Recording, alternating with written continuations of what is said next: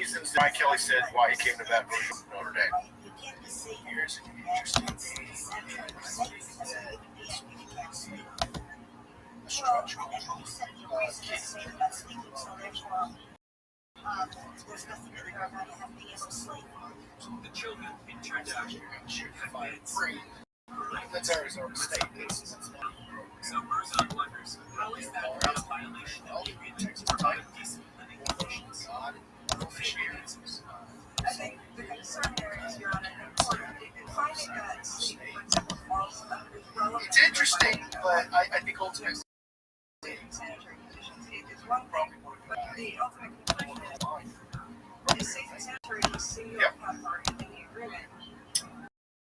Probably needs to be a lawyer who understands it, and I'm not a lawyer. So I'm going to have to guess. I hear you fine. It goes like this. Sleep is Red one King, Georgia safe Tech, and sanitary art. maybe that's Sleep fall under the requirement of safe and sanitary. and we talk about Jeff Ross. That's my list I have. I'm not saying that the new coach will be from that list. But And by the way, that's a list that most Power 5 schools would have done. Any of their media put together a hot board for their wish list. Those names are going to appear on a lot of schools' dream list or wish list, or guys that you want to talk to. this is part of my not gonna happen. Yeah. What about having? I'm not sure why. I'm not sure what Johnson is doing. Interest. That's 20 years on any job. I mean, he's an interesting guy. I get he won a Super Bowl 25 years ago. We saw what he just did with the Raiders guys. I'm not sure. All of this went on for some time. I would Dan Lanning. for yourself. Guys, Dan Lanning is It was your tax set. paid for by your tax dollars. He's doing his thing at And as for Oregon. They've got the Nike money. He understands what Nike money means in the program right now. Kirk Cincinnati. All the unrealistic options are the most realistic because he just signed a new contract. And he's 64 years old. That's the reason. 60 million probably isn't. That the 64. I think he needs. Also,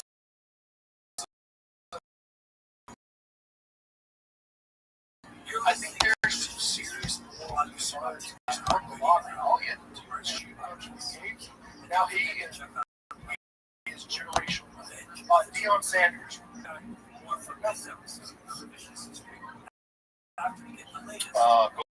Go ahead, Doug. Take some. I needed to make.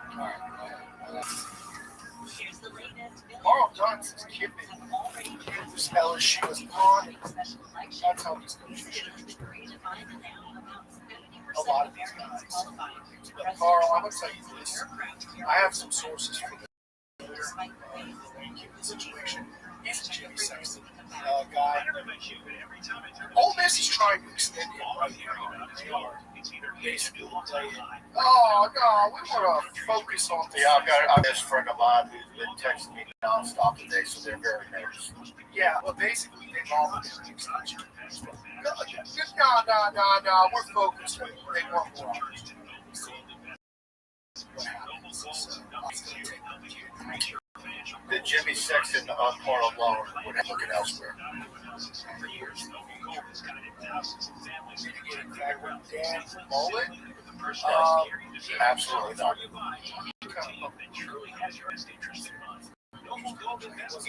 He's an a-hole. Yeah, Man. I want somebody approach him. That guy's a jackass. someone else got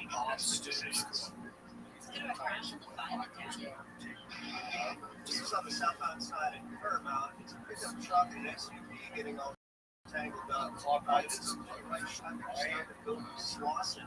In blockage on 710 northbound at PCH. Still working Frank on Wilson, a guy that Y'all do me a favor, hit that like button if you're enjoying the show. Please hit the subscribe button on our YouTube channel if you're watching us there. And of course, follow us if you're watching us on Facebook. We're currently live streaming on both platforms. Mike, does Frank Wilson have any shot at all? I don't have to say no. No. This report is sponsored by Super Chat with Eli Jones. Just trying to figure out where the money came from. Well, the release from LSU that was just received, that would have been 5 minutes ago, says the terms of the separation are still being negotiated. How's Sophia doing? Am I so anxious lately? I'm having trouble sleeping. I totally get it. And by the way, from everything I'm already hearing, those negotiations. Essentially, once you go to the table and tell a coach, hey, we don't want you. What are you going to do? You're going to just roll your coach. Best part, it's free for families with kids. Sign up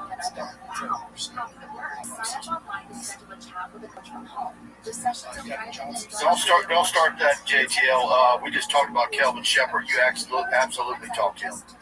Preston, go back to your super chat. I'm sorry. Yeah, I didn't know you were going to. I mean, Kelvin Shepard. Interim coach. I think that's a no-brainer. No to Marcus F. Marcus would have been pressure. Yeah, no, I don't think They are all going right now. Imagine what Josh Allen and Kevin Durant could That's what I don't know. do in just one day. Prize picks I understand Marcus Freeman had the choice to be LSU and Notre Dame already. He made his choice to be He picked Notre Dame over LSU. He made the right choice at that time. That time he made the right choice. What I'm just trying to Let's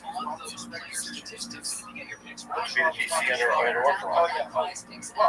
Here's what you do. You use code KFI and get $50 in lineups after you pay your first $5. Colby Again, download Prize Picks. I'm Use Scott code Boots. KFI and get $50. Oh, Todd Graves, bail us out. All withdrawals on Who Prize takes Picks the are fast and place secure. watch? Prize Picks offers Venmo, That's going Apple to Pay, be MasterCard, Frank and more. assistant coach, running back coach, guy who's been head coach in the East, guy who's been head coach in the USA. It is the obvious no-brainer, straight go with forever Dick. Does this mean that he'll be too busy being the head coach on the sideline to yank Harlan Berry after he's got a hit? Yeah, please just keep away from the running back rotation. Come on, Frank. Dark. What about? I mean, here's still. I understand Blake Baker was a hot name. Hey, brother, he just gave up 42 points. The week before, his defense was trash. I mean, No, it's too soon. And this look. I mean, I love Blake Baker. I think he's a fantastic coach. And depending on who the next head football coach is, I think there's hopefully there's some real thought into keeping Blake Baker. If you ask me which players or coaches would I like to see retained, well, there's two immediately. It's Blake Baker and Peoples. I like those two. And there's Kyle Williams. I mean, I don't know what the analysis is on Kyle Williams after a half a season. I still think, even though they did well with personnel to a certain degree in the portal, Kyle Williams is not working with team all SEC interior defensive tackles. when Ogeron got fired, there was a calling for a huge cultural shift program. You didn't want anything returning to other than in-house, right? And I think that we are now looking back at the decision in retrospect and saying, boy, it seems like leaving Tommy Moffitt out was a bad decision, although that is everybody.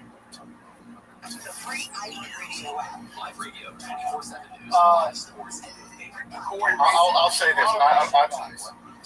I think without a doubt, whether it was the few years off between LSU and Texas A&M and him going to Texas A&M and the motivations, I think it did probably Tommy Moffitt some good. And if I'm a new head football coach and I'm coming to Baton Rouge, and what's one of the first things on my agenda to get Tommy Moffitt back to Baton Rouge. Oh, for sure. And by the way, Tommy Moffitt was that one, but I'm pretty sure that's not. I've talked to Tommy Moffitt about why he stayed through so many cultures. And I've got it for Tommy Moffitt. He put down roots here. He's a Louisiana guy. Welcome back to Tennessee. By the way, he laid the foundations for both those teams won national championships the year after he left. He left the developed those players. So he left Tennessee in '97 for Miami.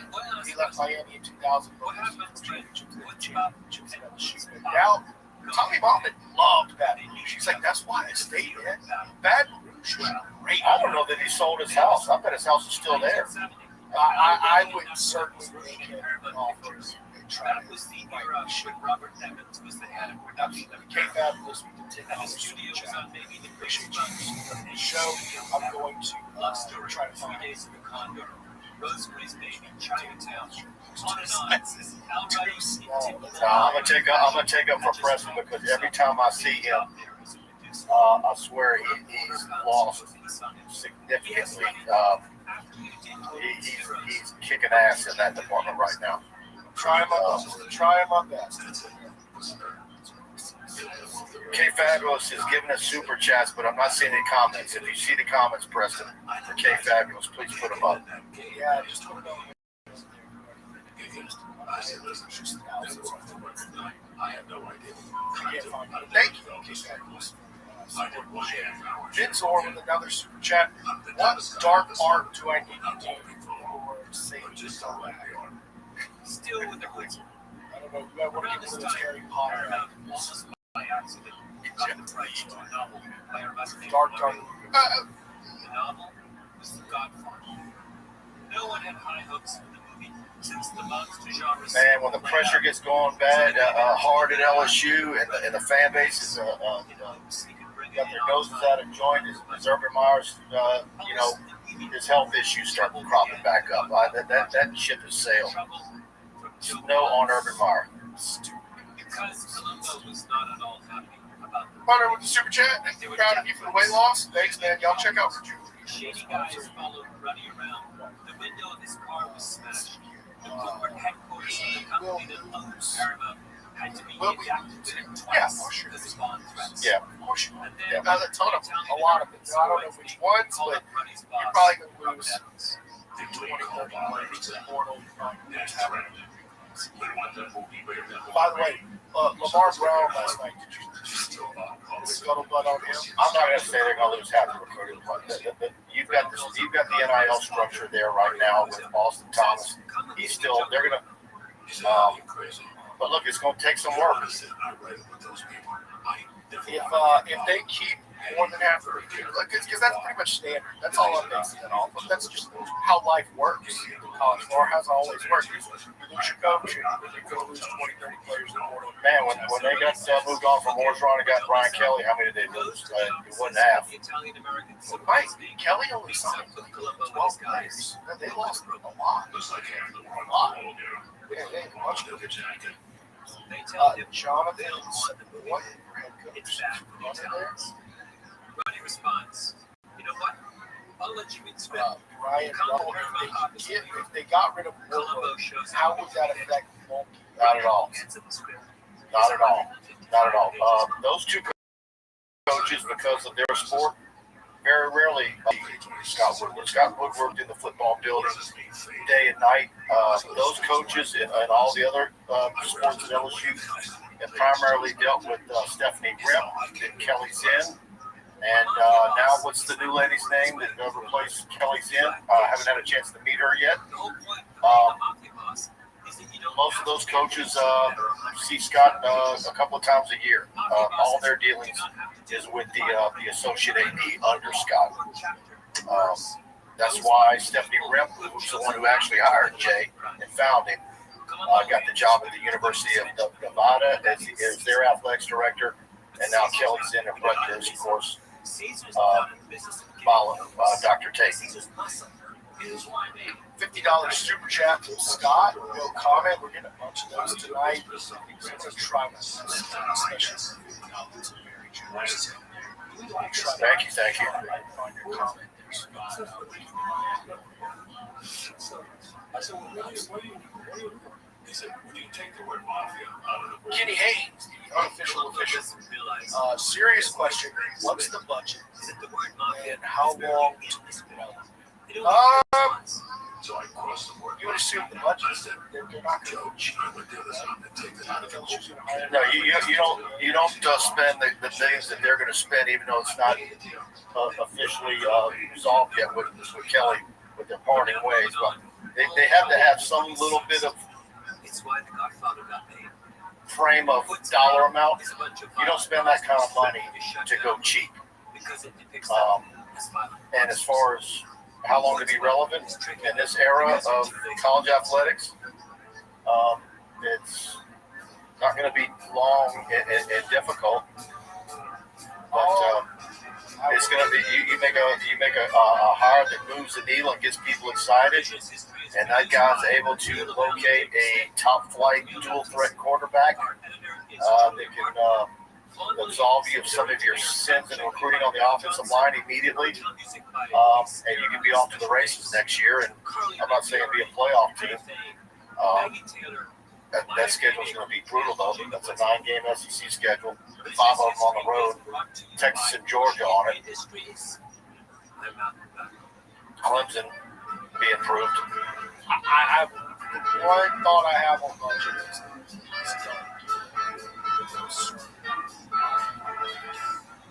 Like, I think if you need to offer a coach $200 million buyout a year, he doesn't really want. That's truly what he's Well, while LSU is a better job than Ole Miss, let's just say hypothetically it's Lane Kiffin. You're not going to, particularly with his agent being Jimmy Sexton, you're not going to be able to get him discounts and things that benefit you. The buyout is going to be what they have been. So maybe that's why you go for a Blom or somebody. But that's what I'm saying. Like, if he needs $100 million buyout, Millions of people have already voted in the upcoming November 4th special election. I would argue that to demand, make such a demand for a job, okay, well, you're probably happier with that. You're not going to say, I just don't think LSU needs to put themselves in such a thing. California registered as not having a political party preference on the property, but that strategist is also the same person who had the most influence in drawing district lines in the state in favor of Democrats. Governor Gavich's says the Democrat redistricting effort is just too much. Redistricting efforts in Texas, Jason Campidonia. Florida is. Downtown LA residents are sharing their concerns about the neighborhood threatening with Mayor Matt. All the making one in Florida. PK lasted 2 more weeks. So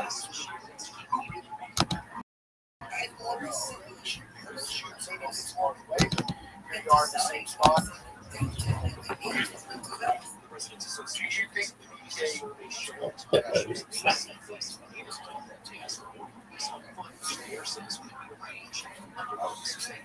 The U.S. Navy fighter Clark, those places are going to try and go young. Clark Obesity has been redefined, and under the new standards, about 70% of Americans now qualify. Okay, well, curious to see. You poo-pooed him and said without Diego Pavia, Vanderbilt's. I'm not saying he is bad. I'm just saying it's unknown. I'm not going to. I'll be interested to see where it goes. At least Look, man, Diego Pavia. Ever since Survivor era, that is one factor I would always watch out for. Yeah, I've heard Endorsing the new definition of runner. Combo. Of course, that's true. Codes in the Caribbean. White House says legal. The Democratic Senator Mark Kelly Probably tells financially this fit week the bill. the administration's legal case is disputed. Midsor again. I don't think the team will change. But like Coach Elmo used to have hustle too. I don't think Kelly also says it's also disputed. Deion Sanders with his health issues as well. Carry the drug or traffic it into the U.S. Also, think about how well the U.S. is Fast ahead. First approach to the sun next month. from KFI tonight, possible cloud off with lows in the 40s and 50s. On Monday, mostly sunny with highs in 70s and 80s. Right now it's 60 degrees in San Clemente, 60 Also, in Norma what Linda, is 61 in Coach Encino, 64 in Prime? Long Beach. Now Is from the KFI he about a 500 coach in Colorado? What is he want to truly justify earning the LSU job? Robbie White, I don't see LSU hiring a coordinator. This would be a big enough cover. I like Kelvin Shepard, but the Lions are long. Yeah. Oh, season. They're going to. Yeah, that's certainly a fact. Transfer portal and early. That's always, yeah. And I don't see him doing that and leaving early. Hunter, I think try with And the latest info about COVID-19 vaccines at getvaccineanswers.org. It's up to you. Brought to you by iHeartRadio. I need to go ahead. Mike was Joe Smith. All right. We talked about this earlier in the show. What was pressure on Brian Kelly to let go of Joe Smith. And Brian Kelly refused. Scott Woodward fired Brian Kelly because of it.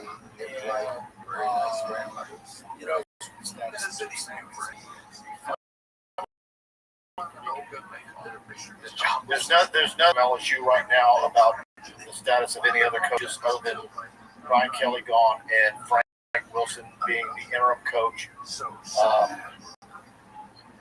I'm assuming we are going to have a some sort of press conference. Yeah. Colby gets Miles a call.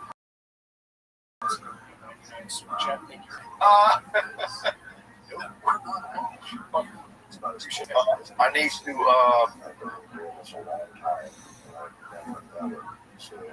Here we go.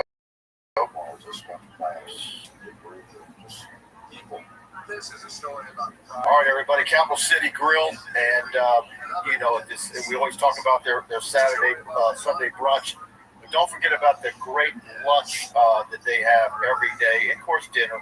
100 Lafayette Street, great hamburgers, fresh cut French fries, club sandwiches, the seafood pasta, everything priced at $30 below for an affordable experience. And always celebrate a Tigers win at their Sunday morning brunch from 11 to 2.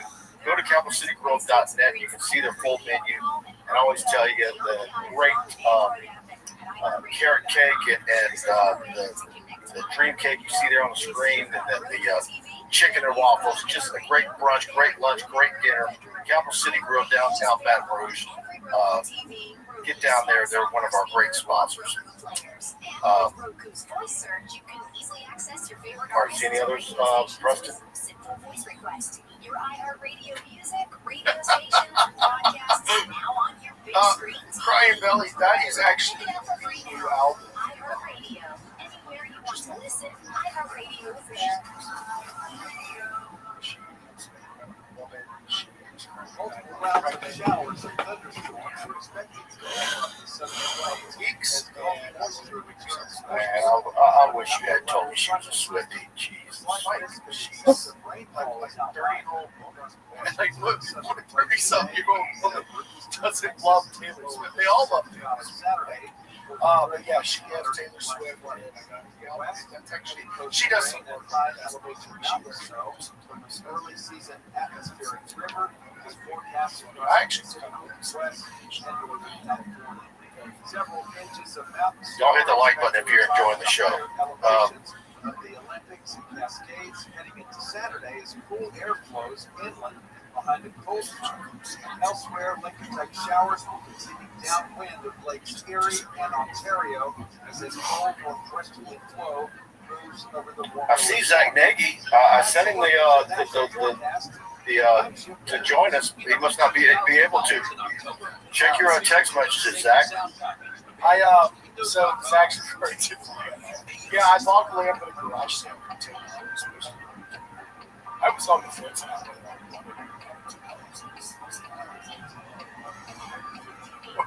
But they lived in Florida, so literally sat behind me for 8 months. Yes.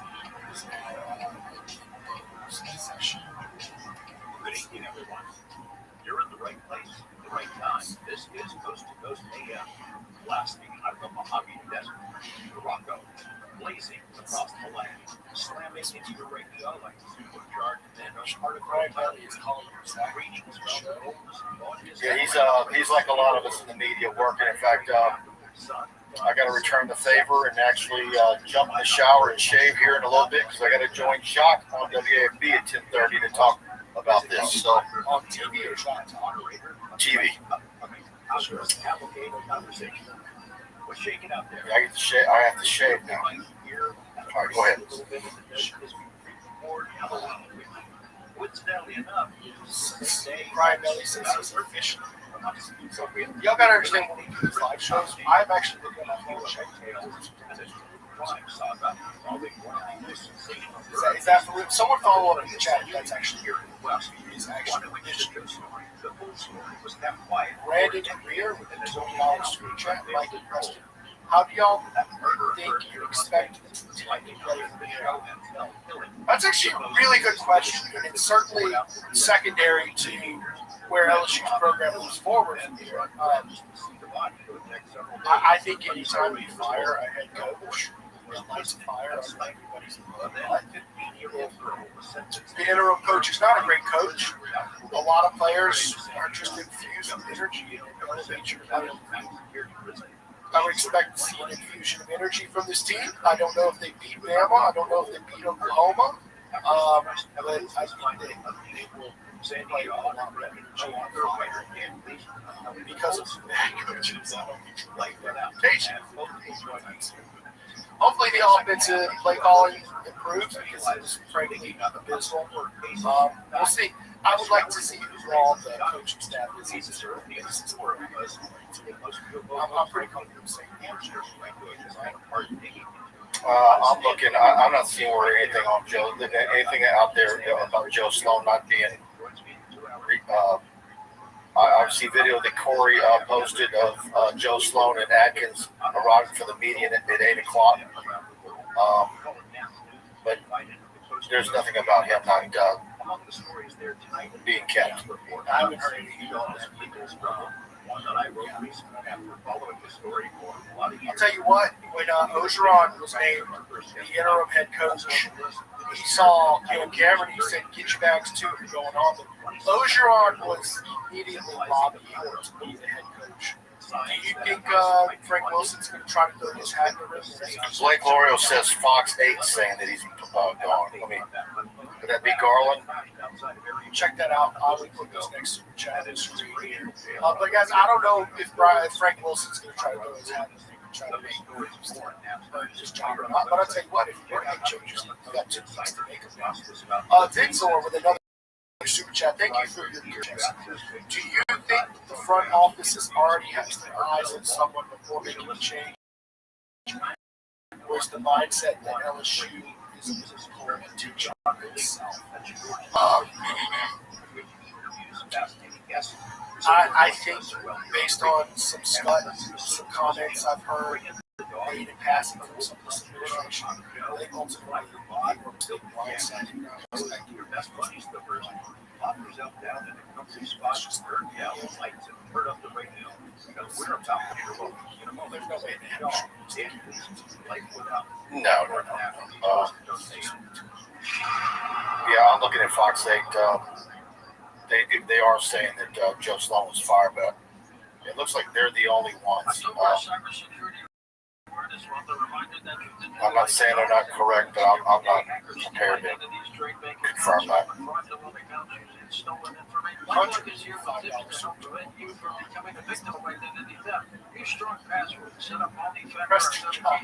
Hey, I'll go ahead and throw my hat put this in the chat. Okay, I was the 5th best offensive lineman for the 2nd best football team 15 years ago in 1A football. Okay, let's do it, man. I have no coaching experience. But you know what? My God, we'll be fighting hard in our past that time. Well, I'll do a better job than Brad. Sure. Let me. And look, big of all, I will do 4% of what Brian Kelly did. I will take 1% of his pay and get it right back. We'll fight every day. All right, he's talking about Struby's, Preston. There you go. You see it on the screen. Struby Seafood and Steaks. Again, it's 107 3rd Street, downtown Baton Rouge, and it's a 5-star dining experience. Ownership right there in the building. All fresh ingredients. USDA prime black Angus steak, 100% certified Wagyu New York strip. And of course, they've got other things outside of red meat. It's a fantastic seafood menu. They've got the dried pork chop, lobster, pasta, redfish, duck, Louisiana, and much more. Book your reservation online tonight at Strubys.com. Please tell the waiter, tell the hostess. If you see the owner Rick there, please tell him that Tiger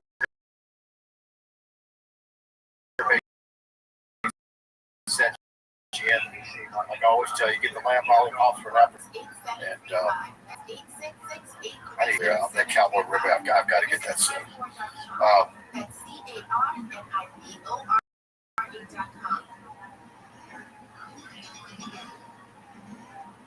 No, I'm John Gruden. Cowboy M&J with a super chat. No. But thank you for the super chat. Thank you. Shannon Petrie, I like Kiffin. He will get us the best offense. Quarterbacks coming, and that will keep wide receivers coming. Coach O can work with him again. It will be a great deal. Bring back Moffitt and Jimbo's OC. Need a coach. Clark, hire the honey badger. You know, here's the thing about Tyler Matthew. He just retired. He certainly had conditions to get into coaching.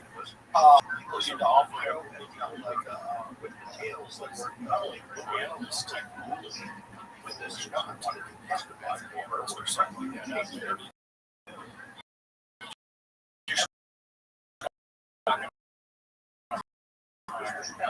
The central team just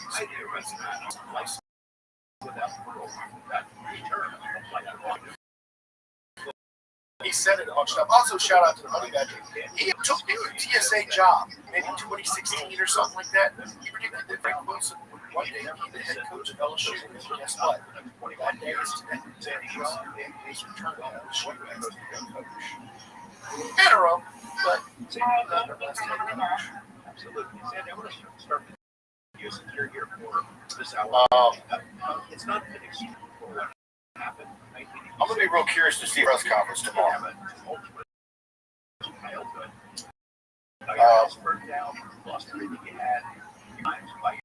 Lincoln Riley. Yeah, someone brought that back up. Mike, you said something really sad.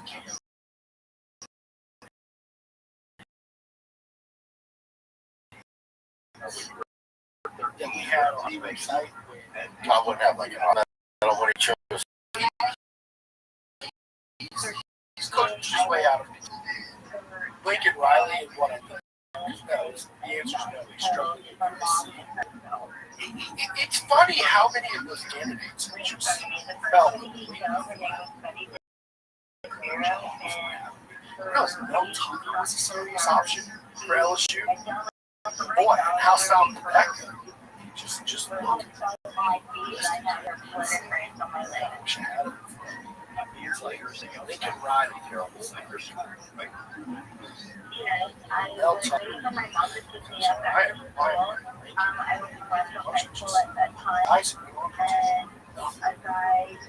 In Lincoln.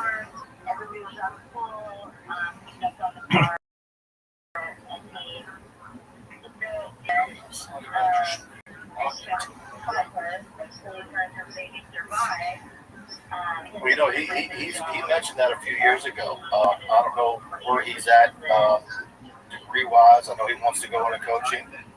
But you know, he needs to finish college and get a teaching, right? Yeah.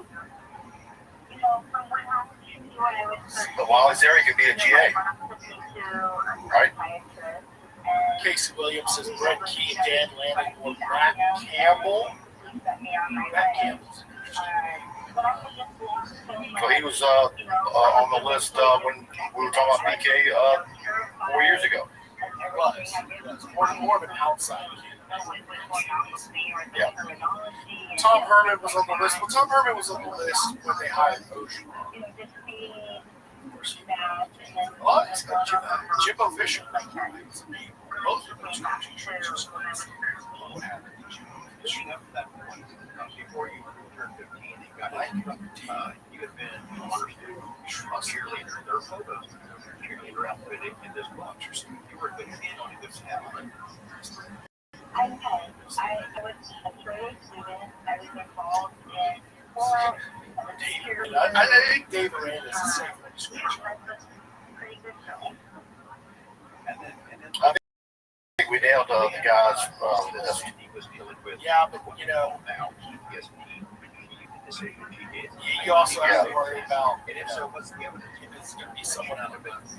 Honestly, that's probably what's going to happen. It's going to be something nobody's talking about. I'm not a Matt Rule fan. I don't understand. Yeah. I think that Rule is against Dave. I think he would hit it here last night. Just because of the connection. Drink with Woodkey Baker. Charlie Weiss Jr. Charlie Weiss Jr. is going to be interesting if Lane Kiffin were to leave Ole Miss. And good shot at that. no, but would he stay? Is he automatically tied to Lane Kiffin, or is he ready to be the OC and it be his baby entirely?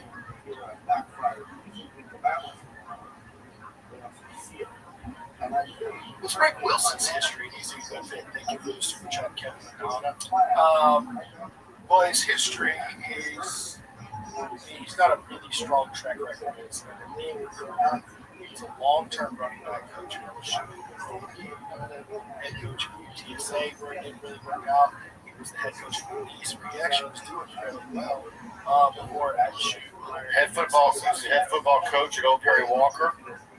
With Old Perry Walker, he had three big-time recruits that LSU recruited. After Old Perry Walker, he was an athletics director in the parish for several years, and then he went into college coaching.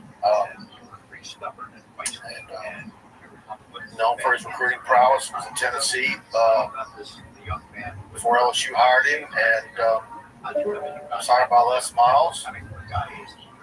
Did very well, and a fixture in New Orleans football recruiting and Louisiana football recruiting, and of course, head coach at UTSA, then McNeese, and then back at LSU. And I'm going to tell you the one thing I would dislike most about Frank Wilson. I want to No, Frank Wilson isn't a candidate to be the head coach. He's not. But again, any of these coaches who don't have a history of playing calls and nobody makes these very well, I'm gonna steer with. I want to stay. LSU's going to be out of this. But I just feel like when you don't have a guy who call X's and O's, and I thought Brian Kelly was going to be the guy. I was wrong. You're always one bad coordinator higher up for 66. Or, in the Brian Kelly era, wasting a historic offense. The candidates, someone has to rename them. The candidates are certainly Lane Kiffin, Eli Drinkwitz in Missouri, and Brom at Louisville, to name three. Kelvin Shepard from the NFL, former LSU linebacker. And who else did you have? Don't give me the foolish ones. No, I'm not going to give you the foolish ones. Lane Kiffin, John Sumrall, Joe Brady, Kelvin Shepard, Drake Key, Clark Lee, Eli Drinkwitz, Kenny Dillingham, and Jeff Ross. Yeah, there was one you had in there that I think Joe Brady's on the silly list. That's a silly one. Silly. He has no interest in college football. Right, if he has interest. I don't think he does. I actually got a ride. I did not get home until 5:30 in the morning. I was in so much trouble. I explained to my mom what happened. And after In that, fact, I'm probably going to do 8 something. years later, I came in contact with him again at the same, in the same We missed a super check because I've seen one of those. by the business at McDonald's. And I was with somebody That else 49 one? unknown to the situation. That's the no comment. He tried to approach me and tried to It's just because apologize it was to me. 49. I still haven't You seen know what? I it. just Scott. just stay away from him. Mysterious Scott boy. I went to use the restroom. Super chat. And I'm Yep. me, Here's another super chat. Could we plug? and from that moment on, he, I would, you know, I cracked the picture. I would talk to Brian all personally. hours of the night, during the day. He would be, I see him across the street from my school. Or just No, I don't think he could. I don't think he you would know, pick like and choose. wanted me to close noon.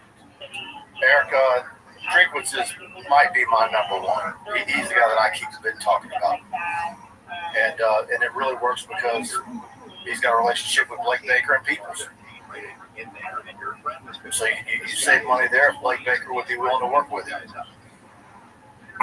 Again, you know, does Blake Baker get upset because he's not considered, and I think Blake Baker would get an interview. I think you would do that as a courtesy. But, Well, wait, you don't think he's like Drinkwitz hired? no, I'm talking about Blake getting an interview to be the head coach. Oh, he would do it as a courtesy. No, here. Well, You would give him a courtesy interview. But if you hire Eli Drinkwitz, you would think that it would be a great fit for Blake Baker to stay because they work together. And LSU would save money because he's already under contract. well, I think Blake Baker after his last 2 performances should be just excited for the chance to keep his job. That's what he did just give up 42 points. Nick Berry would be a really good comment because they set LSU NIL back after that. I would argue this is the best thing possibly happened here. Yep. I mean, who the hell is donating to Ryan Kelly? I mean, the way I was literally writing a column. Okay, I was literally forming some very strong poetic, comparisons. It's like digging your way out of the Mariana Trench with a toothpick because you're not going to have Ryan Kelly. It was I was going to call it that Lucius following to arrogance and incompetence.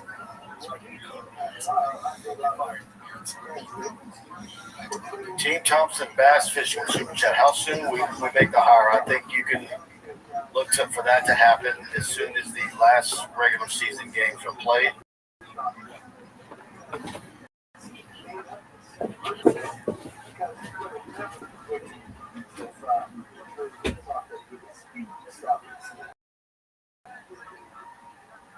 So Kelly was not a nice guy, an innocent tourist. His family was trafficking in drugs. In case one of his relatives got busted with, I think, 800 grams of cocaine. Right?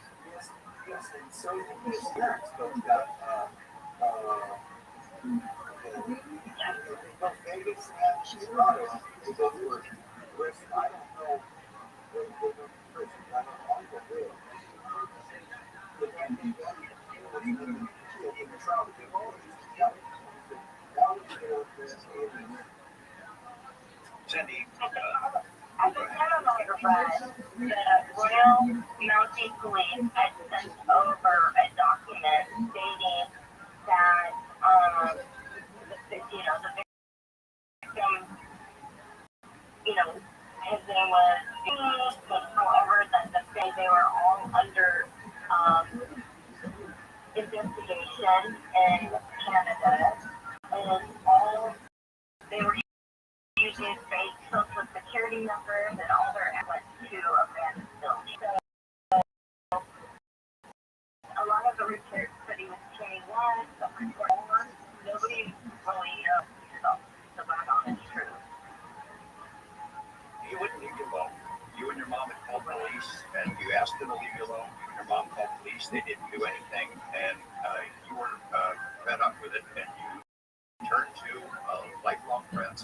known since childhood, hey, don't be scared of skies or just be alone, right? So I asked my childhood friend who I've known since I was 6 years old. I just, when the police said there's nothing they can do unless they physically ask her, I was like, that's not going to happen, and I asked my friend to leave him up, to get him to leave me alone. And you did not wish him to be killed by any means. No, by any means, I did not. I mean, I had already, witnessed a tricky murder and suicide. I had witnessed attempted murder. Murder was never in my mind. I didn't wish him any harm as far as that goes. I just wanted him to leave me alone. And when we had went into this, when I asked Troy to beat him up, the plan was, I didn't even want to beat up, So it literally was just, I just wanted him to leave me alone. I didn't want him to die, or, I know you, I talked to you for I don't know how many years, but a long time. And you don't claim you're totally innocent. I mean, you did set the things in motion that ended bad. You were willing to take responsibility for that, just not for the murder.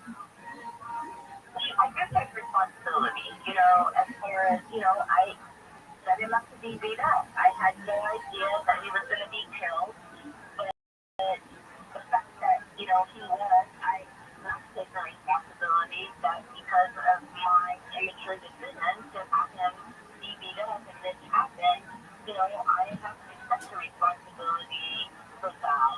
And, it's something that weighs heavily on me all the time. It was an immature request by me as a traumatized 15-year-old. And I'm sure that there's millions of people out there that could say that at some point in time that, in different circumstances, that they've done the same thing. But I never wanted him to die, no matter what the situation was. I never wanted him to die.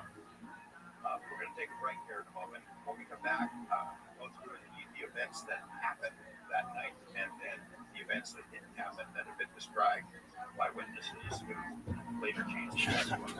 We're talking about Sandy Shaw. Sandy Shaw.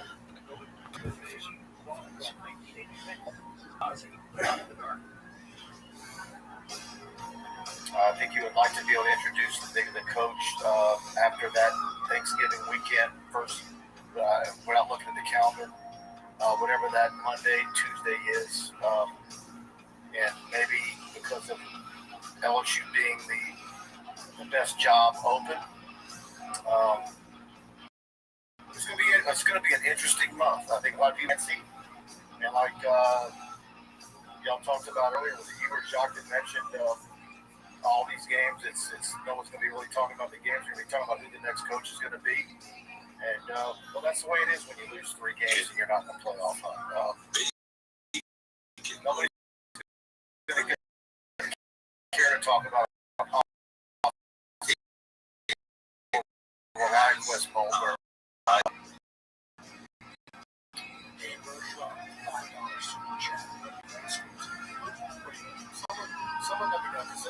There was a lot of media at the facility tonight. A lot of media. And they were probably camped out on the sidewalk as the players walked across the street in the parking lot. Imagine there's going to be a lot of interest out there from some. In the chagrin of LSU sports information, I'm sure. Down in Missouri. Is do propaganda. Again, he's kind of done like what Lane Kiffin has done, is as high as you can win those schools. We're going to see if Lane Kiffin goes even further. Got a chance to do some damage in the playoffs. Anything is like you trade everything out. Like, Yeah, he gets the most out of his teams, and look at where the offense he runs. the caliber of the coaches that he always seems to hire. Schools like LSU go from his staff. I mean, Blake Baker and Peoples are come from Missouri. And before that, who was the corner of DB's coach before that? On the roster at LSU from Missouri. So.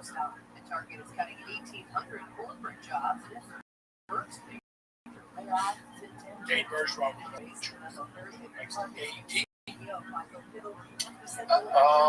That'd be interesting Well, because this guy's retarded, dude.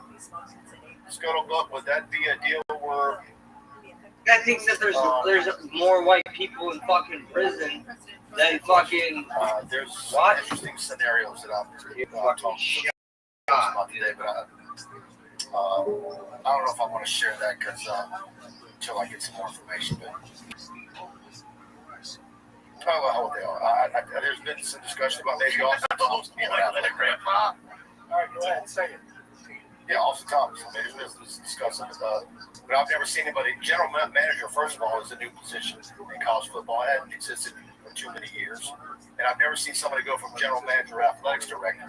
But if the athletics director at LSU is primarily associated with football, and you've got Yo, what up, Chef Mario? How you living, pimp? I'm sorry, I can't recall. Yo, Chef Mario, can you hear me? Chef Mario, how you living? Chef Mario, do you speak English? Yo, big dog, do you talk? Yo, I'm looking at your link tree. Chef Mario cooks.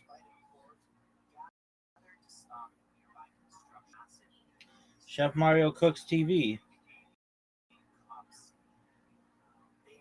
You're a kick streamer. Tight. I'm looking at your link tree. Dog, let's talk, baby. Oh, you're a big deal. 24/7 kick live stream.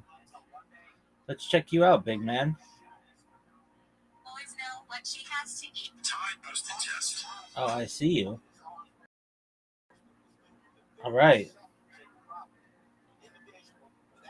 Chef Mario Cooks, your social media is great, dog. Shout out to Canada. Oh, I clipped you, baby. I clipped you. Oh, Chef Mo, big dog. I got you good, son. 3 months ago, 2 months ago, 5 days ago, 4 days ago. Chef Mario knows what's up. How you living, big dog? Come on, let's talk, big man. Oh, you're live. Okay. I understand.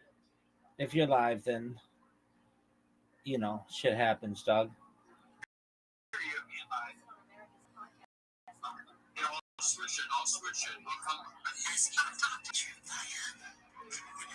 Yo, dog. Stop with the stop. Hey, how you living, big man? They were flipping all my videos, and I'm like, who is this guy? Absolutely. Hey, big dog. Chef Mario, do you mind if I tell you about myself? We already met, bro, I think. Okay, then you tell me about myself. What do I do? I don't know. Okay, well then do you mind if I tell you about myself?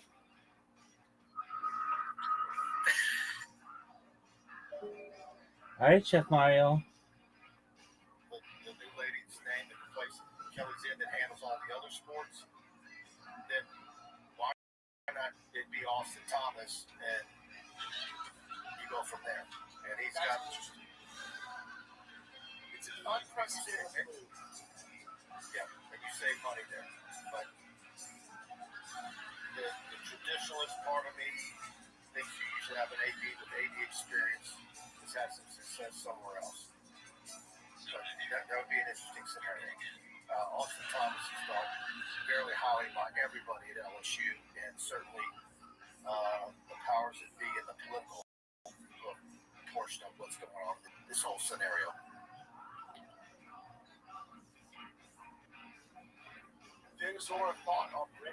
Because, dude, they've been used as fucking pawns in the industry. Their fucking IQ is stupid. However, he's a 500 football team. It's literally, yeah, extreme radicalization, bro. What the fuck it is? I would want to know more about it. Based on his win-loss record, what the year, I don't know. This guy that was at this protest had a good point, dude. Back in fucking history, Jewish people did use the black people. All right, everybody, you talk about Dave's Oyster Bar, your newest roof, 315 North Boulevard. It's the old Jelly Pearl. A lot of money in revamping that place. Holy The shit. menu is now out of this world. Freshest farm-raised oysters from Grand Isle, no mud, no grit. Just clean, delicious flavor. If you're not into oysters, swap in some boiled shrimp. Try their turkey brie sandwich or even their classic roast beef po' boy. Fully stocked bar, complete top-notch bourbon, whiskey, massive craft beer selection. Don't miss out on Baton Rouge's newest oyster spot. Make sure to let them know Tiger Bait sent you in.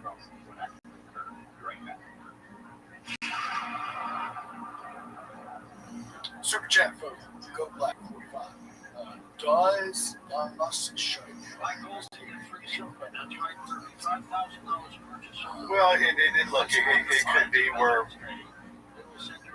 Look, I imagine there was a lot of players that he wasn't the only one, but he's the most noticeable. It's an open date, right? He might have been out of town. He couldn't get back quick enough. Why would he sit out? Mike, he needs to play his His best hope is that this negotiation invigorates the team. And he's able to pop off and save some of his draft stock. By the way, he's plummeted. He is a fringe to be drafted player. Right? Sitting out would be an atrocious.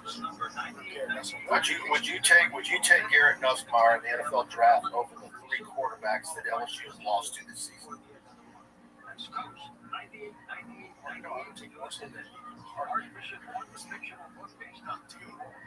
Yeah, it's a tough call for NFL. Yeah, I'd take one.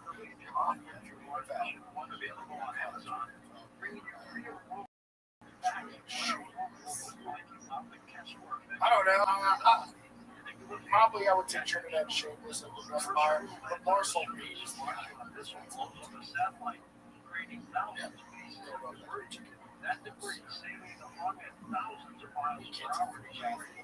Strong arm. He's the one who makes decisions. The Nuss bus needs a new set of tires, and it's got a catalytic converter. Maybe it just needs to be tried. There you go. See, I mean, look, if Nussmeier to turn it around with the new back how he plays, he can just he can basically argue every one of his existing problems for the last 4 games of his career were entirely Joe Sloan's fault and save his draft stock. Right? So, There you go. Says Bryce Coon reported that he and Sloan walked out of the facility together about 40 minutes after the meeting. Okay, there you go. Going out as a duo, maybe. Yeah, we went live. We didn't go park ourselves in the facility.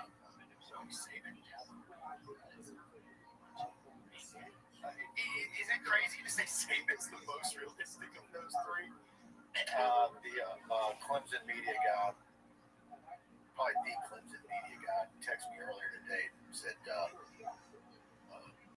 who would they go after? I said, why? Are you about to ask me or plead with me to put Dabo on our hot board? Can you imagine being them? You want to talk about a guy who's angry at the media and irritable? Can you imagine? I mean, how sick of those people? How sick of him are those people? I think Dabo would, number one, be tough to get. Number two, Dabo is a guy who really hasn't adjusted his style well enough. So, yeah. Sure, six should be 6 to 3. It's just a on 6 to 3. All right, Preston, I need to get. I still haven't eaten anything today. My meals been sitting on me. I had no idea why the fuck he's there, dude. And now I get to get The guy dressed with and the drive flag downtown. gets shot in the fucking head, A dude. and B this evening at 10:30. Mike, did you get these? That guy needs to get shot. Like, no, man. The guy with that flag that says fuck ICE, So guys, guys, fucking shot right in the head, dude. A fucking bang, dude. Like, straight up, that motherfucking killed. Like, you're like yelling at your own fucking UN. Get a fucking grip on fucking life, bro. You're fucked. You're playing for the fucking other side, dude. Fucking weirdo. I'm exhausted. Oh, and All right, I'm on gas right after this. Dude, just if I real was quick, there, I I want would to thank everybody to tune in. I want to thank for all the super probably chats. kill I that want to guy. thank for everybody who subscribed Tiger Day today. Probably had Our love thread, as I was giving all the information that I had as this stuff was unfolding throughout the day. I think a lot of people enjoyed that. I think got 20, 30,000 views or more, and still going.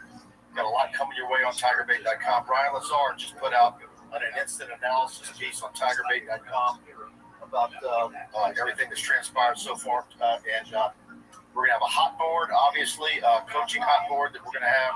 It dives into the details of the coaching candidates up on TigerBait. So please go subscribe. $1. Try us out for a week. I think you'll enjoy it. And if you're not subscribed, if you're watching us on YouTube, please subscribe button. Hit the like button if you enjoyed the show. And also if you're following us on Facebook, follow Preston on, and I'm at Scarborough Mike, and at TigerBait.com is our official X account. And we got a lot coming your way. This is just, it's going to be an interesting open date week. One more coming in here at the end. Super chat. I'm an LSU fan, but we have unrealistic thoughts of who LSU is. They have won 10 games 13 times, 2 with Kelly, and a number of the 10-win seasons were only because, I don't count 10-win seasons with the coming in the bowl. I hate more than that. Yeah, but you won oh, 3 this girl's national actually fucking live reporter. Right. What the hell? It's not unrealistic, but pay attention to the national folks. They tell you what this job is and how it's viewed. How it's viewed by coaches. It absolutely is.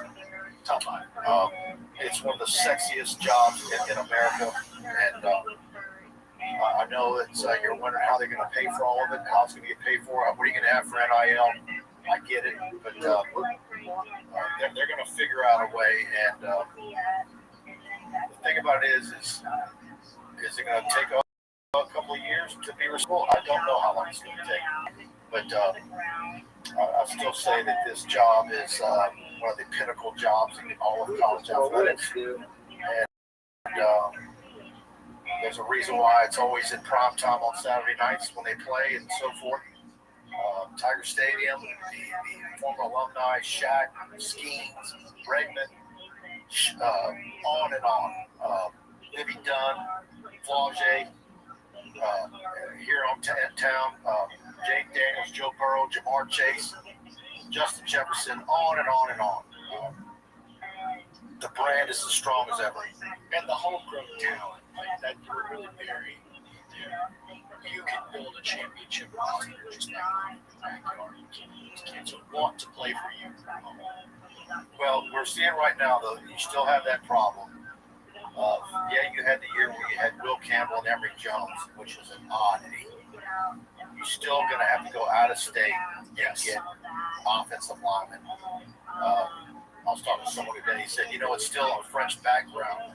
Most of the people in the state of Louisiana are little. Every now and then you have an outlier, like a Will Campbell, etc. But those are very few and far between, and they typically show their head in North Louisiana. Athletes, offensive linemen, and to be able to recruit countrywide, and particularly the Midwest. What's ailing this football team more than anything is that offensive line. That thing is atrocious. Any word on Brad Davis? Is he still I think he is. I don't think anybody else. I know Fox 8 said Sloan is gone, but they're the only ones reporting that. Maybe it's so, but I don't think it is. All right, everybody. Thanks for tuning in. I'll see y'all tomorrow night. LSU football fix tomorrow night at 8 o'clock. We got a lot for you on Tiger Day. Night, y'all. Good night.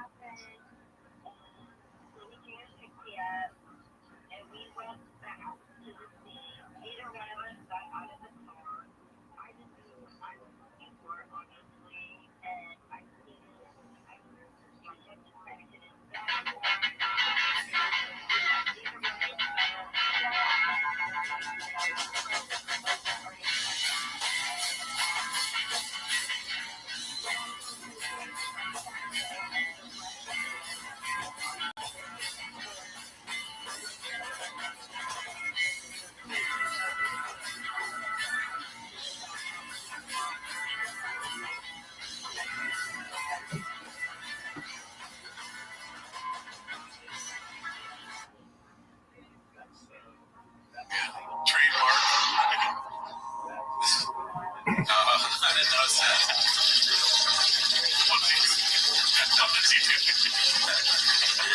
Like ribs. The details. Dude, nothing makes me happier than peeing in the sink. Yeah, I don't know why. It's called it because it's naughty.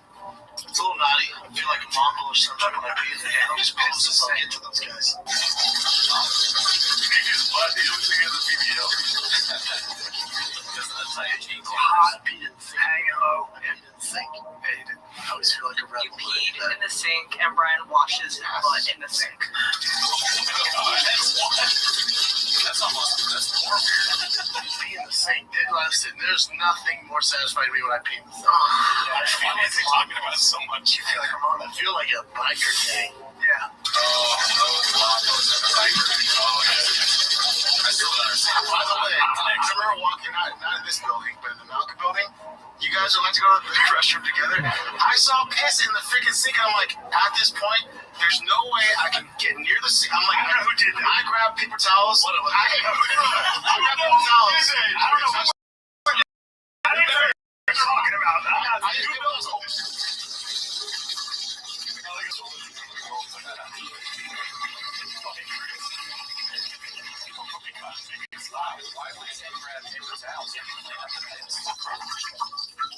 The sink is Brandon.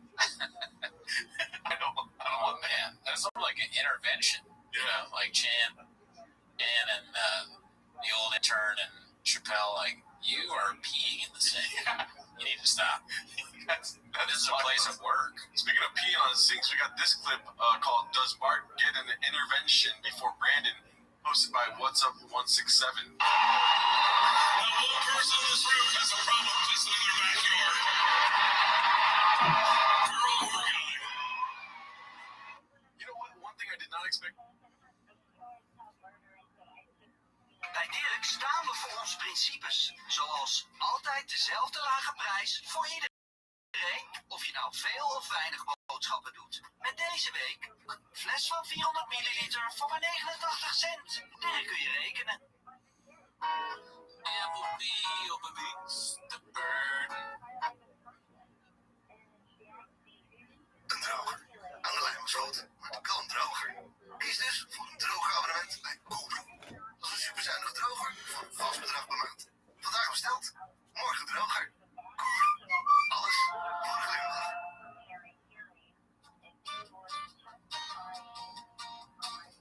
Cool cats never call midnight. Margaret, worst pain of your life. Truck walk right across the road. You and I should go. Mark leaving was a huge mistake. I heard Esther goes both ways. Anyway, walk me to my truck so that we can fly. Even care if Mexican finds out she's a bitch. Cheating Cheetos. Will you walk with me to my freaking truck?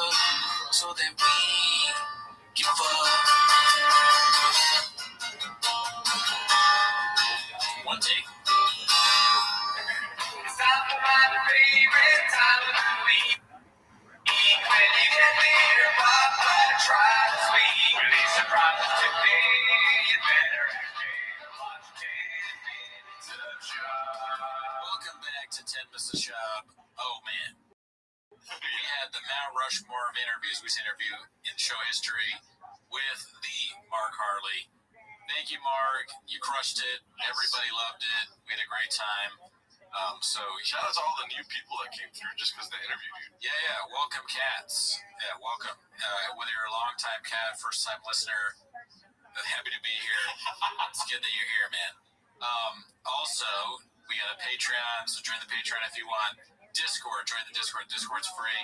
Everything is on Spotify now. And lastly, long shot, but if you're watching Prez, Brian Campbell, BC, we'd love to have you on. I know, kind of like Baba says, we're shooting for the stars. We'll probably land on the moon, but that would be real Netflix if you come on. I know, probably not in the cards, but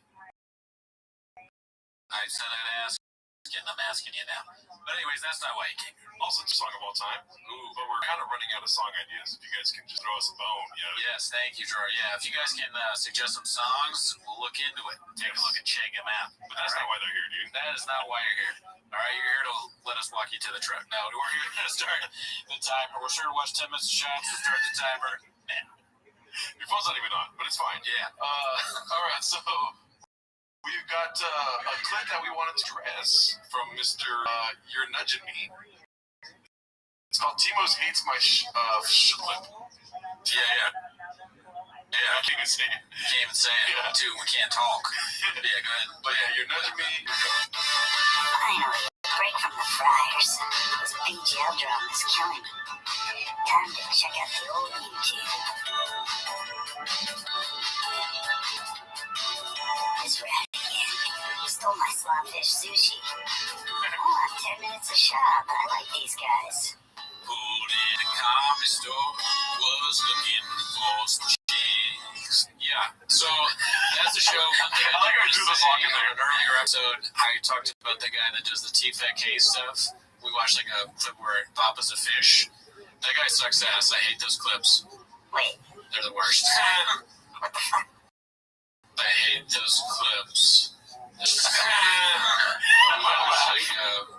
Where Papa's a fish. That guy sucks ass. I hate those clips. This is the zoom in on my AVI gets me. That's a good detail. The lack of emotion in your face. Yeah, both. But it's such a good, kind of subtle diss that put the AVI and then have the zoom in on the data.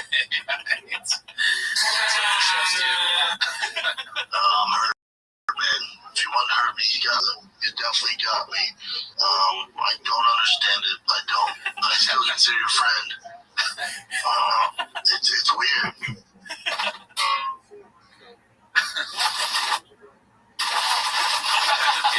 I love PNSync. PNSync hard.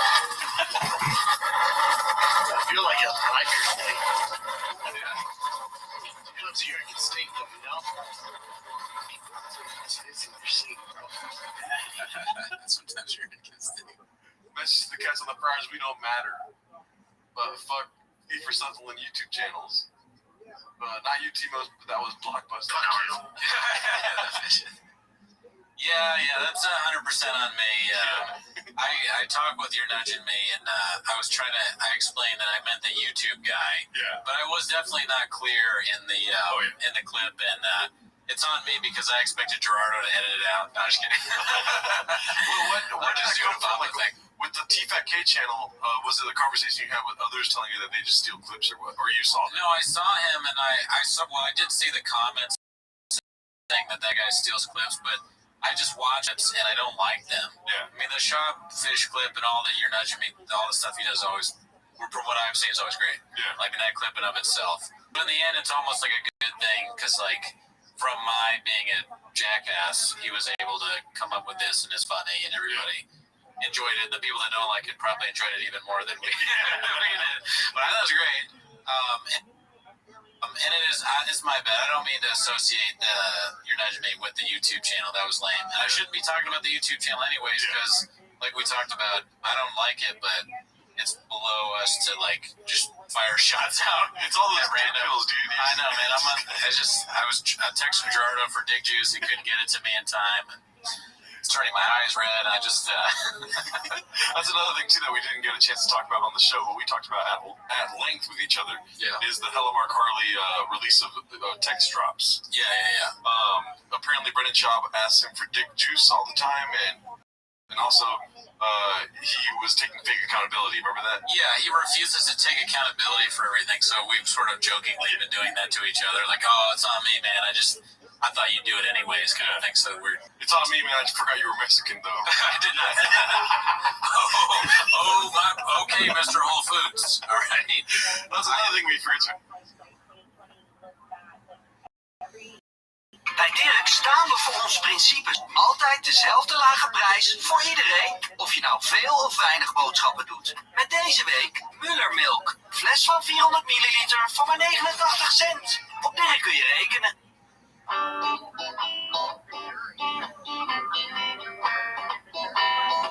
You've got to change your evil ways, Papa. Before you stop getting views, you've got to change, Papa. And every word that Mark said is true, cause you're blockbuster, redacted, and dumb as a clown. You've got Mark posting and talking, douching you down. This can't go on.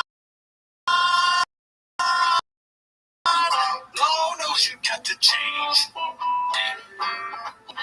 Papa, you don't need that much nicotine. It's not my favorite time of the week. When you get near, Papa, try to sweet. Release the problems today.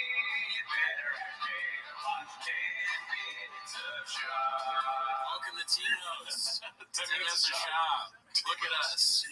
What are we doing here, Papa? What are we doing here? We have Mark Harley on the show. Mark Harley. This is great. It's true country, dude. Heard it both ways. Yeah. This is CGI, you know? This is AI technology. One thing I wanted to ask you guys, you can probably tell I am bigger and gayer and more lively in person, you gotta admit. Right? Yeah, he's huge.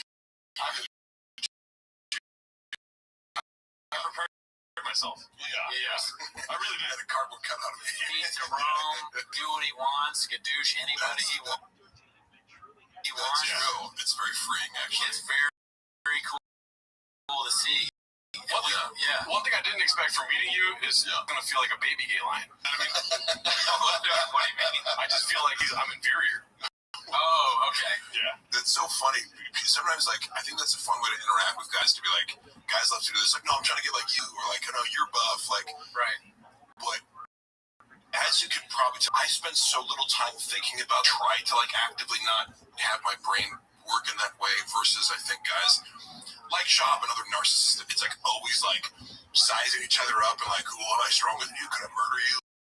Like, you know, and it's just, I don't know. I just, maybe you're going to get it anyway out of the world. But, I just always funny. That's how guys interact. Like, we don't give a fuck, you know, because there's 800 guys, you know, right, who are bigger than me in, you know, the quarter mile of here. Yeah, I mean, I don't even see it. Honestly, I feel like a long-time friend just meeting it for the first time, you know? Yeah, like a guy never met him. You know? This is so cool. We've been shooting the shit, getting along really well. It's true. We had a nice, like, 20-minute, like, warm-up where we're shooting the shit. And yeah, like, this is what I told you off there is that what I really appreciate about your show, because it almost seems like if you started running Schaub channel, like, if you can't get, like, 10,000 people, like, it's like, what are you doing here?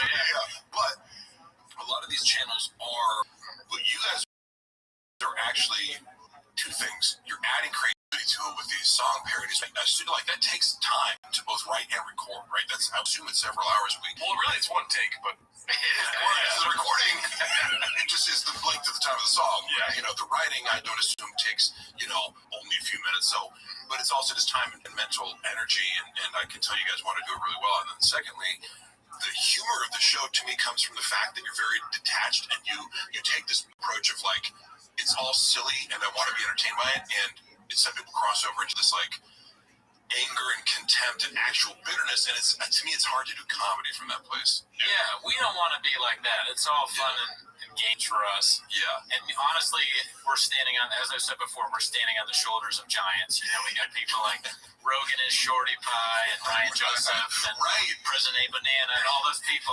No, it is because like people, you have really good engagement, and I know you get pretty good numbers for the fact that like you know, I'm a numbers guy, so like you guys do really good numbers for I don't know how many subscribers, but it always looks like people engage, and that's kind of another one of these core things that, you know, I'll probably continue to bring up, like, you know, here's how I think and here's how Brendan thinks, and I think, like, you know, the mistakes that led to us falling out are part of this, because I think when you're dealing with podcasting and social media, you have to cultivate your community and treat them like equals in a sense. Like, you can't kind of take this like, I'm just better than everyone, and that's part of what the I read comments says. It's like, your opinion doesn't matter at all, and he'll say things like, well, I've never gotten a tag from a comment. It's like, well, maybe you should. Right. Yeah, maybe you should get a, you know, hey, you're an asshole from the comments. Or just some sort of, you look for a repeating pattern, you know, even if you just pick 100 comments and see, like, if half of them are people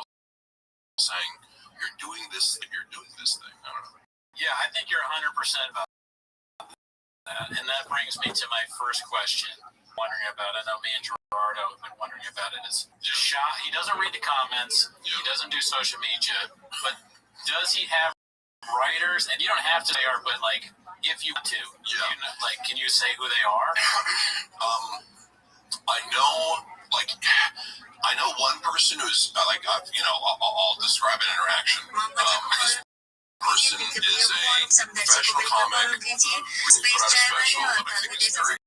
This person comes from advertising and marketing and very good at that element of it. And also, like, as a creative professional, has a format of, like, we start here and blah, blah, blah. And people, for example, like, people like, they'll bring up the fact they went to the San Francisco Comedy College, you know, when, like, right out of my actual college. And that's always, like, a source of, like, ripping on me, you know. It's like, oh, Mr. Comedy College. But really what it is like, the benefit of things like that is it gives you, like, kind of a creative workflow. Okay. It's almost like foolproof. Like, if you start here, you start with a topic, and the move here could almost. So this person, when I witnessed, like, oh yeah, you have your own version of that, and you kind of work through to, like, just make the best tags and whatever. And I saw them. I don't know what actually got implemented. I just know that I've seen him spend a couple sessions, and this person charges money for it. But like, you almost have to it goes deeper than that. You can't just write jokes for him, because you have to almost, like, explain comedy to him. Right? Yeah, because he's, like, saying mean things about other people. Yeah, you have to. So, Brennan, when you try the joke, it has to. No, and honestly, it's one of the things about it, like, again, in the SF Comedy College, it helped me kind of conceptualize even what a joke is, like that a verbal joke, at least, which is on this double entendre in the distance sort of between where you can get somebody's mind to go in the setup and where it ends up. It's like, you know, you could sort of say roughly, it's this size of the laugh is like, how far can I get you to go this way until it takes you, like sort of wormholes you to this other place, this other image. And that always was just something that I think about, because I go, like, if you're ever wondering, like, is this funny or not, you can kind of go, like, well, does it, like, have a twist in it? Yeah. This direction. But with Brennan's twist, Shop's game. Correct. You know, it's like hyper repetitive. And then, again, even some of these things, it's just like, yes, there is a fair. But I go, like, if you took the underlying format to that and just go, I don't know, like, the nature of comedy, but then the real issue is introspection, because I can't do that. Correct. Like, his comedy is a lot of projection. It's not a lot of introspection. He'll bring up stuff like his therapist or his mom, or like, he wants, like, the misdirection is, I'm about to talk about myself, and it's like, psych, my mom sucks, and my therapist sucks, and everybody sucks, and my wife sucks. I'm surprised he's a therapist, but too much. I mean, therapist, yeah. Yeah, like, it's somebody, it's a hot chip guy.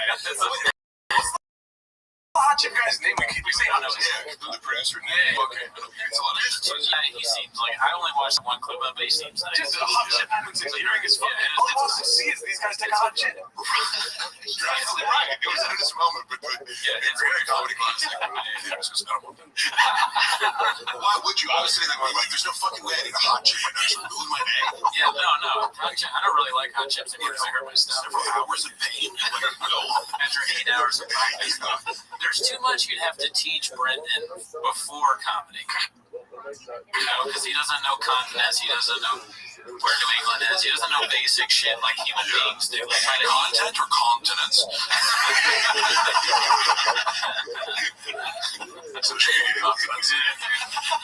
Oh man, I got another question about the Gringo Poppy for you. Yeah. You have a lot of questions. I got a lot of questions about it. That's what we're fascinated. Hey, when people pretend they're interested in me, that's my favorite thing. All this up, dude. And yeah, drop any singers, please. Were there any other names considered the Gringo Poppy specials? Yeah, fuck, dude, that's such a good question. I should have thought about back to that. Yeah, like, because I know it, well, like, he went through a few different things, and actually, to me, the Gringo Poppy is a good name. Like, I mean, imagine a special that was like they delved into like deeper stuff and kind of stuck maybe more to like actually exploring Mexican culture and how like no, it's right. Like, there's gonna be times where we just break out that. Because we go like, no, like, I want to make this point because I'm gonna so no, it's not about the where I'm coming from. Laughing is like that. What the name represents now is hilarious when you try to think of what it could have been. You know, right, and it couldn't like it's transcendent. Like you can never put again. Yeah, like.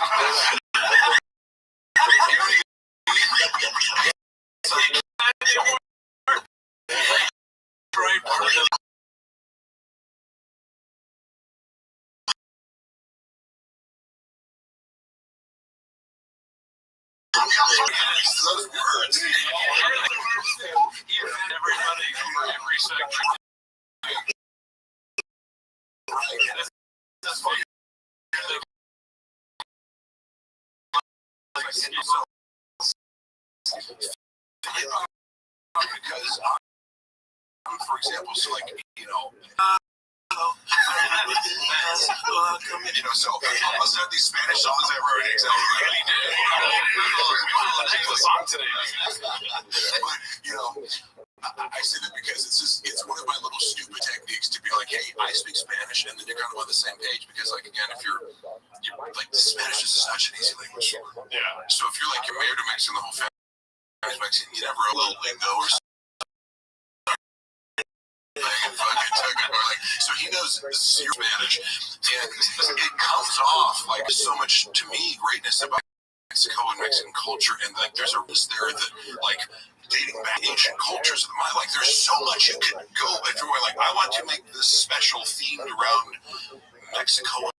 My Mexican wife. There's so much you know, you can go into. And he was just like taquitos, hot Cheetos. Joking. After you saying that, the joke he came up with after not considering any of that was them eating hot Cheetos. Right, and it's like that is something I remember going to. Like I used to substitute teach, and I'd go around to schools like, oh yeah, like Mexican gets hot Cheetos. But it is the most basic observation. It's like, and everything is wife likes hot Cheetos. I think it's probably made up. No, she's like a fitness influencer. She's not eating that shit. Right. And I doubt her old ass mom is walking around bag of hot Cheetos. No. Like, because how do you imagine her when he portrays her in the special? I picture like a grandma, like with like an abuelita, and she's making like handmade tortillas with like a flour, like whatever. She's like a CEO, you know, she like doesn't know how to use a cell phone. It's like frail and like,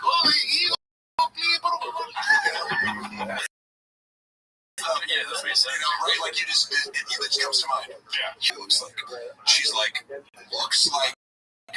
she's in her 50s. She looks like she could be like just like very pretty, incredible body. Like she's a sexy 50-year-old woman who you wouldn't pick out of a lineup and say she's Mexican. You'd be like, oh, she looks like she could be like French, Spanish, Argentina. Like there's nothing stereotypically Mexican about her besides a slight accent on top of otherwise perfect English. Mark, I wanted to talk to you about something like she took, you know, like a Spanish rhythm of speaking English, but like. The idea, like, he spends all this time, like, building up this joke, like, she doesn't speak English, but she does it right, Really? And then having to do that in front of your family, like, was there like a warning, like, hey, guys, honest enough, you know? Yeah. What about the stucco thing? Do you know who did that, or like how did I say Tiger in Boston. Tiger in Boston did it? I don't know what sisters. Oh, shit. I'm kidding. That makes sense. I was kidding. I was like, that would be so funny if it was true, but Yeah, that was a funny reference when they brought it up. I assume this is in part Devo being like, oh, That's where the gringo Bobby was we found. know we saw that, but it's because Walsh somewhere in the world record shout out. Walsh was like, I think he either asked me on his pod or we just been talking about it. He's like, no, Walsh said that he wants to see the documentary of the making of the stucco, all that. yeah, we want a documentary about the Gringo Pop. I'll find it. So like, this is a great documentaries. He's an old guy. I think it's like he did something Duffy. He did. Yeah, I saw that shit is crazy. Yeah, but and also I watched this documentary of that YouTube guy, Fusi Tube, like I saw that one. he was like having this manic episode. It's like there are some great like moments or these documentaries that are basically like we need to start filming right now. This is happening, and I don't. Like in retrospect, I don't know. Like yes, like if I could see the future, I'm like, hey, dude, I'm gonna just behind the scenes doc, you know, shit. So that brought me to one of my questions I wanted to ask. Yeah. As we all know, he was looking for a new, some sort of, and I want to know how hard it is. Like, is there chainmail around getting into the Thick Boy crew? That's a good question because I think I don't know what his hiring process is, and actually, I think when he was putting out the ad, it was more like. I think if we're talking about the same thing, he was looking for like a YouTube specialist because he would kind of be this like he hired Mike now, who's a creative director, and my background and does all these things really well as far as like creating content. He's really smart and able to organize and kind of like lead a shoot. So like he's great at his job, but like.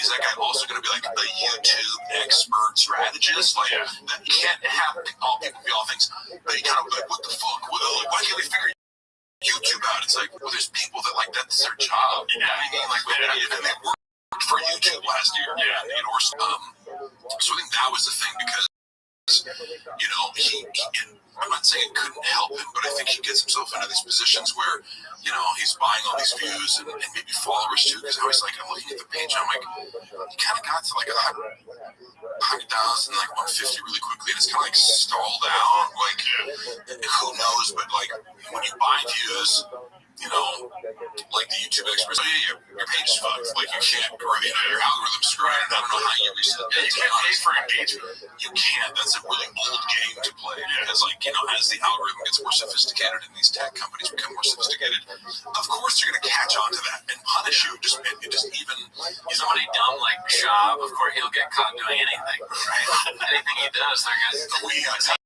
Yeah, exactly. Kratom jar. He's so stupid. Oh, no, I was going to say, yes, does the dumbest thing, gets caught, and like is always snitching on himself. Yeah, by projecting in a lot of ways. Right. Who did it? Did somebody open for him at the Gringo Pop? Was there like another comedian? Yeah, David Lucas and Chappelle. Oh wow. Okay, so they were both there. Beasts of comedy, you know.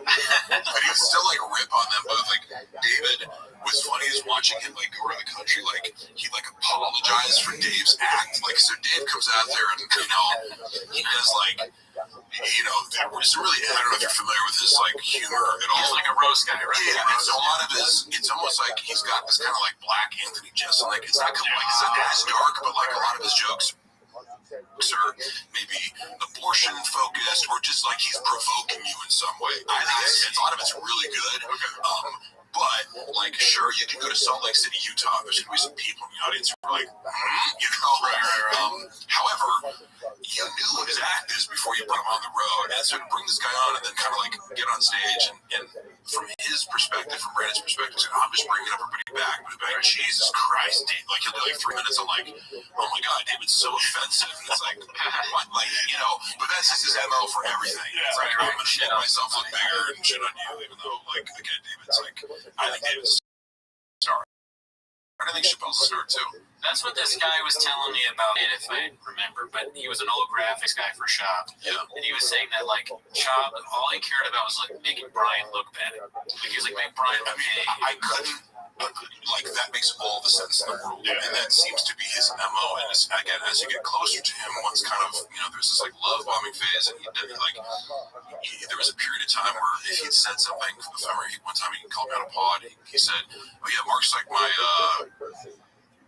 what's that animal like where you like take care of my like it's like if you're blind, it's like my service animal." Eye dog? Yeah, like Mark's like my service animal or something. My anxiety dies, and I wouldn't even cared about that, but he texted. He's like, "Hey man, I didn't mean it." I'm like, "No, that's fine. Like, you wanted me to me." It was like, "Oh, you want me around because like I make you feel good or something." That's fine. But then he'd start to say more offensive things over time. Next month, it's like, "Oh yeah, Mark's like Animal from the Muppets." I'm like, like I'm reckless and fucking chaotic. Like it's always like under the guise of a joke. It's always this like really unflattering portrait of you. Like he'd go out his way to be like, "Mark, when Mark eats, it's so disgusting." And there's like pictures of Shop eating it. Never talk about somebody eating. Right. And so you can't even find a shrub. A shrub thing is amazing. Well, yeah. Because I look at other stuff that's not as strong and be like, "You're not a strong bee." It makes me, he treats Brian so bad, it makes me feel like I need to treat Gerardo better. I want to say Gerardo's No, seriously, when I was sometimes uncomfortable in the TFAK room, because I remember one time, I don't know if you guys ever use psychedelics, but yeah. Oh yeah. Okay, yeah. I'm just a big I'm a big fan of microdosing and macrodosing, but microdosing is how we get through some depression and whatnot. And I'd not recommend it to everybody, but I would at least I try to download my experiences to people because I go, it's a unique drug experience. It's not like popping Adderall or doing things that are really addictive. You can't really get addicted to them, but in some way, it can provide like a spark that you need to get through something. Anyway, Brian came in and wanted to talk about his LSD experience, and I was all for it. I'm like, yes, it's exciting. So I'm like, you haven't done this before, and you're kind of trying to. It's hard to describe a psychedelic experience sometimes, and why it enhances your creativity and puts you in this positive mood. But I like dissecting that kind of stuff. Brendan couldn't have been more negative and dismissive and just insulting about it. And I was just like, oh, this hurts my heart. It was beyond funny or except, okay, this is a dynamic. It was just like, who cares, dude? You're too old. Dude, who cares? No, never to and I was just like, Brian's trying to yes and him and kind of get something. And it was just like, no. Psychedelics, you're talking alpha brain B. Yeah, but he'll dismiss man, I took mushrooms once, microdose it made me feel weird. Yeah, it's called self-reflection. Yeah, I mean they're great. Yeah. Another thing where he's stupid. Were any jokes cut out of the Gringo Poppy? He did film an entire hour set, and he's doing. Okay, let me start this off with saying I saw him and Anthony Jeselnik talk before a show one time in the green room, and he had referenced a time before when he was trying to give Anthony Jeselnik advice and was in front of other people, framed it as oh yeah, Anthony snapped at me, but I'm like, well yeah, you were trying to he's one of the greatest of the you know what I mean, a special rush and he's also he's kind of got this mystique where he doesn't even need to use Instagram or social media. It's when Anthony Jeselnik drops a special, I'm watching it, and I've seen him perform enough times where you obviously know it's he's all about comedy and doesn't give a fuck. And Brendan tried to say, he's like, oh yeah, well you should try to this, and he was kind of giving him because Brendan in his mind is oh well, I'm a business and marketing guy, so I'm trying to give Anthony Jeselnik advice, but he made it seem he's Anthony's talking this way, and it's kind of hey Brendan, I think I got it. He says that and winks at him. I'm right, that was Anthony Jeselnik's way of being hey, you fucking idiot. Don't ever talk to me about anything relating to my career. And then the second part of it was when I saw him talking, he was kind of man, I think the new thing is because one of his rationales for only releasing 25 minutes of this set, because it was an hour-long set, he's well, no, they have the analytics on Netflix. People only watch, 28 minutes of a special. And I'm I don't even know what that means, but I wouldn't take that as just release 28 minutes, because then people, it's well, maybe it's because people watch half of it, or I don't know, or if you're taking an average, it's well, maybe there's just something that people turn off after 3 minutes because it sucks, and then people watch an hour of it. It doesn't tell me anything personally. Watch time is based off of average or percentage. Correct. Correct. But also, too, when I put on the Gringo Poppy, maybe he's onto something because I can't look away. You know what I mean? Yeah, no, I watched it. That's true.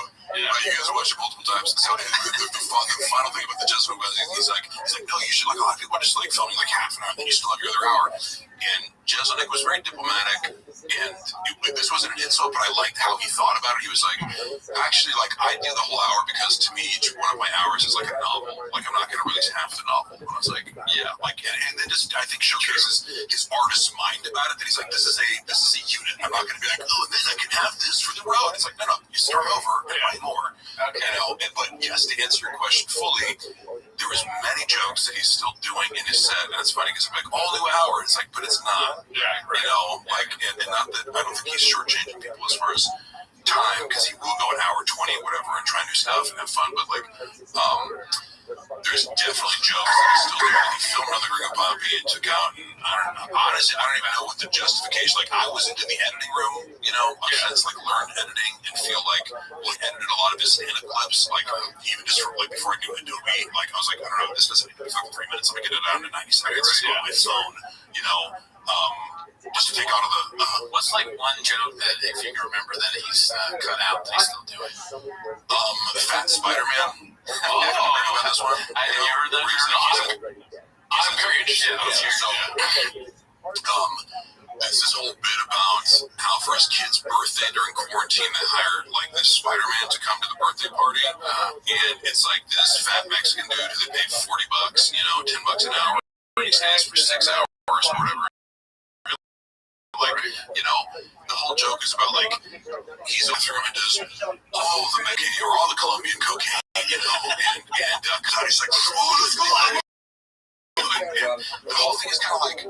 He, like, again, like, this person is incompetent and stupid. Part of it is his wife incompetent and stupid because she hired the guy on Yelp, and it's like a 1-star review. It's like, oh, there's a Spider-Man rental on Yelp, and, like, it's, like, none of it makes any sense. Like, you're bringing this guy to your, like, he's overweight and, like, a Mexican day laborer who does Spider-Man, and he, like, drove 3 hours to come here, and he's been doing coke the whole, like... Yeah, how does he know they did cocaine? Yeah. Right. Yeah, it's like, oh, you, like, if you believe at face value the joke that he's making, that, like, again, like it's one of these stupid things where like unless they actually did coke, like I don't want that to be made up in the joke. Yeah. Like I want to be like it seemed like you know what I mean, but it's like so you're stating confidently the guy went into your bathroom in your luxurious Tarzana home and came out like and he had like coke on his face and you're like that guy I'm gonna like around with my kids. What? It makes sense. I'm thinking of Brendan like with glasses and like a pencil. Yeah. It's like right. No, because you go some of these jokes. I have no fucking idea what these are like the you know the dick pic joke about me that we were talking about. Like I don't even know what the origin of that is. Like it's not. There's not a single thing about it grounded in reality except that I'm on steroids. But fuck you. Well, like dude, that joke is Kevin Hart's joke. It's the joke about the SpongeBob at the party that's all coked out, really. Yeah. Oh, so that's another thing he stole. Oh my god. See, yeah, I don't know. Like, and that honestly would solve a lot of the mystery because I just it's very difficult to see that happen. Yeah. And then another joke was about he doesn't have the one where he takes maybe this is another example of like everyone's his kids are stupid and incompetent. Like it is you know. And somebody recently was like, oh, Louis C.K. made this. I'm like, when you do a Louis C.K., it's like you get like a 4-year-old that's like needs help. Pig Newtons. I don't know if you know that one. Yeah. Same like Pig Newtons because they're like it was like an argument. He's making fun of himself, going, I'm the dumbass who's arguing, going, it's fake Newtons, and the kid's like, it's Pig Newtons, you know. But in Brendan's joke world. Tiger, who is actually a really great athlete for his age, he's bigger than everyone. Like he's going to BJJ class and fucking people up. Like they can't even put him with the other 6-year-olds. He has to go with like 11-year-olds who are good to like even get a challenge. So like that is relevant because on the show, or in his show, he goes, my son Tiger got his first takedown the other day at BJJ. No, don't applause. 2 years in, first takedown. Come on, now I sound like does this whole thing about like he sucks at BJJ. So like the premise of this, it couldn't just be like, oh, he did good one day. It has to be like he hasn't gotten a takedown in 2 years. Like, are you insane? And then the premise is like he goes to the ice cream store and sets up this whole thing, raising the ice cream, and like, they go, Tiger, they don't have strawberry, your favorite flavor. And he goes, fuck, you know, like that's like the whole joke, and then it's like, oh my god, like this relatable dad is pissing about shitty unathletic kids, screaming curse words in the pub, you know. So bad news for us, and Tiger grows up to be a very good MMA person. Yeah, bad news for us, kick our ass. I don't know, he seems sweet. And then there was one about O.J. Simpson. Like, I don't know that one. Yeah, that's one of my the bits I think he should put out. I don't know, like maybe he wanted to keep doing it. I think it's pretty good actually. He talks about O.J. Simpson's Twitter. Hello, Twitter world. You know, you guys know that. Yeah. So he kind of like how. Wait, what? Rogan always says that, doesn't he? Hello, on his podcast. I wonder who wants that. And then he kind of goes, there's some better like tags to that chunk of jokes because he'll be like, he put this cookbook out if I cooked it. You know, he sells knives online, like this joke, like, it's just better. I think it's a more well-developed thing. But again, he's taking OJ, who's already this kind of like, it's an easy target. There's already all this ridiculous shit about it, you know, and then he has to like add a topic. Like, OJ's so ridiculous, and he's like, I don't see the problem with all this people getting vaccinated. Like, why are you scared to get vaccinated? It's easy. You go in and you get stabbed. You know, there's a lot of like knife, like, but it's like that's all fake. But he's passing it off as real. But like, so it's like still like, look at how stupid and like crazy OJ is. Does he question OJ's sexual orientation? Yes. No. Oh, okay. I would maybe. I don't know. I mean, everybody but OJ apparently. You mentioned the road, B. Answer the questions about the road. What clubs does Brendan do the best at? Think about that for a second. One of the worst. Either one. I'll answer both. Because that's the people go like, oh, does he have any fans? I'm like, yeah, like there are people come to see his shows. It's like, it's not like, you know, I don't know when you see like videos like Chris D'Elia is like selling out fucking theaters and shit. Like, you know, I don't know per se. Like, I can't answer this question. I think it's a mix of factors, and he's been trying to figure out like, why did I sell more in this? Like, Texas is usually good markets for him. You know, some California, like San Diego, like he sold out like every night in San Diego at the Laugh Factory, even during Comic-Con. You know, so I've definitely seen some really packed audiences, and like people come out, people just don't know who he is. And also, I want to say the atmosphere at his shows, it's not like it's not a good time. You know, like if you're seeing Chappelle Lacey and Justin Elliott and Dave Lucas, you know, and you're into black comics, then that's your bag. You know, interesting.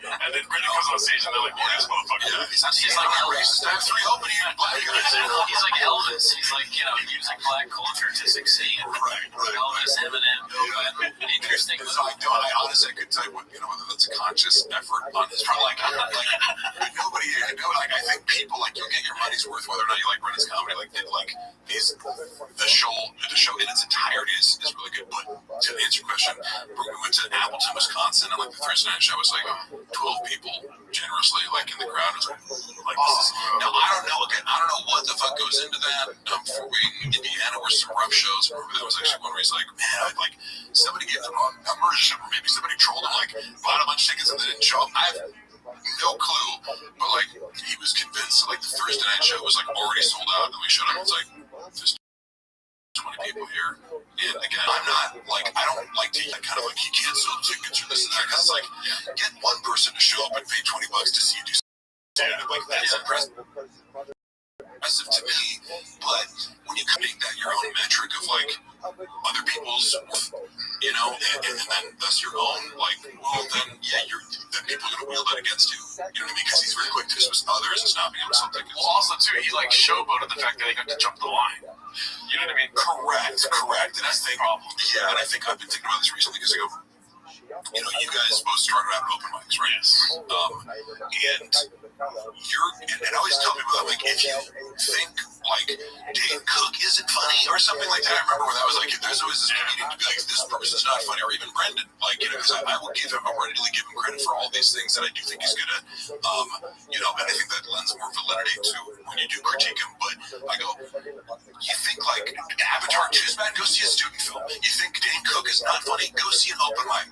and you've probably seen some of the most painful performances. Like 3 minutes can be a very long time if you're dealing with a delusional person who doesn't know how to even formulate something resembling a joke. Shout out Ian Russo.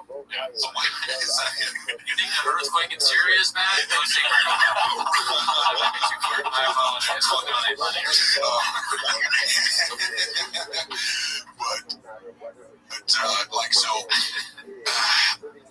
I bring up open mics to go. You guys have developed some skill to be like, there's not a lot of you can kind of it's like there's not a lot of people here that are not paying attention.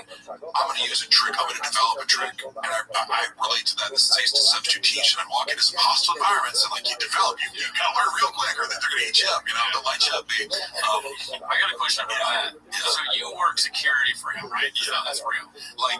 He would say that, but that's actually something where it's I knew I was yes, and there was a time when and this I will go for all my friends. I don't mind getting in a fight. I'm reckless in that regard. Not that I'm some fucking tough guy, but it's I'm not scared of getting punched in the face, and I've been in fights and played football. So physical contact with other men doesn't scare me, and I do like to think of myself as if shit went down, I'm going to be running toward it rather than away from it. So in that sense, out of his crew, if somebody's trying to attack Brendan, of course I would be helping out, and of course I would be that goes for anybody in the club really.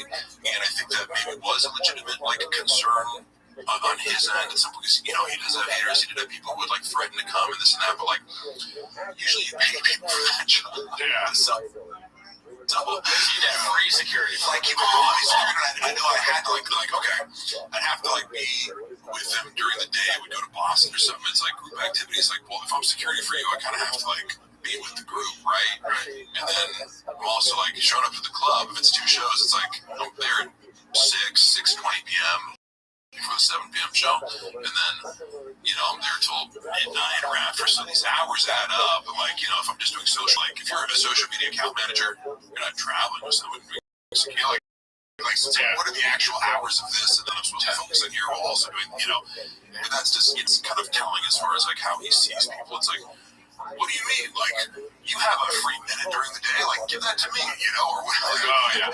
Why aren't you doing everything all at once? That's crazy. But did you ever have to, do security on a thick boy? These thick boy fans? Well, that's the thing is also, I used to wrestle when I wrestled in high school. I'd go up against heavyweights. I was a smaller, so a big guy of 270 or 300 pounds, that's not inherently intimidating to me. I'd actually probably be scared of if you're 180, why are we gonna have cauliflower here? I'm gonna be this guy's probably quicker and trains combat sports and stuff like that. But if you look like a football player, an old lineman, it's I've dealt with old linemen before. You know what I mean? And so again, people don't believe it. I'm in a big bag. There's a huge thing on the subreddit because I was when they'll talk shit about Brendan Schaub when he posted this video. I was petition to get Brendan Schaub out of MMA because they congratulated Logan Paul after he boxed Floyd Mayweather or something like that. And I was I said something hey Darren, you've won one of your last 5 fights. Maybe it's time to get you out of MMA or something. And people are oh my god, dude, you'll beat your ass. You never fucking fight. I'm no, I'd fight him. If you gave me enough money, I'd step in a cage with him. I'm not right there and take an outcome. But I can honestly say not and people, you wouldn't be scared at all. It's every fight. I'm not saying I wouldn't feel fear. I'm saying that I believe that I would be willing to step in the face and step in a cage and risk getting hit in the face multiple times by Darren Till. That doesn't give me a $500,000 paycheck. Doesn't sound so scary, does it? Yeah. But I'm in no way going around I could fucking beat up UFC fighters. I'm not that, but I'm just yeah, I doubt. I bet you would too. If somebody offered you enough money, what's the worst gonna happen? I get knocked out. Yeah. Who cares? Yeah, it'd have to be a lot for me to fight Darren. But I meant more but no, you got your size. Yeah, or go somebody smaller. TJ Dillashaw. It's we need to be TJ Dillashaw's gonna beat me up. Who gives a shit? I get beat up by some like woman that just started fighting. But there's a price in everything. Everybody has a price. Yeah, you're probably right. You're probably right. Did you ever actually have to fight these fans? No. I mean, and actually, I'll give credit to the people who come to the shows because that's always one of the questions people want to know is what's the thick boy fandom like? It's a lot of normal ass people. You know, they're looking for a good time, and you know, either you're in MMA or you've seen running before, you're fight. Like, there's all these funnels that would bring you to a show, or you know, you get offered free tickets, something like that, and like flappers, or you know, flappers, yeah. And so I met a lot of really cool people because also like it was cool. Probably the coolest part of going on the road because like I'm waking up at 5 a.m. to go pick them up here, and then I can't work out or train people when I'm at, like it took me away from a lot. And my girl hated me, you know, traveling. She said, no, fucking like when was the last time we went on a date on Saturday night? Like, you know, and you know she's valid for saying that and feeling that, but like the highlight was always meeting people after the show. And there's a lot of, you know, totally regular, like, because most people, you'd like, if you ask the average person on the street, I don't think most people realize they're not going to be able to name like 20 comedians. You know what I mean? They're like, how would you go see if you saw their name on a marquee? Like most people probably don't have to, right? You know, even there's 1,000 of them, but you know, so it's like you meet like, because people you just forget. Like you'll say, I don't know, like there's this comics that I never like you know, oh that person's really mainstream and you'll talk to someone who's like, I have no clue who that is. And that's fine, you know. But so normal people, you know, lots of blue collar people, and also just like legit interesting people that I've kept in contact with, you know. So the fans are cool, and only a few times somebody, you're so funny. I just fucking remember this one time that I didn't have to actually get physical with somebody. Brandon was wrapping up a show in the Houston Improv, and there was this dude who comes out, and he had this Indian accent, and he was like livid over like Brendan's show. He was like, "This man is not funny. He's not funny. He's talking about dicks. I don't like it." Like he was like offended about. He's a smart guy. And he goes, "That man is gay. He's gay." Like blah blah blah. And I'm like, and I was like, I felt like kind of starting to feel like this is, you know, you make tables and turn. Oh, how the turntables turn. And so he's sitting there going like, "This fucking man." At the time, you know, like I'm sitting up for Brian. I'm like, yeah, like you don't like it, leave. He's like, no, like he kind of was like persistent and drunk. He's like, he's fucking gay and he's not funny. Blah blah blah. And I'm like, and I get up in his face. I'm like, you know what, dude? You're gay. He's like, no, you're gay. And so I was like up in his face, kind of like he's like, what is it? And he like there was like the opening, the you know double doors were right behind him. And so what I did was like I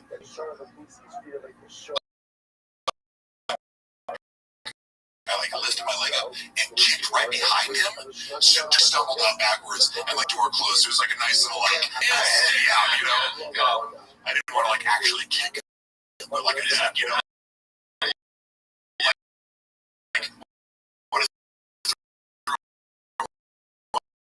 And I kicked the door, opened him up, and then it's awesome. Thank you for getting to that thing. What's funny is he wasn't really that big. It was kind of like, and he left his girl inside, you know, like I think he was still enjoying the show, and he's like, he's fucking gay. Run home with shop that night. Truck walks. I'll ask you a question I asked Sean. I don't know if you saw the Sean McCorkle interview we did. I did, yeah. Me and Sean are frenemies. Yeah, okay. Well, you know, okay, the funny thing is, he like, do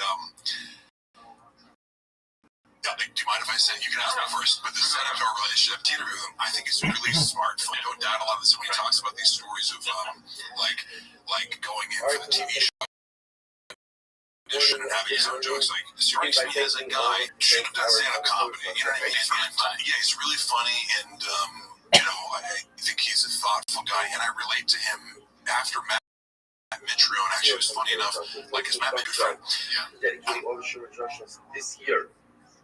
I was in like this rain at like 10 before Tough Mudder that Matt Mitchell came out, and like he barely did like 3 miles, and Tough Mudder was like, I'm out here, and we're sitting there getting ready for it, and I get this message on my phone, so I was like, why'd you back out of this fight with Sean McCorkle?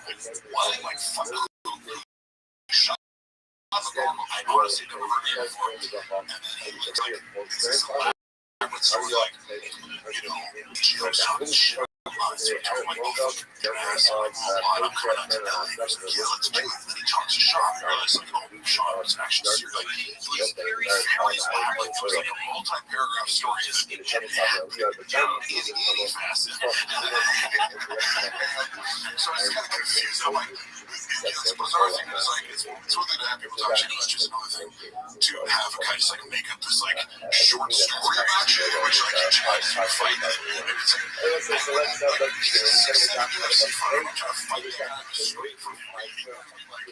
that on YouTube and Reddit. They just make stuff up. Like, they make up a narrative.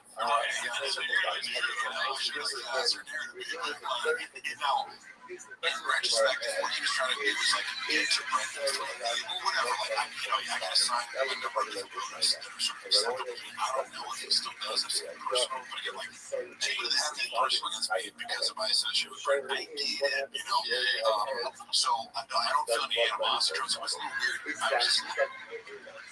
I was just lucky, like I said, like, the Sean McCordle, and that Richard's like, he's like, oh, that dude's like hilarious. He's one of my good friends. And he's like, he called him a verbal chef. So, like, but it's true that he's a very good writer. Oh, yeah, he's really funny, but also he's like, oh, yeah, he just makes up crazy shit all the time. So, all right, I don't feel bad about that. But then, I saw a post to like, I can see it in his friend, so it's like, that's fine, you can think that, but also, like, I want the world to know, like, the thing that you posted where it was just like, look, 100% fabricated, and he said he blocked me on social media. He was like, Mark blocked me everywhere, and I was like, oh shit, because when I click on your Instagram, like, it shows that you blocked me, and I still have the option to block you if you know that works. But it's all Shop's fault, you know? Right, it's like, look, if I like this guy, wouldn't be singling me out if it was his. Yeah, and if you get close to Shop, you get Gadoosh in some way. Correct. And we can probably smooth things over with the CEO. We have no sway with him, but he's a real. I think he's hilarious, and I hope that he can look at this situation and be like, oh yeah, like, do you think I'm a douche just because of, or did I, and again, because I'm the kind of guy, like, it's like, if you feel like this is you personally, I want to take accountability for that, and if not, well, then, you got a weird issue. Yeah. I think if Sean knew about me, Toronto's personal lives, he'd probably feel worse. But anyways, the question I was going to ask you is, with the eating of food while he talks to people, is that like CTE, or is it just respect? Why did you think of the list? Is there something where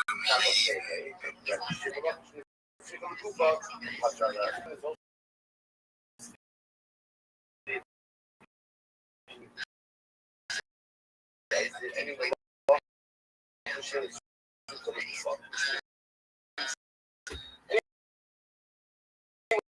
offer that it's done.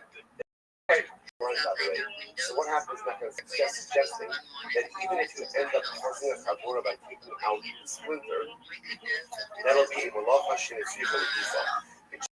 General will say, "Look, Shabbos, what do you think of Shabbos? Malachas not Shabbos. Some construction is true. But the end of the day, you do malacha, but malacha is not necessary. It ultimately, again, it's not also Shabbos. So that said,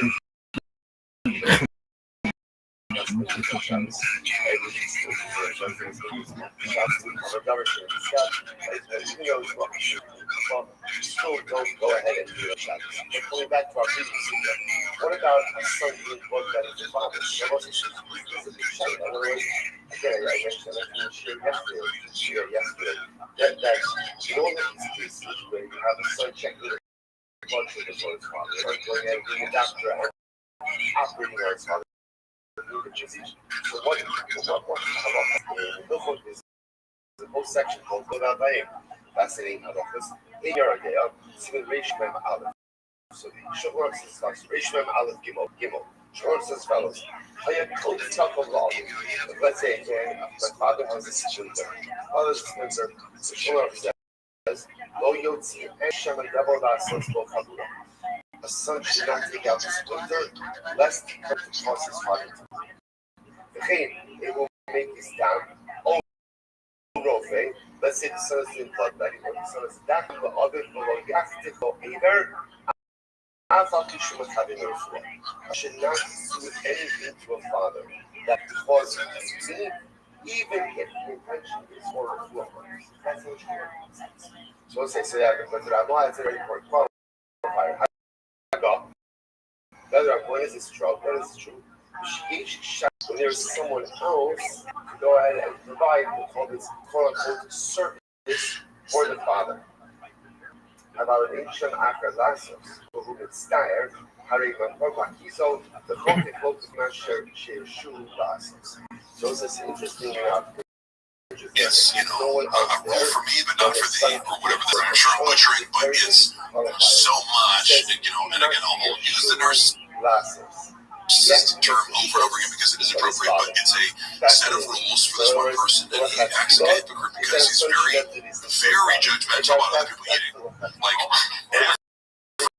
every time that I eat, like I say, I work out, I'm gonna go home after this, probably eat like 6 eggs and a ribeye, potato, and like mash, and it's a lot of food, because I'm 250 pounds, and I lift weights, so,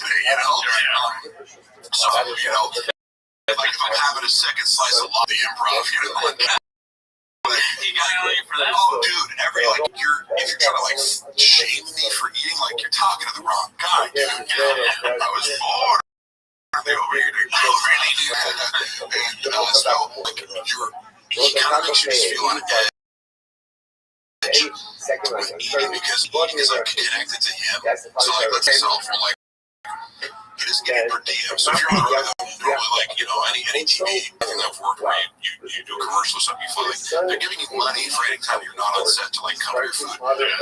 Job will pay for your food, so I gotta give it to him. Like he will take care of you when you're on the road, but it's kind of like we're all eating in the same restaurant together. What that gives him is the power to be like, dude, really? Like you ordered that? Or we're like, dude, slow down, or he'll just go, please stop eating. Mark, please stop eating. Please stop eating. It's annoying shit because like we're in the improv and it's like, yeah, man, maybe I only had like a light breakfast and then I'm gonna have 12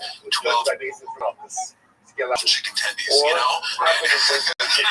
stuff like that. It's like I don't like obviously I don't eat that much, or I'm getting fat. Like I made binge eating is still kind of fun to me to do on a Saturday night. It's like, yeah, man, I'm not gonna get blasted. I might have like chocolate cake, and I don't think that's the worst thing in the world. But he like really, you can always tell his tension of like he doesn't want you to get around him. When he's not eating especially, like he's got some weird hang-ups about eating, but then after the show, it's always like, let's go get pizza. I'm like, dude, there's free food here, and we just eat it. And I think he doesn't like to eat me because he's like nervous before we're on stage or something like that, but like, it's always like, any principle he has is like, I'm gonna be gross, but if you send anything to him while he's eating, lights out, dude. I wonder what his therapist thinks about food truck diaries. Why would he it's always like, it's like, I want to do carnivore and keto and get ripped, like Mark, but also like, there's a donut in my company, and I'm calling myself fat, Yeah, so the thing is, that the menu where they do this, It was such a good movie. Did you like that? Yeah, I enjoyed it. I liked it until that girl asked for a cheers part, so then I don't like I'm scared of it. There's definitely some good lines in it. Because I went into it too. I used to I consider myself a movie buff, like in the sense that I love. But who got into it late? I was like, watched a lot of Netflix in my day. But I was gonna say I really do like when I try to pivot out, so you get like 18 discs of a week or something like that. I'm watching this one in the morning because it comes in, and then sending the other the Netflix pimping, but in the trailer, so I didn't know anything about it. But like that was really surprisingly good. Yeah, it was cool. Back to the thing. You were gonna say something about the eating menu. Oh yeah, the menu. Yeah. It would just be funny if at Food Truck Diaries they had a similar kind of thing, like Brendan Sabrese eating there's a setup where it's like, like we flew all the way out from Denver, Colorado, we're shrimp tacos, and it's like we're doing the conceptual art piece in which he is the food as he eats his opponents. That sounds like Why did your wife leave you? Reenact your childhood. Here's a baby food. but brainwise.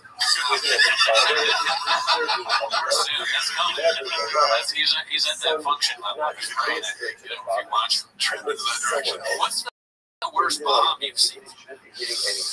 That's a good question. I don't know. I've seen him like when it's too hard to answer. How much time you got? I would say this. I'd say doesn't make a difference whether it's talking about a son or talking about someone else. if you're fair to see him, and it's your audience, it's a lot of things. Not that that's bad or anything. Like, maybe in comparing, there was a lot of people who come out after the shows and like tell Chappelle, like Chappelle's even like, come on, he said mixed the J and the word Chappelle, and people are like, you're fucking hilarious. Brennan sucks, and then walks off. And Chappelle's just like standing next to his brother, like, yeah, man, the water's but like, I mean, legitimately, Chappelle is a killer. Like, a lot of people don't realize because he's more of an introvert and he's not that flash on social media, but he's a very authentic person. And, if you haven't seen him do stand-up, you'd be surprised. So he's really good at he takes this really professional approach where people like obviously his acting evolve, and he'll add like little looks. He'll do like he makes it so he's making like small takes to work toward a better joke that might not be totally obvious, but like he watches his own says, yeah, it's better. Brendan does. No, I don't think he watched his entire hour set like once. Like he only watches things until like posted. Like it's really post. How was he after doing the Rico Poppy? Like the night after, was he like really excited, happy? Yeah, in his mind it was like crushed monumental achievement. Like we did it because there was a lot of stress to get. This is kind of where Brian Callen, Tommy Sexton, he's always been like really linear. That was the word he used. And he also said, like he said some diplomatic things that I think I know, like even if we can't discuss it directly, like Brian's on the same page as far as seeing his faults, obviously in a more brash way than we're saying with Brendan, but like he'll just kind of go out his way back, like whoever won that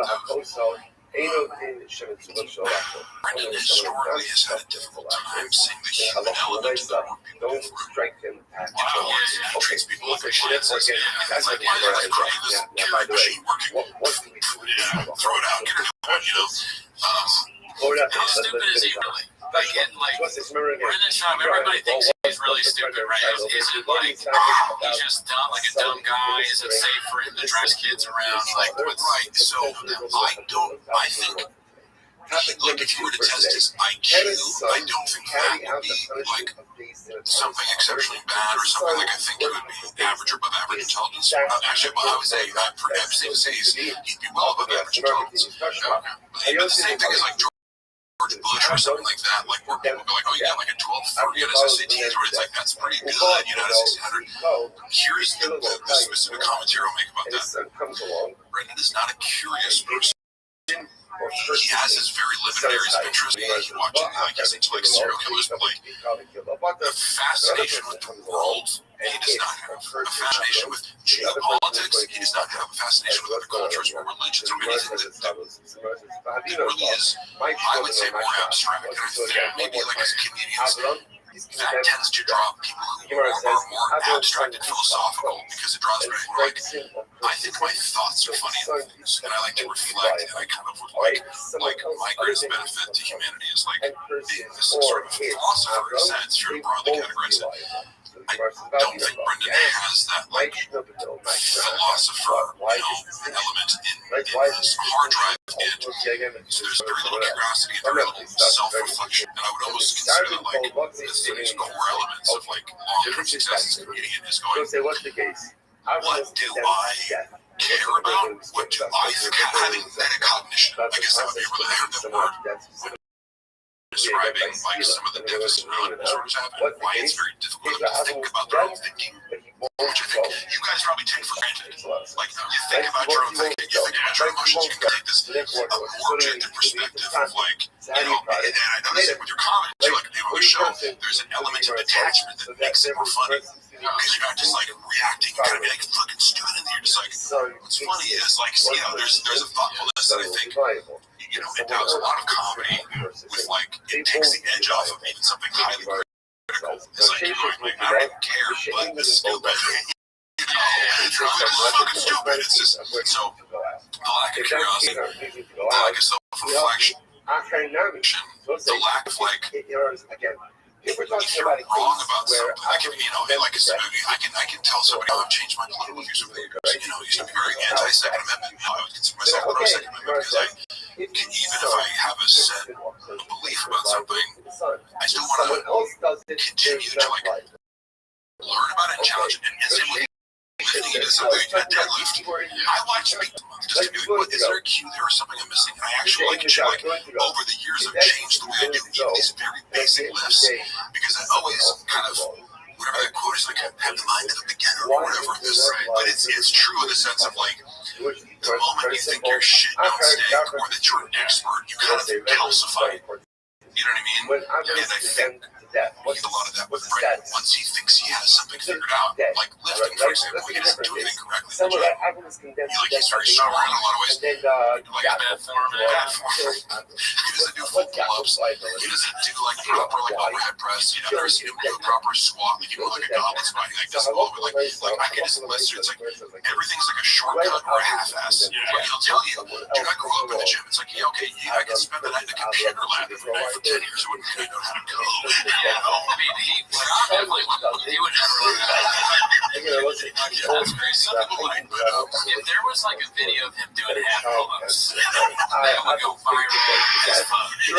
Yeah, and not even half, but it's like, okay, it's like, what if you just kind of go to here, right? It's not half, but like, he also gets competitive, right? So like, if I'm going all the way down, dead hang, stop, come up, it's like, like you might be able to do 20 and I can do 12 with the same strength. Yeah, but you know, so little, but like if you're raising your hips off the bar when you're doing bench, it's like, it's all like individually, he might go, oh, I don't do it, or like his incline press, or he stops like, you know, 4 to 6 inches from his chest. Now, that's cool if you feel like your shoulder hurts or something, but like, a lot of times it's not that they just want to do more weight, you know, people convince themselves, whereas I'm more of a proponent of like, go way lighter if you need to, and actually strengthen yourself in these extreme ranges of motion, go deeper than you need to, and that actually prepares you better, and prepares and strengthens your joints better for doing full range barbell movements. I don't get into the weeds here. You guys don't do it. No.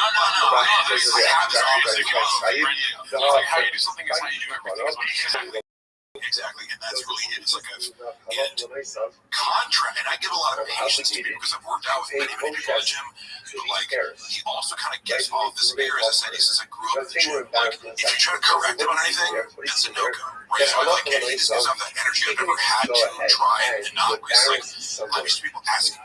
If somebody could like, you know, I remember as a personal trainer that kind of taught us, like, we're going to balance and like 2007, and we go up to people and like tell them how to do form, and I've had people snap me like, we talk to me, it's like, all right, people in the gym who are doing shit while they're wrong often don't want to be told what to do at all, so I always wait for people to come to me, and I'm happy to answer questions, but also I'm not going to go to my own bank, oh, you should try doing this correctly, you know, but yeah, with him, it's like he wasn't asking for anything. Now, a guy like Chappelle kind of has this more professional attitude towards lifting and almost everything he does. I think he's a really good, like, he only does a few things in his life. I'm sure he doesn't know anything. He doesn't follow pop culture, but like, he's into the things he's into. And anytime we kind of became friends from working out, I would see like, he would look at everything I did. I barely needed to coach him. He would replicate it as much as he could, like do the exact, try to do the exact same form, but never repeat out of, never complain, do every single, like, he had that, I'm like, oh yeah, you're like the ideal lifting partner because you just do it. Don't complain. Don't skip. And then talk about it afterwards. You know, I wanted to clarify that maybe thing. I want to clarify something because we talked about, I think we talked about the dick picture joke on a previous podcast. Yeah. And I didn't know that you were married at the time. So just that alone is like not okay. Right. There's like 6 different levels to it. It's like saying I'm shitty at my job. Like saying that it's like this weird, it's like the joke is broke or it's like right, any kind of, he just had like his own casual classes. You're with him, Brian. reliable. you know, I have like this money is better attitude. That's right. No, but like, I never try to lose this. Like, yeah, man, I know where I came from, and I never look down on people who don't have money. That's good. I thought about it even more though. Like even if I didn't have a girlfriend, I think it would be bad because I don't send dick pics. You know, I don't want people to think that I do. Right. It's like, what the fuck does it? Correct. It's like that's an element where it's like, it puts me in a position where I have to like defend myself on something that's like essentially potentially is me too. Again, the implication in the joke, if you really think about it, is I'm gonna send this dick pic, and I have to ask this meeting. The girl didn't ask me. Look, if girls are asking to send dick pics, send away, fellas. You know, like most of the guys, most of the next guys make with dick pics is like any hot girl that we both, you know, y'all know, or not even hot. You don't have to be super hot. Like women are being bombarded with dick pics all the time that they don't want. They don't like that. And it's like a girl will let you know if she wants to see that hog. They don't write a lot of requests. You know, it's not like a hog. It could be a half truth because it's like he's telling people that you're sending terrible dick pics, but you're sending his dick to people, right? Like only when old people only when they are behaving, when they are protecting themselves, like you should. So That's your job. So you're like trying to go to sleep at 3 a.m. He's like, Mark, I don't know how to use my phone. Mark, socials. Socials doing his code word for something. To text something like more. You got real hoes, man.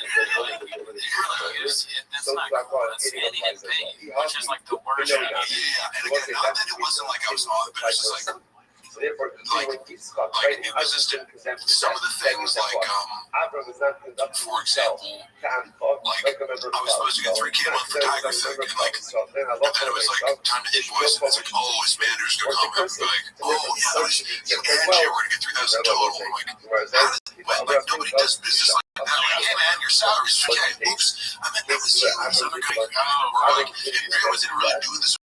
Like, and that was the second time it happened. Like, already promised me $1,000 a month for like happy info ad reads on my podcast, and it was like sound like an invoice. It's like, oh yeah, my account's gonna call you. And it's like, yeah, man, no, I actually found out whether it was you and Chappelle. Like, so it was like the same, like, excuse, you know, like, but then I found it in writing actually. That's it. So like, you know, when it comes to sort of back, but a lot of weird stuff like that where it's like.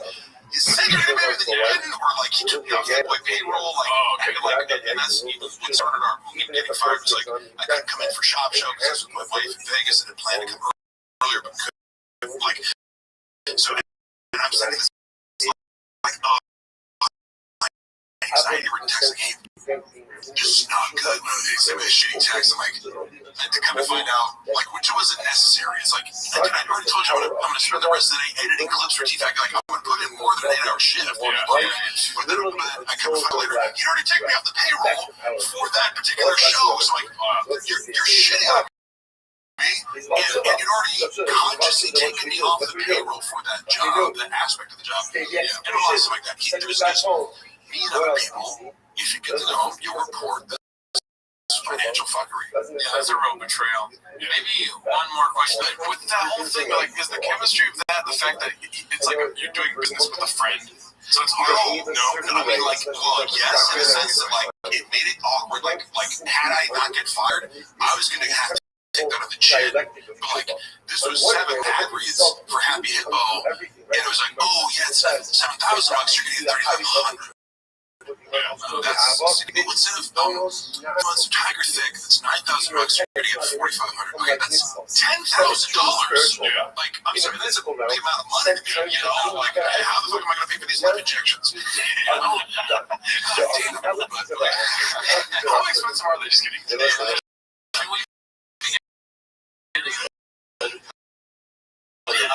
is a serious question. With Brian Callen, right?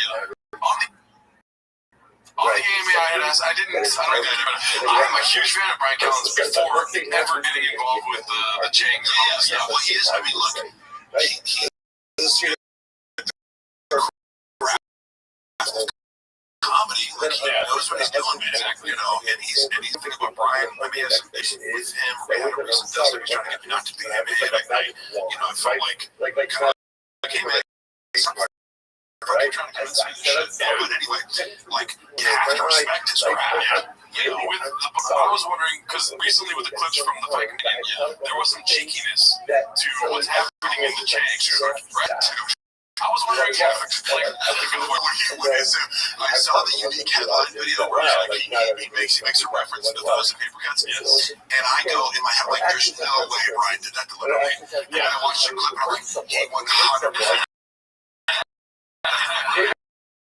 He goes, yeah, death by 1,000 cuts. He goes, I've never heard Brendan react like that before. Yeah, I've never heard Brendan go, yeah, fuck you. It reminded me of this joke that I remember my buddy told me. The whole point of the joke is like to extend this middle part as long as possible. But it's basically like a guy shows up to this like this circus, and he's like in the front row, and a clown comes out and like rips on him, like does some like like embarrasses him like thoroughly from the stage. And like the middle part is like he goes on this like training montage, and like the funny is like to learn like the comebacks, you know, or like he's kind of black belt. Like, you know, the verbal combat, and he's like prepares like for a year to come back and see the same clown, and he goes to the show. The guy tries to do the same thing, and he goes, "Fuck you, clown!" You know, you've been leading up like for 20 minutes, and then he goes to this school, and then he goes, "You come out, you know," and then comes back because Brendan's Mr. All Night Champion. Yeah. So with the question, you can cut this out if you want me to, but I was wondering, does that cheekiness show up outside of the show whatsoever? With the allegations against Brian or Brendan's presence on the subreddit. Oh, do they make cheeky jokes towards each other? No, Brendan wouldn't like be cheeky about it. I don't think it's allegations. And also, I think that was made off. Wasn't off limits. I don't think Brian would reference the subreddit. Like, one of the things he says, like, has fun and Brendan's expense mostly, like, the worst person in the world. Like, and I can actually get it. Like, he's attacking him on more red bars and like that. But also, like, yeah, like, and I was there too, man. Oh my god, these guys are psycho, you know, coming after me. But it shows you. Go fuck yourself. My big takeaway from seeing it up close was like, they're scared of it because they're not willing to engage with it. And I've always felt like, you know, like, I'll engage with my haters because I want to know what the fuck they think. The worst you can tell me is that I'm fucking, you know, have big lips and like, okay, I'm fine with that because I haven't like my real insecurity. Also, Yo. It's just all one note. It's just all Question. Right, and that's what it's like, you know, it's What's good? How old are you? And you're doing geometry? No, I just want to find out, like,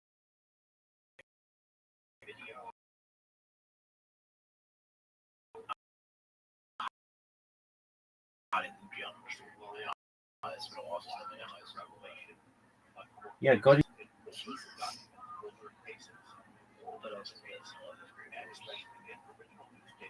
I was in an advanced school.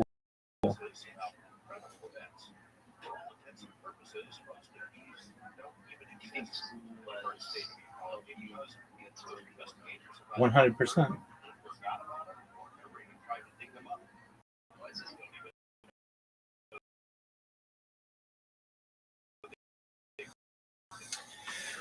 My education allowed me to get an excellent career.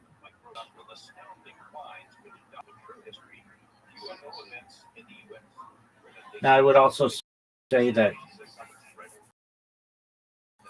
experience helps a lot and certification, but that's included in education.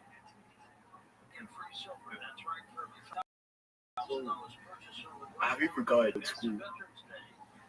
Yeah.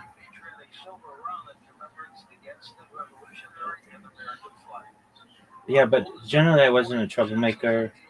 I knew where the lines were, and I did my best to avoid getting in trouble to the best of my ability. But in whatever school I always did my best to know what the rules were, and then just get as close to the line without crossing it as possible.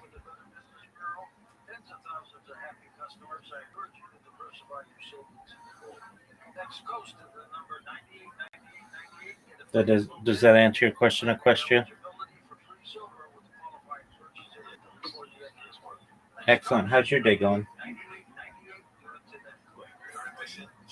Taking names, taking names. So if you want to learn geometry, go on YouTube. Oh.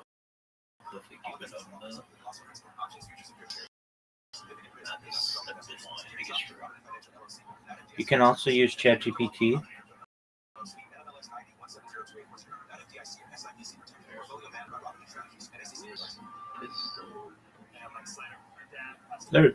They're a streamer.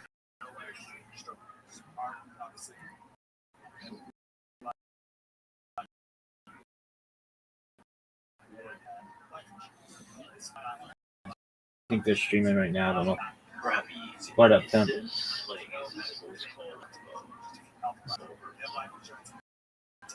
Yeah, I get a lot of people who do Miss Aquarius. People just, when they want to go to bed, they be alone in the world. And they like the idea of somebody out there. So they sleep in here.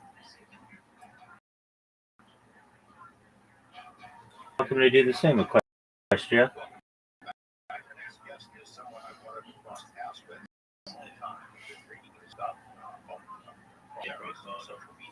Oh, these people have now hit rock bottom. They're employed. They're educated. Very kind individuals. People like when people see you, do they judge you? It depends on the person. Can you hear that music? Yeah, Doug. Hey, we're not talk. Is the music going through my through the microphone?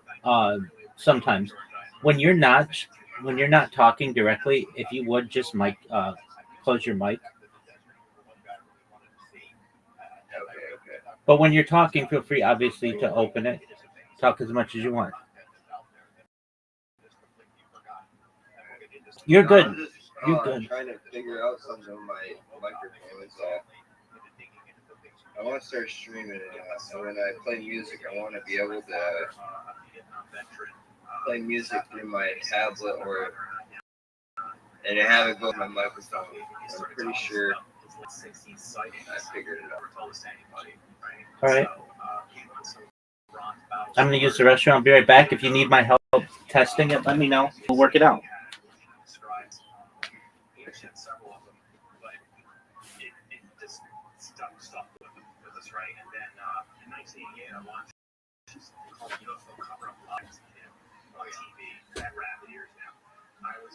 I was like, what is this? This is amazing. Anyway, I have, high school, stuff like that. And I've always been the unknown. And in my work, I did a lot of debugging. I did a lot of okay, there's this massive multi-million line code base. It doesn't work in this particular instance. So you have to be a detective. You have to track it down. It can take days sometimes, and then fix the bug. And so I have this natural inclination, I guess, to just go find, we have a problem here. We have an anomaly. UFOs are, I think, a big anomaly, right? And I'm just naturally attracted to that. Recall the first old story that you dug into, how you decided that there's a goal there that's unmined. Yeah, so actually, Scully, and he wrote the first book on crash retrievals. He was Indian. And at the time, it came out in 1950. It was a big deal, and I read his book, and I read some debunkings of that and whatever. And I just happened to stumble on it. Its archive is available at the American Heritage Center in Laramie, Wyoming. And I was like, well, has anybody ever gotten it? Right? Because someone called a hoax. I'm like, well, has anybody actually looked back? So I found his archive. I contacted the university. And they're like, oh, yeah, this archive right here. And nobody stand with you in contact with a proxy researcher. And then I paid her a very, reasonable amount of PDFs. Starts coming to me, things that haven't been seen I was mesmerized. I was basically going to the world. Professional journalist, and he was a typewriter like we use word processor today. And so I just started to OCR all stuff, convert it to text, make it searchable, and then I was in, and he had between 50 and 54 or so. And so the natural place to start looking at these newspapers, right? And so I started to go from there.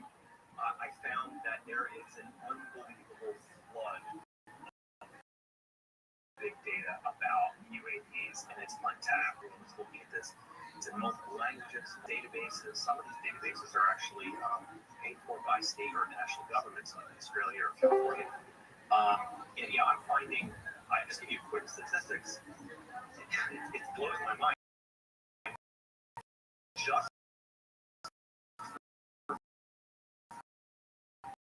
so there's different phrases used for UFOs or UAPs over the different eras, right? Or the phrase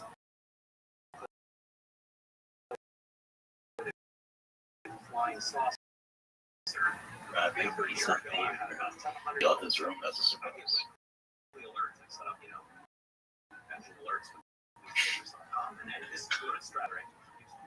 But I did my this is so good. Anyway, I have weekly alerts. Every week, I am getting thousands of newly digitized primary source hits, and these aren't just articles. A lot of these articles are local people that called their local newspaper or in there and said, "We saw this. Here's my name, my address. Sometimes here's what I saw. Oh my, servicing base." So it's incredible. It's incredible. It's actually changed how I view history. And I just was live. I was posting on actually and something like that. I just blasted up. And then someone recommended I start putting the media. So I try to put the best stuff on my media account to just link to those stuff. Well, yeah, I love this work. It's just fun. It's fun as hell. It's like we're actually exploring unsolved mysteries. I love it. I followed the path and I got hooked on it and started reading everything I could. I didn't search the world's newspapers or the country, but I did dig into the archives of the local newspapers because you could go to the library and there's the stories on Mike Woodville. But these older UFOs, including Frank Scully, I remember one from David Jacobs, the UFO controversy, first written as his PhD thesis, and good God, Equestria. Is this true? And it turns out 52. Yeah, so when Lozano first started coming out, I'd be taking a shit or what? Right, and I just occasionally read here and there about it, but I was like, it's kind of faded away. 2015 or so, it just kind of faded. Then it came back in a big way, and I'm like, okay, if this is true, there must be an indirect effect on our media and the programmer I can do to further the understanding of this, right? And it turns out there's a lot, and anyone who has a lot of time or has coding skills composed by other researchers, some of them like scientists actually, like Dr. Donald Johnson composed a and these are thousands of events about UFOs, just a lot of it. This stuff, the websites are gone because unfortunately, researchers missed writing some scripts. I scraped this stuff, recovered it all. I got 55,000 events. I tracked down the ownership of some of these chronologies, and I got official permission from Dr. Heinrichs. He started this group called CUFOS, CUFOS. Yeah, anyway, they gave me permission data, and I've been getting permission from others. So what we were doing though is standardizing and releasing for free on GitHub in an open source way. So it's like a master archive of all these other chronologies. We're up to 55,000 events there. The CUFOS up. That's over 200,000 events. We have. So I said we have over 1 million hits in newspapers. Like how I'm being very conservative. In reality, if you go search for the other phrases like UFO sighting, UFO report, or even UFO. UFO is just a little acronym. It's hard to search for because it can get a lot of false hits on that one. But for the longer phrase, you get very good hits. We're talking up to 3 to 4 million hits, and it's growing. So it's big data. Basically, the information revolution is catching up to UFOs, or vice versa. Oh man, that's great. I mean, you mentioned something called newspaper God mode that didn't exist back when I started. Right. It's around now. Oh, it must make some people, gatekeepers, very nervous, in my opinion, because I don't think they expected us to have this ability. This is a surprise to many people. So let's go back to Frank Scully. So that's your entry point. Frank Scully, as you said, was a journalist. He was ahead of his time, or it must have been courageous for him to take this on when he did it. And then, over time, he gets debunked. Supposedly, I think he wrote about the Aztec crash. Yes, well, actually, there were 3 crashes he covered in the book. And his supposed 2 sources were lawfare 53 or something, 52 like that. However, if you actually look in his archive and you ignore all the noise, what you'll find legal release forms for a movie that was being planned. For these 8, he claims that he had 8 scientists he was talking to. He used a literary device called Dr. G. And that was his thing in the book to simplify the story and also for security. So anyway, I found legal release forms. I'm like, well, that's strange. Why would you have legal release forms for a bunch of these scientists? And he also negotiated like how much they would be paid and whatnot. That's strange. Like, why would you do that for a host? So I kept thinking of this archive. By the way, this archive's been really public. It's all I'm not reporting it. It's all public. So I found, wait a second, he had Wright-Patterson Air Force Base. People he was talking to, and it turns out there's a name in there, phone number, and an address, and it gets even better yet. Lockheed, he was talking to in early 1950. So this is not. By the way, in 1950, who would be talking about saucer situation at Lockheed? That's actually the phrase they used in his archive. Well, that's really interesting. I think. I mean, keep in mind this goes way deeper than this, but to give you an idea, like there's a lot of amazing things in there. There's a case that you wrote about, an article that you found that references to this case that I've always thought was one of the biggest and most important UFO events in history. It's Farmington, Texas. And you found an article that encapsulates sort of what was going on around Farmington when supposedly there were hundreds of UFOs having a dogfight in the sky, and I think thousands of people saw them, right? That's right. So I found a bunch of information about Farmington. So the first thing I found was what they call a early notice to airmen event. So just so happens that a knot pops up around Los Alamos, which is a at the time, where they were doing nuclear atomic thing and stuff. And it also pops up around Hanford, which is another A-bomb related thing going on. And then an emergency team this is all happening. They're pretty much the same days, like within 24 hours of the Farmington Armada. So that's really interesting. In Farmington, you got from the city, a few hundred miles, and not covered actually 200 miles, and also the non-agreement. You could not fly over Los Alamos and stuff. So I found that, first of all, we're in this data, what we're finding is that there were things in the air during these famous waves, and NODs were popping up. We're finding the NOD, and pilots usually talking about them and explaining them in newspapers. So, it's just not just, people talking anymore or claim, swamp games. This actually had a real on aviators. So that's the thing. The second thing I found was when the Farmington Armada happened, the news media out East Coast, they said they had to call virtually the entire telephone exchange to figure out specifically they saw these things. In the newspapers, it was reported that if the jump over half of the whole town saw, you could look up the town's population. That would be thousands of witnesses. Anyway, this was a multi-day event, and it was for cotton. Yeah, it's just ridiculous. Not for cotton. So, yeah, the Farmington Armada will actually going to research this. I am actually going and look for the word Farmington in every instance for every day, for the month after, and a few 2 days before. And what I also found was the day or two before the Farmington Armada, there was a mass event in Mexico City that's posted on I just found that. So there were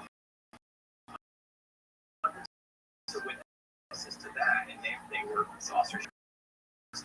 So, like, I wanted to point this out is that there are narratives that articles, right? Most of the time, those are not much. They're not actually primary sources.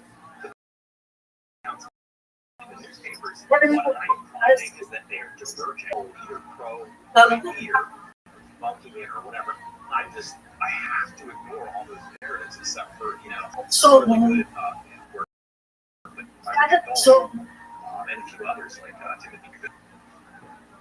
You must learn in a sixth sense about debunking terms and techniques that have been used. You see reports and then you see what the explanation is, and it must jump out at you after reading so many of these things. Yeah, so the one thing that comes out to me is that in the early 50s, and this is like first thing that it really was told to be like what is something right here. The Air Force would blanket the media all over the country simultaneously with messages that this isn't real. This is all hallucinations. You're seeing things, mistaken sightings. Immediately, this would happen. And so it became clear over and over. Say those to me that you're antagonistic to me. Yeah. You know what's funny is like so many people in my DMs, I'll see like the last minute. Fuck you, you big lip piece of shit. You know what I mean, man? Sorry about that. I'm like, dude, I get it. So many people. It's like honestly, because I'm like, you can't offend me if I don't know you. You know what I mean? Like you can. If we are close, like, can you betray me like that? Like, a stranger talking shit about me on the internet about my physical appearance. Like, if you can't handle that, you're an adult man. Like, grow the fuck up. Yeah. But a lot of it seems like they run that, and there are people. I don't know how Brian felt about leaning into it. I think he generally, like, he is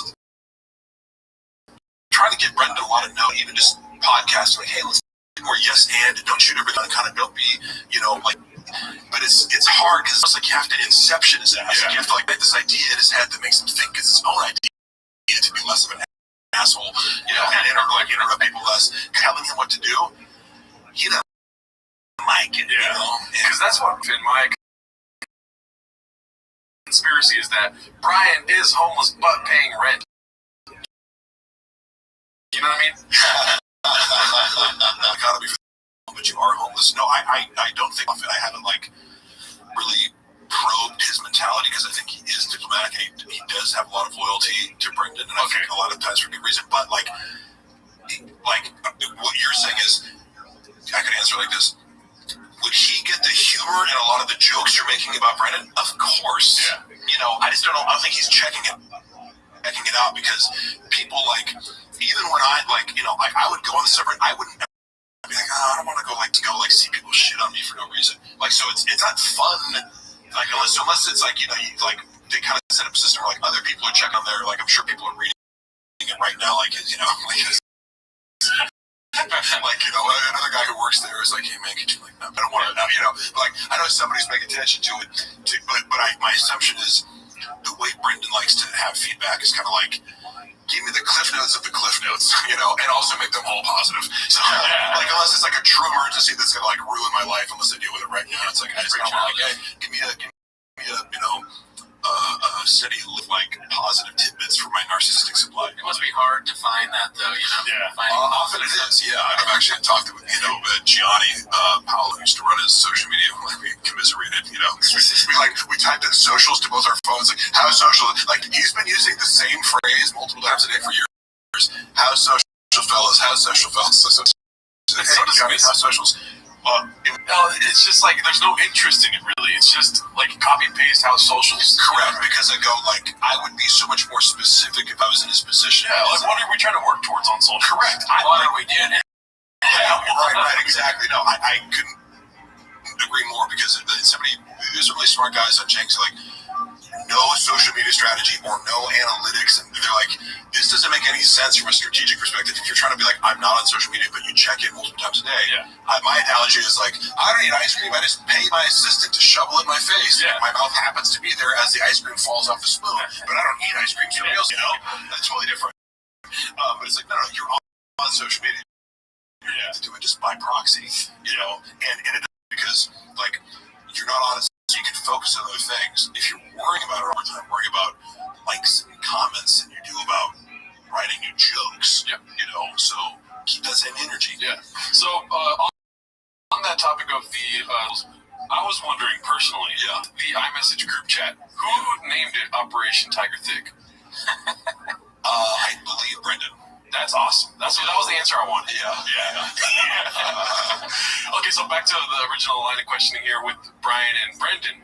I think we touched on Brian becoming homeless. I'm praying for it. You know what I mean? Hard, a little bit hard to see from you, as long as, like, unless they have a big falling out. Which, like, look, Brendan pushes their friendship to the limit. Okay. Like, because Brian's a pretty agreeable guy. Like, he's a reasonable guy.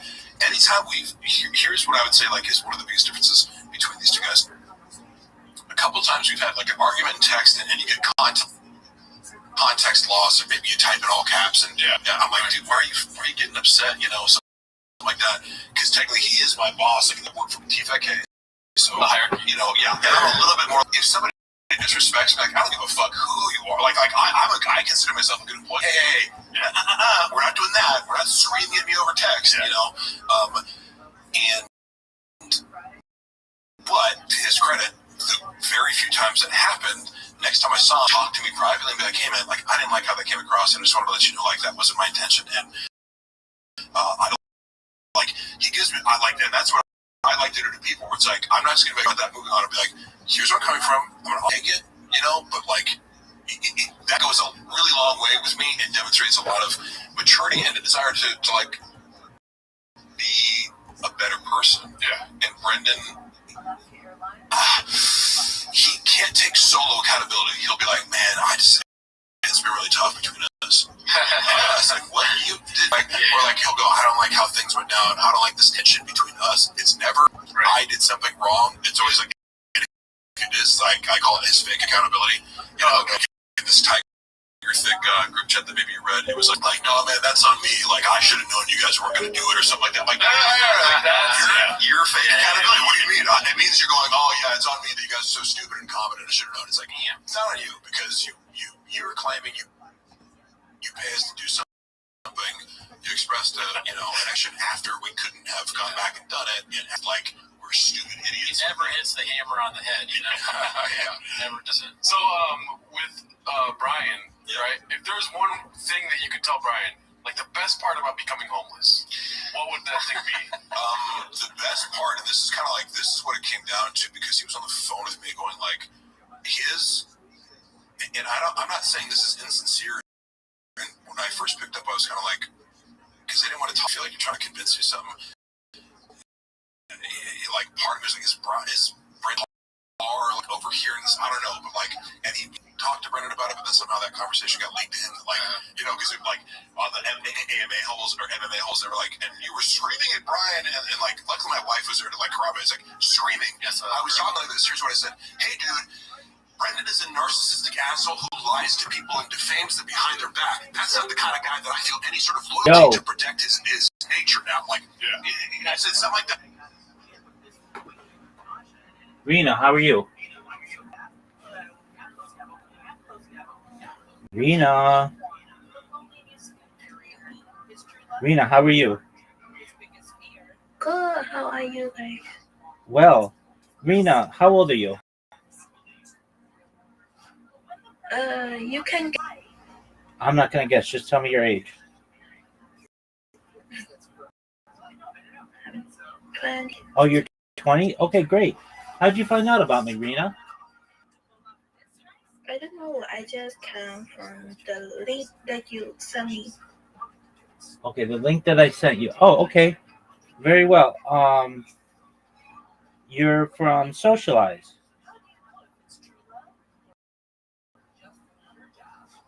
Were you in the Socialize Discord?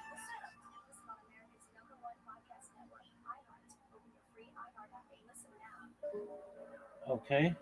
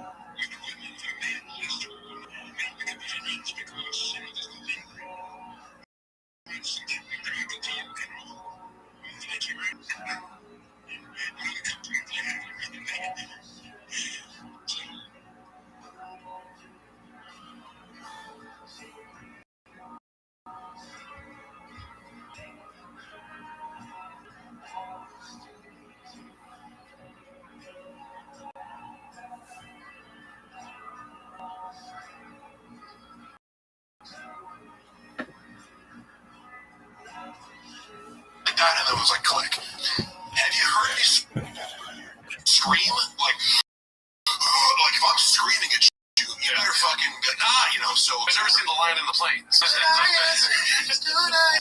You know, so I don't like it when people exaggerate that to because what's the goal there? To make unhinged. Like, oh, Mark was great. I don't know. I talked to you for 40 minutes and you weren't hearing a single thing I said. And finally, when you reframed it, you kept framing like, Mark, you're seeking revenge. Like, you need to think about the fact that this, like, karmically and philosophically, and if you go for revenge, dig 2 graves, one for yourself. It's like, shut the fuck up. My analogy is, this ain't revenge. This is me discussing something that happened to me, and it's therapeutic. You know, this isn't me going to fucking Slyers or something. Right. You know? Yeah. Like if somebody were to like hack into his Twitter account and post something on that, like that would be revenge. Like this is like a crazy person with that. But yeah, imagine for it like how pathetic that is that Brian and Shaw reached out to some, no offense to MMA hosts, but just some random guy in Arizona. But also, he's just a YouTube dude. I think I assume, actually, for giving him the benefit of the doubt, that he reached out to them for comment because he was trying to be like journalistically. And we don't do that. Right. Well, no, I mean it's true. Like there is a difference if you're trying to do entertainment versus. Now the guy, I thought the guy did a good job of like even saying like, yeah, I made fun of Greg with Bobby, but I was staying neutral, and he would kind of just.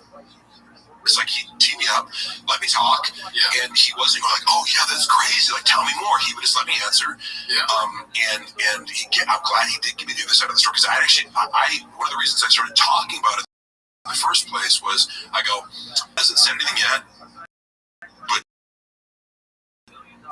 every time I've seen somebody leave his life, 100% of the time, he badmouths them with false claims after the fact and really revises history in a lot of ways.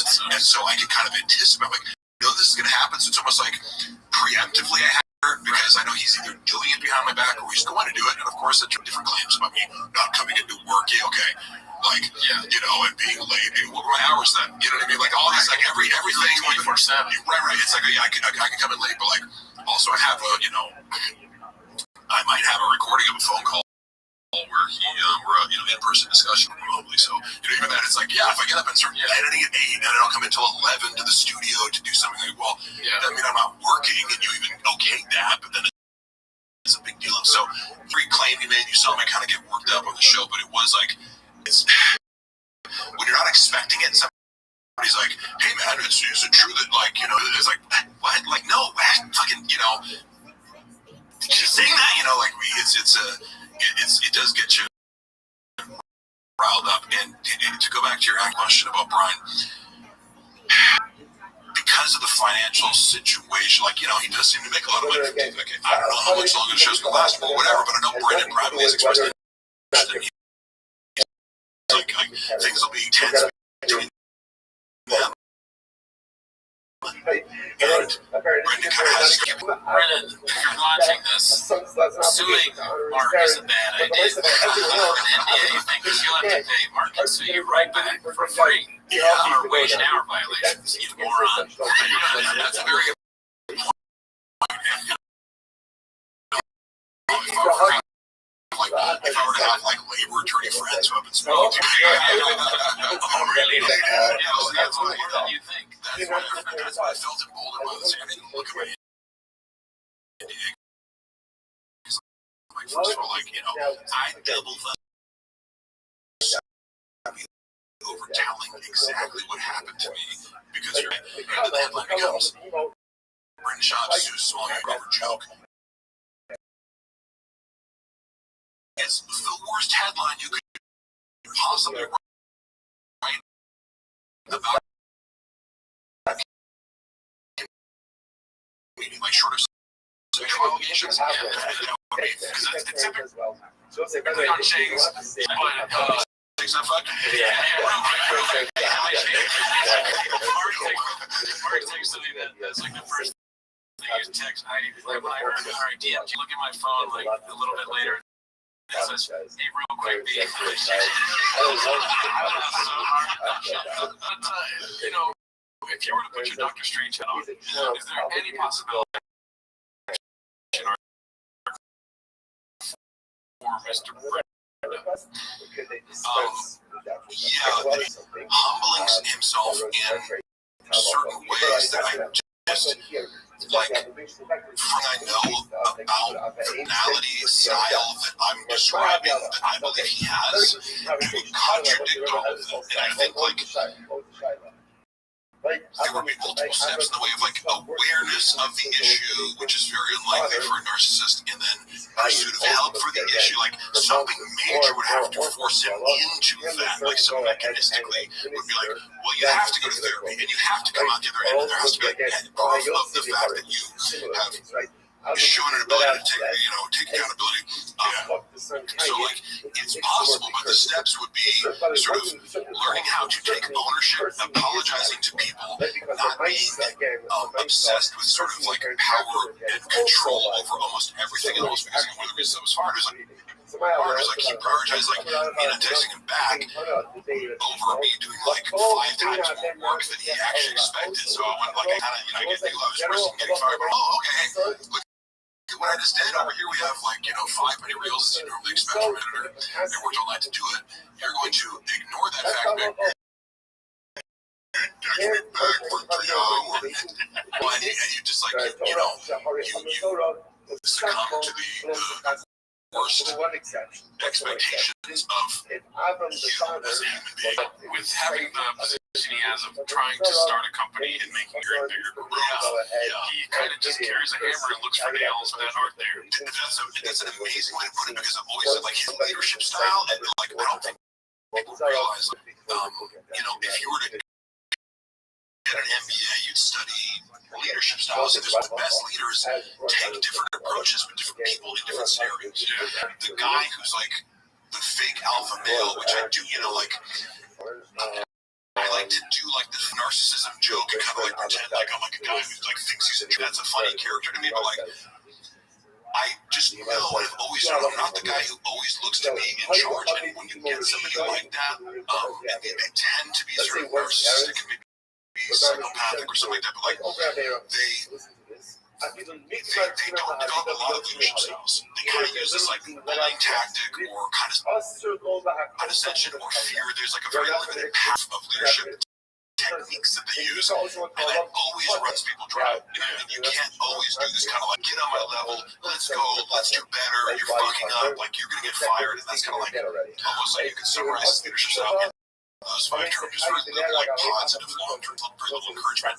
He micromanages, but doesn't know like how even to micromanage. Like one thing if I knew how to edit, I'm editing, micromanaging is sort of like where is Where is it?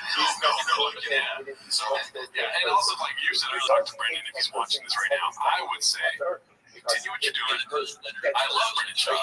But please, if you do stand-up comedy, make it a segment on a podcast. Stick to podcasting. And that's that. Right? Yeah, I think that's going to be the next special. Bring a puppy 2, 3, I want to bring a puppy 3, 4, 5, 6, 7, 8, 9, 10. They're hilarious. Not on purpose. Actually, what we're really good ideas because you get like an actual response, unironic, it was just like the best box. Yeah, that's how I would like to do this. Wrinkle Bobby, like, amazing. You keep watching, it's like Sharknado, or, like, there's nothing really into this, but that's also predicated on, like, complete self-awareness to realize, like, oh, there's a meta thing going on that people would really enjoy, but you're like, but, like, come on, don't let that abstract thought you need to, like, pull out your shoulder, you're not Bill Burnham, you know, like, I'm not sure. It's not all abstraction, but like basically when he's actually walking out to the water, he's like, man, this is a lie. Like, he does some little tricks. I'm like, I like that kind of stuff. You have to have this forethought of like, over the inside. Outside. Do you want to watch some clips? Yeah, you're down to watch clips. Those are some of my favorite things. The first thing we have is called Rink's References, the Tony Hinchcliffe and Steve O. Papercuts joke. And Papa Don't Take Too Kindly, posted by Lost Psych.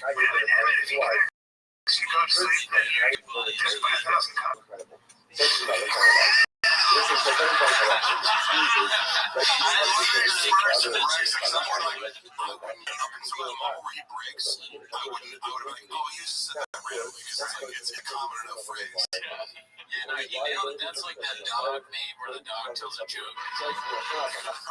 He's saving that up. He made, there's no much. What that tells you is because normally Brandon's excuse is like, I don't see anything, I don't even know what the joke is, like, how can I be in the joke if I don't know the joke?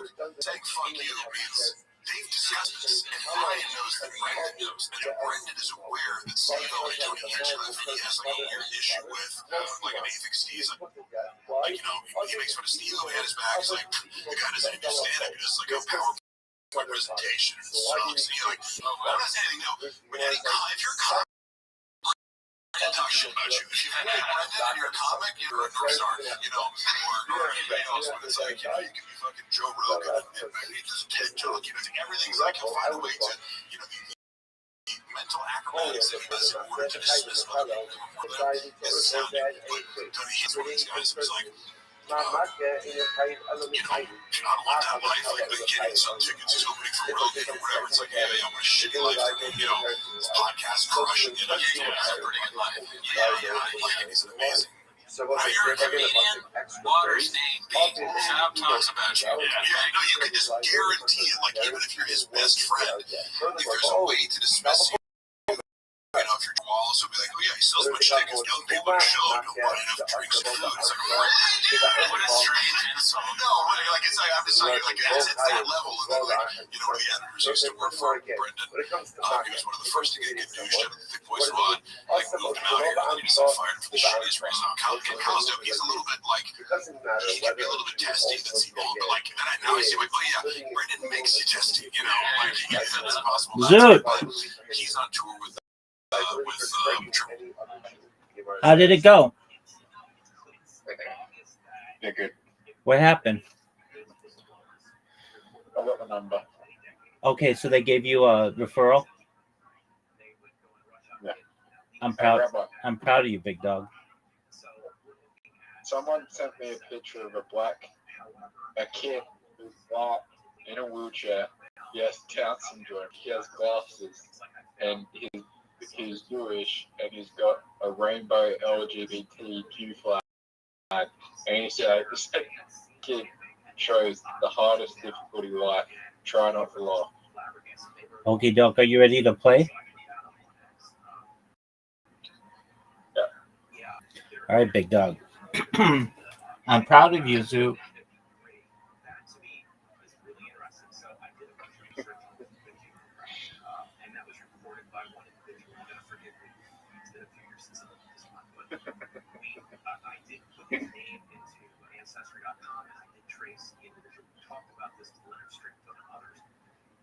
Rabbi. What up, big dog?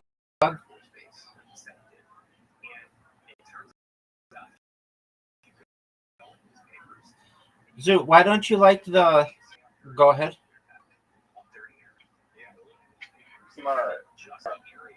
Tomorrow what? You're going to call a number tomorrow? Okay. I'm not putting pressure on you. You come tomorrow, okay? Why don't you like the Bonnie Blue Talk to Her joke? That shit's funny as fuck.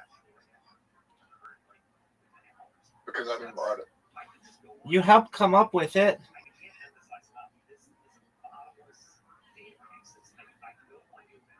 It's funnier. Dog, you helped come up with it. And I think you should use it. No, people like when I talk about God having Down syndrome. Dog, that joke sucks. And you don't necessarily have to... You can tell multiple jokes. It's a really short joke. Welcome, how are you?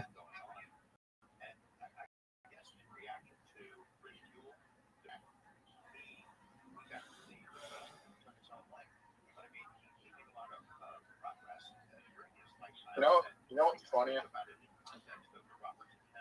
What's funny, Zoot?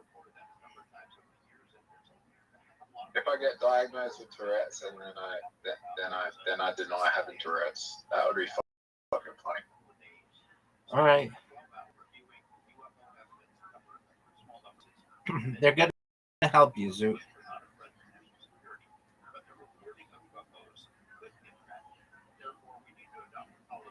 Look how good this shot was. What are your thoughts?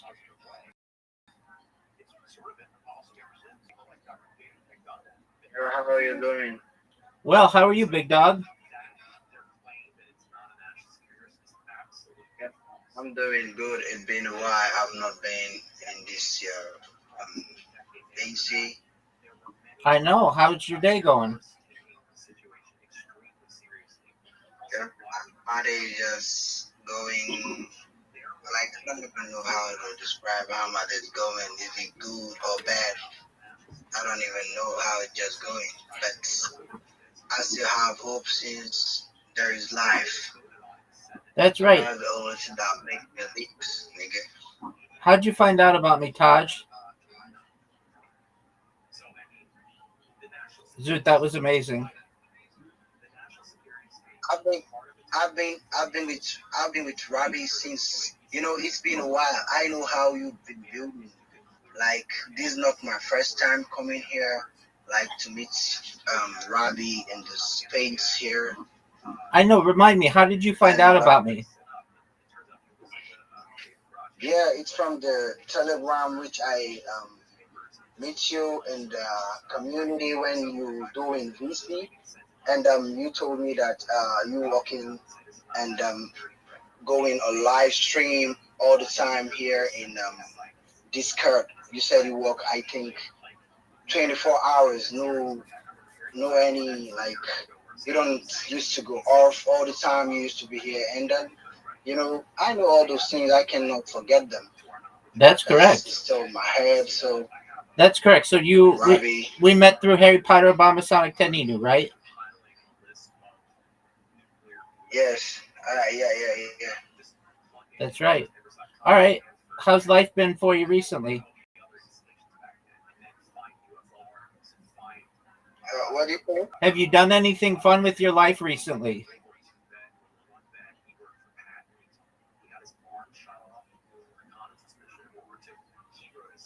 Like, have you gotten a girlfriend? Have you gone on vacation? Are you telling me to go on vacation? No. Have you done that since we last talked? No. Zoot, this is my worst hole and one of your best holes. Just making you aware of that.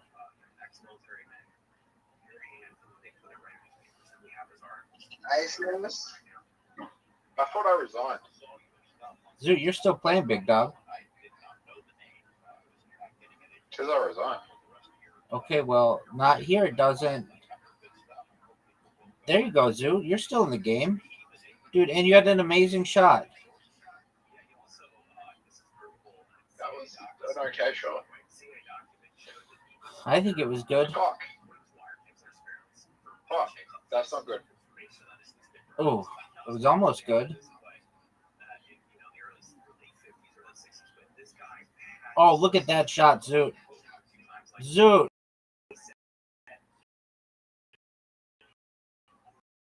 Oh, this might fuck me. It did. You're shot like this, Rabbi. Let's hear about that, son.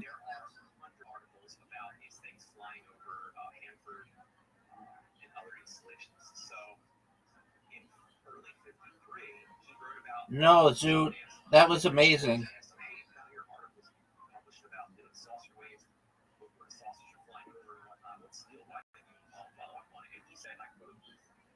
I thought,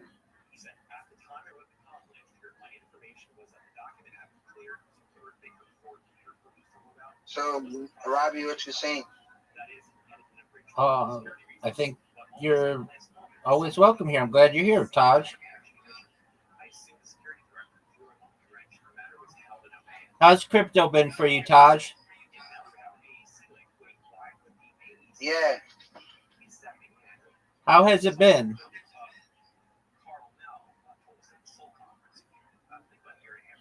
You said? How has what you saying? What you say? How has crypto been for you? Nah, crypto has been tough. Like, I how things been going. That's the reason why I've not been in the space for a long. Because I lose most of my job just because I had to wait at home and do some needs and take care of my grandpa. I'm with here in Sudan, been tough, and I'm just back. But I'm glad with meeting lots of people like you. It's a great opportunity for me all the time, even if I'm not aligned for 100 years. I'm with you, and I know how I'm going to do here in this cut. 100. Do you know? Good, and I'm glad. Absolutely. Do you know Bitcoin Obama?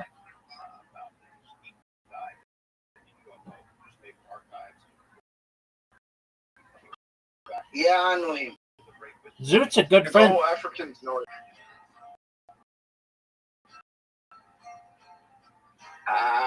We're not friends, dog.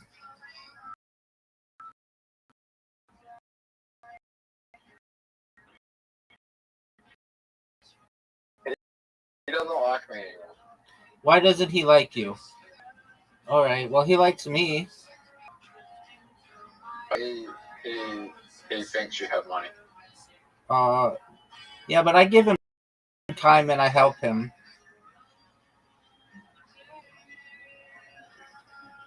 Zoot, we gotta get you back into your Twitter account, dog.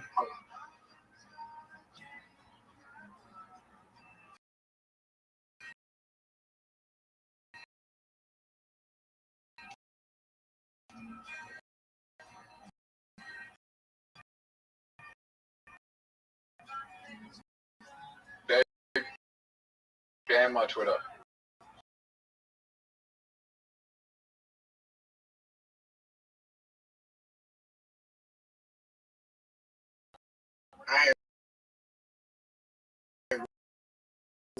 He's not saying that. If I know you, right? Yeah.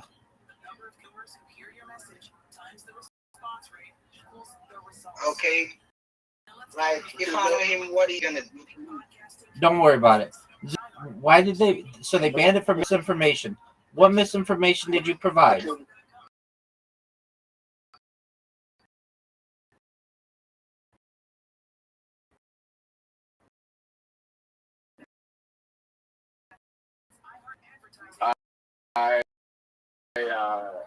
I said that they were bordering ADHD. And then when it came to anxiety and depression, and then I said that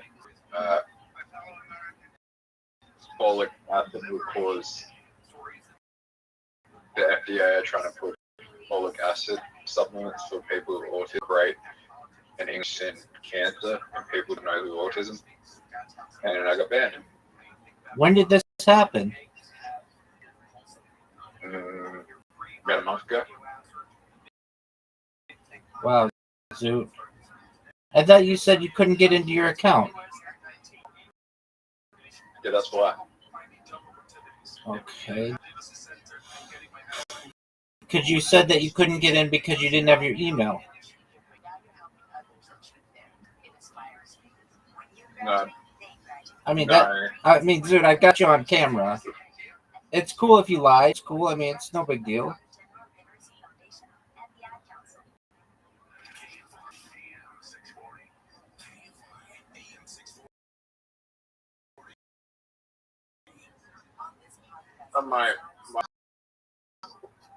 What does that mean? Did you get...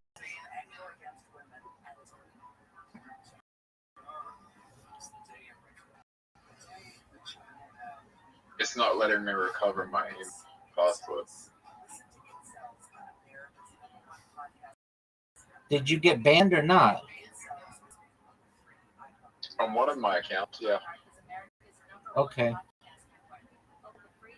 On my accounts, I got banned, and it's connected to the same one that I lost the password for. Okay.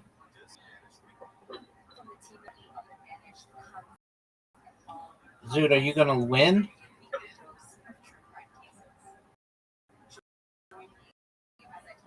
Wow. Wow, that one had a lot.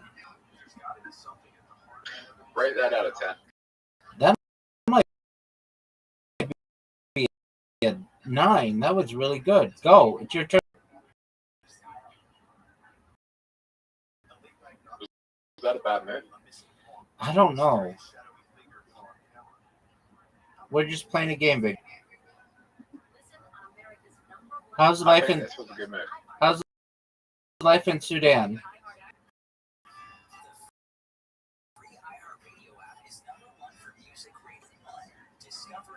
Did I make that? Yeah, Rabia.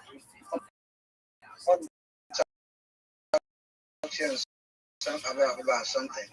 All right, Yeah, I'm just like asking if there's any opportunity for me, like, to get doing, and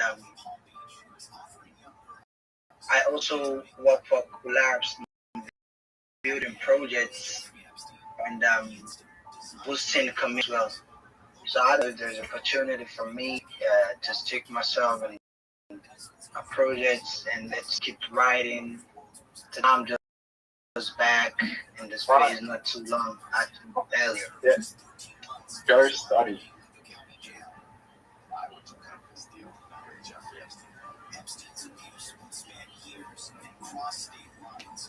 Are you on Twitter Spaces?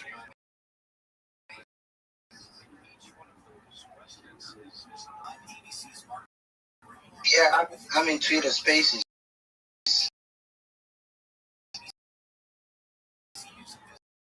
All right, well.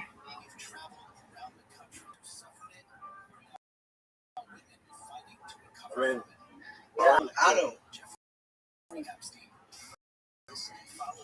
Or you could just do a big point of bomber if he's funny. That's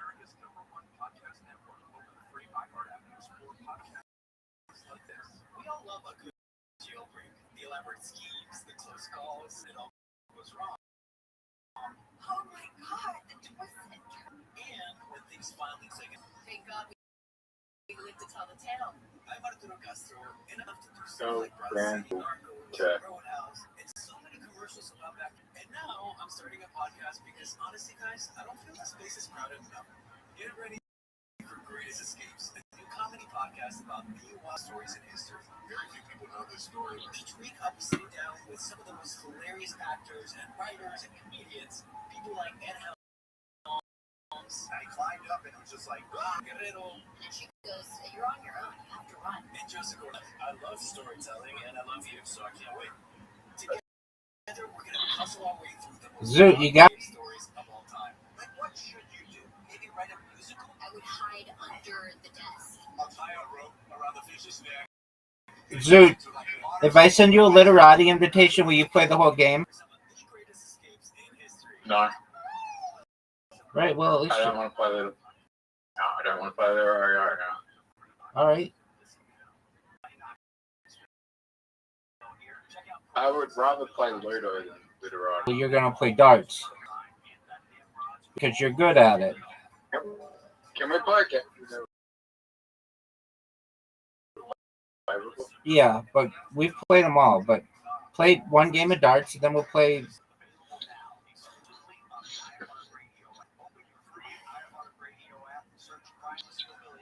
You know what's an other app than Play-Doh? Snapchat. No, apps like Play-Doh. That I don't know. I had a friend who recommended this to me, and we played it. I've played it just about every day since. Recommended you play it?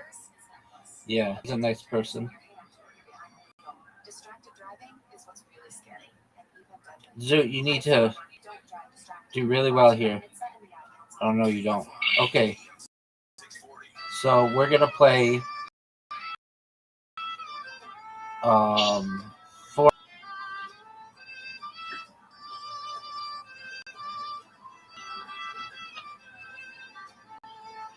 And then after that, we're going to play the one with the blocks or whatever. Zoot,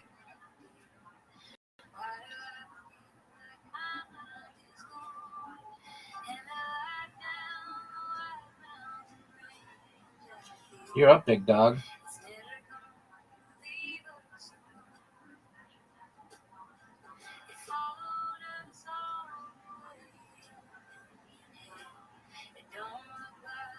Zoot, you lost.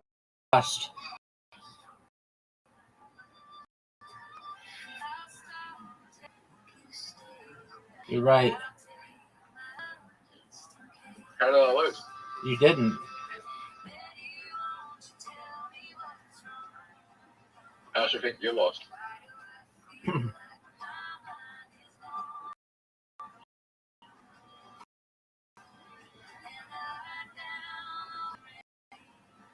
You lost. Fuck yeah. All right, now we're going to play game. Fast party? Fast party. But that's not even like a game of skill.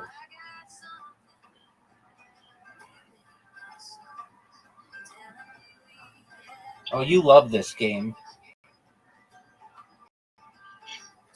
Zoot, you have an invitation.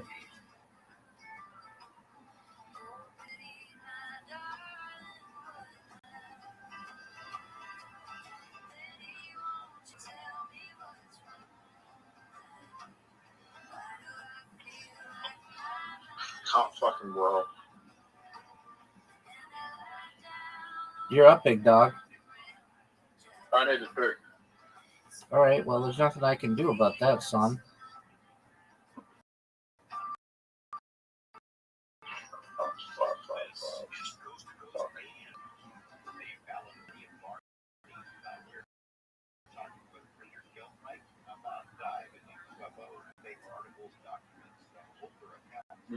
You got an easy full house here. Maybe. Why would you listen to me? That's the shittest full house you can get.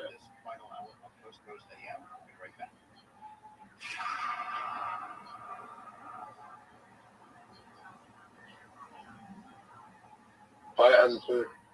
Mars Mission 1, the fictional book based on real world facts, the future you hope never happened. You get a full house here. Do you I have got a full house. Yes, you did. Good job.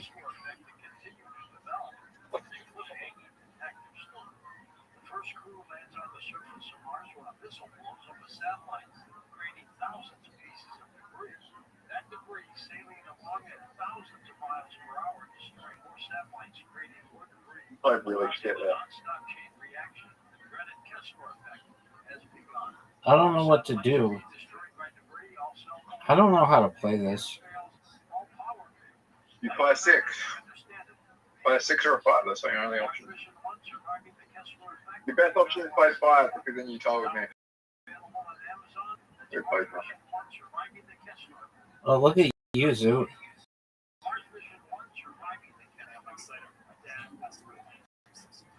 That's not good. That's not good. That is good. No, neither What of do those. you mean? Neither of those were good. It's good for me. Okay.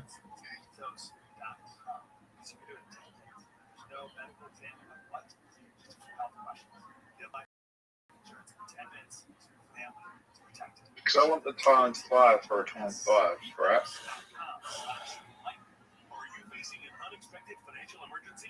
One, 3, 4. Wait, 3, 4, 5. You needed 2. That's the best straight you can have. Are you gonna go? 40.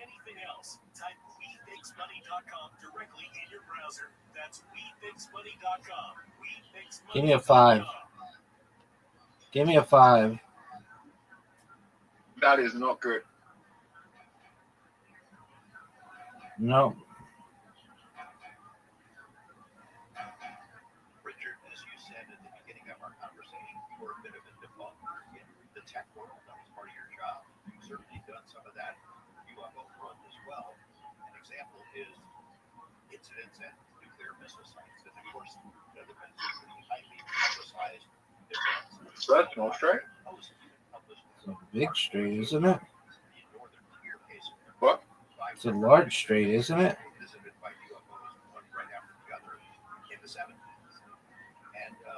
Fuck, what the fuck? You got it again.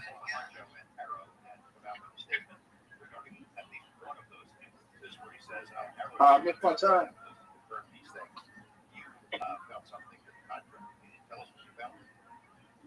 Give me a 4. Give me a 4.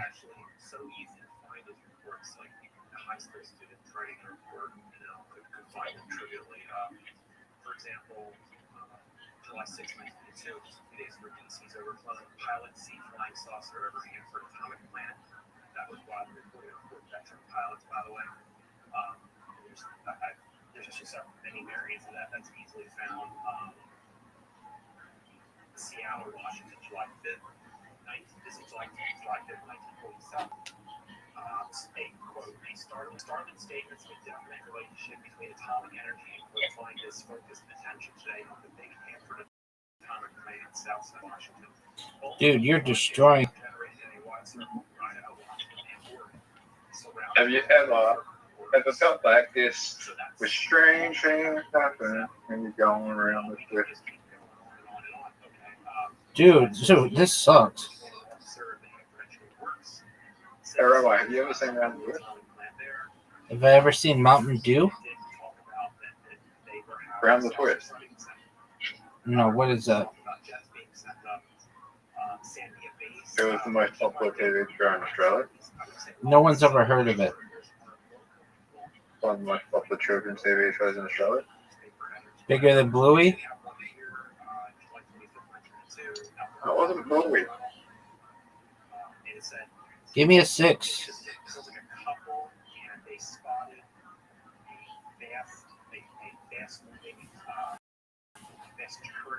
How big is that? Giant. It's one of the top 3 big. It's like one of the top 3 biggest children's shows on like Netflix and YouTube and that shit nowadays. Although I didn't know what it was until you said something about it. but that was like a year ago, and I've heard some stand-up comedians talk about it.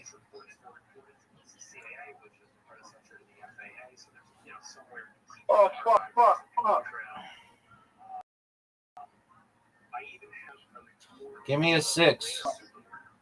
Rabbi, I fucked up. I'm not going to come back. No way.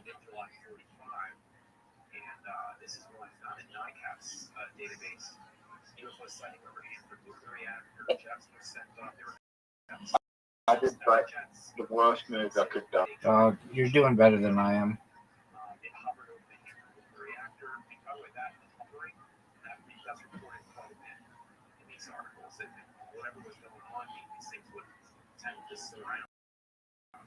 You got a small straight.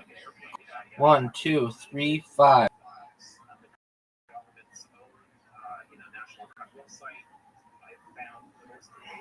Fuck you. But you know the good news for you is I fucked up on the times 5.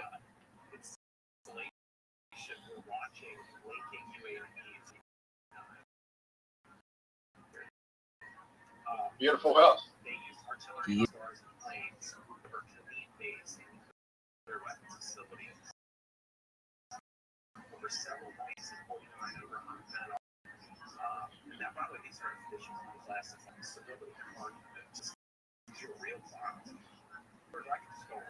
If you get a 2 here, I'm going to be pissed.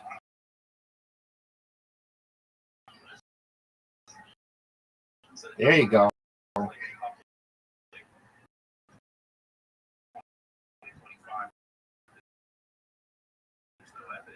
What?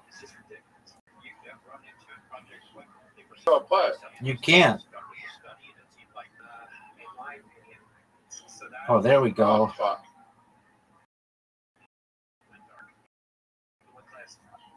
Roll again. You might get 5.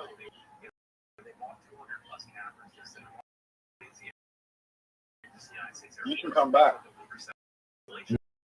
Not with a full house like that. All right, we'll try to play some multiples.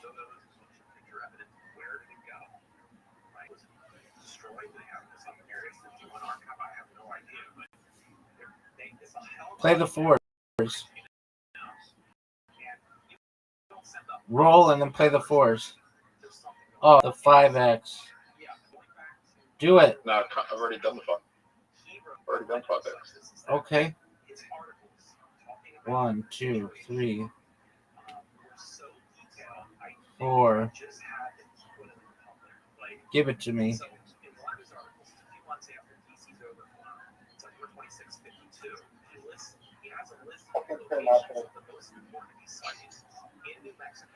I can't do anything.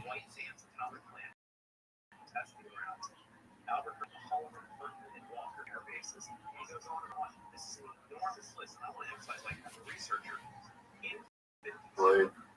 Right. 3s.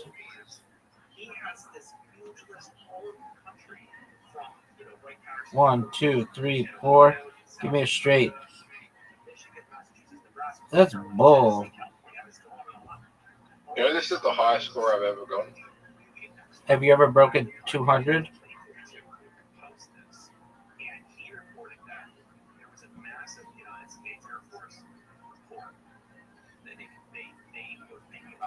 Have you ever gotten 200? All right, do it again. 3, 4, 5.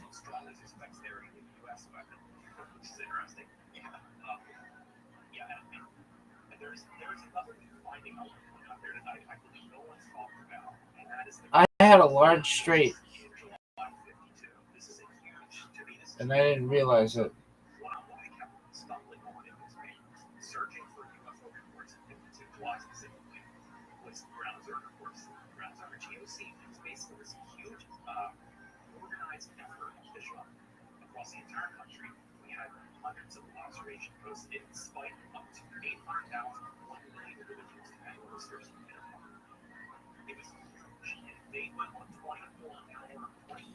All right, dude, that game sucks.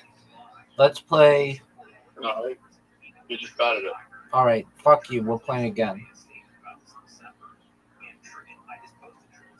And I'm going to destroy you. Your high score is 188. I'm breaking 200 right now, son. 5. That roll sucks. Yep, it really does.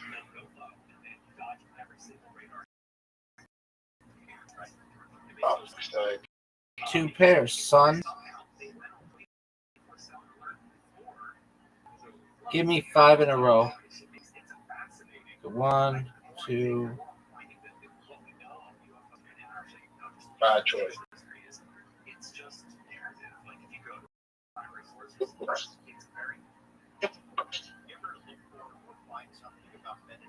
What? 3, 4, 5, 6.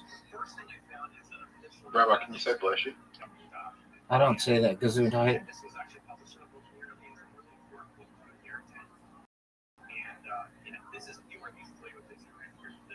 Yo, son.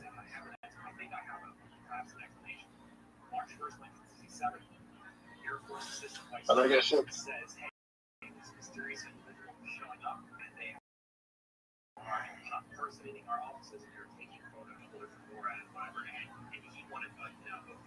Give me 3s.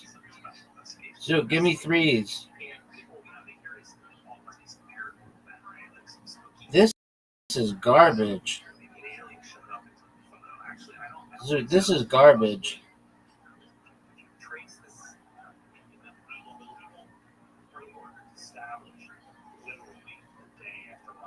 Rabbi, I won.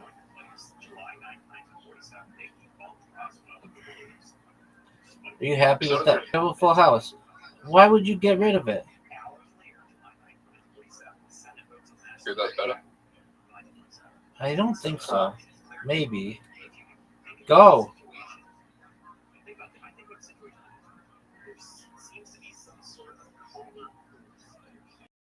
Okay.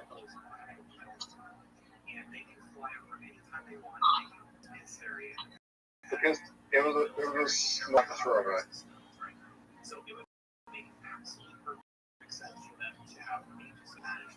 Rabbi, you just scored 100 points. Rabbi, you just got a full house. I know. The whole full house is the same. I don't know. You're up, pimp. Not good. There's your full house. Okay, all full houses get you the same amount of points. I think you're right. Give me a 5. Oh, another full house. You can't play full house again. Oh, you can play full house to dance.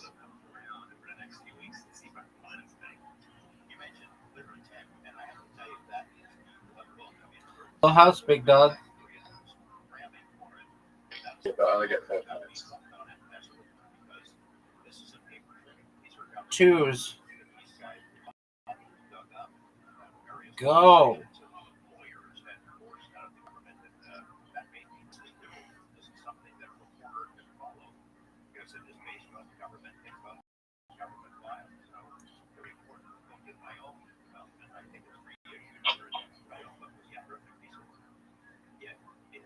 Rabbi? What up, baby? I'm winning. Yeah, you are.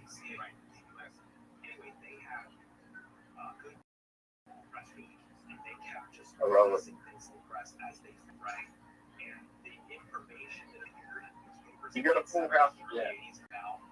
I know.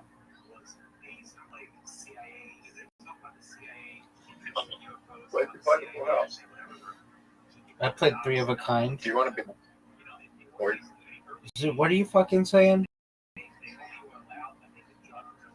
I just fuck.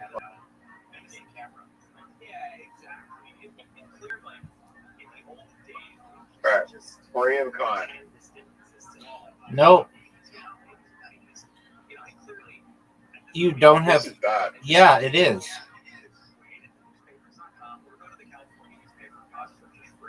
Yeah. But that's not. Really? What? I ran out of time. Oh, that stinks.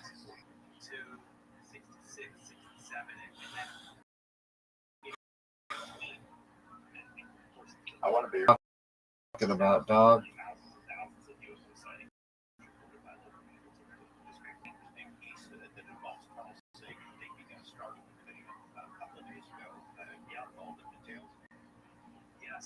So in '68, there was a hearing called the Roush, and it was U.S. congressional hearing on UFOs, fully titled the Symposium on Unidentified Flying Objects.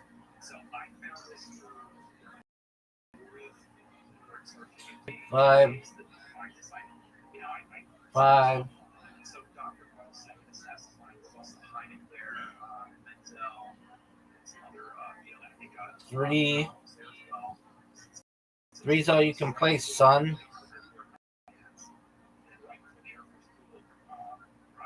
Something good. Give me something good. Garbage. 3's.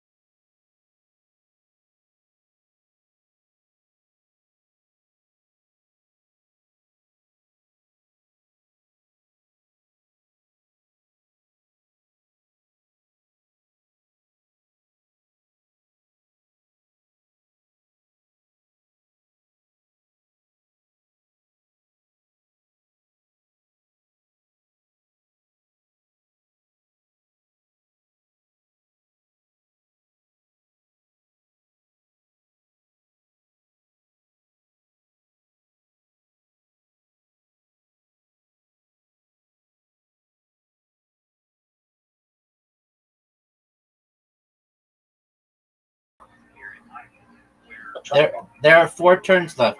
Zoot. Not good, dude. Not good at all. 1, 2, 3. Get a 4? No.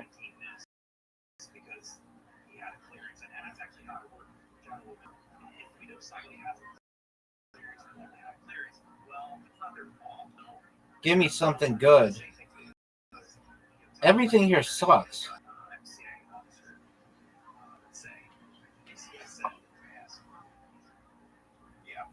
Okay, 6.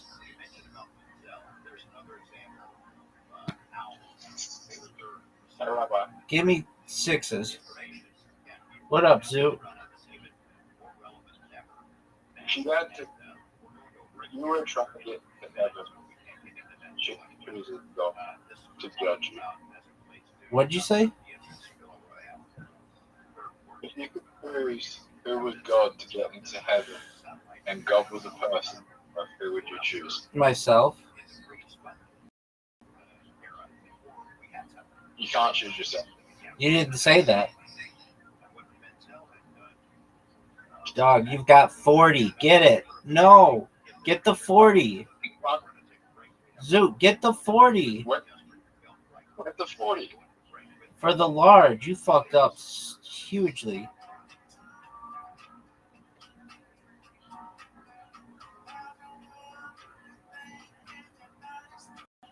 can't choose yourself. You didn't say that in the beginning. You can't choose yourself. Who are you choosing?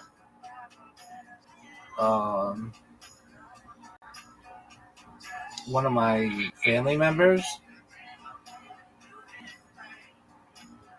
Oh, no way. You got 5 in a row. No way. 50. Zoot. Zoot, you just won. Zoot, you just won.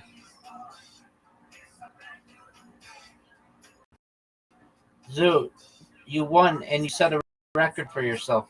Son?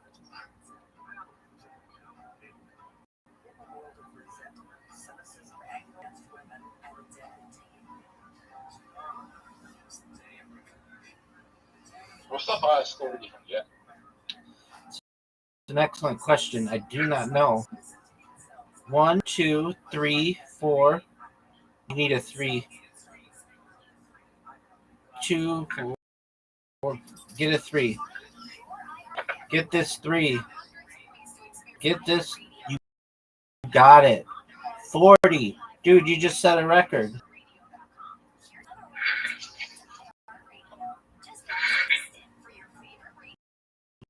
Give me something. This. Give me 2. All right.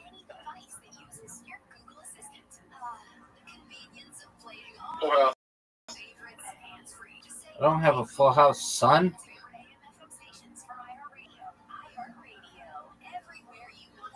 I'm better than you at this game. Dude, it's all chance, so I don't know why you think that. It's not chance. Yeah, it is. Strategy. Okay.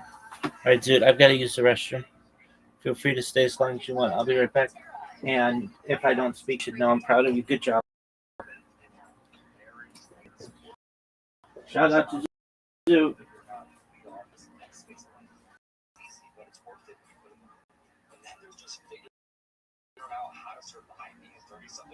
So follow, rate, and review Kate and Ty Break It Down wherever you listen to podcasts and on America's #1 podcast network, iHeart. Open your free iHeart app and listen now. Records, milestones, first, last, and everything in between in sports history on iHeartRadio. What's going on, fellow sports fans? It's Andy West. Let's take a look back on this day in sports history, October 27th. We'll start off today in 1973. 4 players rushed for more than 100 yards as Alabama sets 3 NCAA records during a 7-6 run. Virginia with 820 yards of total offense, 743 yards rushing, and 4 100-yard rushers. 2 Wilbur Jackson, 138, Calvin Culver, 127, and Richard Todd, 102. Today in 1986, the New York Mets won the World Series with an 8-5 victory over the Red Sox in Game 7. The Mets rallied from a 3-0 deficit to win behind home runs by Ray Knight and Darryl Strawberry. It was the Mets' second World Series win.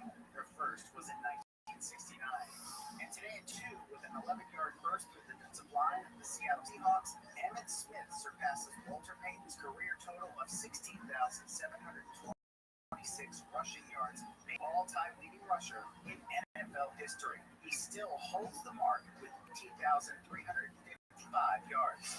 You know, today in sports history on iHeartRadio.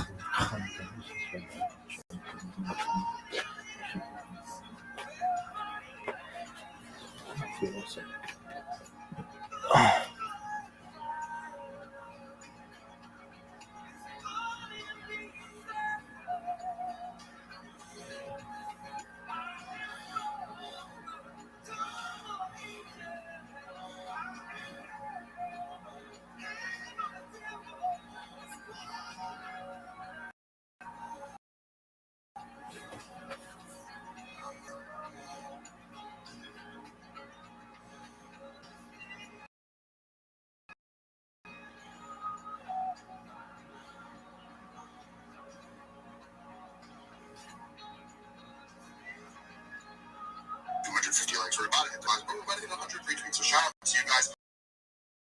I appreciate the fuck out of you guys. And if you guys want to know we're a bad thing, bro, listen. This is not foolproof. I'm not.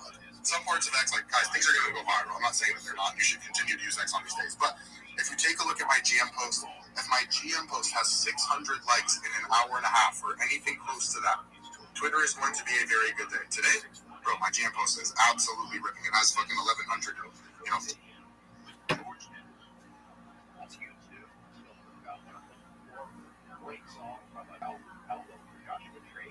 I recall that the music video for that song was filmed in downtown Las Vegas on Fremont Street. It was a notable achievement. It's still a classic tune and video.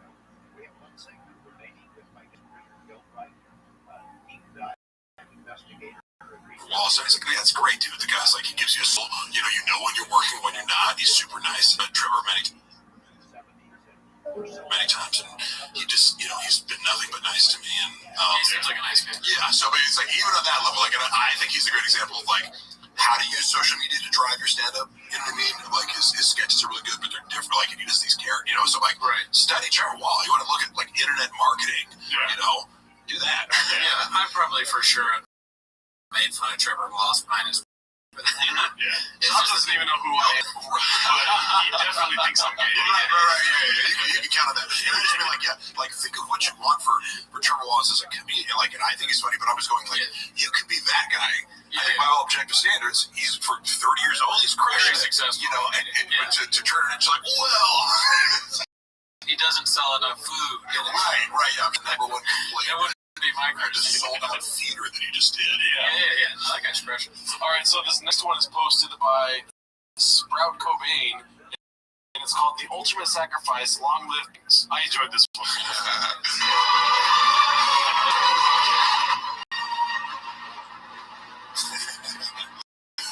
Redacted face. That doesn't make sense. I can't talk. You seem really upset. Honestly.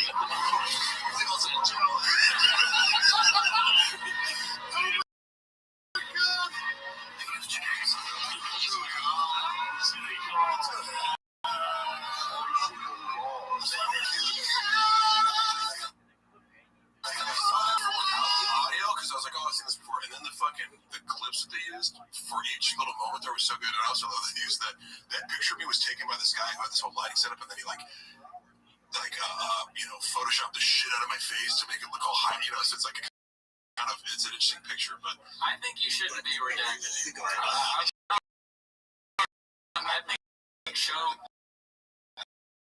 Mark's face. Show Mark's face. You guys are all, no, that's true. This is one of the it's fun, just like, because we're all connecting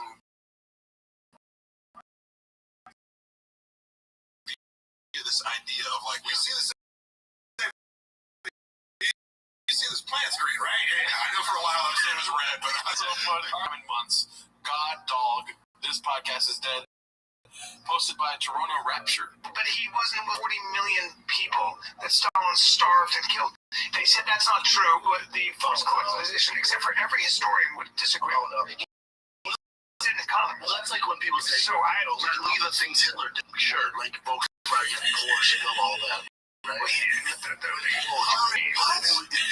it was he planted the seed to get it going, put the funds to get it going with Volkswagen and Porsche and Mercedes and all that. Giving Hugo Boss the whole rights. Since this is being clipped in real time, Brendan defending Hitler's genius. It's not like what he's saying is necessarily anti-factual, but unless you're a World War II professor, again, I'm going to this lecture about Hitler's entire you don't need to highlight that. You know what I mean? Of course. And also, when you're talking about Hitler, you're talking about Stalin. Also, Hitler, let's talk about how smart he was. It's like, what? That's the thing. And you're sitting there, and it's like, why are you thinking so much about how awesome Hitler is?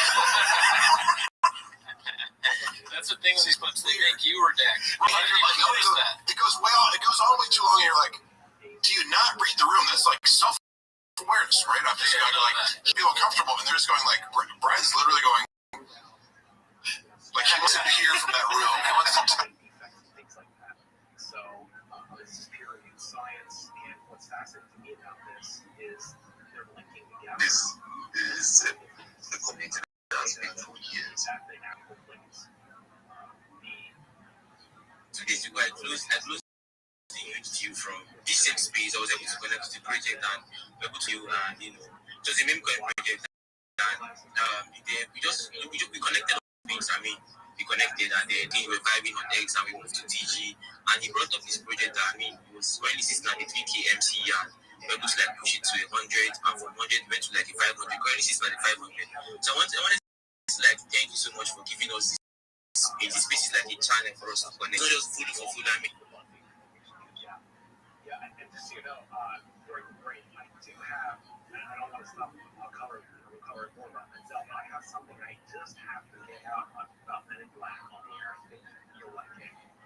And do you remember the incident called the Maury Island incident right before? Yeah, it was down. I want to join multiple Twitter spaces at once using Chrome, but every time I try to do this, they time out on each other. How can I keep them alive at the same time?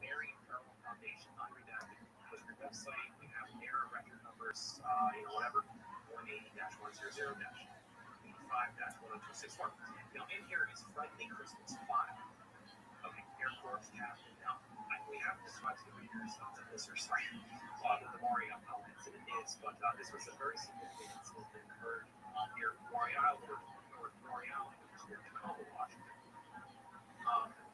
And it actually does involve Ken Arnold, too, and he usually goes investigating, but this guy on the boat with his dog and his son and another fella see a bunch of saucers go overhead, kind of not shape, they drop something, damages the boat, kills the dog, and then a guy named Friendly Chris enters the picture. Well, it turns out Chris was kind of a weird guy. He has a fascinating history.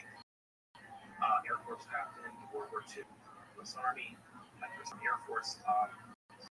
He was involved. He has these weird, shadowy CIC Army intelligence links and things like that. He traces this guy. There's something new.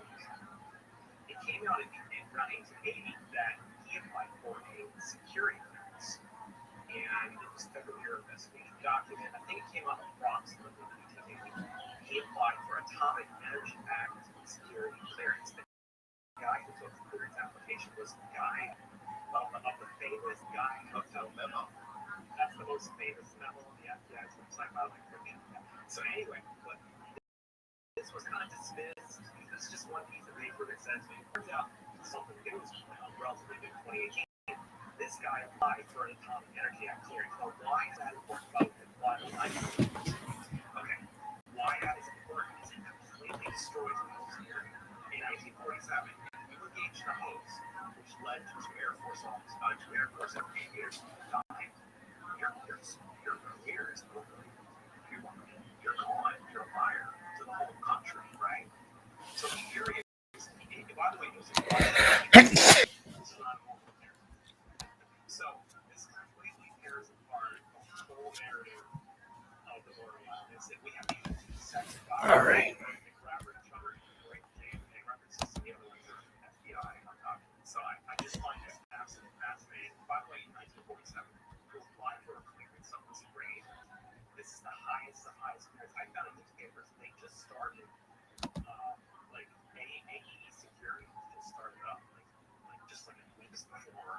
So this was a prestigious position to try to apply for, right? By the way, just grab this in about Dr. Menzel before we leave it. The reason it was relevant now is because back then he's in Harvard. He has access to all these plates. They're basically photographs of the sky. And that's incredible. Luckily, some of them survived, and Dr. Beatrice Phillips, but to make sure one had a secret clearance that didn't die after her death with the NSA. There Gary is the premier developer wearing many, many hats. I want to ask you about Jay Allen. I think you tell a great story about him. Before we take the call, tell a great story about him. Giving it up. He became the father of modern ecology after sort of turning on his employer to clearly rejecting him. Right? Yeah, I found an article in the early 80s written by his assistant, where she was talking to the press about, what he was telling her and things like that. She would help him out. Her name was Speaker. And J. Allen Hynek wrote or said he went to California, he went to Edwards Air Force Base, they were showing all this stuff, and the personnel that was escorting him dropped a folder, and he first said, hey, you dropped the folder, and then he got the picture off, maybe it's for me, picks it up, puts it in his briefcase, but he expressed in this newspaper article that they were trying to set him up. So when I found there's a whole bunch of other information about his experience and stuff that came out in the early 80s, years before he died. Hynek had equipment, by the way. You can trace Hynek flying all over the country in 66 and 67 while in newspapers. He was as famous as Shatner on Star Trek, for example. He would actually go on, little tours and stuff in the 70s.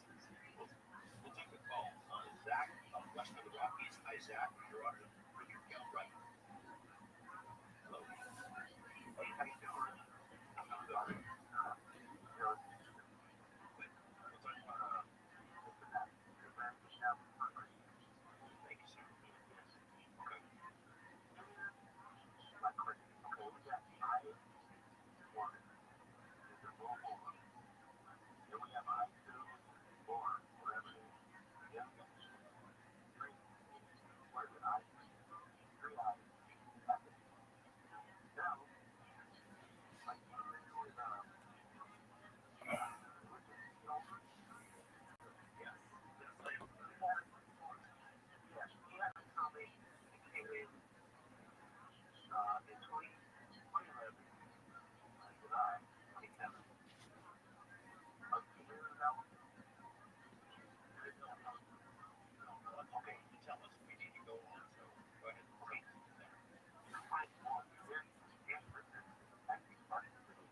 What is the archive network to find it? Okay, where I radio to find it. Now, he said the first discovered on E3, so I was some kind of thing. I was afraid with the email. So, we just cut through it here.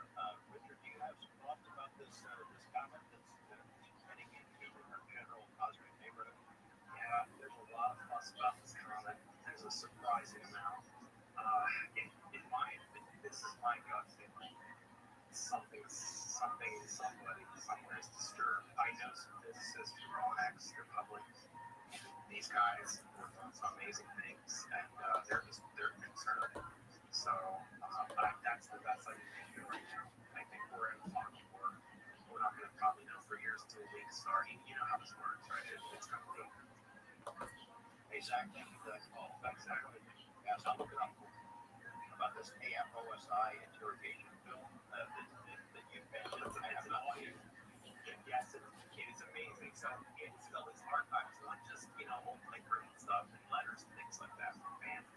They're also real tapes, and they've been preserved in a pristine storage facility for decades. They were put there in '88 by Scully's White House. They are incredible, some of them. And we have Denver, in fact, there was this big Denver lecture on crashed UFOs, 41 UFO, remember, by Silas Mead, and one of the associates, one of the people we work with, Frank Scully. Well, we have first or second generation audio of that. It sounds incredible. We also have something else that goes past is Scully, he helped Kohler set up the Air Force. They knew they were being lied to. They set them up. What they said was, we have gadgets, we have parts of the crash. And the FOC came home. Their investigators went and they found Kohler, Denver, and they're like, we want gadgets, we want the parts.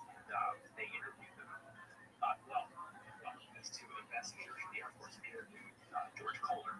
Actually shows up on a bunch of famous lawyers, by the way. He got around. Well, it was enough. It was a reverse op where the civilians were like, what are we going to do? We'll just warm in and we'll name a radio station and get recorded. That's exactly what happened. If you know the history of Roswell, that actually in the war happened where, investigator was going to a radio station, they got recorded or whatever. So actually, history repeats itself. And we have tape. It's on YouTube. I put it on YouTube. I paid for it officially digitized. George, it sounds incredible. It's like a first or second generation copy, and you can listen for about 35 minutes where an Air Force officer, is asking about the gadgets, about the parts. It's an amazing conversation. He also gives you a window how professional they were back then, how even though it was an interrogation, they seemed to treat each other with respect. And you can also get a picture of the saucer UFO UAP situation back then, what it felt like what people were talking about, how they talked about it, and the psychology of it is incredible. Well, I know what I'm going to be listening to over coffee when I wake up at 5 or 6 hours now. One of the topics I want to touch on in the 4 minutes we have left is the Vatican. Right now, this conference is underway in Italy, the Sol Conference. There is discussion about what the Vatican knew, whether it covered up a crash in the 1930s. What's your take on the Vatican? They are deeply optimistic. So there's something called majestic documents, where some of them were very leaks, some of them were hoaxes, some were mixtures. Well, I took one of the majestic documents, the Benjamin report, has a big chronology in there. I've been composing massive chronologies for years, so I know my way around chronologies. Well, in that chronology, there's Cardinal Spellman meeting with Truman in early, I think it was late June after How to create the headless browser. Cardinal Spellman meets with Truman. Now, it's in the majestic documents that we've had this document since the late 90s, right?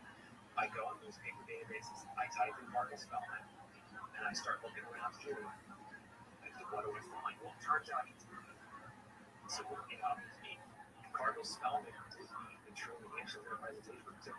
So the meeting was about how to prevent essentially hysteria inside of the Catholic hierarchy, the Catholic system.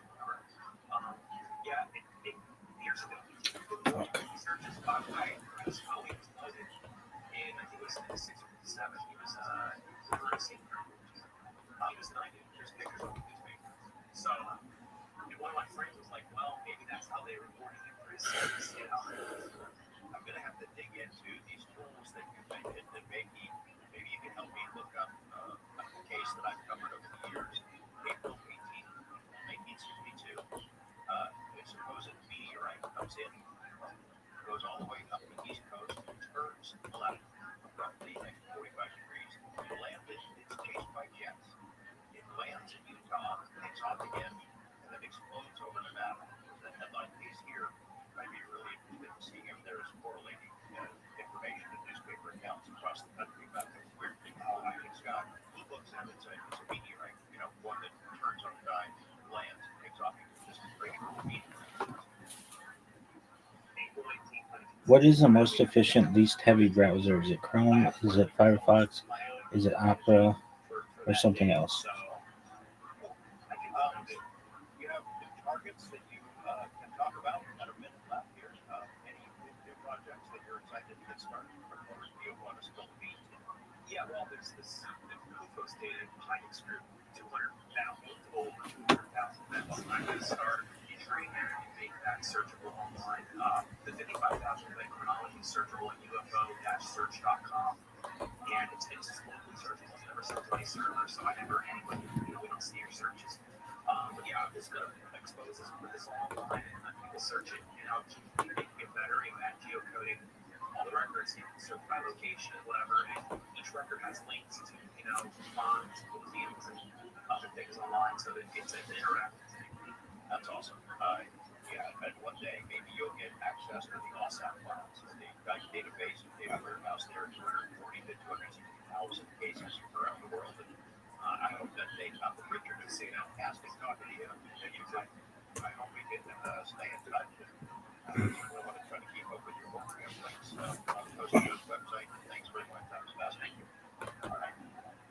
to my earlier guest, Sandy Shaw, about their book, Life Without, and to my colleagues there at Coast to Coast, Michael Rosio, my pal, Don Walker, Alec Hernandez, Venus Abad, Dave Maloney, Dan Hazard, and of course, George Norrie. I'm Jordan Knapp. We'll be back in a couple of weeks.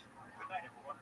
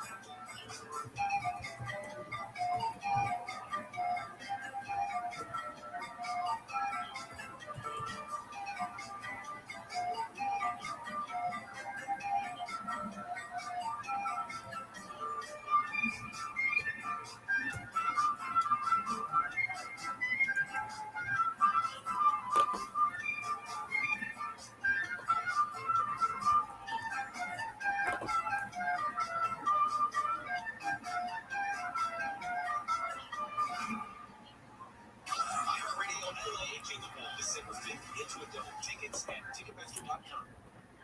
One stop for advertising. Call 844-844-IR. There are about 4,300 publicly traded companies on the U.S. stock exchange, but there are an estimated 33 million companies in the U.S. I'm Jim Turner, founder of Trajan Wealth. The average investor is missing out on over 99% of the investment opportunity that's happening in this beautiful country until now. True portfolio strength is found beyond the confines of the S&P 500, investing in promising companies before they go public. Private real estate, infrastructure, world-changing technologies. This is called the endowment model. The endowment model is historically outperformed the traditional model of just stocks and bonds. If you're an accredited investor and want more from your investments, it's time to think beyond just stocks and bonds. Call Trajan today, 310-299-9960. That's 310-299-9960. Investment services offered through Trajan Wealth LLC, SEC registered investment advisor. See website. Johnny Knoxville here. Check out Crimeless, Hillbilly Heist, my new true crime podcast. The true story of the almost perfect crime in that Dan Rod's almost pulled it off. The killing is stolen a silver. That was dumb. God almighty. Listen to all episodes of Crimeless, Hillbilly Heist, available now exclusively on iHeartRadio app. Open your free iHeartRadio app, search Crimeless, Hillbilly Heist, and listen now. They sell everything on the internet. Why would I go to a store? Why would I go to someplace I can sit my underpants or no underpants and buy stuff? Gary and Shannon. I did that yesterday. Live 9 to 1 p.m. on KFI and on demand anytime on the iHeartRadio app. Finish your high school diploma for you and your family. Visit finishyourdiploma.com to find free adult education centers near you. Brought to you by the Dollar General Literacy Foundation and the Ad Council. On this podcast themselves, unpack also in the world of resentment, cynicism, anger against women, and a dead end.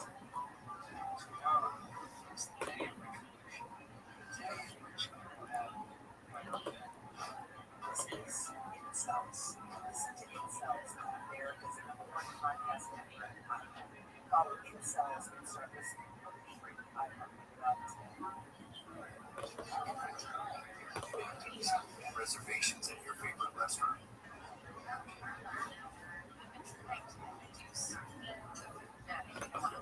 Thanks so much for waiting. Your table's ready.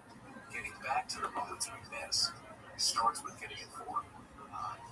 Thanks. Get the latest info about COVID-19 vaccines at getvaccineanswers.org.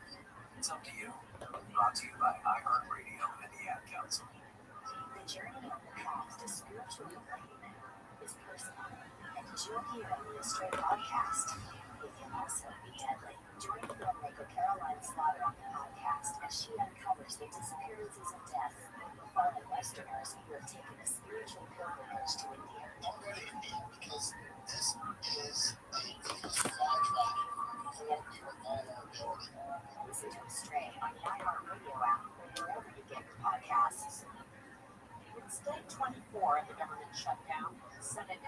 until Monday after failing to pass spending legislation for a 12-time earlier this week. Democrats are planning on Republicans to extend Affordable Care Act subsidies before they expire at the end of the year. Republicans say they won't negotiate until the shutdown is ended. President Trump says he's cutting off trade negotiations with Canada. Alice Barr reports it's over an ad campaign.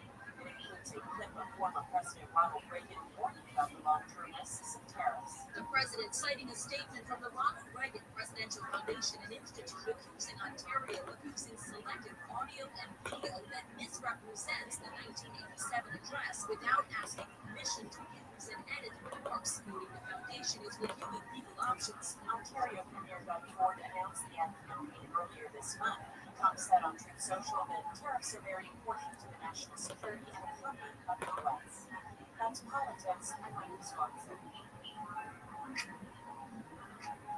I'm so sick of hearing men talk about women's basketball. If only there were a professional WNBA player with her own podcast I could listen to. You right?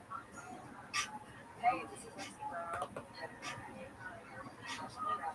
this is Mariah Rose, and I know we've been going to two times for bodies on TikTok, and we have a podcast, Full Circle. Every Wednesday, we're catching you up on what's going on in women's basketball. And not just in the WNBA, but what happens in women, unrivaled, and college basketball. We've got some analysis, inside stories, and a little bit of tea. I know you guys have seen a lot of former and current basketball players telling their stories from their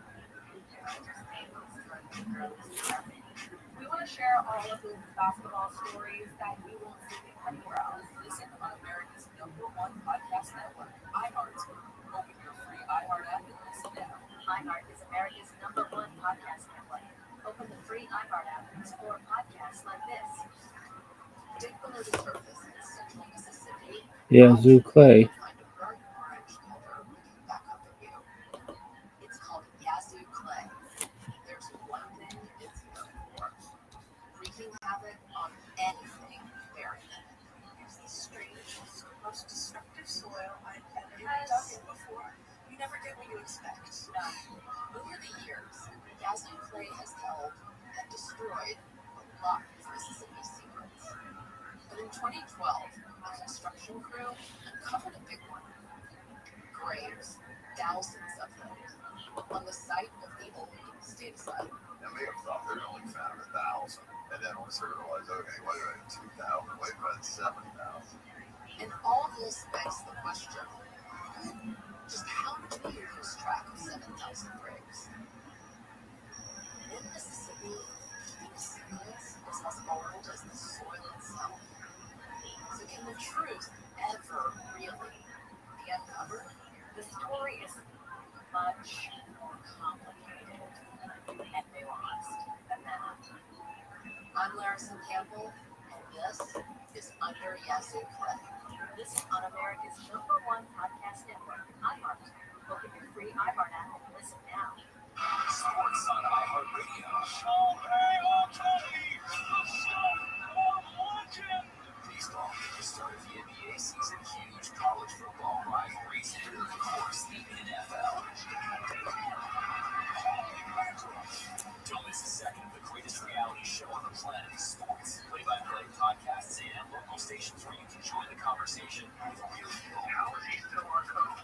Open the free iHeart app and search your favorite league to start listening. Once you sign up, you can't get out. They just keep you forever. You try to get out. Why are you leaving? Because I want to leave. Oh, tell me why you're canceling. Tell us why. What can we do? I don't want the service anymore. And it got to the point where I literally had to say, are you stopping me from leaving? Bill Handel, is that correct? Live 6 to 9 a.m. on KFI and on demand anytime on the iHeartRadio app. Everything I have, I own to the local Harrison Center and getting my high school diploma at age 8. Find the free and supportive education centers near you and finishyourdiploma.org. Brought to you by Dollar General. Teleport the fuck out of there like Nightcrawler. He was talking AM 640. about Stalin. Yeah. And the waiters are like, yeah, Hitler did a bunch of bad things. Yeah, okay, Porsche. Like, it's just the weirdest. You know, he has this Trumpian, like, word salad thing where it's just like thing to thing to thing to thing, you know. And it's like, it's a thing to be held because you watch this like tangential thinking in real time where, you know, it's obviously surprising, but you know, imagine being in the room trying to have a conversation with him. And you know what's great is this long conversation we had about Brendan Schaub's character and talking about the lack of curiosity and whatnot. Yeah. It peaks in the worst moments, his curiosity. Right. Yeah. I don't know what Hitler, you know. I do not know what Hitler made. Yeah. I don't know if he made Hugo Boss. Why does Schaub know that? Yeah. There are mentioning things about, like, I'm fascinated by the guy, but, you know, there's many other angles that I would take. Off a podcast. Because I'm only learning about what Hitler did. He didn't, like, if I was looking at his personal achievements, I'd be like, I'd look at more like his architectural designs. Which he actually drew himself, and it's like, he didn't make Volkswagen. I don't think he so. told some people to do it, or put money, you know, whatever it is. It's like,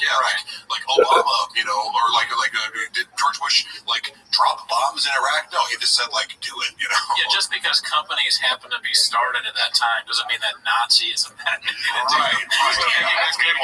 Who is this guy? He's a Navy SEAL, I guess. There's one that where he, like, kind of calls him, he's like, no, you idiot. Like, I like when other people who kind of don't like, they don't subscribe to the Bobiverse, you know? Because it kind of, to be in his orbit, be kind of like, if I want to, like, not have it be weird later, I kind of have to be nice to him. But other people, like, I was dropping it for the day. I'm Howie, you know, man. I'm like, are you stupid? You know, None of that matters. What he did outweighs all that. No shit, you know? But there's, you know, you can hang on those things and try and prove to I don't know who he's a good guy. Yeah, probably clock is right twice a day. I would love to hear Brian's thoughts. Not if it's digital, buddy. Because it's just not on. Yeah, that's still I think he's trying to gently mock. There's a lot of clips of views on here that make so popular. This one's called Thick Boy Stews, posted by Rogan and Shorty Pie. He's the star of the show, really. No, absolutely. Here we go. We are here at Big Boy Stews in Calmac, California. And that's where just sauteed the beef and then I had the carrots. Weekend, fam. Quite the weekend for the fight fans and football fans. It's Super Bowl weekend. Super Bowl. Enjoy that Super Bowl. Patrick Mahomes doing the damn thing. Also, he's like, he's podcasting, he's like this. Like, he's like The Mahomes? Anyway, people play football. It's cool. Anyways, it's so forcing in this game. Yeah, I don't really want to be here, bro.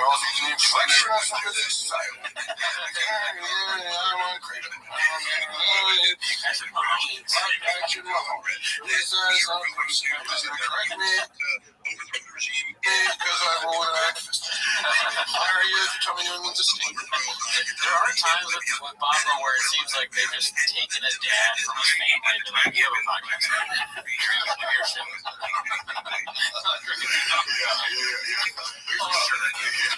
Also, is the leg rubbing like conscious, or is it something like, dude? I noticed it a while ago. I was like, it's first of all, I don't know, maybe because my legs are huge, but like I don't like crossing my legs, so like you're not gonna catch me. You know, this already feels like I'm trying to run into that. It's like always like it looks like sexual. Like what is going on? Like, and I get it because sometimes like I'll have a sore pec or something like, oh, I want to massage it up, but it's like it's not massaging.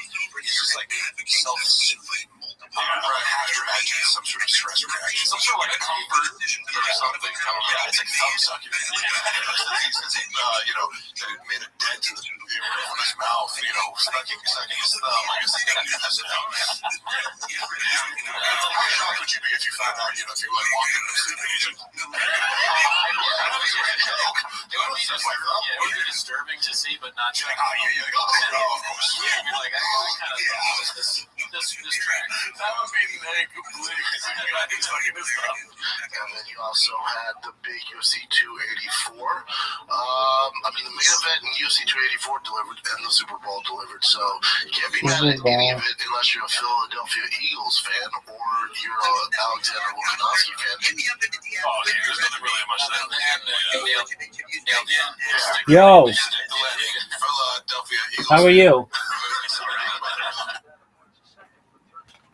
What's going on, Anthony? Anthony, can you hear me? Do you speak? Anthony, how are you? Anthony, do you speak English? It's okay if you don't.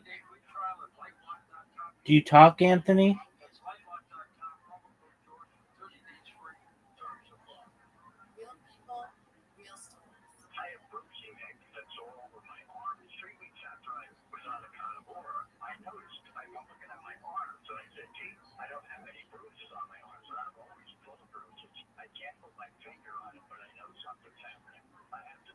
All right, Anthony, how old are you?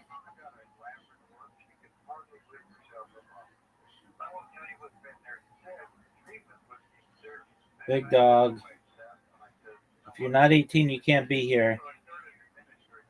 Just let me know right now. Are you 18? Yes or no? Yeah, that's gonna be a no. Banned, not 18.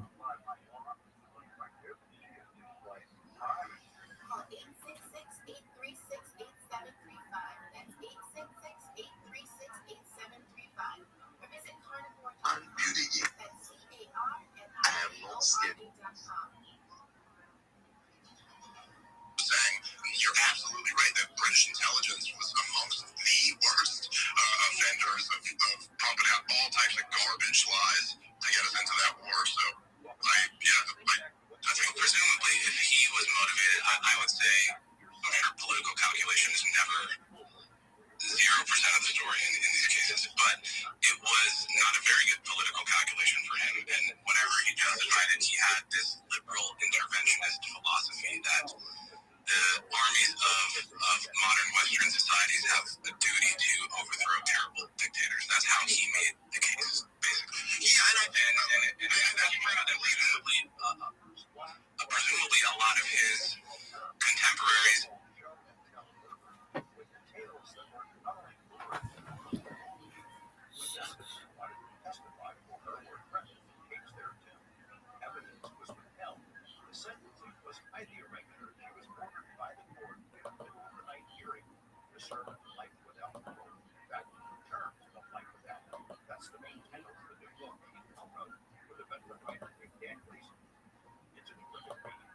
Scary in the sense that the law was not well served.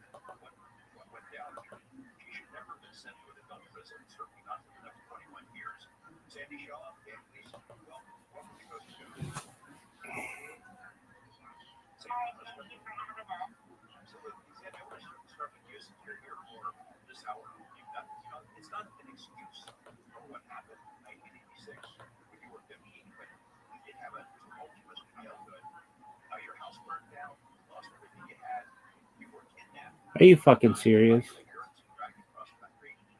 lot of bad stuff crammed into your first few years, but something really bad happened. When you were 13 here in Las Vegas, and it had profound effects on the rest of your life. Can you tell us what happened? Yeah, when I was 13, I was spending the night at my friend's house, and her stepdad went to a gun range and shot and killed her mom and her friend, and then killed himself.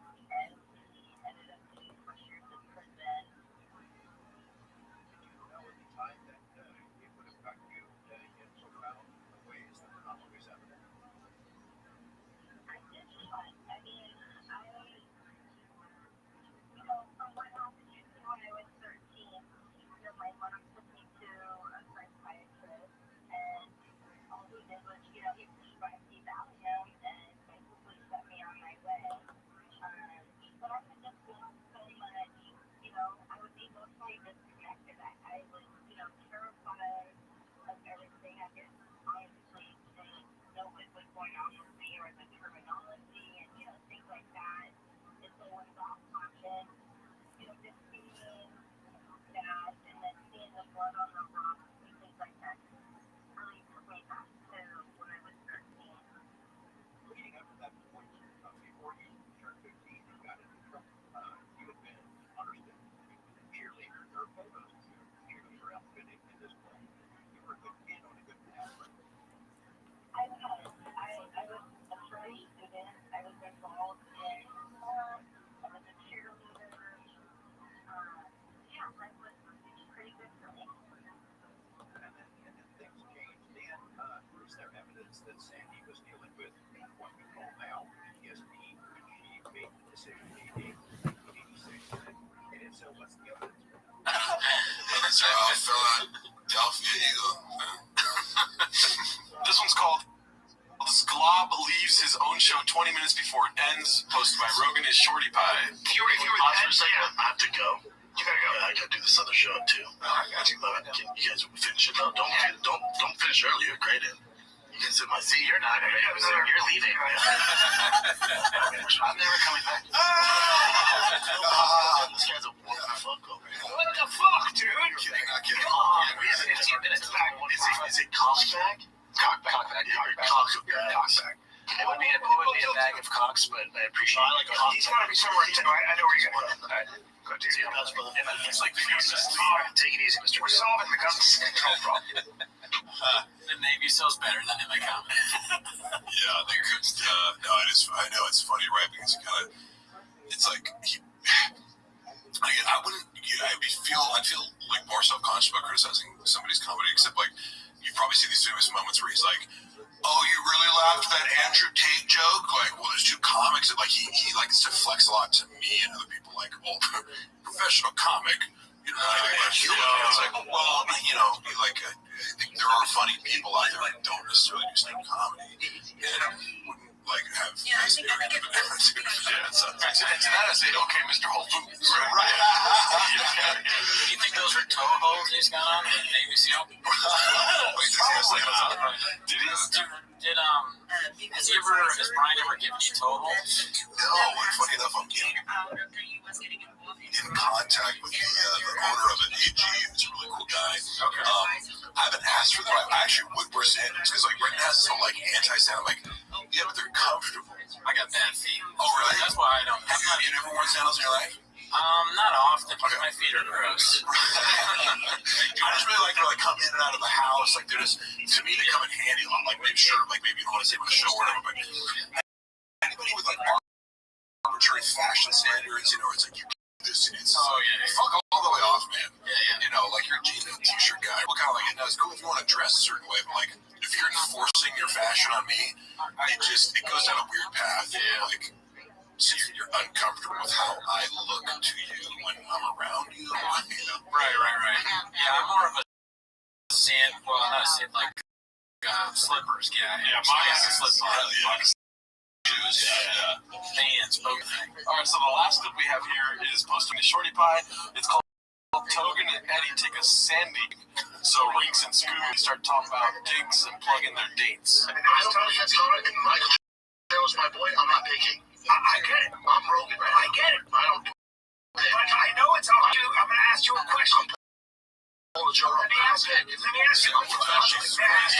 Sure. First of all, if you're in does that joke so much. He really does. I've seen it in the room multiple times where it's like, just to fucking breathe, your dick is 8 inches fucking, every time. Recently, any chance to reference it? Probably not that big, because me saying it's 12, it was 8. How Papa math works. Oh, yeah, I meant somebody else's dick combined was 8 inches. So, that doesn't matter. How do you do that? That was a next weekend. So, Saturday.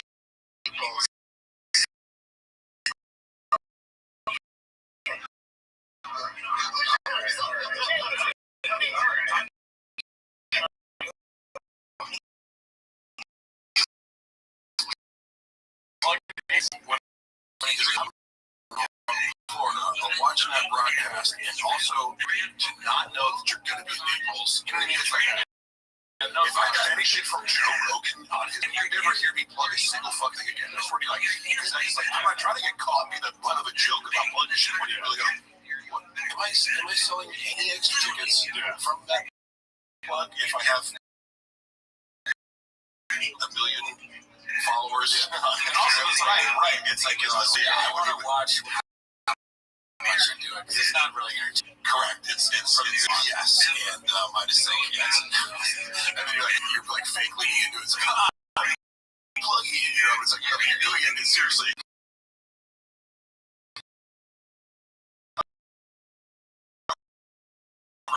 Yeah, it's gonna lead to a Reddit gadoosh. The only thing we're plugging is Brendan Walsh for right? Yeah. Well, thank you so much for joining us. It's fun. Sorry, I'm saying.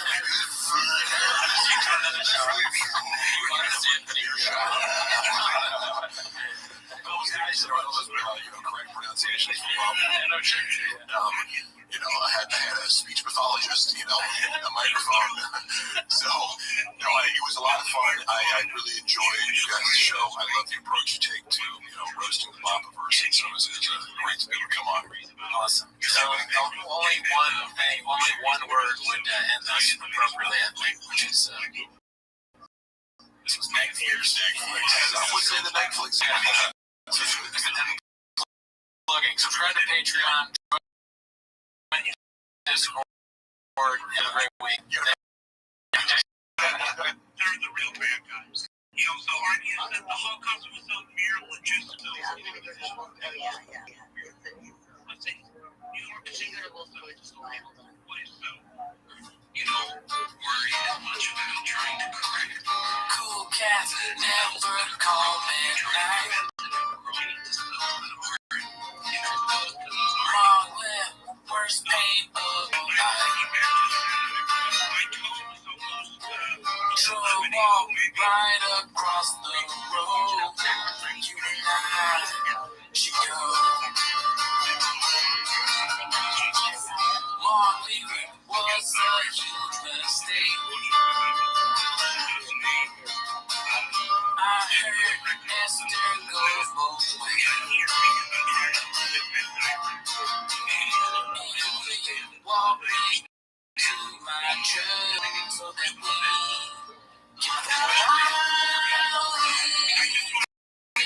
can if Mexican finds out she's a bitch. You walk with me to my freaking truck so that we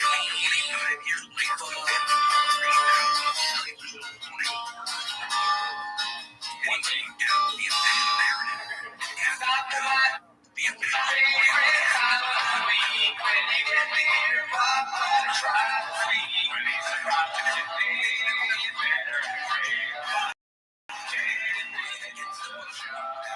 Welcome back to the show. Oh man, we had the Mount Rushmore of interviews. We just came off the biggest interview in show history. Mark Harley. Thank you, Mark. You crushed it. Everybody loved it. We had a great time. So shout out to all the new people that came through just because they interviewed you. Yeah. Welcome, cats. Yeah, welcome. Whether you're a long-time cat, first-time listener, I'm happy to be here.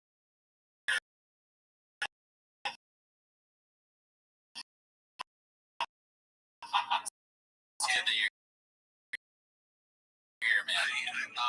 Also, we'd love to have you on. I know, and kind of like Bob says, for the stars, we'll probably land on the moon. But, that would be real Netflix if you come on. I know. Probably not in the cards, but I said I'm asking you now.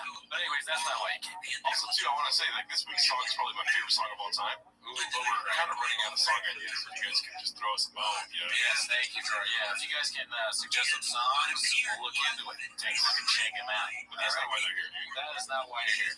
All right, you're here to let us walk you to the truck. No, we're here to start the timer. We're sure to watch 10 minutes of shots to start the timer.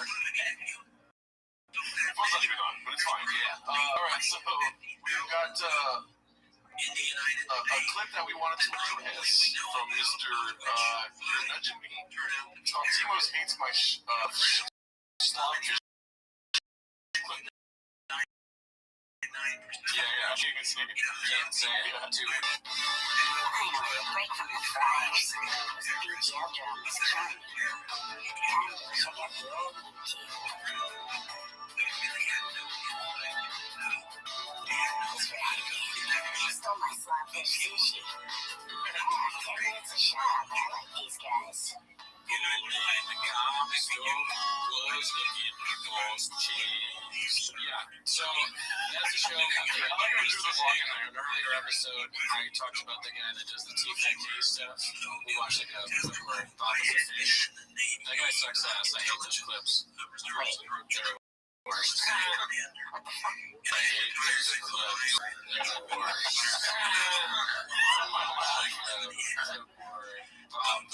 Fish.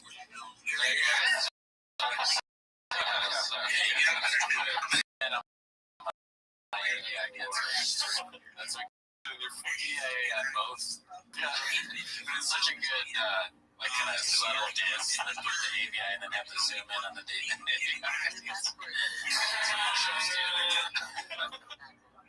Hurt, man. If you want to hurt me, you got me, brother. You definitely got me. I don't understand it. I don't. I still consider you a friend. It's weird.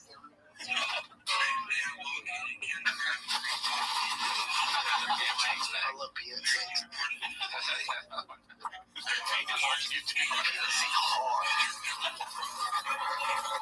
You're like a biker.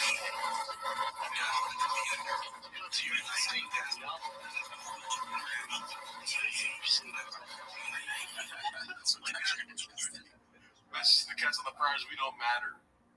But fuck E for Sutherland YouTube channels. Not YouTubers, but that was Blockbuster. Yeah, that's 100% on me.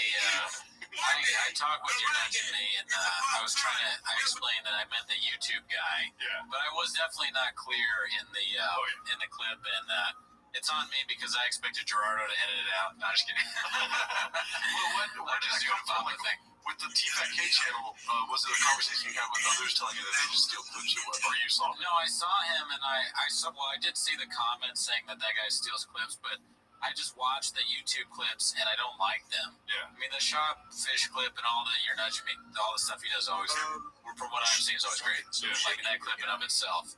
So in the end, it's almost like a good thing, because like, from my being a jackass, he was able to come up with this, and it's funny, and everybody enjoyed it, and the people that don't like it probably enjoyed it even more than me. But I thought it was great. And it's my bad. I don't mean to associate You're Nudging Me with the YouTube channel. That was lame. And I shouldn't be talking about the YouTube channel anyways, because like we talked about, I don't like it, but it's below us to like just fire shots out. It's all those random pills, dude. I know, man. I was texting Gerardo for Dig Juice. He couldn't get it to me in time. And it's turning my eyes red. I just That's another thing too that we didn't get a chance to talk about on the show, but we talked about at length with each other. Yeah. Is the Hello Mark Harley release of text drops? Yeah. Apparently, Brennan Schaub asked him for Dig Juice all the time, and also he was taking fake accountability. Remember that? He refuses to take accountability for everything, so we've been doing that to each other. Like, oh, it's on me, man. I thought you'd do it anyways, kind of thing. So we're. It's on me, man. I forgot you were Mexican, though. I did not. Okay, Mr. Whole Foods. All right. That's another thing we forget to address, is that it's not okay, Mr. Whole Foods. What is it? It's my bad. Okay, it is your bad. Whatever, dude. I'm not racist 7 times a week. Okay. All right, well, we'll see. All right, back to the clips here.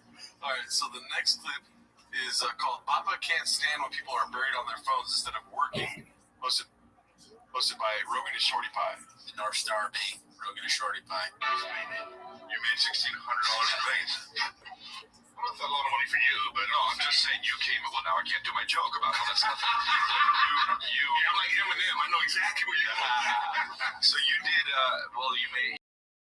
Well, that's good. That's good. I mean, that's good. Bet on the Chiefs and over. Because the Chiefs are gonna win. It's gonna be because they're gonna outscore them. It was a great Super Bowl. But I've been going to Vegas every year with my buddy for like 25 years. What? Yeah, we go to Vegas every year. What's my Super Bowl? What do you think he's texting? He's like, Yeah, Mark. Yeah, question mark. But and then like usually we've been there. We were there when the sports book. Sorry, he's watching my special on Netflix. What is we are, but he's watching it. We're missing Chin. Who's Chin? Who's Chin? Yeah, I don't know. But yeah, that's cool. And then he gets caught doing something bad, and he's like, wait, someone else. Where's Chin? Where's the hot chip guy? They come in. He calls him the hot chick. Clever shop coming up with an excuse right away. Can't get caught. Yeah. Caught in the cookie jar, the kratom jar, and then, but his Netflix brain just was like, oh wait, someone else is fucking up. It's not just me. Yeah. You lead from the top. If you don't lead by example, then your producer won't be in their chair. Also, too, with Mark Harley, when we did the interview with him, aside from one phone call incoming, he was never on his phone, dude. I don't know what Bob was talking about. Yeah, that's probably another lie from Shop trying to darken the name of the one Mr. Hella Mark Harley. All right, so the next clip is a movie trailer, blockbuster movie trailer for The Sink Pisser. Have you seen this yet? No. This made me laugh really hard. It's posted by Blues E. Nate. Rated R. This is a Red Band trailer. Oh, right. Yeah. Mark Harley. Good. Trademark. I didn't notice that. What did he do? What did he do? The details. Nothing makes me happier than peeing in the sink. I don't know why. It's called it because it's funny. It's a little naughty. I feel like a Mongol or something when I pee in the Feel like a Mongol. You're a dog.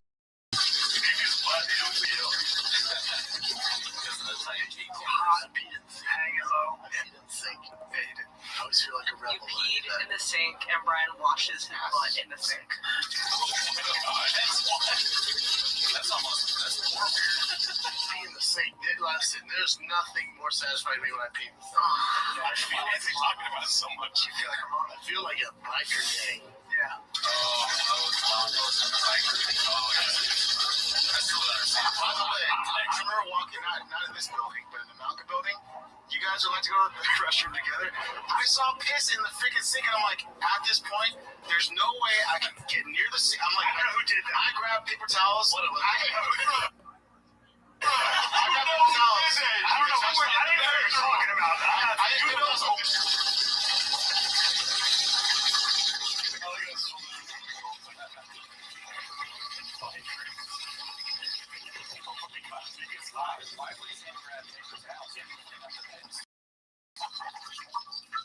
The Sink Pisser. Brand. I don't want, man. That's something like an intervention. Like Chan and the old intern and Chappelle, like, you are peeing in the sink. You need to stop. This is a place of work. Speaking of peeing on sinks, we got this clip called Does Mark Get an Intervention Before Brandon? Posted by What's Up 167. The one person in this room has a problem pissing in their backyard.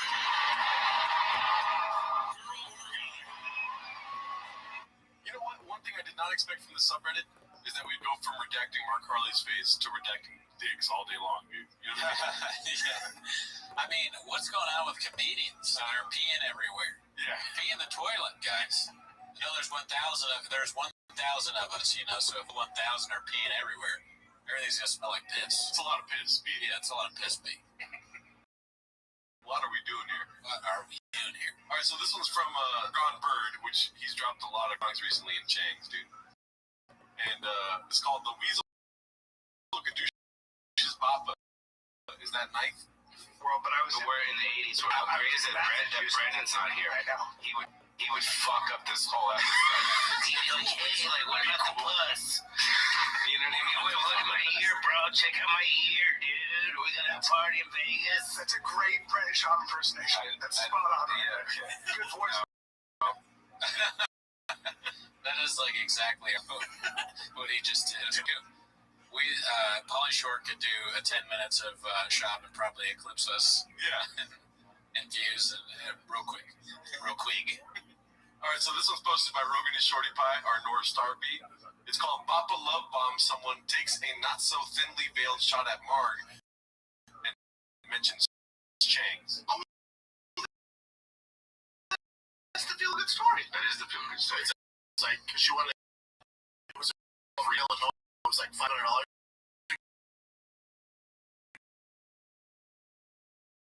Get out of my account, I have nothing.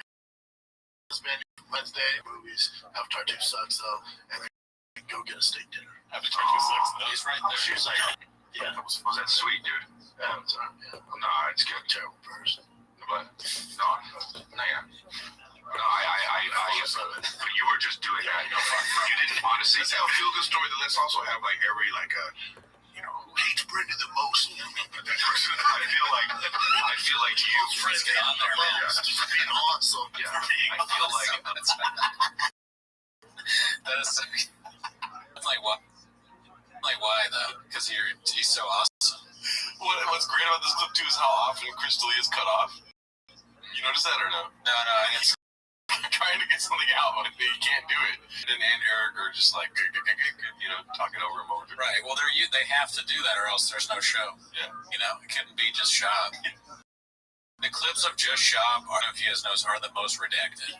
That's when he messes up the most. If you just let him talk for a long period, he's like, yeah, and he always looks like he's dying. He's like, yeah, like a show at like San Antonio, but if you're on it, then you know about Alpha Brain, and but then Dana White's like out there hitting his wife or whatever. I don't think that's cool, but I will put my wife in front of bullets for my kids. It's like, what? What are you talking about? What's it called? Also, too, people were talking about how we missed a lot of questions for Mark Harley, and we apologize for that. But one question I regret missing is why is Brendan Schaub so awesome? Awesome. Yeah. Are you hating on Brendan because he's awesome? Because he's awesome. That's a good question. Let's watch that part again. That's so funny to me. Hughes' friends hate him the most for being awesome. I feel like fucking over the boat. There's a little bit of Tiger Thick Wigsky coming out. That's what that Wigsky makes you say. Fuck Brendan the most. For being awesome. For being awesome. Where's the mistake going on there? Awesome. Oh shit, what was I gonna say? I didn't tell you guys I was gonna say that, and no one would have heard about that story. Shut up, man. That's how they can nerd. Oh, right. Isn't that where you're going? He's a nice guy. Yeah, no, I don't know, but I was gonna say that was cool of you to do that, and I said let's help her, and you already had, and that's very cool. And wow, millionaires giving $500. But I was like, and you already have the money on a Kelly. Yeah, I know. Thank you for their service. I understand you got to do that too, and the secret is you did it honestly secretly just to get into heaven, and I know that, and that's selfish. And I just was doing that. I don't even believe in heaven, so I was just like, I'll just give her money, but you did it to get points with God, so that's selfish. Fair point. Fair point.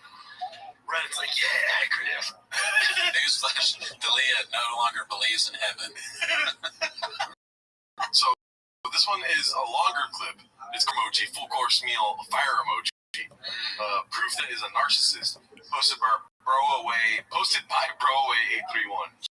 Here are 9 signs which may be a result of narcissism. They're wrapped up in their own opinion. What's next? I'll tell you what I think. Go ahead. Okay, so yes and no. I think he retires. I don't think Tony Ferguson. I don't think it's 2. They tend to cheat in relationships. Like, I remember seeing this one guy who, like, cheats on his fucking girl all the time. Annie. And he hit on you. This guy has hit on you. Yeah, he slid into my DMs. Like, slid into my DMs. Yes, you know me. 3. They constantly need to be admired. Maybe you've seen that they almost swagger, oozing conceit and arrogance with every breath. They may look like they possess tremendous confidence, but it's not enough. 4. They do not take any criticism well. I was like, you're going to do a special? Yeah. You're not ready. Not ready. And this is insane. You thought I was jealous for a second. You got outside your head. You were... 5. They exploit others without guilt or shame. Narcissists don't go hand in hand. Is he dead? Chink gets the line. See, that's where Chink got fucked up. 6. They belittle others.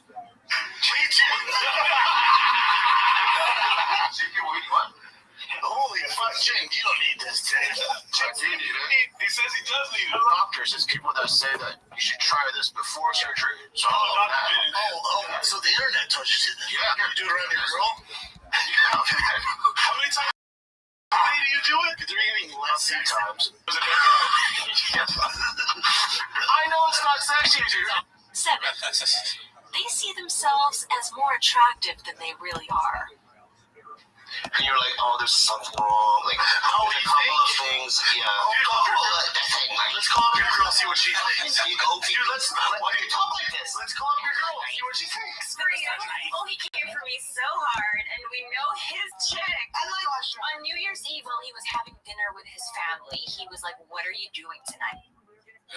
Left him on red. Left him on red. But he, by the way, I don't want to be seen with you. I don't. The biggest clue you could ever. 8. It'd be devastating. They gaslight those who are dear to them. This is all never. Really? Glasses? I still wear contacts and glasses. Fat Patrick Glasses all never. Never.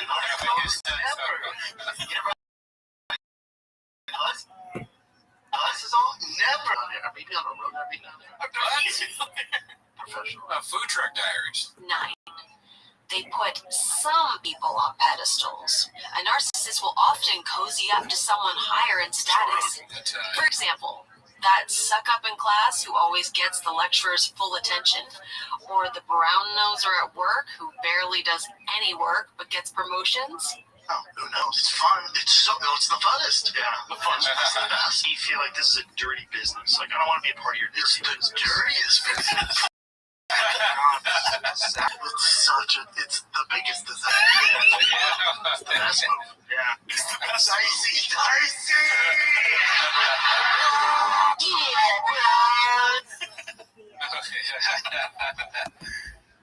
Good work, Chef. Yeah, that was a great one from Bro Away 835. I don't have much to add to that. I just enjoyed watching it, really. Yeah. And you hadn't seen it yet, huh? No, I hadn't. No.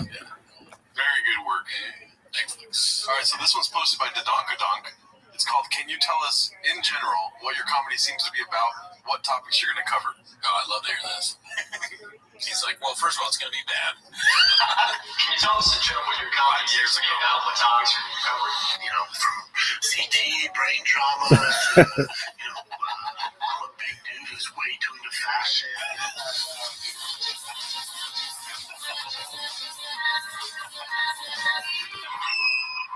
So it's all, unique stuff. I'm a fuckboy. I own it. Though, man. Unique. He doesn't know what that word is. He's like an asshole.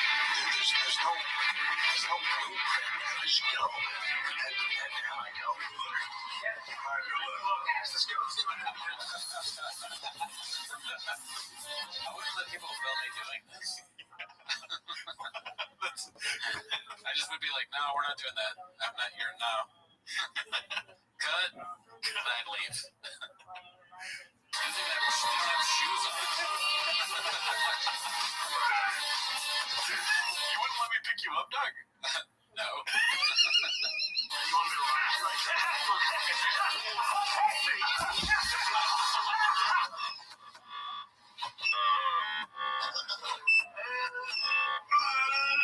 What is that even for? I don't know. I think that might have been for the Fox deal. I don't know. The funniest part of that clip to me was when, at the big, we're going to talk about head trauma, CT. Like, he literally says CT while he's talking about it. That's crazy. All right, so here we go. This one's called Squab. Leaves his own show 20 minutes before it ends. And guess who, dude? Rogan is Shorty Pie, baby. Oh. If you were that, I have to go. You gotta go. Yeah, I gotta do this other show too. Oh, I got you. Can you guys finish it up? Don't finish early. You're great at.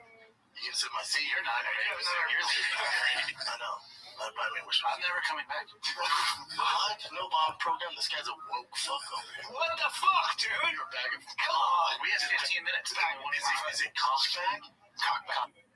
Cockback. Cockback. It would be a bag of cocks, but I appreciate it. He's got to be somewhere in town. I know where you're going. Good to see you, guys, brother. Yeah, thanks. All right, take it easy, Mr. We're solving the conversation. No problem. You say Mr. Dolphins? It just shows you that anybody can come on the show and be better than both of them. Yep. You know, that guy was funny. Yeah. He's like, I'm not coming back. I don't want that. It's like you get in there and then you're so disgusted by what you say, you become a comedic genius. And if you're wondering what show did he go do, we got a couple clips for you, Papa. Okay. Wow. Yeah. I guess he went to go do a Trevor Chappelle show. I don't know who that is. I don't know. Yeah, look at you guys. Well, we got a couple clips from it, and I wanted to go through all of them. Play the clips, Chen. This one's called Fixed St. Rogie Talk, and it's clear Scoop thinks JRE companions are fully rekindled. Play the Chen clip. Let's see what this is about. Oh, man. When was the first time that you guys did Rogie? Well, I mean, Callan probably did a bunch before that. Not really. No. Yeah, we did. Rogan moved to Denver when I was in Denver, and then when I moved to LA, we would always go to dinners. Like, we do a ton of dinners, me, Brian Rogan, Tate Fletcher, a bunch of different guys, and I would tell them, dude, ask me to tell these guys would tell me to tell them stories. And then Rogan was like, you're fucking funny, dude. I was like, thanks, man. He's like, no, I'm telling you, you gotta get stand up. He kept pushing me. And then at the time, he probably lived, maybe his studio was like a mile from me, and he was like, come on the podcast. I guess me and Brian went on there to promote Fire the Kid, and then it just kept on keeping on, and now I think I made the most appearances in the JRE ever. Really? It's almost 90. Yeah, we were doing some research before, obviously before the numbers got big. I was like, Jesus, how many times has this dude been on? Yeah, between just me and Rogan alone, me and Brian, and then Fight Companion. Yeah, right. And I mean, I'll still go on Rogan by myself, especially like when I'm releasing a special or tour dates. But then, I'm just trying to do more Fight Companions. Yeah, and we just did one last week. Can you imagine what the next special on Rogan's going to be like when he does another special and he goes on Rogan? That will be watched by so many people. Gringo Bees. Yes, please, a Gringo Puppy. His fucking workers are watching this, so it's like, make Gringo Puppy too happy. You gotta, even Rogan is like, even if he didn't, if he realized how bad it is, he's gotta have that. That'd be huge. Yeah. And they want him to tell stories at dinner. If I were friends with Shab like that, I would say, hey, Shab, tell us like 6 to 7 lies. Just come up with whatever comes to your head. I love this stuff. He's like, well, the first one is all this stuff I'm about to say is true. That sweatshirt, the Dicey shirt, is the worst thing I've bought. I like the Dicey shirt. Yeah. It just says Dicey. Unironically, I would wear that. But with the 2 dice on the hoodie, man, I'll take it. Zoom into the dice. It's embarrassing. All right, so this next one is from the same show. It's called The Delusion is Strong with this one. Also posted by Rogan and Shorty Pie. When, I'm on tour, I do the meet and greets, people are like, this must be weird for him. Like, it's not. Because you guys know, right? So this isn't weird. I feel like I know you know me. This is all good. It's never awkward. Ever awkward. It's never awkward. Those meet and greets, it's so dope. It's the only medium that you can't fake. Yes. It's like my team writes 95, and I want to say my team, I mean that guy behind the camera right there, writes like 95% of the shit that I say on social media. Yeah. Most of it comes from my marketing team. Social media. I deserve some marketing guys. If you listen to me for 7 hours on a podcast, you are going to get a really good idea of who the fuck I am. You'd be the best actor of all time. If you can do that for years, you'll get found out eventually. It'd be so exciting. Yeah. I mean, there's people that do that. Yeah. I won't mention actors. I won't mention actors. Gotcha. Oh, man. Yeah, I mean, our marketing team does all of our social media, too. Yeah, none of the stuff we say in here is it's all marketing 101. Yeah. We got a medium to hot chip guy on our side doing social media for us. This one's called The Number of Flip-Flops Scoop does on audio versus YouTube in this clip is worthy of its own toehold. 1,000 shows in Podcasting's down the decline now in general as far as the people, the entry level people that are starting. It's going back down. I didn't even notice that. I thought you were laughing at what he said. No. He said podcasting in general is on the decline now. It's like, not for your podcast. Yeah, your podcast. Listenership is up. Yes. The audio listenership is up. The viewership on YouTube is down across the board. Yes. Really? Yes. Okay. Oh, really, dude? We just had our highest episode numbers out of the water by naming the water. Maybe he should get Mark on. Yeah. Mark should go on TFK, yeah. Yes, audio's king. Hands down. 100%. All I care about is audio numbers. Do you guys find a lot of reach on social media? All you care about is the numbers that nobody can see. Yeah, we get it. Yeah. Clips versus audio? Are you driving everything to audio? No, I mean, I think because audio kind of take care of itself, because people find it, we push everything towards YouTube, really. Like the visual clips, all that. Yeah. Even though the numbers are down? For the most part, yeah. Podcast is kind of a catch-all. Yes. If you listen, you're going to listen. Yeah. We don't do much to promote. The audio, no, the people find the audio. Yeah. That's what I found is that it's the most difficult part to grow because Discovery is audio. Yeah, for sure. Because Discovery is shit. People The only way to find it is to search it. The waters are murky. Who wants to, even though this is ridiculous, he goes back and forth, who wants to hear about this? Yeah. Imagine we just talked about our numbers and who's viewing us and whether we want you to download TFK or download TMOs. Why would you ever want to? Why is he still talking about this? I mean, that's part of the interviewer's job to kind of navigate the conversation, and he did go towards this. I guess, yeah. This guy, I don't want to shit on him or whatever, but I do not find this interesting. Interesting, not. Yeah, not interesting. All right, so this one's called. It would probably be safer for the fam if you went out for the Bears, Papa, even without ad reads. Oh, I saw this one earlier. This one's hilarious. We're going to shorty pie all day long, baby. You know, I had a buddy who was like, "Oh, let's go to Miami and we'll do this content with Tekashi 6ix9ine." I was like, first of all, I'm 39 years old.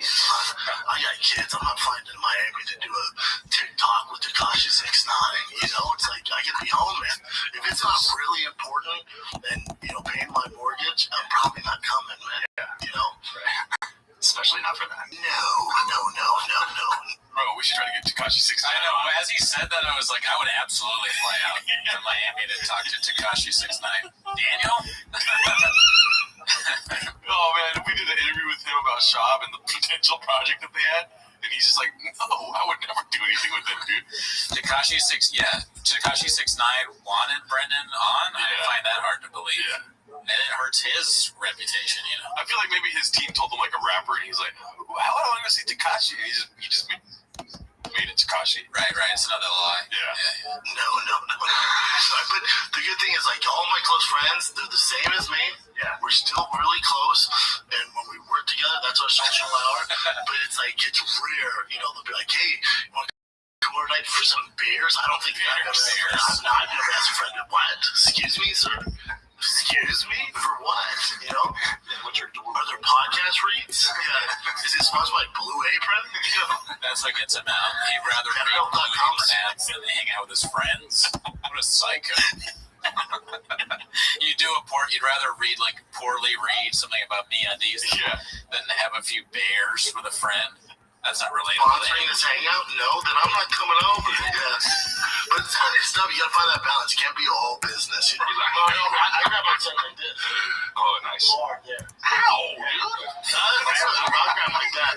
When he does it, he's headbutt me on accident. I'm like, it's not on accident. He did it on Calvin did not do it. I said on accident. I just grab him like, you gotta chill out, right? Yeah. Chill out, right? My lucky dad goes to therapy. Shab hates his poppy. He hates his wife. He hates his kids. His kids suck at. I understand you're a dad and you don't want to. You're busy and all that. Why would you prefer doing ad reads? All right, so this one's posted by Shitter Throat Slitter again. Yeah, it's hard to say his name. Yeah. I hope he's okay. He does post good stuff. Yeah. Am I afraid of him from the name alone? A little bit. It's called it's a girl. It could be. I don't know. Probably unlikely. Let's just say them. It could be them. It's called People Who Comment Are Less Than Nothing. Chat Tony. I don't know if you know anything about YouTube comment. This is honestly.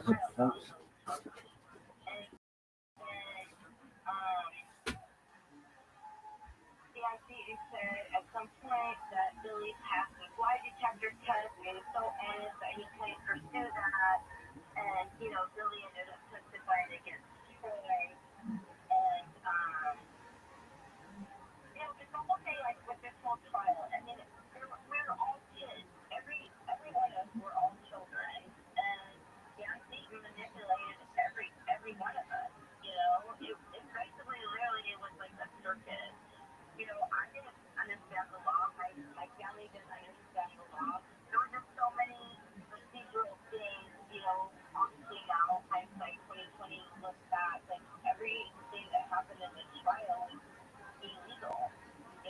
in a first-degree murder trial, you're supposed to have a pre-sentencing investigation. I didn't have that. You're supposed to have a penalty phase. I didn't have that. You're supposed to have a sentencing hearing. I didn't have that. They never called the jury. So I don't know, like, did the jury find me guilty of felony murder? Did they find me guilty of first-degree murder? Hold that thought. Sandy Shaw, Dan Gleason, you need to take a break here. Van Halen, Love Walked In.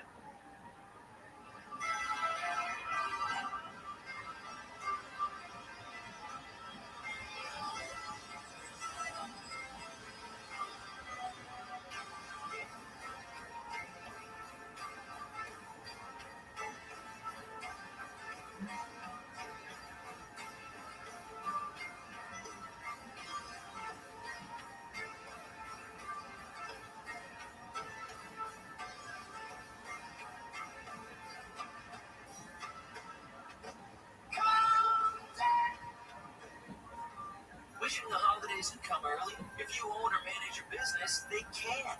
With help from iHeartRadio, people are already shopping for their loved ones and hunting for deals wherever they can find them, including right here. They're listening to the radio. They're listening to podcasts. They could be listening to you. Don't wait for everyone else to kick off the holidays. Get your best season of the year up and running today. Call 844-844-iHeart or visit iHeartAdvertising.com. iHeartRadio LA Jingle Ball, December 5th, into a dome. Tickets at Ticketmaster.com. Johnny Knoxville here. Check out Crime Heist, my new true crime podcast. The true story of the almost perfect crime and the Nimrods who almost pulled it off. It felt like the perfect storm in a sewer. That was dumb. Not all of my exceptions. Listen to all episodes of Crimeless Hillbilly Heist, available now exclusively on the iHeartRadio app. Open your free iHeartRadio app, search Crimeless Hillbilly Heist, and listen now. Politicians are scrambling to try to please the public. Virtually everybody in public life flies all day. Right? John Cobell is going to challenge live 1 to 4 p.m. on KFI and on demand anytime on the iHeartRadio app. Elephants are calling each other by name. Yeah. A Tim Conley Jr. show. I clearly heard that. Live 4 to 7 p.m. on KFI and on demand anytime on the iHeartRadio app. During the break, you have to tell me the difference between placentia, and placenta. Bill Handel, you have to help me with that one. Live 6 to 9 a.m. on KFI and on demand anytime on the iHeartRadio app. During the break, you have to tell me the difference between placentia, and placenta. Bill Handel, you have to help me with that one. Live 6 to 9 a.m. on KFI and on demand anytime on the iHeartRadio app. When you're high, you feel different. But if you feel different, you drive different. So don't drive high. Brought to you by NHTSA and the Ad Council. On this podcast, themselves, we unpack emerging thoughts. Also, when we don't think. In a world of resentment, cynicism, anger against the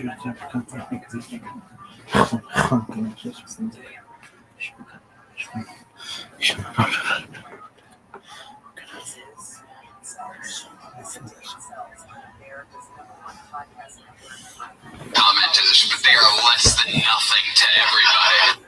They are anybody who has that kind of time and hateful energy. I think they're great. Yeah. Like you could ever win them back. All right, what are we doing here? I spent a lot of time with you. You are one. Kind of makes me love Tony at the end. Yeah, what are we doing here? Pulling that out, that's pretty hilarious. Netflix. Very good, very good. I would love to. Oh, you know what? I think Brendan Schaub will never do Kill Tony again. Why? It's so easy for a cat to get on stage, dude.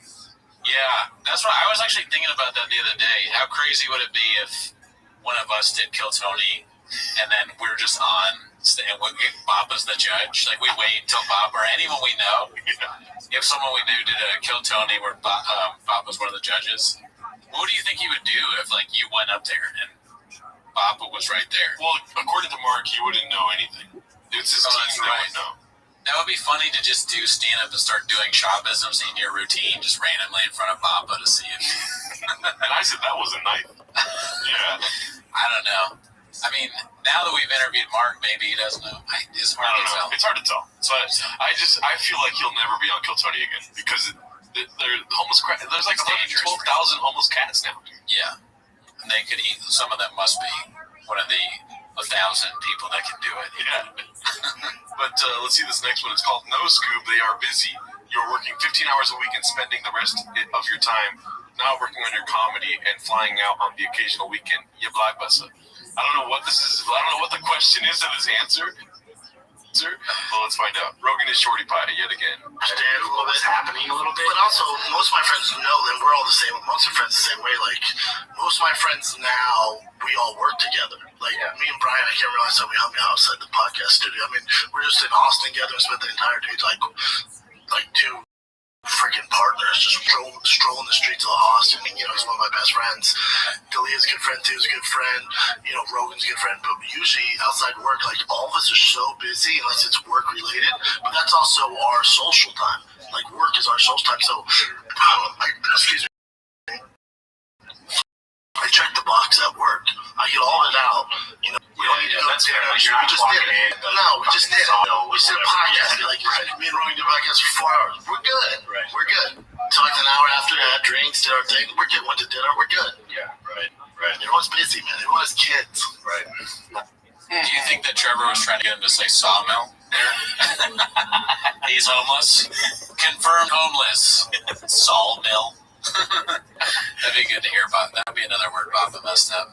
I mean, I wonder, because I don't think that Brendan knows who we are. He could, maybe. Yeah. There was that one story about the nightcap, but I wonder if not only does Brendan not know who we are, Rogan and Shorty probably might not know who we are. But I like thinking that he does, and he's just making sentences knowing that you're going to fuck him up. He's like, there's no way Jar's going to get through this one.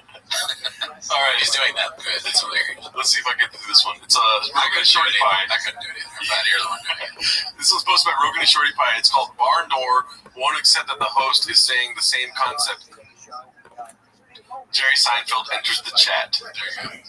Let's see what this is about. That's kind of what actually what Cal and I were talking about. He was just like, my best advice to young people is like learn a skill, whatever skill it is. I would say skill, just find something you're interested in, run with it. Yeah, but I'm trying to get good at something. The same thing. Yeah. Have something to strive for. Have something that makes you want to get up and work hard at something. Just find your passion and run with it. See where it takes you. You'll find something else off of it. Maybe you're not, the next freaking, Jerry Seinfeld, but Seinfeld's podcast. I won't be the guy behind the camera. Sure, you get different perspectives. You never know where it's going to take you, but fucking run with it. Yeah. Don't have a plan B. Yeah. Maybe you aren't the next Jerry Seinfeld, but try hard. Says these two random guys. Who's the other guy? No one knows who he is. I don't want advice from him. He seems to think that Shab is smart. Yeah. Well, I always tell young people, this guy's like 26. Who's a young person to you? All right, so this one's called Here is the Hilarious Dick Joke Scoop Made Without the Netflix Simpsons Edit from Rogan and Shorty Pie yet again. Here we go. So I want to kind of wind it down with a couple quick questions for you. 8 inches. 8 inches. That's big. I don't know what to say. All right. Again. Okay. You to the homeless cat.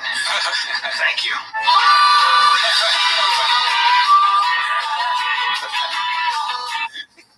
8 inches. 8 inches. Whenever I ask a question, you have to answer 8 inches. Yeah, that's a good thing. Where were you? 8 inches.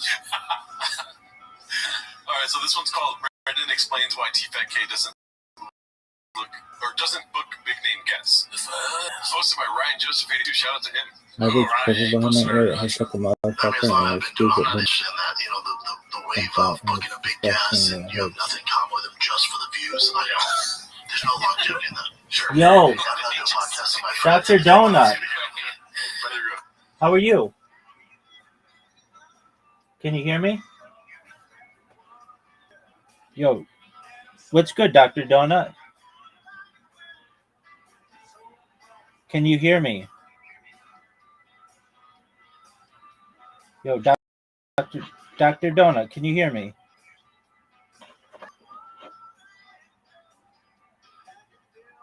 Yo, dog. Omar, dude.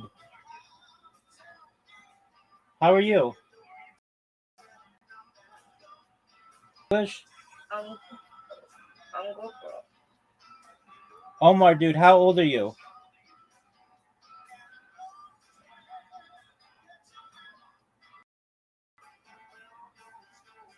Omar, dude, how old are you?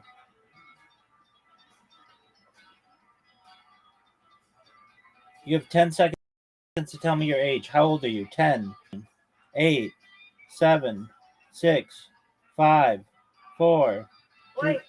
How old are you? Wait. Big dog, you're gone. Take care, Dr. Donut. Pretty young for a doctorate.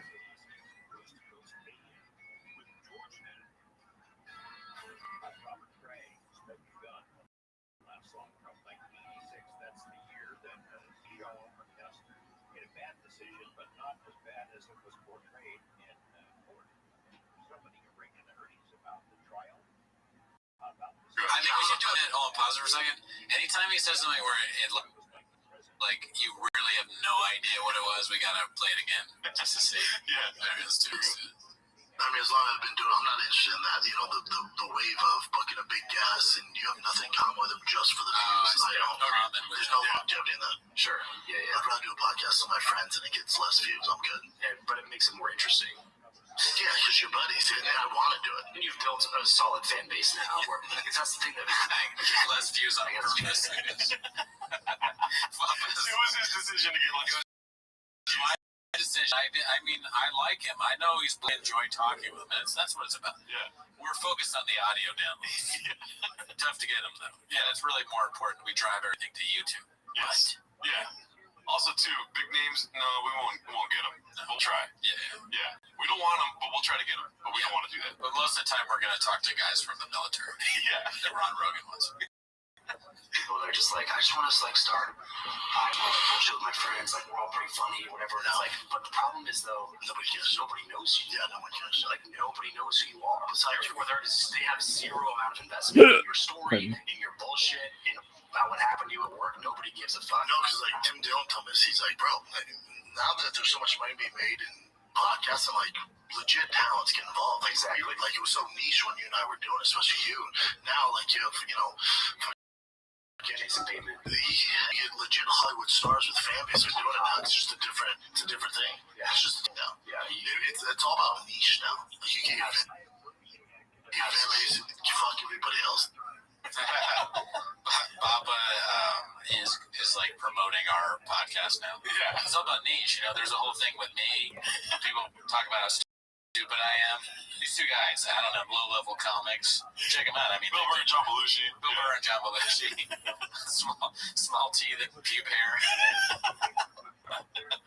Some Billy Bitch tits. Gollum. What's that like? I mean, the Gollum thing is messed up because that was a nickname for Gollum for Schmeagol. Run with that, Reddit. All right, so this one's called Papa's Girl Back in the Day Had the Best Brains. Posted by Mod Thurman. Okay. Yeah. Here we go. Dude, he leaves, and then that night I go home. Yeah, that night I go home, and my girlfriend of probably 6 years on and off moved out while I was winning Golden Gloves. Took all my shit, literally, because she knew I was gonna be there, and she wasn't coming to any of the fights, and I was like, God, that's weird. Like, it's weird and not supporting. Right. And then, yeah, I won Golden Gloves, drove home that night. I walk in, it's just completely blindsided, gone. Wow. Yeah, she took all her shit. Yeah. Wow, what a fucking little story there. Yeah. What a whore. Do you right? What a bitch. Right here. Oh my God. Yeah, that's the worst clip I've ever seen in my life. Two of them seem heavily medicated. I hate to speculate, but that is a high-functioning, almost too high-functioning Bappa, you know? Kratom just ingested or whatever he's doing. Too much Diet Coke. I don't want to see that. I don't want that. That was bad. Never again, Bappa. Please, never talk to that man again. He is Blockbuster. And our last one here, this is the last clip for the day, sadly. It's posted by Ryan Joseph 82 again. It's called "I Didn't Do Anything for the Money," then proceeds to talk about the money. Yes. Classic Bob. Yeah, we never started the podcast to make money. I didn't start stand-up to make money. I didn't start any podcast to make money. Which is why you're making money at it now. Maybe, yeah. I've never done anything just like, oh, this is just for the dollars. Like, I didn't start my whiskey because I want to turn into Conor McGregor. I did it because I love whiskey, you know? So, anything I do, it has to be organic. You can't force me to do anything. Not enough. Define organic. Yeah, with the podcast, even with stand-up, like... Dude, you do not know what that word means, sir. I'm sorry, I'm talking over the clips. I can't control myself. It's a little too nice. The 2 dice on the sleeve. He goes into business meetings like with that. He makes a point. Guys, we got to get on socials. And he's sitting there staring at the dice like, this is our boss. Did I go to college for this? All right, here we go. Let's finish this up. Money, it was great. You had to pay me to do it. I would do it anyway. Sure. So it's great. But I remember we got our first major check for doing podcasting at the time with Fox. I got the first major check, and then I also had my check on the counter. I was in an 800 square foot apartment in Marina Del Rey with my girl, my wife now, and we had the 2 checks sitting there. And the check for being this silly dumbass compared to the check of getting punched in the face was way more. I was like, figure it out, dude. I was like, oh, I'm done. I'm out of here. So I just read. Yeah, he went back and asked there for money. Yeah. Because the check was bigger. Yeah. Yeah. I mean, although he was fighting, so I understand. That's from the same guy though. That's like, you only get 300 views. I'm not doing it. Yeah. Right. He did say that in another clip. Yeah. No, it's all numbers and money to Brendan. Yeah. It depends on the day or how he feels, how he's going to answer the question. He's a real numbers guy, B.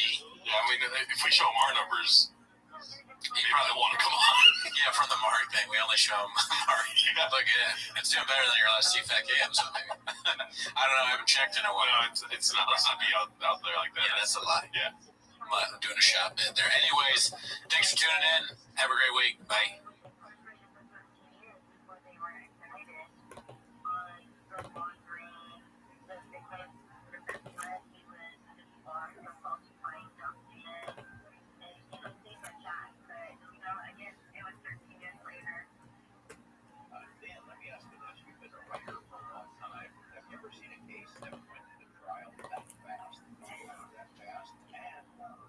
Sentencing is delivered the same day as the same morning as the night as the verdict.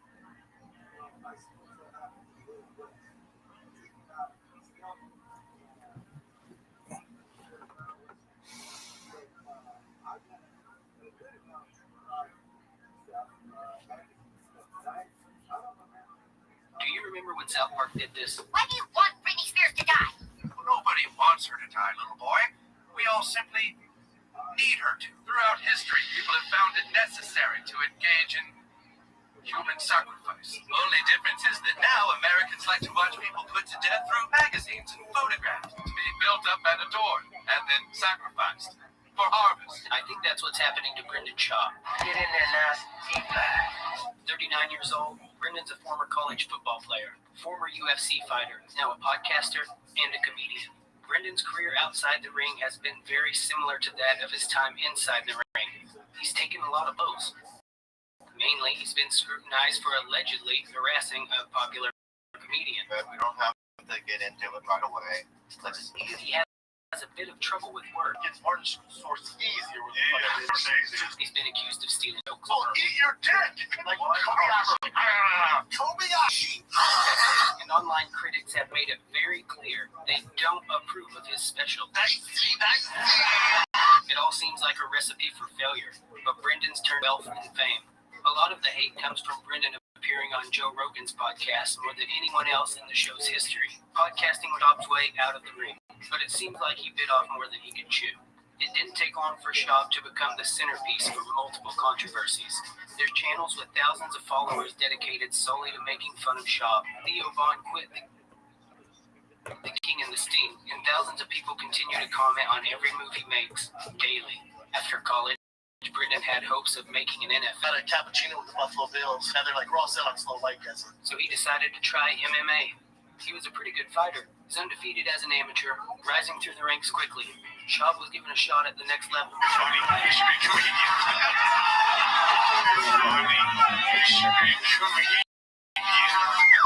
Brendan wasn't the best fighter, but he wasn't bad. He next 4 fights, and in 2011, this, however, was the height of Schaub's fighting career. He lost 4 of his next 6. He took a lot of damage. It got so bad that Joe Rogan felt the need to step in. I feel like I have a duty as a friend to tell you the honest truth, how I feel about things before it's too late. If you had a wrestling match with Cain Velasquez, how will you think you do? Think people would be surprised? Really? You think so?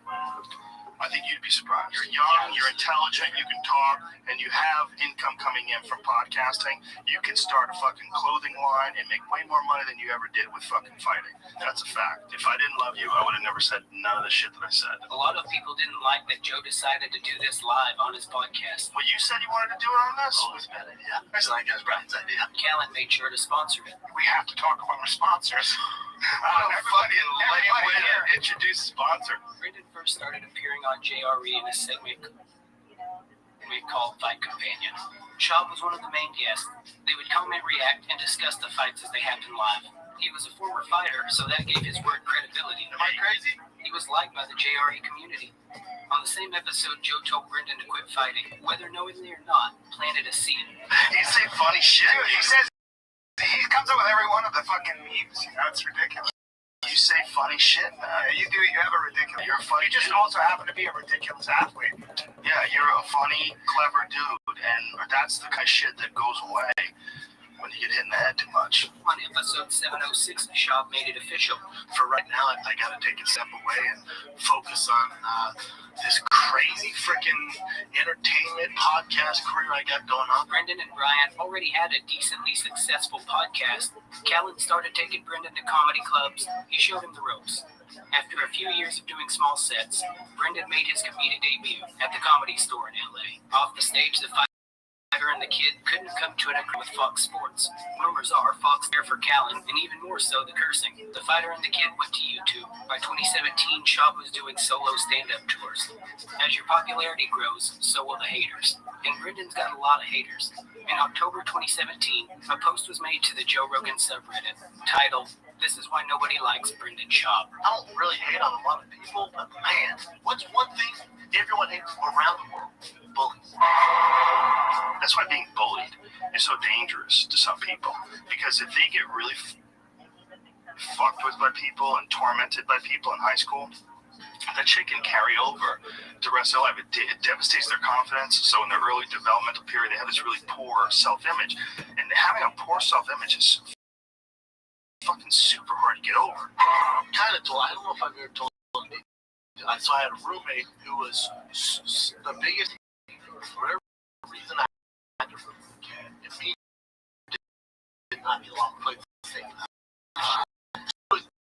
dude, what's mine is I eat like one Triscuit, and then I come home and he puts sticky, literally open the box and split it all, and I go, what the fuck is what I do? I eat all of it and I throw out the rest back. So then I go back. That's fun. I come back. That's so funny. Right? And I'm ready to throw it out. I'm like, I'm just gonna fuck this stuff. I'm gonna figure it out. My phone's ringing like nonstop. What the fuck? I answer it. Go, hello? It's his mom. Call his mom. We're in college. We're juniors in here. I'm like, that guy sucks. All these people suck. So I'm like, what the fuck? His mom, and I just go, his mom like talked to me, like yelled at me, I just go, get the fuck out of here. Super disrespectful, which I never am, but get the fuck out of here with the phone. And so, but at the time, there's only one pod for our. So his mother said, Brendan, you ate all of his food? You gotta pay it back, and you start tearing into me about my character. Like, fuck off on the phone. Which, you talk to my mom like that from her face. Of course. Which is all I'm trying to do. I'm trying to fight this. Yeah. There may have been haters, but there was more views. He joined up with a truly adored comedian, Theodora, to make the King and the Sting podcast. By 2018, he was the owner of 3 successful podcasts. He was selling clothes and rubbing elbows with the biggest comedians in the game. His popularity was growing so fast, he even got Showtime to produce his first special. What the fuck? Remember earlier when Roy Nelson knocked Brendan out? How his fighting career only went downhill from there. That's what this moment was. His comedy career. It's not surprising that this is one of the lowest. He produced it after only doing a few years of comedy. It takes the best comedians out there around a decade before they put out their first actors, politicians, or athletes. Yourself on that stage, you owe scrutiny. Instead of rolling with the punches and laughing with the fans like his UFC career, he asked his fans for a review, advertising a 50% off purchase of CBD oil if you left a comment that, quote, Brendan deserved. And it didn't take long for the mob to make its way to the comment section of the fighter. What was once a con filled with comedy and sports was now a slaughterhouse for Brendan's blurbs. I know. The subreddit became so popular, it even developed its own glossary, explaining in great detail Shawbisms. Still, there was light at the end of the tunnel. The King and the Sting was popular. Who doesn't adore Theo? Theodora. But then the Fighter and the Kid took a hit. Chris D'Elia, friend, comedian, and regular guest on The Fighter and the Kid, was accused of chatting with people under the age of what some would find appropriate.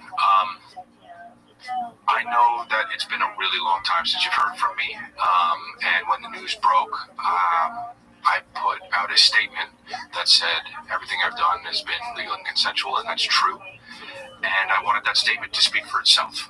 Cutting ties with D'Elia meant losing a lot of fans. Half of their most watched episodes featured D'Elia. You know what's going on with our friend Chris.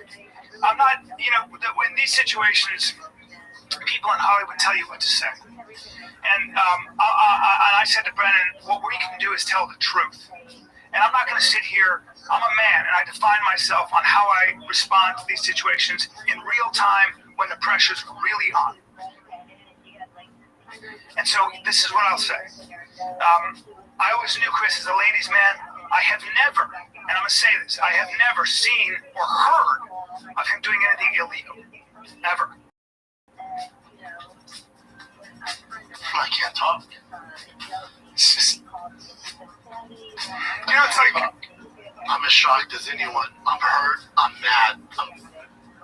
I'm fucking mad, man. I'm mad at him. okay. Callan was hit with multiple accusations. I never thought in a million years that I'd be sitting here defending myself against something I did not do 21 years ago. So this is me saying that I categorically and absolutely allegations against me. Schaub again wasn't able to roll with the punch, but the show kept going, but Schaub had a different guest on every episode. He didn't talk about Callan, he just said he was on vacation. Callan's now since fully returned to the show. Just when you think it couldn't get worse, the tiger belly thing happened. Here it is in a nutshell. Help! I'm in a nutshell! Brendan is married with kids. Brendan allegedly made a pass at Kalila. Kalila was at the time Bobby Lee's girlfriend. I had a guy that was like, why don't you walk me to my truck, this married guy, or I'm like, and we know him, I'm not going to say who it is, but I know him. Why don't you give me a walk, why don't you give me, like, you should walk me to my truck. I'm like, so what, I can blow you? Like, what? Wait, like, who was it? But it's just like, it's like, why would I? Wait, I love that we have the same people that Yes, the same ones come. want us to walk for you. Oh, he came for me so hard, and we know his chick. And like, the thing that I think is like, at least a little bit better. He's coming for you. It's just crazy. Now that you washed your hair, Esther, on New Year's Eve, while he was having dinner with his family, he was like, what are you doing tonight? This year? Maybe 4 years ago. He was like, what are you doing tonight? I was like, left him on red. What do you know? I know that I'm with my, you want to go. That is like, he thinks you're going to be partner in crime. Like, for me, I was like single. I'm like, why would I, like, it's not like we're deviants together. It's like, you think, because I was thinking about, like, if we go to your truck, okay, like, let's say I was like him, which I was never in at all. Let's say I was him. I love this. So wait, we walk to my spot. Very good at comedy. You not be good at comedy. And then, That's a clue. By the way, I'll stick with you. I don't. The biggest clue you Compensation quickly just said we were talking about Brendan. This seemed really to I said, dude, talking a lot of shit about this. I'm married with kids. I said, it's not good. I said, it's Bobby's exact words are, I'll fix this. Whatever that means. Okay, so we didn't confirm nor deny. We figured it would die out in a week. On March 3rd, you text Bobby asking if he's handled the quote-unquote Kalila shit yet, because you're still getting negative comments. In this text chain, you said, I don't want to have to get nasty with her, but if I have no choice, this is all direct quotes, I can play that game. And this was referring to the months that Bobby and I were in an open relationship, thinking that that was somehow going to directly hurt me. Yeah, obviously, I mean, it's like, you know, the open relationship, you and I, that's not for the public consumption. It seems like they figured stuff out. Kalila wasn't talking about Brendan anymore, until a short time later on the Trash Tuesday podcast. Originally, we were being threatened a lawsuit, and I'm like scared to even say that out loud. We just won't say the name, right? We won't, yeah. But someone was like behind the scenes threatening to sue us. Even the thing that started it all was really just an anonymous anecdote. Damn, girl. That person who threatened us is, you think you have a one? I fucking dare you, motherfucker. I dare you. Let it out of your chest, because that is actually not a real threat. You think you're threatening me, but it's kind of, that information's already out there, you little bitch. Yeah. Can't confirm. Yeah. Bobby said Brendan and Callan both called him, cursing him and threatening him. Yes, you guys called you. It was you and Brian, and you said that that you guys, my career was going to be over. You guys have evidence, you know what I mean, that I'm some Reddit mastermind. That you have files and proof that you trace, you know, me from Reddit back to my house, the URL, you know, IP address, and that I have been for 5 or 6 years have been coyly and you know, mischiefully, you know, contributing to threads that were not contributing, responsible, right? And that you know, that you were going to expose me to Rogan and all these people, and that I should get a lawyer, and that I mean, this is what you told me, and it also just, mind you, it was at a level 10 of rage. It wasn't like a soft-spoken, like, you know, very aggressive. Yeah, it was extreme, you know what I mean, threats, and then you called Kalila things I don't even want to mention. I did not. I know you didn't. I haven't heard what you guys said. I don't talk like that. I would never call Kalila that. Right. Brendan, you called me that on the phone call we had. I did not call you that. Right, I did not. No, but you don't know what he did. So you can't. And apologize. What Brian said on there, and even I told him that a lot. There's a lot. Yeah, there's a lot. But what I found to be heartbreaking was going into a character assassination, where you were saying, not you particularly, I don't even, because I was I was so trembling almost, calling me a coward, weak, spineless. And my only defense to that is that I just, my own way of dealing with the world, you know what I mean? Because I grew up in such a traumatic childhood. You know, I try to be, and I try to not, I mean, I'm afraid of occasion, as everyone knows, in terms of my character. And, you know, I said to Brian days after that assault, that, yeah, I no longer want to be his friend. And did you guys speak on the phone? Or yeah, we did. Yeah. And he apologized, he said? Yeah, he did apologize, but, yeah, I mean, he doesn't expect you to be his friend. Job said he had 300 pages of evidence that proved Tiger Belly was behind the creation of the subreddit and for the years of abuse. You guys figure out what you want to do with it? This is what's interesting. Again, I don't think it's you guys. Will you show me now? I'll show you. We'll learn this off. We want to know because, like, I'll show you at the I show. want the audience to think that you actually showed us something you never did. Yeah, I can show it to you. Here's the thing. This is what's interesting. Explain this however you want. When I notified you guys of the harassment and going back to Tiger Belly, that account stopped posting, took the Tiger Belly email off, and changed it. It's never posted again. Do you know how Reddit works? No. So you seem to have very clear convictions about this alleged occurrence from my company, all the while not really knowing how Reddit posting works, Brendan. So that's a little bit... Well, this team, I promise you, this team. Okay. Oh, we've been asking you to speak with the team. Here's what I have to say about this. From my end, it looked foolish for you to be this fragile over something some 3 girls said on the podcast. It looked foolish. So in my end, the way I understand it is we need to come up with a bigger story about Kalila to incriminate so that my reaction to that Trash Tuesday talk doesn't seem insane. No. That's how I receive it. You're giving me too much credit. You're giving me too much credit. You're giving me way too much. I don't think... You think I'd want to... Again, I don't want this drama. I've been harassed for 6 years, guys. 6 years. But I think that it makes sense that someone who has been harassed for 6 years would feel like he's on the back foot and would swing in this way. It makes sense to me. I would only swing if this team who has nothing to do with comedy doesn't know you guys. I can't send you the documents. Okay. Physically have them in your possession. So I can show it to you right now. When we get off, I can show you. As soon as we get done, I will show you all the shit I have. If you thought things couldn't get any worse, then you've never heard of this Gringo Poppy. I married a Mexican, y'all. Somehow this special was rated lower than his first. If you haven't seen it, I don't mean like Taco Bell. I suggest you do. I'm talking Guadalajara. So he's on the Thick Boy YouTube channel.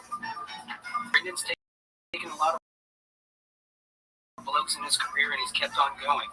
But losing post on the King and the Sting made the biggest blow of his career, one that he may not be able to lean on, and so were the views.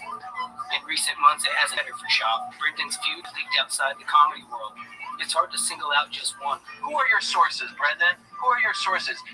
He has to be the dumbest motherfucker on the planet. No. Who is the most hated man on the internet? His name is Hunter. Brendan Shaw just really Yet, Brendan's named it. He continues to do stand-up. He's still got Food Truck Diaries, The Fighter and the Kid, Tiger Thick Whiskey. He's still selling clothes, and he has multiple YouTube channels that he posts to daily. Brendan never really asked for any of this. He's just an athlete. When his football career was over, all he do? Fight. Just a guy trying to make $1 who happened to have some friends. Guys may have saved Shaw's. You're a funny, clever dude, and that's the kind of shit that goes away when you get hit in the head too much. But it also opened the gates to everything. It's truly been fascinating to look into, and I look forward to seeing where it goes. Hopefully it doesn't have the same ending as that South Park episode. No! Obviously, but it must have been sort of that Sandy Shaw tonight walked the law, served 21 years for a murder not commit, but she's turned her life around and get into that a bit later. Dan Mason, her co-author, connected with Sandy through a report of the weather, and we're going to let him finish that story right after we come back.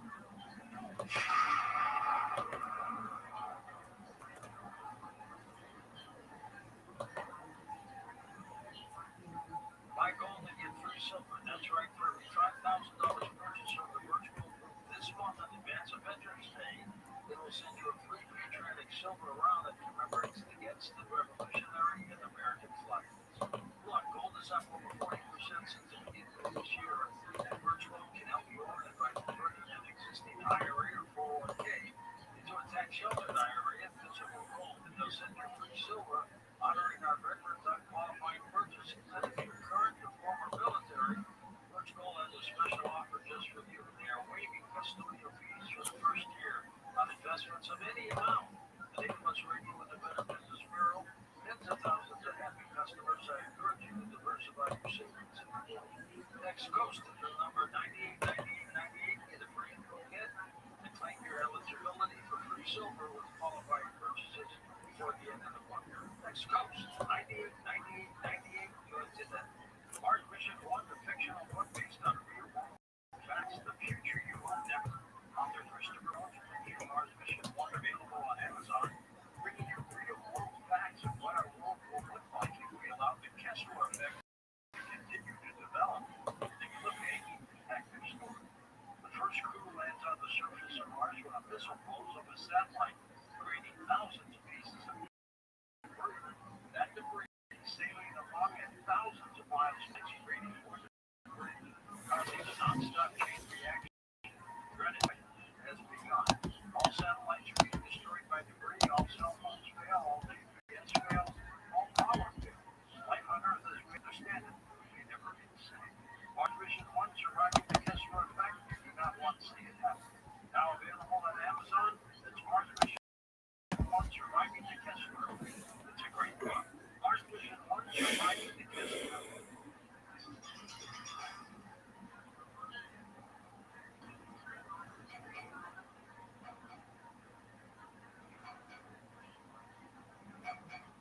Dave Mason, you were telling us the story of how you connected with Sandy, and part of it was because the Atlanta Braves were rained out, and you saw what?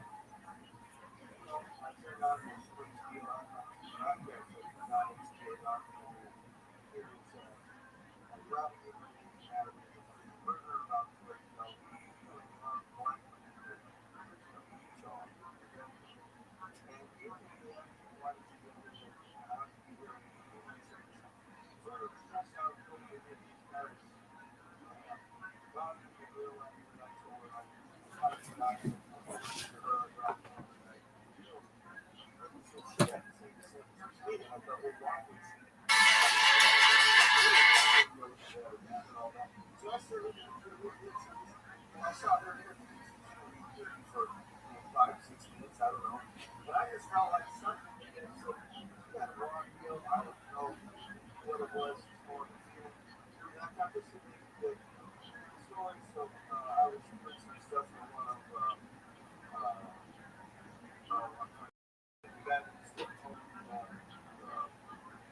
it's not magazines, but the other magazines were also her letter to the application.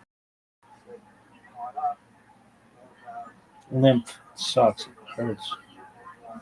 It doesn't hurt, but like this shit, it causes it hurts. I've said this previously, but my mom's only taught me that word.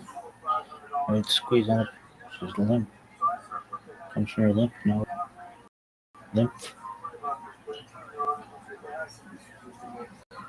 There's so much more to it. And, I don't know, this sort of sound interesting. And at some point, I should be I just didn't think it would take No one's watching it. No one's ever gonna see it. How about you shut the fuck up?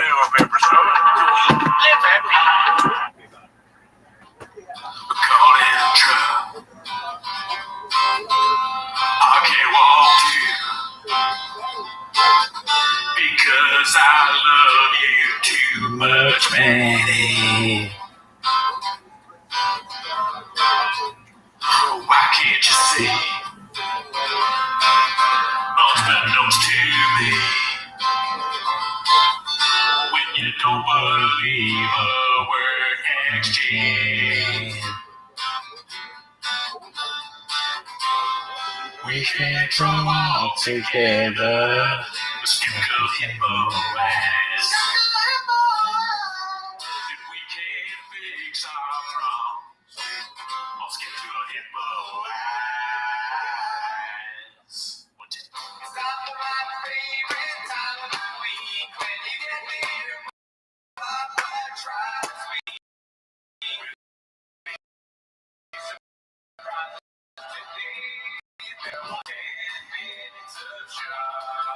Alright, we're still getting used to the new setup. Camera is right there.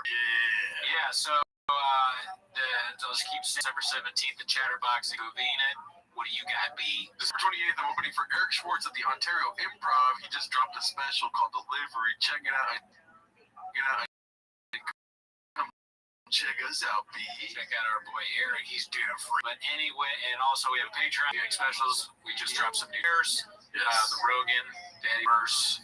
We talked about Joe Rogan's special from 2006. So if you're interested in that, check it out.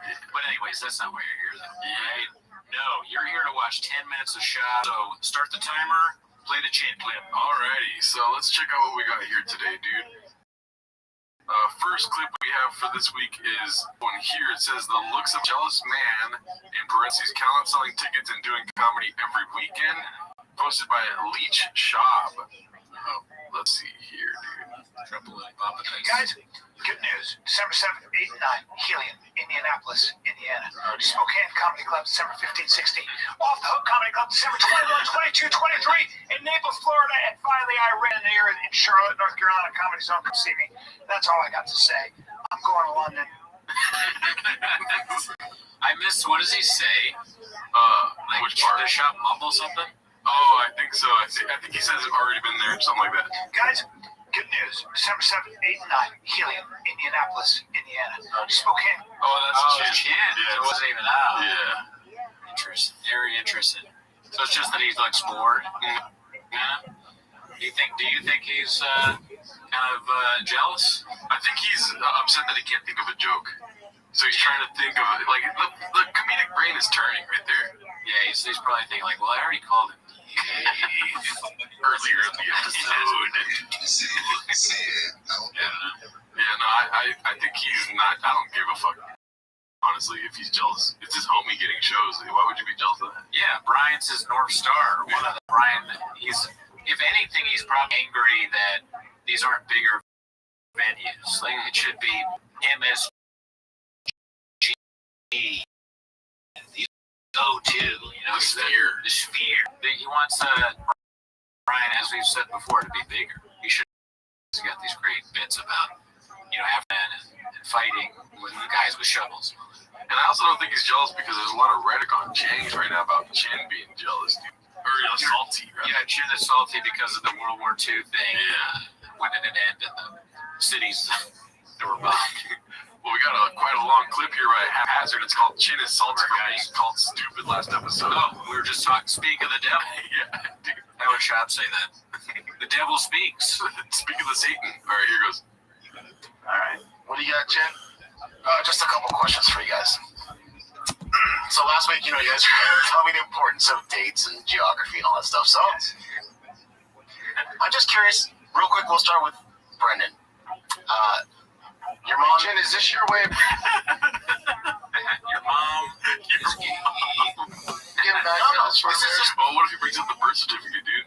I wish that, because I've seen some of this, and that's what I wanted. I was like, I heard your mom, and that's exactly so. Best brains think alike. But he'll never. Not in airwaves. Everyone believes he's white. I don't. Let's see here. No. And is this your way of getting back? No, this is just a fun thing we're doing here. It's all very fun. Dude, we'll find out. So wait, you said your mom's from England, right? Yes. So you're half English, basically. Oh, what? So who's the current Prime Minister of the UK? No, it's kind of it's a trick. I don't know. He's saying he's tricky. It's tricky because the guy, I think he's like Indian or. Oh, so it's not Boris Johnson. No. I think that was 2 months ago because there was like a woman I think before, but I don't know what the guy's name is either. Yeah, it's like Sunnis. When people want to be smart, Yeah. I wish I'm smart, but there's not a chance, B. Oh, I wish I knew every prime minister. That would be great. Like if you knew every capital of every country and state, that'd be amazing. Yeah. What's the country of Africa? What's the continent? What's the state? I don't know the name if you said it. All right, so anyways, we'll go back to that. But Brian, you're born in the Philippines. Yeah. Who's the current president of the Philippines? Well, it was Duterte, right? Okay. I don't know who it is now. Chen, do you know the answer to this one? Hiroshima? Is the just kidding. Bong Marcos. Oh, you're only stopped the clips because you know it. Yeah, I looked it up. He's like the son or that guy Marcos was the dictator. I was surprised. Another dictator in there. Just an interesting fact from Jen.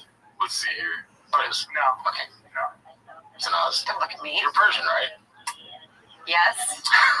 Is Chen's way of getting back at Okay, World War II, Chen? Is the current prime minister of England? I'm actually attaching the things that are close because I got the Korean War wrong, right? So that's what I'm saying. Man, to hear him talk about it. Oh, you keep going, Jish. Actually, I was going to ask you, why was I not asking the president of Mexico? Oh, that's right, because your wife is Mexican. Oh, shit, dude. Aaron Meskin, y'all. Why is Brendan trying to get his Latino under wraps, dude? Chin almost spilled the beans right there. He's like, your wife is. You think so? Yes. That's dude. You look at that. Mr. Popper. Cannon. Your kids are half Mexican. I don't touch Mexico. I don't know. Andres. What? He doesn't touch Mexico, dude. Okay. He doesn't talk about Mexico on the earwaves. His research be don't touch Mexico. Yeah. I would think Brian would know this because he knows like Afghanistan and all that. Yeah. Now when I know an answer, I feel like Brian. I feel like I'm being Brian. Oh, I know the prime minister of that. When I Googled it because I wanted to know after Washington.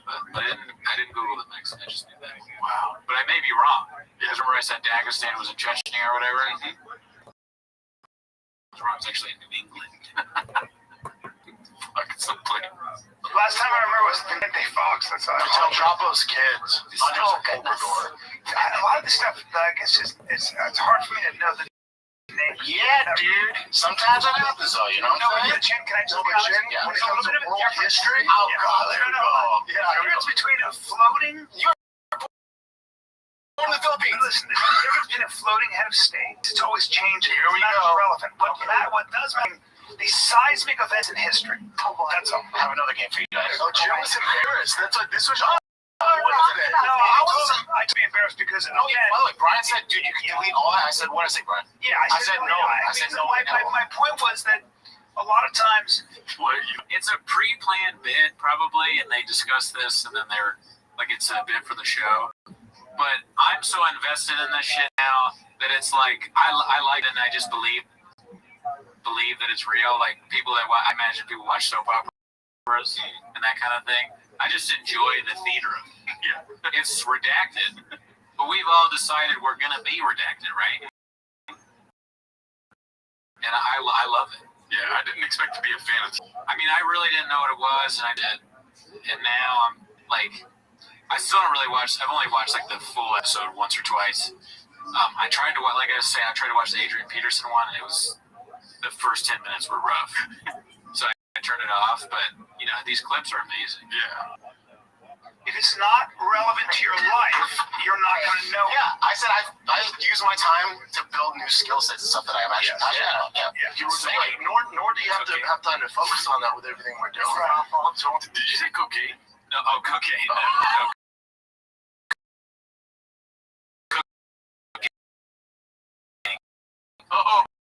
Cooking shit, cocaine. I just read about that shit. This is just a little fun thing. We don't remember all the states. If you guys want to do this, just yeah. Not bad, Quinn. Oh, they edited this then. And now the craze. How do we do? Okay, 9 states right. Not bad, dude. Dude, they just wrote the states on a map.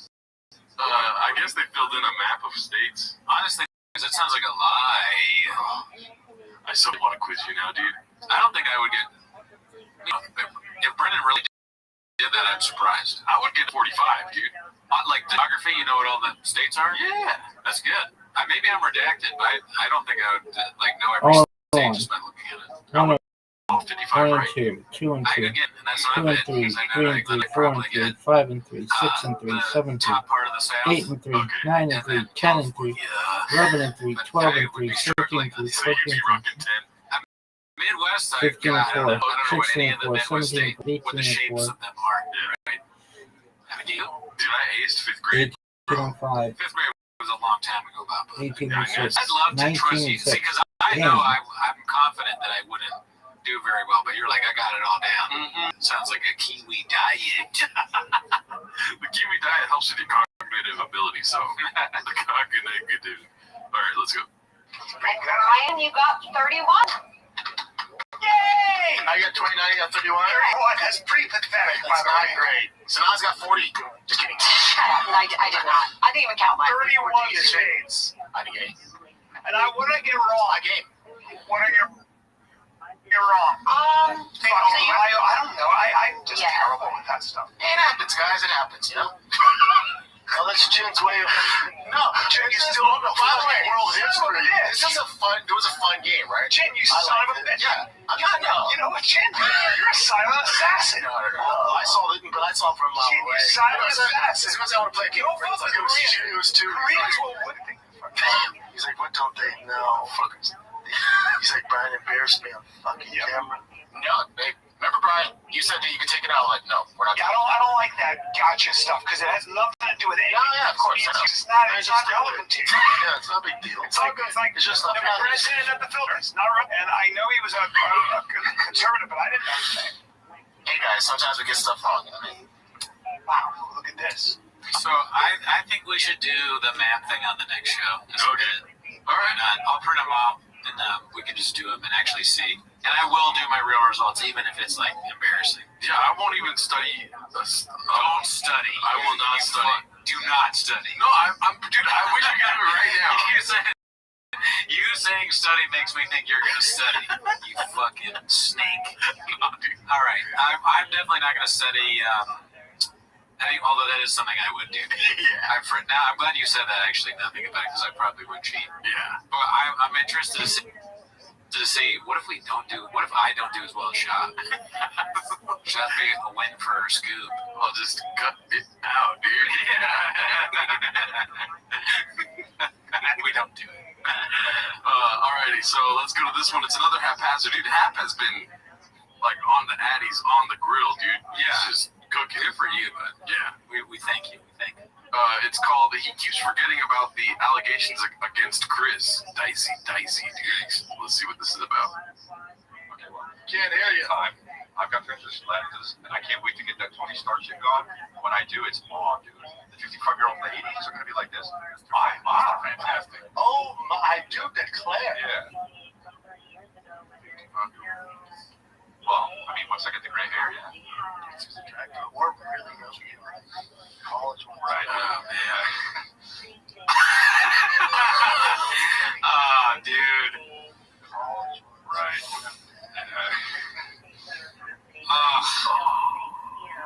Secondhand pain I feel from that. Oh my God, it's brutal. Jeez, a car accident. Oh, that's awful.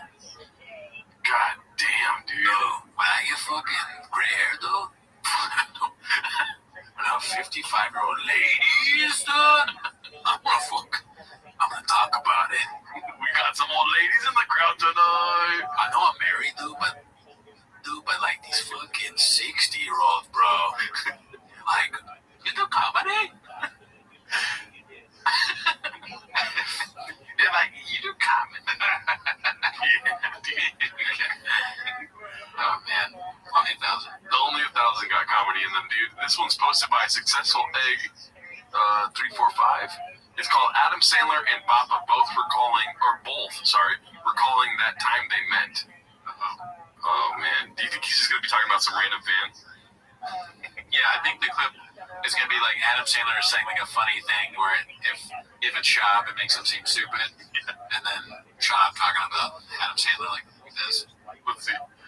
When's the last time you were in the midst of somebody where you're kind of speechless because you see people? Were you ever that way? Yeah, about a superstar? Yeah. You know what the biggest moment was? I was at a gym.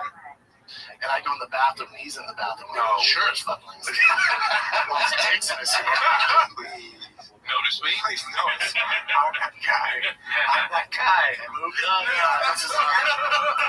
And then we walk out the bathroom, and he's there, and he goes, "Hey, And I can tell I was looking at him, and I'm like, I walk up to him and I go, "Hey, how you doing?" go, what's up, Mr. Sandler? He goes, you're the tough guy that does comedy, right? I was like, holy fuck. He knew you. You know, it's tough for me to watch clips like that because I'm looking at this whatever, the PB cast, and those guys are living out our dream. Yeah. You know, they have Shab on their show, and they get to just ask him whatever they want, and they get to hear new Shabisms and thoughts being created. Like, I'm legitimately jealous of that. You see how happy they are? They're like, ask him, and they're like, oh my god, he's going into a story that's not true. You know, the XJ hotline ringing off was the phrase ring off the line. I'm going to watch that shows. The phone's ringing off the hook. Oh, okay. The phone's ringing off the hook at the XJ hotline. Okay. Predicted. But yeah, no, I'm jealous, right? Yeah. I want to meet him at least. You know, I don't need to do a show with Shab. I just want to be like, bro, love you. Yeah, that'd be nice, but I mean, it would be cool to have him on. Yeah. Or go on, but I'd probably prefer to have him on. Yeah. So we could talk to him. That and Trash Tuesdays. Oh, yeah. That'd be hilarious. Their fans are like, you had 2 homeless guys on. All right, I'm not like legitimately homeless, not homeless cats. All right. Let's see this haphazard post, dude. The tragedy is that he missed out on that dried turkey. Let's see here. Now, I spent Thanksgiving by myself, large pepperoni pizza. Have we not talked about Thanksgiving? We haven't been in here in 7 days. So weird. I don't understand. Wait a minute. Why is he by himself eating a pizza? Was he on tour or something? No, I think his wife was not there because she went to the... Oh, shit. Well, hopefully everything's okay with that. Congratulations to Bob, the new child. That's awesome. Yeah. It sucks about the complications, but... It worked out, though, right? I hope so. I don't know. Because, homeless cats, dude, they say some fucking off-the-cuff shit, dude. Yeah, don't... We're all, praying for that, like, child to be good. So. Yeah. All right, this next one's called How to Ruin Your Credibility in One Easy Step, posted by Haphazard. Let's see what happens here. There's a little rumor. GSP at 42 coming back. I started that rumor. I did. Yeah. That's where you got me. Why did you start? Completely kidding. Really? Because I had nothing to talk about last month. Oh, And your dumbass fell for it. so it's not happening. I heard it from someone else. Of course. Rogan said to me, he goes, look what you've done. Like rumor mill, motherfucker. Rogan goes, look what you've done. He goes, what's your sources? I go, nothing. I go, Slow Monday? That's hilarious. You just were like, GSP might make a comeback. Why not? So Bappa leans into, like, the being honest about lying. Yeah. I like that. Yeah. He's just a ridiculous guy that just says shit. He works too much, but also talks too much. Good for him. He likes to keep you busy. Mm-hmm. Right? Would you do that if you had, like, the world at your fingertips? Would you just make up lies? Well, no, not like that. But, on Twitter, I say jokes that are lies. But I feel like they're obviously lies. Maybe some people don't realize that. So, in a way, I kind of do that. How would Bappa say transparency? Transparency. Transparency, yeah. I really enjoy his transparency, dude. Yeah, I like it. I wish more news outlets would have that. Outlets. Yeah. Yeah, that's the problem with CNN and Fox News and Huffington Post. It's like you only get half the truth. ESPN, dude. Yeah. All right, let's see this next one by Hap. It's called Chris lodges a valid complaint with HR. What the hell? Let's see. Orders from the studio. So try not to say it. Yeah, I really am. It's a harder for me. It's a harder. But you're going to get juice out of it. Juice is working. I'm Mexican. I'm not afraid of working. It's not working. He's Mexican. Did he say Mexican too? Yeah, dude. Let's see. I'm pretty sure he said Mexican. Watch, keep your ears open. I'm Mexican. I think he got the X in there. I think he got the X. Yeah, I'm gonna give him the benefit of the doubt there. The doubt of the benefit. Let's see. I don't want to shed some light on him. That's another one. I was looking at Japanese the other day. He started his mechanic career outside, you know, in front of the. Say horchata. Horchata. Horchata.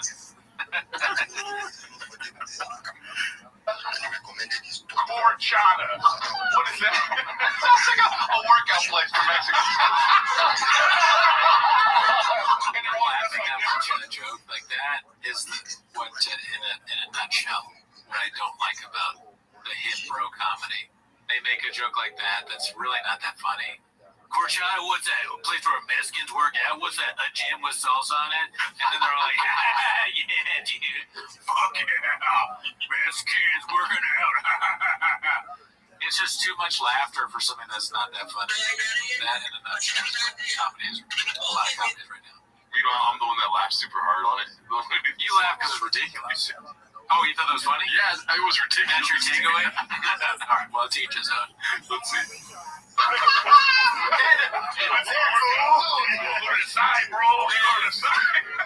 So, I'm gonna tell you something. I'm still thinking about the number 2 I went. No, fantastic. And I'm not bullshit. Yeah, that's okay. I want to ask you a question, Fred. You touch me a lot during the podcast. It's okay. But you don't touch Eric a lot because he's so far. But why are you so close to him? Why don't you? Why? And no offense. And that's fine. Well, why are you closer to him? Well, I move away because I don't want to be. If I move away, I'm out of the fucking show. No, they just Nick would get in the frame and do that thing he does where you like move the camera. It's close. But then again, make something to do. You gotta move. But this is right. Let's talk about the nitty gritty, dude. Actually, too much. It's how I show love, dude. I'm physical. Yeah, he grabs me, man. You don't see me stop podcast. It doesn't happen so much. All you don't know how much your time. No, but it's different. Stop, kinda. A lot of gay jokes. A lot of gay jokes, Shin. I think they buried the lead on this clip. Great clip. Yeah. But I like the beginning way more than the HR complaint. Yeah. And the part where the Mexican guy's laughing, he's like laughing on the outside, but deep in the inside, he's like crying at how like horrible it is. It's like my homies cannot see this. Also, what's with the deal with the like Hamas guy that they just have in the back that sits next to Nick? He's dressed up like a Hamas dude, or like someone in winter, you know. He's like, you go back. This is the second time he's been in the same outfit. He doesn't do anything for the show. He's just like audience. Oh, right here. Yeah. What's this guy's deal? Let me see. Oh fuck. There. Yeah. What? This guy looks like he's just released. He's like an Israeli grandmother back to like Israel. He's like the Hamas. He's Hamas, and he's kidnapped Jen and Nick. And they're like, you know how they keep saying that the people are so happy to be. That's like what their face is when they get given back. They're like, hey, see you later, whatever. And then like happy Hamas is like, see you later, friends. Why is he there? Also, get rid of the fucking bee, dude. That show is over. How do they have like 10 people working for the show and they can't do basic things like removing the merch and decorations from the old show? I'm bad at that. I'm not a producer, and it's making me mad. Yeah.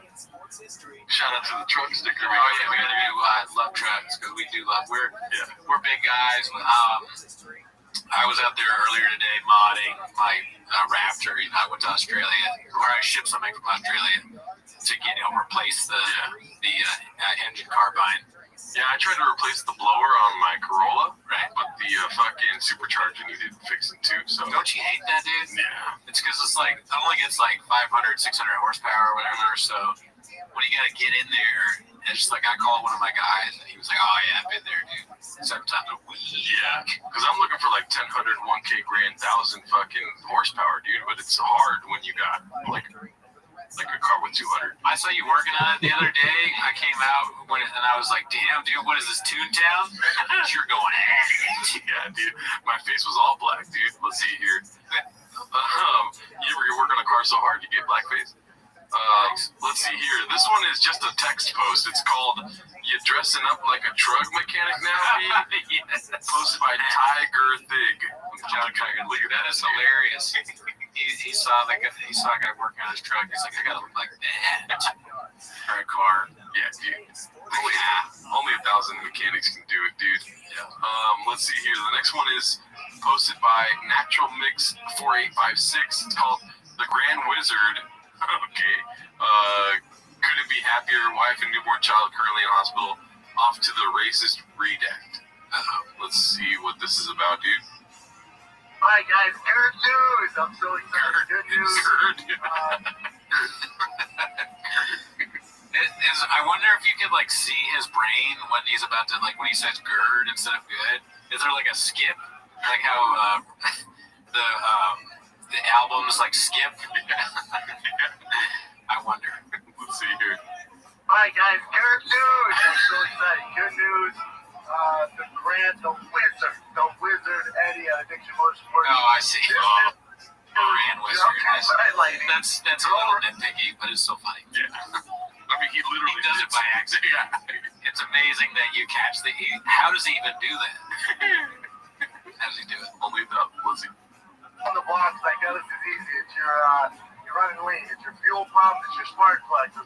Yeah, but let's open the hood and do your stuff, and let's make sure he's not bothered. I've seen enough of these things. That's what's going on. Bring in the shop. It's exactly that. It's running lean. The fuel pump's bad. And the spark plugs are gapped wrong and they're misfiring. So it's not a huge deal. We'll be able to swap this out, check, get the part from LMR, late model restorations, and that would be back to running like Tarzan, not James. So couldn't be happier, man. So and then now it's on to the races, and the plan is to get this thing at 600 rear wheel horsepower, and the fun begins. Tarzan, not Jane. Yeah. Is that a saying? Well, now it is. Yeah, right. Yeah. Okay, well, let's keep that in the Rolodex thing. Yeah, bank that one. Boom. I just want to say, Papa's looking good, dude. Right? Yeah, he looks good there. He's got, I think the carnivore diet, dude. Oh, okay. Okay. Has he talked about that? Yeah, I think so. I'm slimming down. Pretty sure on last week's episode there was a clip where he mentions the carnivore. That's kind of, Shab inspires me to get back into it. My shoulders kind of right now. And I know you've been working out. Mm-hmm. Do you ever feel like Shab doing that motivates you to sort of do what you're doing right now? I mean, why did I start? Yeah. Oh yeah. Yeah. Okay. Yeah. Because he's your. Thank you, Shab, for inspiring. But nobody wants to talk about the good. Look at that face, dude. Look at him. He looks great. He looks very Joe Camel in that one. But yeah, I agree that he looks healthy. Yeah, dude. Shout out he's to even Shab. doing his mouth is getting smaller, and then the top of his head is bigger. It is a funny face. Now he's a comedian. Of course, he'd have a funny face. Yeah. Part of being one of the murderers wrote. Mm-hmm. All right, so this one we already saw this one, dude. Oh yeah. It's posted by Haphazard. It's This is athleticism.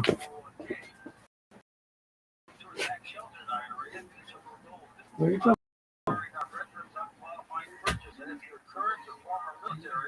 Rothschild has a special offer just for you. They are waiving custodial fees for the first year on investments of any amount. With an A+ rating with the Better Business Bureau, tens of thousands of happy customers. I encourage you to diversify your savings and gold. Next Coast to the number 989898. Get a free info kit.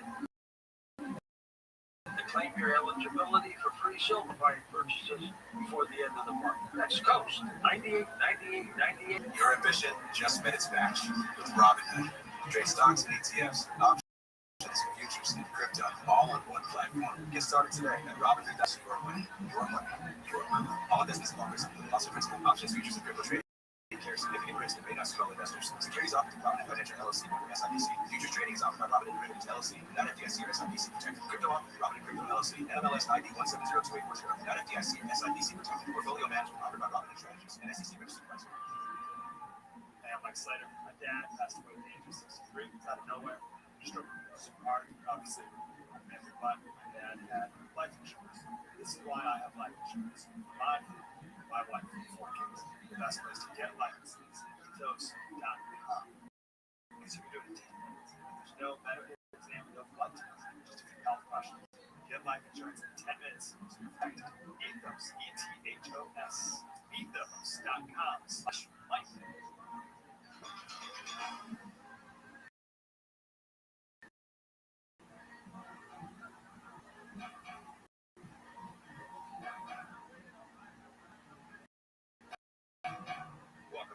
next guest is someone I've wanted to cross paths with, and I've been reading his stuff across various social media platforms.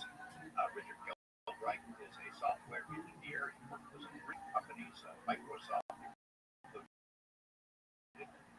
done some groundbreaking work in video games and aerospace technology, and somehow got off the path and got interested in UFOs. And he's doing the kind of work that I was doing when I first started, but don't do much of anymore. And so thinking back into files and books and long lost and forgotten cases, and always seems to come up with amazing content.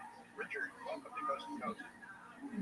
Thank you. I really appreciate it, George. I'm a big fan too, by the way. I'm a subscriber.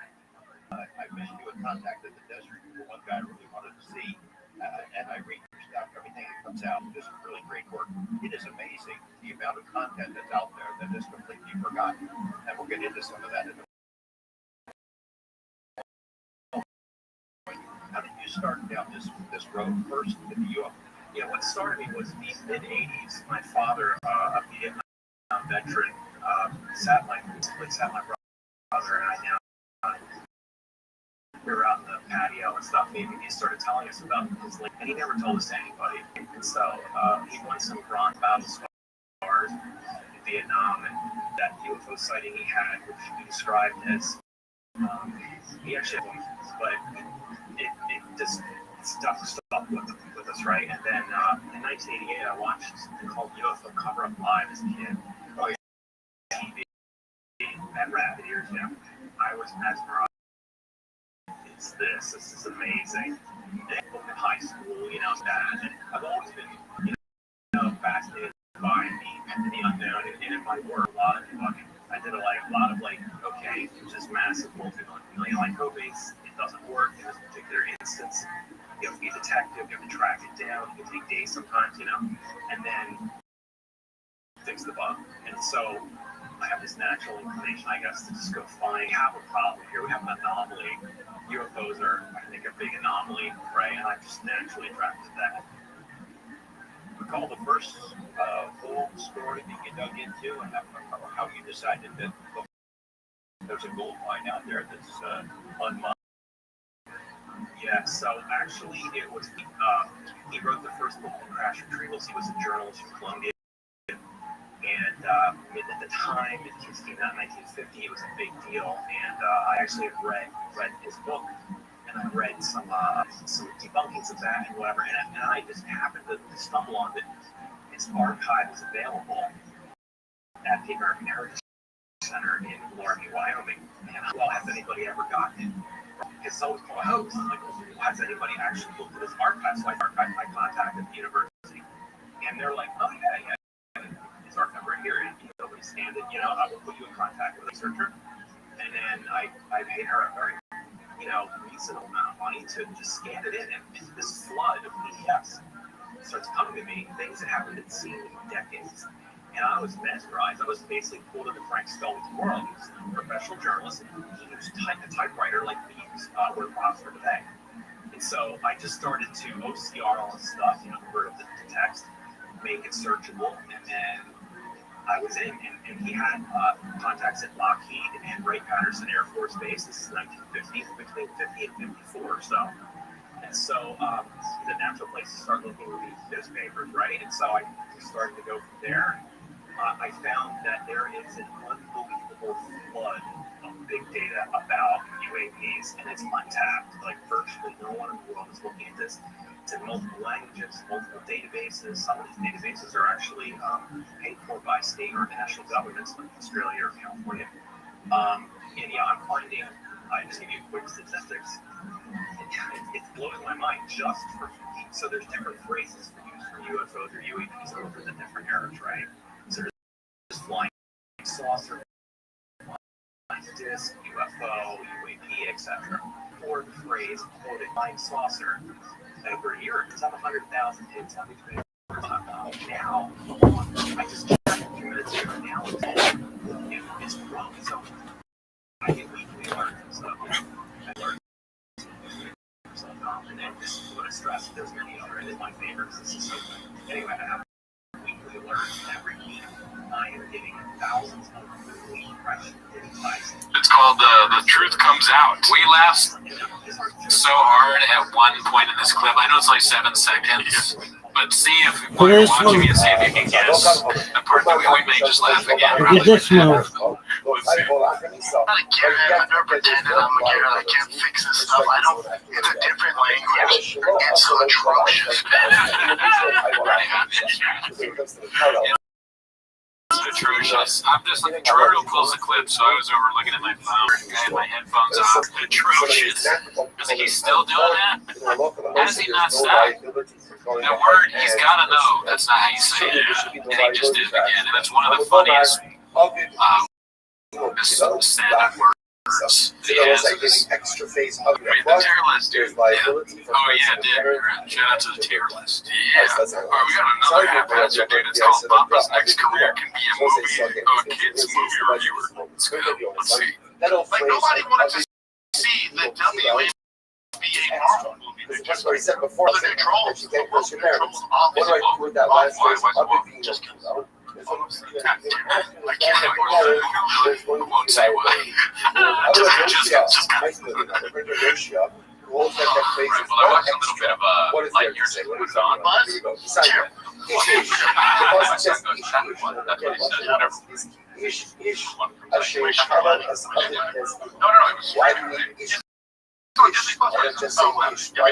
So I went and I was there and I watched it. I was like, yeah, I get it. I'm finding it. But like an adult, but I was that. That's more. The whole storyline. You watch it.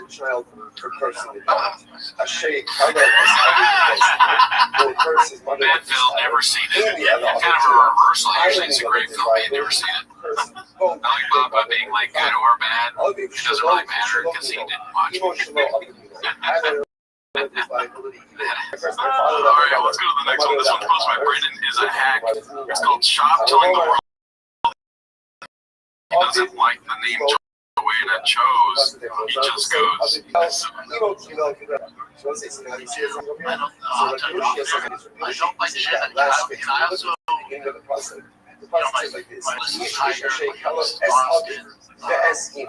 So what that makes it sound like from the reading of that passage is there's any liability, right? When you curse, both of them.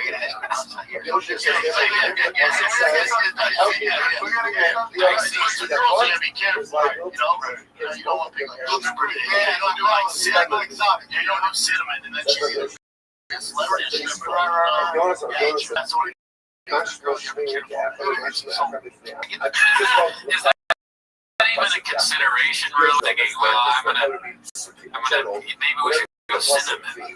No, it's ridiculous. It's just his hack brain goes to like, oh, people make fun of stripper names and that. But what I really think is funny, besides that giant Powered by Rain neon sign, where do you get that? Is why would it be dicey to give the child a Latina name? Why is that dicey? Esperanza. We don't want to go dicey like Maria. Alright,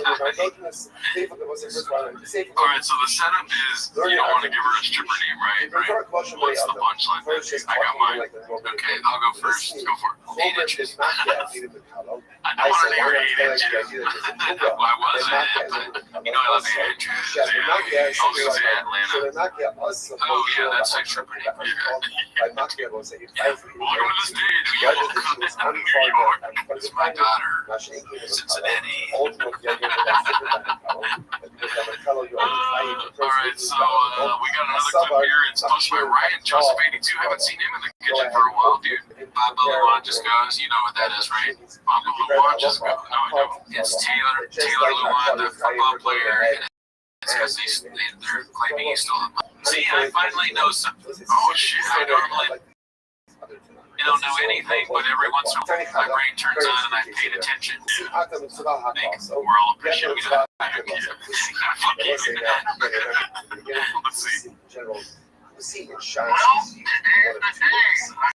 made it to Diction Motorsports and saw some other things going on in my life, but letting off at Diction Motorsports with the wrench after to Maestro Eddie, sort of top lightning. This guy came out, it was strategy, but I think Eddie, they're gonna Ford dealer, they can figure it out. They probably could, but they got a bunch of broke Ford F-150s and Mustangs. Explorers, whatever the hell they're working on, so they can get it done, all good. So here we are. So we're gonna find out today. It's heartbreaking, man. You buy a truck that you wanted to do in high school. It's for quite some time, and it looks like Tarzan. It drives like Jane. I get so much praise right now. So it's heartbreaking, man. We're gonna figure out today. My positive thing here is it's almost done. The fun can begin. If it's the transmission or some other major issue, this becomes a much more difficult project. All this fun things. Exciting. So we're gonna find out today. Keep you guys posted. Come on, Eddie. Pause. So yeah, two things. Like one is again that painted narrative of like since high school I wanted this truck. I don't really believe that. Everything is something that he has this like idea that he has to be a certain way, and people really like it. You're like, man, I've been waiting on this for so long, and that's not true. The other thing is, well, first of all, that's your takeaway, dude. Judy, thoughts on that? I mean, I'm a lot like Papa in that sense, dude, because there's a lot of things that I wanted ever since I was a kid. Are there any kind of, what's one thing? One thing I've always wanted to be an astronaut. So if I ever end up becoming an astronaut or modding spaceships, then I can say, like, I've always wanted to be an astronaut. I never thought about it every day, you know, but that's a clip for sure that will get made for them if we get so big that somehow you can become an astronaut.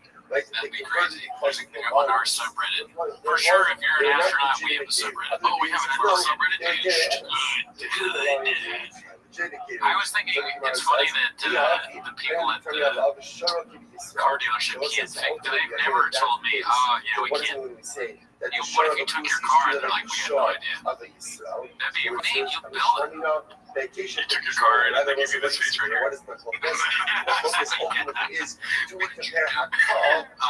gotta fix it. So it's broken, well then you gotta buy me a new car, Papa. Especially if it's a new one. So you just, the truck just doesn't work. Alright, let's get to the next one. People understand the Lewin thing, but this Lewin is a mustache. Okay, that's it. I'm pretty sure.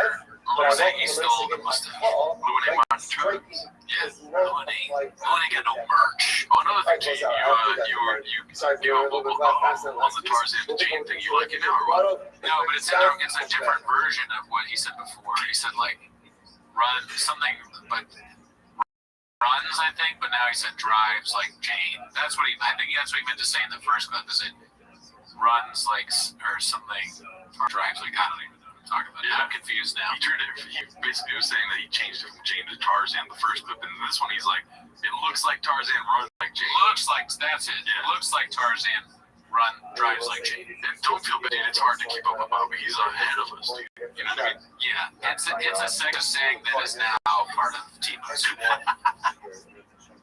No, we're for sure saying that. I'm a hawk, not a duck. I'm a Tarzan, not a Jane. Yeah, you have to say that you're not a Jane. You have to tell people you're not a Jane. You might be a duck. It's a problem. This one is again haphazard, dude. The origins of stat. Let's see. Did you know 3 people a month jump off Go Gabriel? Well, that's why they that's down. That crazy. Yeah, that doesn't. It does. Oh, no, man. 3 a month. Still. Yeah. And that's just a little under right now. But they get caught into that. No. Just put something off into that. Why'd you read that? Stat. Read it, Jim. I think the no part is funnier. Now, some people are under the mat. Or whatever. What is it? Does he say mat? Yeah, the nets. The nets. No. People are thing. If the elephants come and they fuck the dead bodies. Oh man, hopefully nobody's watching the show is getting fucked by dolphins. This one's posted by Haphazard again, dude. It's called The Parrot Strikes Again. Let's see, Haphazard Strikes Again. There are people that just need to follow. They want to follow. It's like CNN. It's like CNN, really. Like, you know, people tune into that and they think that's the gospel. It's like, no, they're just pitching this stuff because they're getting paid, man. Big Pharma's paying them all this money. That's why they're doing it. They don't really give a shit. They're speeding the stuff and you repeat that. It's just a hustle. But is that there is a segment of the population that can never say that. They cannot say that. And those are the people, that's going to be your face. You're going to make money. That's so funny. You can put that up whenever he has like a serious point, just to douche him a little bit. That's why you have mail-in ballots. There you go. Because you're too stupid to show up with an ID in person. So they want to mail it, and they want to make it as easy as possible. They don't really give a shit. They're just painting the stuff, and you repeat that. You parrot what they're saying. It's just a hustle. In my opinion, I think this guy is a complete fraud. I think he's making money off of people who are desperate. And I don't think he's a good guy. I would never shake his hand. But that's on the people he's taking advantage of. These guys parrot everything that they say. They're like, these other people are parroting. He's dressed like a mechanic as he says this too. It's kind of funny. It's like if you were to engage your mechanic, who should I move for? And they say the stuff that he's saying. Well, speaking of parrots, dude, we got Parrot Shaw posting this one. It's called "This Feels Like They Are Talking About Brendan Right to His Face." Hopefully it's not about the parrot stuff. My least favorite people are con men. I hate con men. I don't know if he likes them. That's a good point, John. Who does like con men? I know the clip is like they're talking to Shaw, but I think that's a good point. Brian's like, I hate con men. It's almost like you're saying, like, I hate terrorists. Yeah, me too. Honestly, too, I'm not a fashion expert, bro, but you should be having boots on with that mechanic outfit, right? Yeah, you wouldn't. That makes the mechanic less trustworthy if like they have their normal mechanic outfit on, but then they have like stain free like Air Jordan white. You're like, are you a mechanic? Are you a guy pretending to be a mechanic? Are you a skateboarder? You steal my car? You just were here and put on this outfit so you can take my car. I hate him though. I'll take a murderer over a con man anyway. Yeah, like a guy who, like some people are just. I'm not getting conned out of money that die. I really get conned out of money that die. Right, guys? You're not these gangsters. Like gangsters. The con man though, like I worked for a guy like that, and they have this amazing. Yes, I see where it's going. It's starting to get really funny. But the problem right now is that Chav is making great points. And they're kind of funny too. It's almost like you got a moment of clarity. Like the CTE wasn't flaring up. Wait a minute. Con men aren't worse than murderers. And then why doesn't everyone immediately agree with that? And then Brian says gangsters are better than con men? No. Well, first of all, gangsters aren't con men, but gangsters, murderers, they're much worse than con men. It's just that Brian wants to go into a stupid crowd they're not letting us be real anymore. And all these people that want me to stop doing all the stuff I'm accused of doing and all that, they're con men. They're just in it for the likes, and I should be selling out everywhere. No, they're con men. They're only there because your friend is Joe Rogan. Let's see. I can't say. No, it was a stand-up company, like business operation. I stopped having a guy on my podcast back in the day. So Rogan, there was a guy who was selling. Selling health, and then I talked with him, and they told me how he was running it. And I went, do I know him? Yeah. I was like, that makes so much sense. Do I know him? Yeah, I'm sure you would. But those people, when you get like the right people together, these guys know who to hire. You know, they pick a girl who's like, oh, my only other job was I worked at Hooters, and I drive a Toyota Corolla, but I really want an Infiniti. And like next thing you know, you're paying this girl $7,000 a month. And his aliens are so funny, dude. They're describing him to him, and he's like, yeah, this guy sounds great. I gotta say, dude, she's a solid addition to the show, right? She's funny. She helps our show. She creates content. Yeah. Let's see. They'll get a job like that. And they just Stockholm syndrome you all together.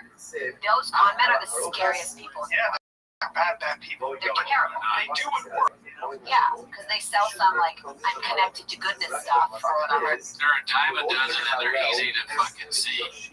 Anybody that's like, I got this new thing, it's called Magic Mind, or like it says drink you drink and it keeps you awake. They're full of shit. There's already coffee. Goji powder is not real. Our brain is made up. Okay? Small things are all, and I'm like bad. I'm looking at shit even I'm telling you how to do. You're looking at a con man right now, Dee. I'm just saying, just common sense. Yeah. Right? But honestly, though, you gotta keep it cool. Kiwis and rain energy is shown to be beneficial to both cognitive and, mental health. It says it on the bottle, folks. Look, rain is all you need. And if you trust your O2. Yeah, dude. High in carbs, but also high in dietary fibers. Let's see here. This one's haphazard again. It's called. I didn't watch this one yet, but I've been looking forward to it, dude. Okay. It's Thick Boy Studios tour, dude. This is what I've always wanted to be. Let's see. Right here. There's So it makes more sense to learn how much. This is a gin action figure that Chris got me. Alright.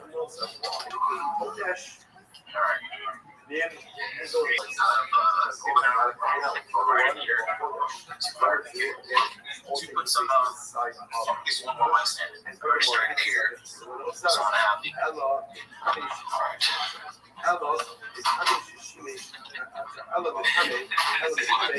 I'm just thinking about if we had a studio and we did a tour, and it would be. I'm worried that it would be stupid bits like they do.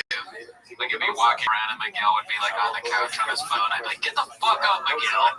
What the fuck are you doing? What do we pay you for? Get to work. Dad's outside. He goes outside. It's just like something like Ubo. I'm like too similar to Shep.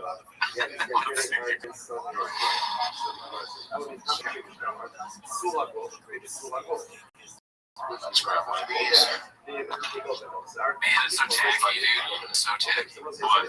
Just all the stuff walls, and then it matches some box on the table. There's rain energy drinks everywhere. It's not something you walk in. If one of these like YouTube decor people walked in and saw this, they probably have a brain aneurysm. Oh my god, they start crying. They would cry like they saw the news recently. So many energy drinks, dude. Are you guys okay if you drink this shit? Let's see here. Energy drinks. Which one? The shocking one? Either we're doing it tomorrow, on Thursday, or after. I don't know. Depends on what we do tomorrow.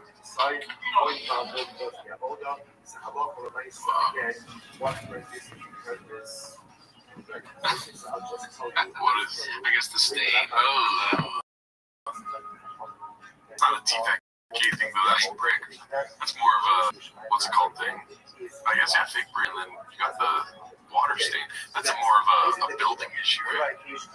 Yeah, and it's stupid man cave stuff. Like I like sports, but I'm not gonna put a football jersey in the wall. Yeah. Is it Shop's jersey? Who knows? Yeah. Who cares? I don't even know. Let's see. This is haphazard. It's called He Can't Say That He's Off Social Media Anymore. It looks like it's from last week's Golden Hour. Let's see. So something coming and going. So you're on TikTok. I just started. Like someone was running for me. Now your voice back on the right. Is this pop? Okay, voice back on the right. You're post TikTok now. So what's up with this shit? What's up, bro? Dumb car or what? Yeah, man. What? Yeah, it's 11. It's gonna take a lot of work. You doing real rash. So you think? We watched that, I think, last week, but there's like more context. Yeah. It shows it. That is funny. You bought a dumb car? No. What's that? Back on the range. Shop takes the shop TikTok takeover. Shop TikTok takeover like that. All right, let's see. This is Eddie Pool 8mm. It's called This, or Chin Still Beefing with BS and Cal. We might have already watched this. I was gonna chime in to ask Jesse, but it's fine. I'm already saying. Did he listen to the actual? He didn't. No, that's what he said. He said if you actually listened to it, but I wanted to ask him straight up, did you actually listen to the audio? Because you listen to it, Jenny. If anybody listens to it, I listen to it. You said, and you think it's real. You want to listen to it? We can do it right now. We can fast forward afterwards. That's what I'm saying. So you didn't listen to it. Yeah, take it outside. Ooh, this is athleticism. Look at this move. Look at this athleticism.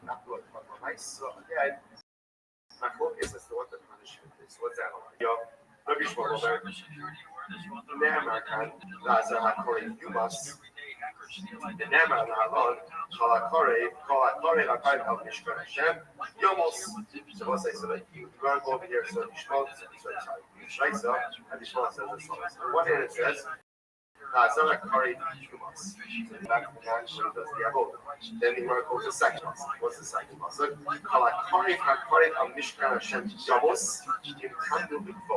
So again, this is actually talking about Bialas Korach. But again, the Gemara goes to another pasuk, and it says, whoever comes close to the Mishkan Hashem, Yamos. That second pasuk is talking about Bidei Shemayim. Rashi points out over here. Look at Rashi. Rashi is writing because it's also scaled. Mala Halon Bidei Shemayim. The Masai the Chamishu Ish Nekor. Remember again, this is by the 250 followers of Korah who were killed, who were incinerated. Right? This is when they brought the Torahs. So they would kill Bidei Shemayim. So interesting enough, the Shmos became a clear Shabbat. It says by not calling those the Avodah Yamos, Lazara Karim, Yumas, and it says by Andas Korah, Kalakari Hakare of Mishkan Hashem, Yamos. They were also slaughtered. They were not caught. So they were killed. Mala, just like by Korah, Bidei Shemayim, they were like Mishmar. After Bidei Shemayim, so over here it's least Bidei Shemayim. Therefore, again, it's Bidei Shemayim. Now, y'all, that if a man going does the Avodah, he's killed, least Bidei Shemayim. I had a keeper of his no. Damar kan bazar Karim Yumas, the Damar Lahalon, the Hadavi Hahu, Ochel, Ochel, Hachalomahu, Yumas. What's it interesting? He makes a big difference here. It says by the time of the Avodah Yumas, and it says by the no, this is the false prophet. The false prophet. You might go ahead and get Klal worship of Yumas. So the pasuk says Yumas by them as well, and therefore what? Just like by the Davi, by the false prophet, Malahavan Biskilo, Afkan Biskilo, just like the false prophet is killed with Skilo, so to the Zar, because the others also killed with Skilo. Yochanan ben Uri says, no, Malahavan Bechenek, Yochanan ben Uri this is from Rabbi Akiva about the death penalty for the false prophet. Rabbi Akiva says it's Skilo. The Yochanan ben Uri holds that it's Chenek. But either way, what we're going to do is we're going to say a Shabbat between false prophet, right between the Davi, the false prophet, and non-Seattle. So again, according to Rabbi Akiva, it's the result of the punishment of Skilot, and according to the result of the punishment of Chenek. So the question is, by the way, it's not significant to show Rabbi Akiva. So first of all, before the first method is Shmuel and Rabbi Akiva, right? That Shmuel is making the Xer Shava of Azara Karin Yumas, and he's comparing it to the followers of Korah. Just like the followers of Korah were killed with Shemayim. So to again, the Zar, the man who does the others also killed with Shemayim. Rabbi Akiva disagrees. Rabbi Akiva compares the Zar to the false prophet. Just like the false prophet is killed with Skiva, so to the Zara is killed with Skiva. So it says, do you know what's their machlokes? So my coming to the Bishari Akiva, we'll say first white line on the bottom, 84 days. And you give us some knowledge, you must. The inzon and you must be doubles. Oh, you give us like this. Never if you're making Tir Shabbat, do it right. I didn't make it Tir Shabbat with two identical words. So the word is you must. It must by Zar, and it says you must by the false prophet. By Atas Korach, by followers of Korach, the pasuk is Yomos, not Yumos. Shabbat Kiva says that I didn't make it Tir Shabbat with identical words. So, seriously. Shmuel says, done in Hegel, yeah, so Shmuel says, no, it's better to make it Shabbat between Zar and ultimately Atas Korach. Why? Because we were as opposed to the Zar and Yom again is a Shabbat. Remember again, the only way the false prophet gets any kind of legitimacy is if someone is putting himself as a guy, as a big guy. So therefore, Yishmael will say, ordinary people from ordinary Zar from Atas Korach, and not Zar from the Nazir, which is the rest of the Akiva, Kevin Shidia in the Fahegel. And the Akiva says, well, maybe this nothing wasn't wrong. But once you kind of trying to convince Jews to worship idolatry, in the Fahegel, there's no more ordinary of a person. It's very profound. Very profound. It's like this. So it's almost as if they're not let's say conservative.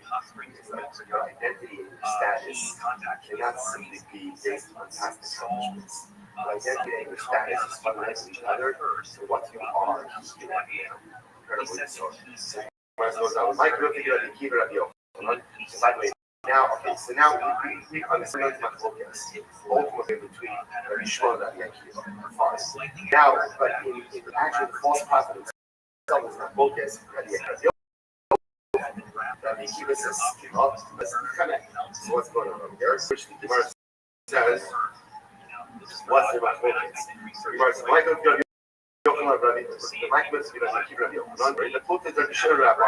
they're arguing that their machlokes is basically Rabbi Yochanan, Rabbi Shimon, and Rabbi. What's the machlokes? Samuel, Rabbi Shimon, Skila. Rabbi tries to use his worship idolatry. He's killed Skila. Shimon says no. So the Gemara says,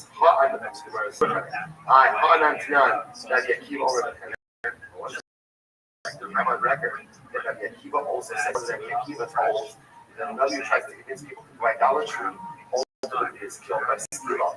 Yeah, Rabbi Akiva's on record, and he's not saying that it's a fifth connect. Straight tonight is not even Rabbi Akiva. There's not only Akiva said two different ones. One kind of says Rabbi Akiva holds that the false prophet is high Skila. I want to be said Rabbi Akiva holds. Okay,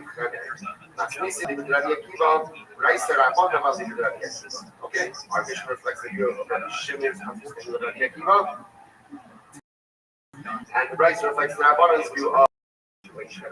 So I will say, Halach Lamaisa, this last case over here, this last case, the Rambam passes like the Chacham. The Zar goes ahead and does the over the base of the Shema. The Halach Lamaisa. Esau days Shabbat. I will say, Hadron Halach Elohim Nisrafin, Mazel Tov. I will say, now we begin on the base. Now on base 84. I will say, New Mishnah. Okay, so now what we are clearly doing is we are moving on to Shem. You go through the various these of Eli and the journals. These are the next examples. Already discussed cost regulation a little bit. Well, I made a graph of the summer 47. Go less regulation a little bit, right? Again, you have cloth around the neck, tighter on the rope on both ends, and ultimately strangling. Again, we'll get more into this later on. So who gets 10? Okay, we'll talk more about the actual who gets 10? Where is their 10 liability? I'm not when a person hits his father or mother, go make nefesh Yisrael, kidnap someone, Zakin Mami Al-Kidazim. So we're going to talk about this about Zakin Mami Al-Kidazim. This Zakin is the method if you have these rules a certain way. There's a particular judges in the minorities. The way that it works is that you're having a father. What happens if you judge who refuses heal something in the child. That's called the subclinical evaluation. So again, I would like to look at that, which again, more about that later. False prophet, which again, if you're looking enough ties into what we just learned before, right? This mission reflects that they don't look at guilt. It's not Mishnah about this one, the name of idolatry. Na'abal Isha's issue. Someone has someone who is adultery. There's so many basketball. So remember again, this last case is interesting. There's so many basketball. Remember again, we have this case that I love from I saw. A basketball like this adultery is given punishment of straight life. What happens if Rachel, like how Rachel this is show up, even if she would show up, and they think that Rachel can make adultery, so they're trying to make Rachel liable to straight life. Now, things that the two moments is elimination. It has to be Rachel committed adultery. Why? Because at the time he was in this, she felt like it's with us. So now, generally again, so even so many general simple punishment. Same thing. Allah Almighty, just like they wanted to give her straight. So tradition is like okay. It's more than Gemara, but for us the idea that we're going to have to do something that is only the last who gets straight first. They even so many don't get straight. What do they get? They get henek. Same idea of Baal. Same thing. It's like don't shoot the last time. It's also that's straight as you father again gets okay, because we'll say that's anyways. Not get other people. So how do you know that one is like really one struggle or another that I'm also going to say the penalty is a death penalty? For striking one's parent, death penalty is kind of where you know the story. It said, not get other people. Most you must says if you hit your father or you put to death. And in general, it's actually very interesting. In general, whenever the Torah gives a point like that, whenever the Torah says put to death, if it doesn't give a type of death penalty, apparently the default is heaven. You've seen that before. The default is heaven. I, Gemara says, Emo, at the cultivated, don't very one second. How do we know? Maybe when it says, not your other people, most you must, which your mother, your father, you put to death, maybe someone is going to hit them. Kill them. Otherwise, the person hit their parent, that's where there's a death penalty. To which the Gemara says, Sagadai, Kato had decided the other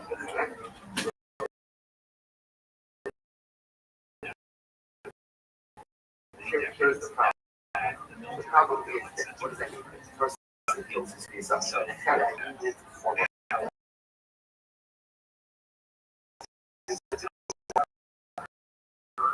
so that's going to say now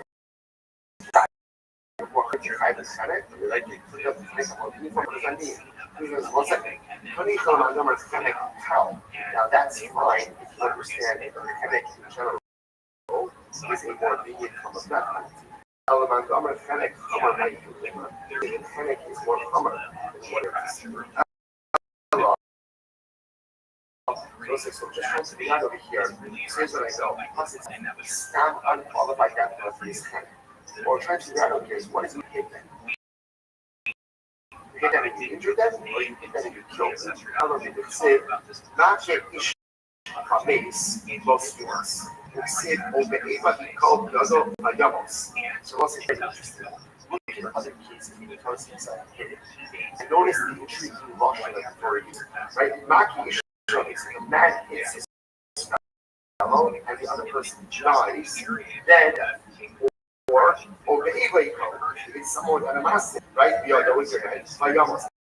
And he dies, then you notice the multiple you see that qualifying. Plus it says, and Ruvain hit Shimon, and what happened? Shimon died. So there's a qualifier, which indicates to us what? The fact that there needs to be a qualifier, Ruvain hit Shimon, and Shimon died, indicates to us that in the stamp case, where it just says Ruvain hits Shimon, what does that mean? That means hitting without getting.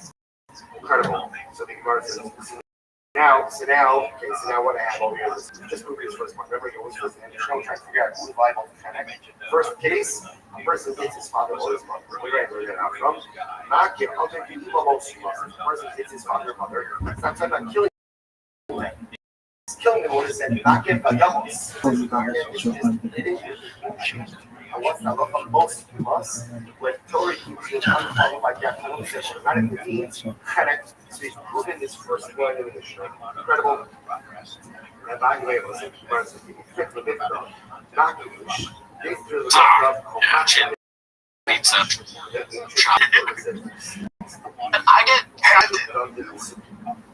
so there's actual tips to being a. She even brings in like freaking like makeup artists, all this stuff. Like I listen to practice. Oh, I know what they're talking about. They're talking because I just looked it up. I tweeted about this today. Ian Gary's wife is like much older than him, and I guess when she was younger, wrote some book about how to be a wag. What is it? Wife of a gear guy? No, like a pro athlete. Oh, okay. Wives and girlfriends or something? I don't know what it stands for. But it's like whoever. It's like how to plan Wife of a professional gear athlete. Oh, yeah, but who cares? It's just a professional. she married a civilian. I'm just anything is like, of course, it's all stupid, and we shouldn't even be like going into Ian Gary's life with this girl, whatever. But I get the fact that Sean Strickland's sick. Like he shouldn't have done it publicly. He should have done it publicly, like you said. Yeah, if you want, if you actually want to help him, you should be like, hey, dude, just so you, maybe I don't know if you're aware. She said. Imagine you marry someone with that book, or you don't know the name of the book, or that they wrote a book at all. I'm sure Ian Gary is well aware of her novels that she's written. I want to defend it. He's from Ireland. Ireland. Oh, okay, so New England. Yeah, he's from right near New England. Let's see here. Like it's satirical. If you listen to it, it's not satirical. Yeah, well, that's a matter of that's my opinion. I would love people to actually listen to the. There's a 5-minute preview. Listen to it. Judge for yourself. I don't know. You wanted me to dive deeper, so I dive deeper. Yeah, no, I'm glad you did, Jen. Yeah, that's the thing. What's happening to George? Knocked out there for a second there. He's like, it's boring, dude. We get back to numbers and shows. He's like, in the contract, it says no reading, dude. Where are the ticket sales? Numbers. Never heard of him. Released that Wags and married like a Premier League soccer player. She releases that. She couldn't get it. I got no problem. She couldn't get it. She couldn't get it. You might be nice. Remember the Kamzat story I told you about, right? Ian Gary himself put out there. Agreed. Jim, I think we're agreeing with this. Maybe it works for them, which is all more power to them. And that's fine. Let's agree that relationship. But I do. Now it's wives and girlfriends. Okay. You know what else? We shouldn't talk about people's wives and girlfriends. Yes. I agree. Yeah. Alrighty. Well, let's see here. Married to Mexican, y'all. We got one more clip, dude. Oh shit. It's always the saddest part of the day we finish that episode, dude. Special time. This one's called Never Met a Guy That Hates Mexicans So Bad Like This Guy. When asked about the Benavides fight, he dismissed it. And also, I Don't Touch Mexico when asked who the president is. Lonely Strike 1334. There's a long title, but I nailed it, dude. Let's see. Nailed it. President Mexico. Oh, that's right, because you're also. Your wife is Mexican and your kids are half Mexican. I just wonder if I don't touch Mexico. I don't know. It's Andres. Last time I was the Chente Fox. That's what I El Chapo's kids. It's basically the same thing. I don't know why he says El Chapo's kids at the end of it. It's a joke. You know what? Like, what is the joke? That the drugs run Mexico, basically. Oh, I don't even know. I already saw the clip. Yeah, but you know, it's always good to revisit old dishes. Yeah, for sure. I mean, it's always great to see you shop and action. I get pastrami all the time. Because I'm a tap so weed. Alright, yeah, that's it for today's episode, dude. Thanks for tuning in. See you next week. Later. So the worst suggesting over here is that now the person strikes their parent, obviously bad, but not at that point, unless the person strikes them. Bij Dirk staan we voor onze principes. Zoals altijd dezelfde lage prijs voor iedereen. Of je nou veel of weinig boodschappen doet. Met deze week Muller Milk. Fles van 400 milliliter voor maar 89 cent. Op Dirk kun je rekenen.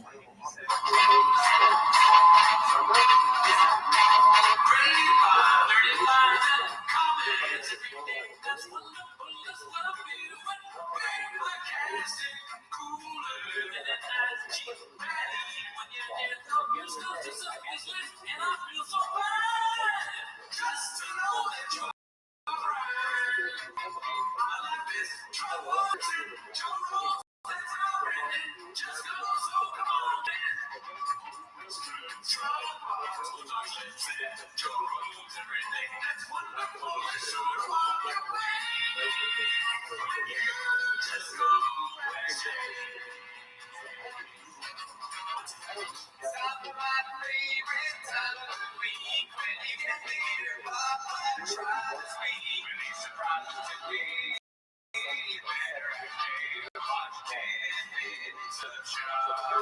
Welcome back to 10 Minutes. Thanks for tuning in. Wow, we have a new setup. If you're interested in hearing more about that, check into our other podcast, Raccoon Tweeties, where we do a quick breakdown of that, a detailed examination into the brand new setup that we have here at RT.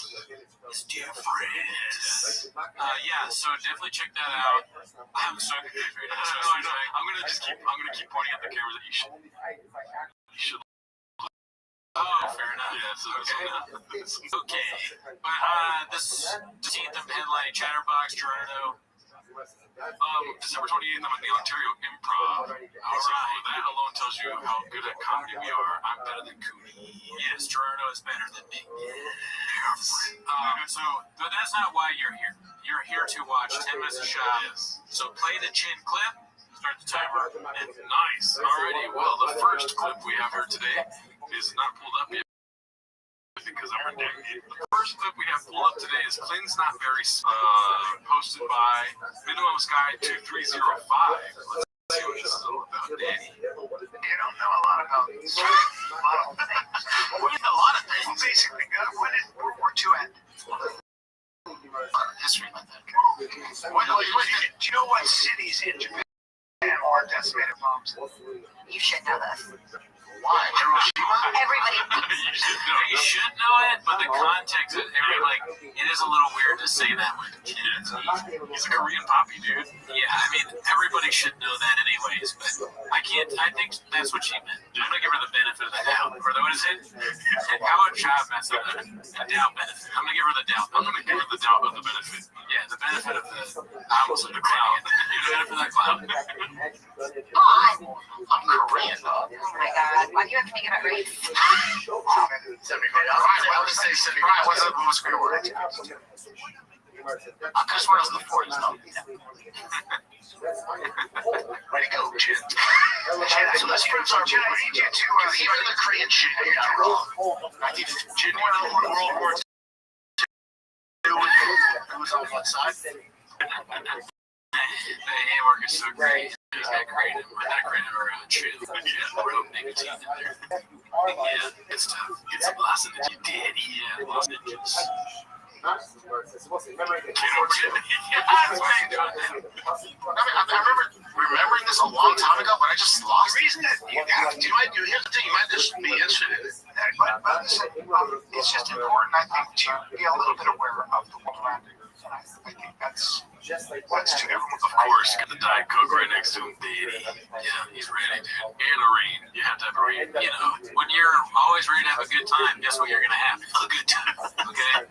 You guys, energy, sweet, sweet nectar of Diet Coke, and some chew to put in the pouches or whatever. I mean, there's just no way you're going home unhappy. Two shop. And I understand you, because it's not cool. You can't make a song about it. We cannot shaming. We're not bashing.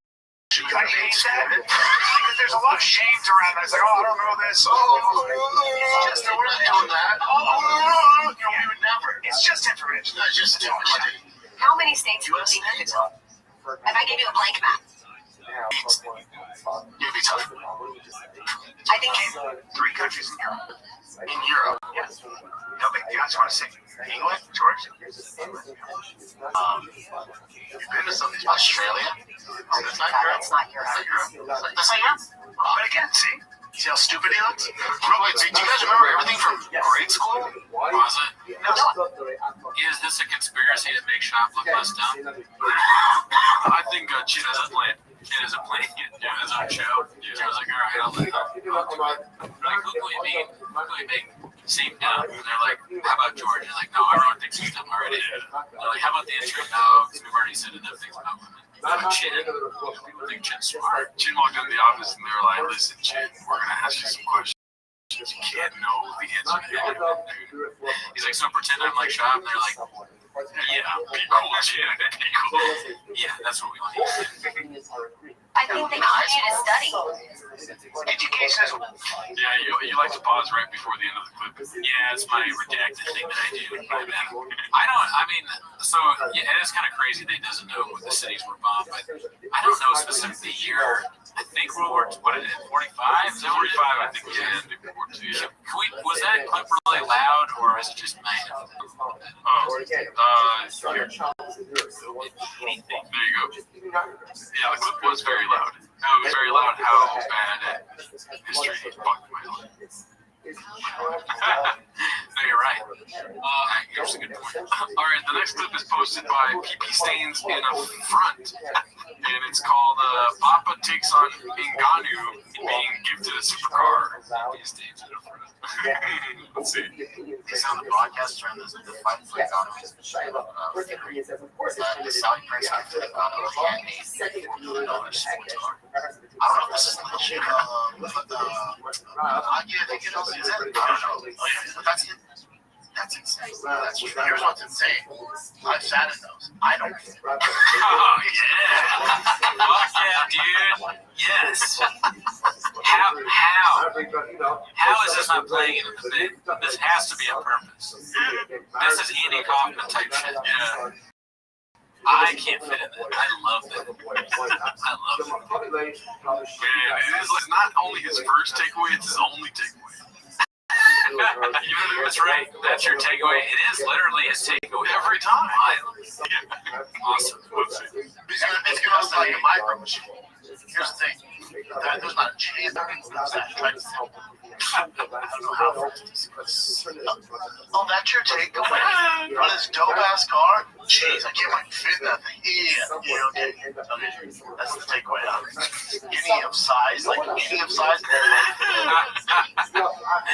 I love how they pull up the graphic too on the thing, just like they did on the other one. And Chef's Kiss too. Yeah, that was excellent. Awesome, dude. What else do we got here, dude? This one's posted by Successful Egg 345. It's called Dear Truck Community. Brendan must be stopped. Imposter alert. What do you think is going to be the imposter? That he doesn't know something about trucks, but the way that he dresses, I know we talk about it a lot. Yeah. It seems as if he just saw a kid on the street and he was like, oh, I like the way that kid dresses. I'm going to dress like that for a little bit. Yeah. Like every time he changes, it looks, he saw like a 20-year-old on the street wearing something, mustache. He was like, okay, I like that. That's me now. Yeah. Like, this is just not how an adult dresses. Like, depending on how much it costs, dude, with my new mustache, I'm down to fucking style up Thick Boy, dude. Yeah, dude. Yeah, we'll get on it. We were just on it on the record. Tweeties, and there were some sales. Some golden hour jackets. Dude, if you had a golden hour, that'd be crazy. Fuel truck, and the guy, so it was in Phoenix, so I sent somebody to inspect it for me. Didn't know they were moron. I drove all the way out to Phoenix, Arizona to pick up a Sherry of a Generation 2 2004 Ford Lightning. Check this bad boy. This bad boy out, not a mark on it. I see all stuff. Billy Grill. But I have to get an intake on it. So basically, I think that they're inferring that he was calling himself an idiot because he sent an idiot to Phoenix to pick it up, and he thinks he's in Phoenix. Thank you for doing that. Yeah, that's awesome. Let's make sure that that's the case really quick. Fuel truck, and the guy, so it was in Phoenix, so I sent somebody to inspect it for me. Didn't know they were moron. Okay, didn't know they were moron. Okay. So apparently he's the moron here. Interesting. What's going on? Is that CT flaring up, or he forgot, or it's a painted narrative? You know, it could be just a painted narrative from James or himself. Yeah, you never know. Let's see. What are you not going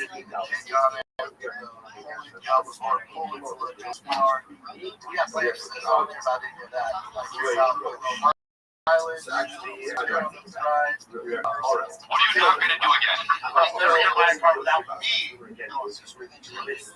What if car guys watch this the way we watch shop clips? They watch Toontown the way like we're just laughing at shop saying crazy shit, but they're like, oh man, that's really wrong. There's no such thing as a Diablo, whatever. Why is everything with trucks Diablo Raptor? It's almost like Calendine. All that shit. Yeah, check out the new Kia Satan. Yeah, that's exactly what it sounds like. All right, this next one's posted by Cyberman996. It's called Crystalia. You're poor if you don't have an iPhone. New territory. Yeah, let's see. Wait, hold on. Are we recording? What? What are you doing? That's it. I just want to say it looks good. Be quite short.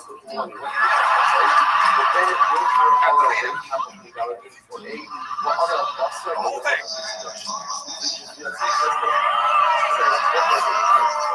I didn't delete it. You don't even have a fucking iPhone.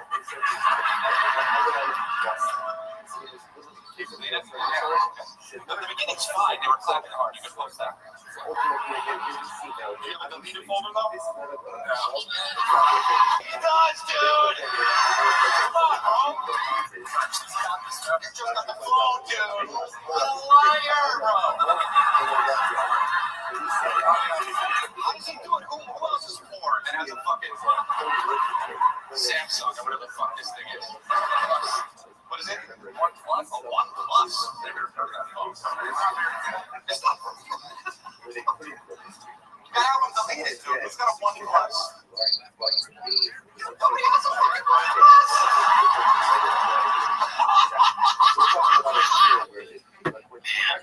This is a clip that he posted from his TikTok. Yeah, I think so. Yeah. This is crowd work on Kratom. Crowd work clip. These are the crowd work clip that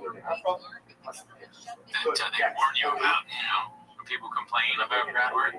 Oh, dude, we caught this guy, dude. He was recording me, so I talked to him for 2 minutes because his phone was poor. I fucking gave it to him. Why is he standing like that? That's actually kind of impressive. That's what I was going to say. That long. Yeah. That I'm impressed by. I was going to say, dude, shout out to Crystalia for squatting, dude. He's not an old man, but he's in his 40s and he can do all that. I mean, that's athletic. Yeah. So I don't think Shab can do that, although Shab can bench press whatever, 22 reps of 400 or whatever it is. It's all I can do is squat with heels in the ground. I had to. Yeah, if you can do that Jordan, though. If they, when I get back into Hollywood, though, I'm going to squat. Jordan, if I catch a guy on the phone, dude, I'm going to talk about what kind of phone it is, dude. And I'm going to give it to him. Let's see. It's so weird to be like this right now, right? It feels weird. It's okay. I don't feel anything. So it's nice, right? So he feels bad. I think he probably didn't know you shouldn't do that, right? There's so many signs that say that. No, it's okay. Look, I don't want him to be thrown out. It's okay. It's totally okay. He's a nice guy. You're not going to post it. I appreciate you, bro. Thanks. He'll delete me more. Because I'm working new shit. He literally has a hoodie on that says asshole.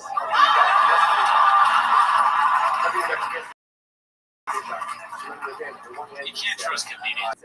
Everyone could be a plant at this point. Mulaney, who I love, and I love this special, has an audience plant in his special. And that's Mulaney. You'd think you could trust someone like that. You can't. Let's be honest, they're not new in town, dude. There was nobody who was new in town, dude. The homeless guy said that. It is what it is, dude. Let's see the rest of it. I mean, at least,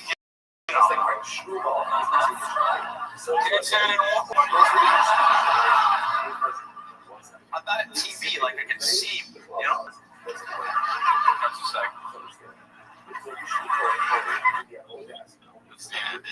This is good because he posts this, and let's say we get bigger and we're making clips clips of our stand-up that a lot of people are watching will know that we shouldn't do shit like that. So thank you first. Yeah, that's how I feel. I don't know why the fucking Reddit starting to just play clips of people you talking about. I'm sorry, Daddy. Oh shit, we got a haphazard alert. One of our guys. Never met him. Great guy. What is athleticism? You know, in order to be part of the exam, showing you two explicit concepts, you can both research with those concepts. It's not explicit, or not by inference. You cannot use it for exam shuttle. Interesting. Okay. Yo shaking no one. Next. I don't know that as a point does get hold of the city, that he is a violation of Allah. The pasuk says, "Bo bachar Hashem lokecha mikol shvatecha la'amod u'lisharetz." The pasuk says, Hashem chose the goyim. Hashem chose the goyim from amongst all of them to stand and to serve.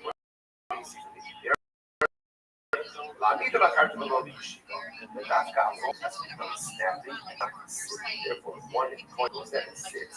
So in Yabodah, and Allah said he's in violation of Allah. Next. What about a blemish coin? So remember again, so what happens if a blemish coin does Yabodah? Rabbi Rothschild, so Rabbi says, the Chum say last part, it's a lot. So that's otherwise. My time to that, what's Rabbi's logic? And he says, there's about more if a blemish coin does Yabodah. It's kind of so. What's his logic? So he must have said, Ach ala parochas. The pasuk says, but again, if the coin has a womb, he should not come to the parochas. And the rest of the pasuk is, "V'lo yichalel es mikdashi, ki ani Hashem mikdasham." He should not present my mikdash. Lashon of chilul, so the verse in the yod, chilul b'shuma, maybe it's in a shabbat, b'shuma. Just like it says, so just like by shuma, if you have a tamei one of these two words, Chinese edition, After the Miso, so to the Baal does the Avodah, he's also highly so. That's Rabbi's logic. Shabbat Chilul from Shula to Baal. The name of Chilul, you know, starts to say again. I remember it also says Chilul by Nosar. Nosar is a gift karis. So we think it's here Shabbat Chilul Baal. Nosar, just like Nosar is a gift karis. So to Baal is gift karis. Which where it says, "Mala Allah the Christ Afghan Christ." Start up in Shuma Hamil. These forces were about home from Shuma that for those who why she came to Suma go from because remember again we come from Shuma and Baal is both cases we did with this qualified code. Like Baal declared himself as a formation. In the case of Shuma's written, call it was Tame. So it makes more sense to learn how physical disqualification from physical disqualification. Just the opposite. We know Sahabaleh. No, you should learn how to know why. Should be Number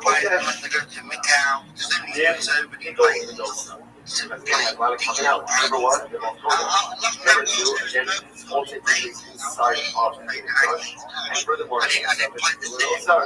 Ella,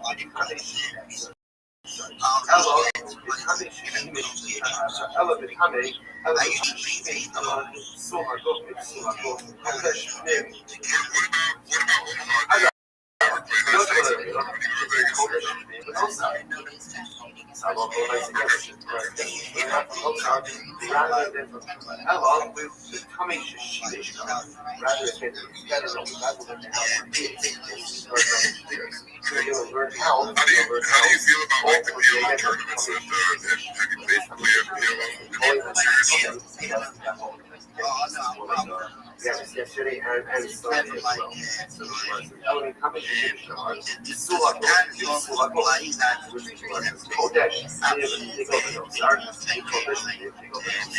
so let's say so this is again, different ways to learn out. Learning out of life service so let's figure out what is again, a couple of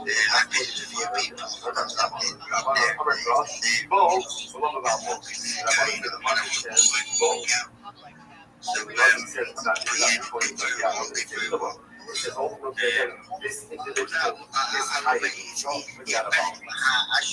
That's a lot. So it's rather like what about the case? What's the again,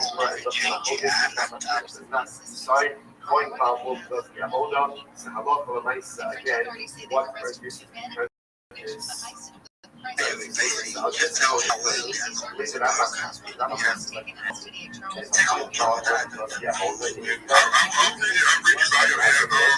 my girlfriend, she's from China, and that's what she liked to play like box. She would go to Macau all the time from so what's the status here? Ready over some ready Sanchez they're coming over basketball. I'm saying that so says they do on what's going on here. I mean what's that like that saying and openly intentionally people is yourself. But some Rabbi Rothschild, come on, hate. Zero shovels, hate. There's hate.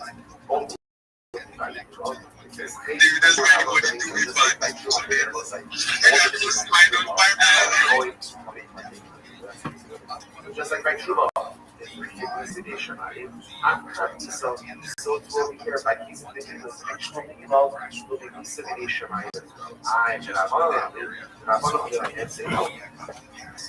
say no, but I'm going to cross both a little bit. I want to say again, once again, where is there? Dissemination. That'll be the here is supposed to go to head intentionally. Does get all this thing. Show up. But my in that case, once again, I'm not asking like the comments. The markup that the English part that is on the number. I'm not yes, maybe you will develop. I'm not asking like the comment. The person is intentionally goes there and violates the law. It is not intimidation. Instead, it is approach. Incredible. Alright, so what's going back to the issue? These are Shishimish with a question. Remember, I'm going to go say this was Shabbos' death, right? So the Mishnah said this was the end of the hours of the day. These are Shishimish with a question. From that point, intentionally, right? Serves the basic thing. So the Kiva on the Chemek, the Chachamim over the Kiva says, Chemek translation, the Chachamim says, Nisa b'Dishayim. Either way, that's good. Not good. Right? So again, Machlokes is the one that was analyzed. Tanya, Rabbi Shmuel over 16. Ne'emar kan, Gaza HaKorei Yubas, the Ne'emar LaHalon, Kol HaKorei of Mishkan Hashem, Yomos. We're going over here, so Shmuel sometime. Nice up, and Shmuel says, see what it says, Gaza HaKorei Yubas. This is talking about the man who does the Avon. Then we're going to go to the second one. What's the second one? So, Kol HaKorei of Mishkan Hashem, Yomos. So again, this is actually talking about my Adam's Korah. But again, in English, we're going to post another post, and it says, whoever comes close to the Mishkan Hashem, goes, will die. Mala has one, Bidei Shem, just like by that second post, it's talking about Bidei Shem. Rashi points out here, look at Rashi, Mala Halon, Rashi is ready to post this. Mala Halon, Bidei Shem. Because I signed the condition, remember again, this is fine. Followers of Torah were killed, right? When they brought the Torah.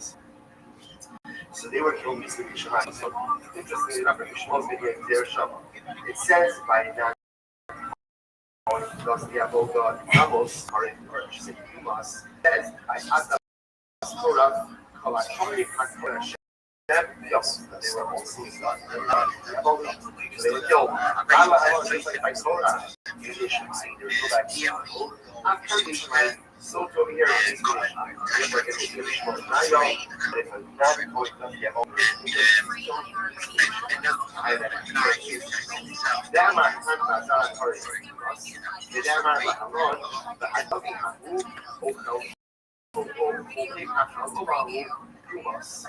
was giving different things.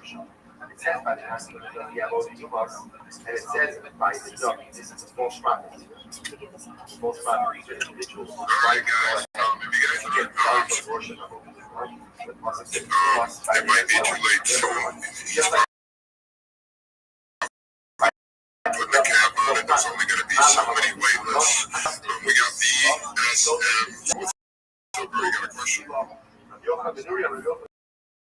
No, yeah, but I'm not James, I'm Tom, but it's good morning to you, sir. James will probably be back in 1 second. What's your question? You don't put the dirty I'm from Nigeria. I was asking James said, what's up with them? shut up. False traffic. False right. False traffic. And James did not give them. non-coincidence. So again, trying to keep that thing open. I feel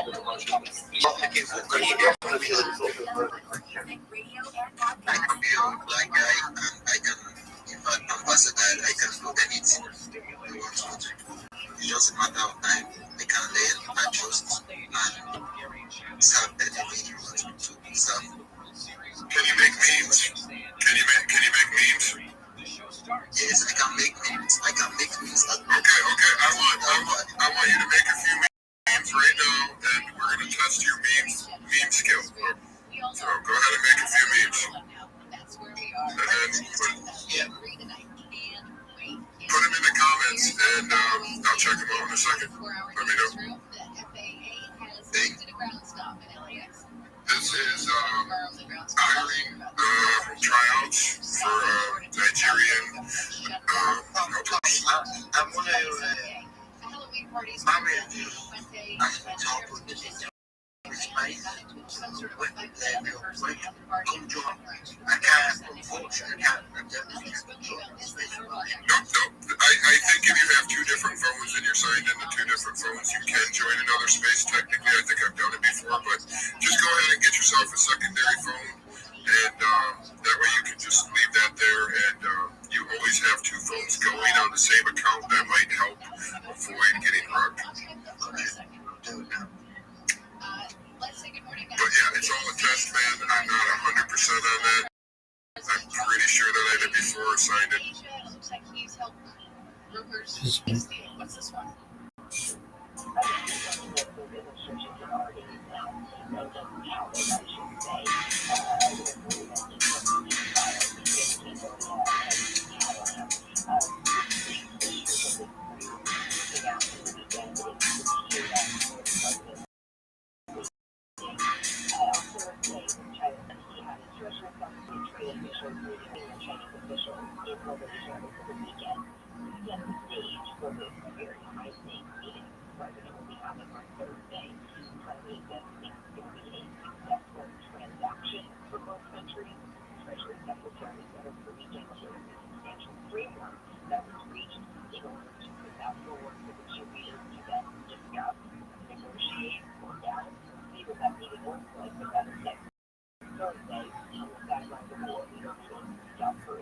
Okay, so Trump is hinting at a deal in the sense that's a great one, but we won't know until after.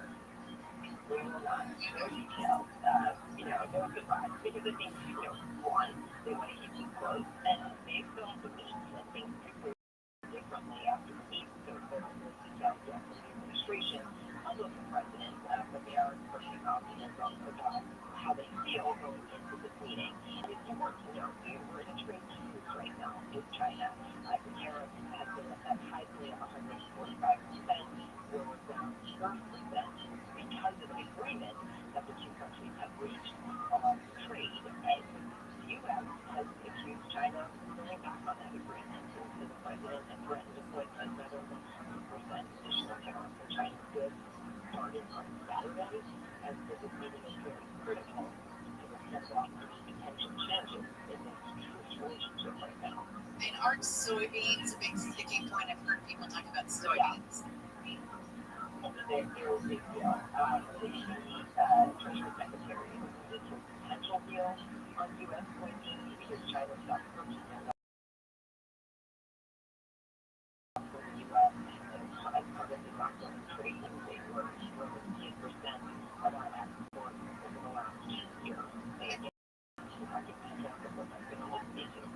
Okay, thanks so much. This is Karen Travers. As always, we appreciate it. The Dodgers back from Toronto and getting ready to host the Blue Jays for Game 3 of the World Series tonight. Pitch will start for LA. It says he's staying. You have to play each game for what it is and not think about the future like 3 games from now. Former Dodgers pitcher Max Scherzer gets the start for Toronto. World Series tied at 1 game apiece. That means the Dodgers could claim the title if they win all 3 in LA. You can hear all the Dodger games on our sister station KLAC. 5 7 pitch goes out at 5:08. The Dead Republicans are going to be watching polling places around California leading up to the November 4th special election. Federal monitors will be on site in 5 areas, including Los Angeles, 15 plan to redraw the congressional.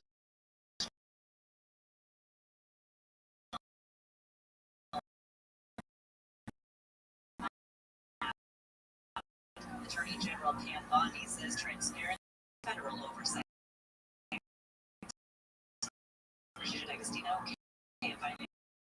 California Democratic 28 pledged to count President Trump's White House ballroom, which is under construction.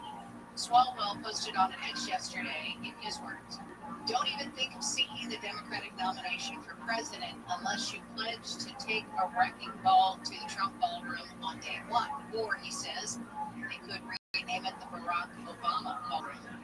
So that'd do the trick too. Governor Newsom confirmed that he is considering a presidential run in 2028. He said so when asked during an interview with CBS News whether he'd be giving it some serious thought. Yeah, I do. Otherwise, I'd have to see one, and I'm not easy to do that. Newsom can governor again next year as a term limits.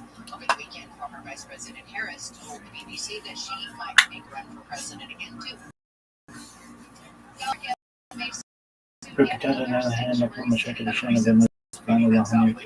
Resident there floated out a sanctuary city for bears. Maybe we go ahead and punish the people that allow the drone to get into the cabinets. The guy wants to punish people for not securing their trash, which the bears in Lake Tahoe go after, causing issues. City says euthanizing bears happens on a rare occasion, and a local nonprofit has officially presented the city with a proclamation hoping that it gets passed. KFI News. I don't know about this whole thing with the bears. We were talking about this last week because there was a big spot and there was that mom and her 3 cubs. We're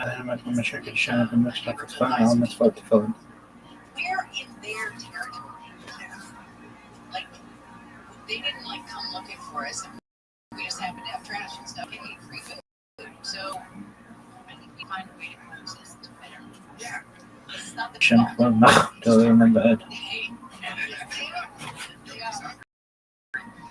Everybody's up. When we come back, let's see, we come back. GoFundMe pages for all Shema Yisrael Adonai Elohim Adonai Echad. Baruch Shem Kavod Machdol. My bad.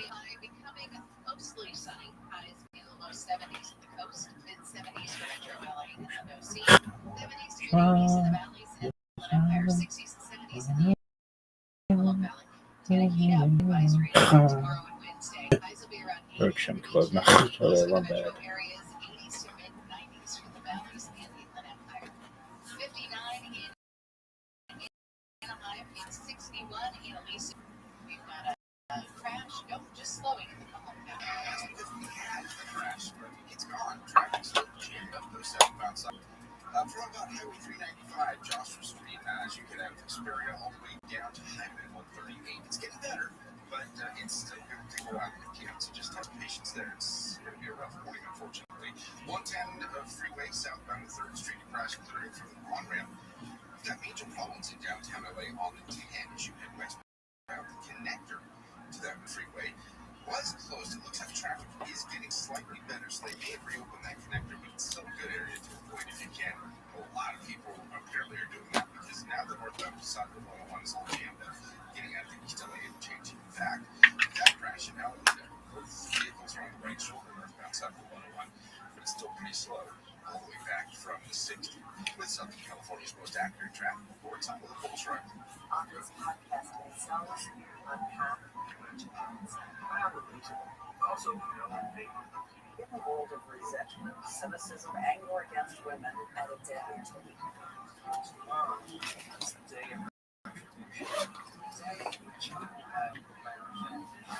This is Incels. Listen to Incels on America's #1 podcast network. Haphazard has a post saying it was his team's fault. New lightning narrative, dude. Let's see what that means. What's up, bro? You fucking bought a little dump car? What? Yeah, that's what? It's 11. You did a lot of work. You're doing real great. So you think They have a whole different computer in it, and mods, and no. So you're far. Okay. Daddy here. Yeah. So you get it. They really talk daddy all the time. I know, that's probably what we do. That was fun to do. Who did it for me? They did. Yeah. You get it new, and then you put nonsense on it.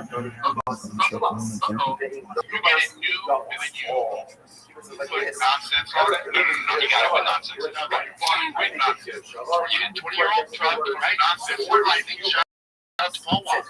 20-year-old truck, and it was in Phoenix, so I sent somebody to inspect it. Didn't know they were wrong.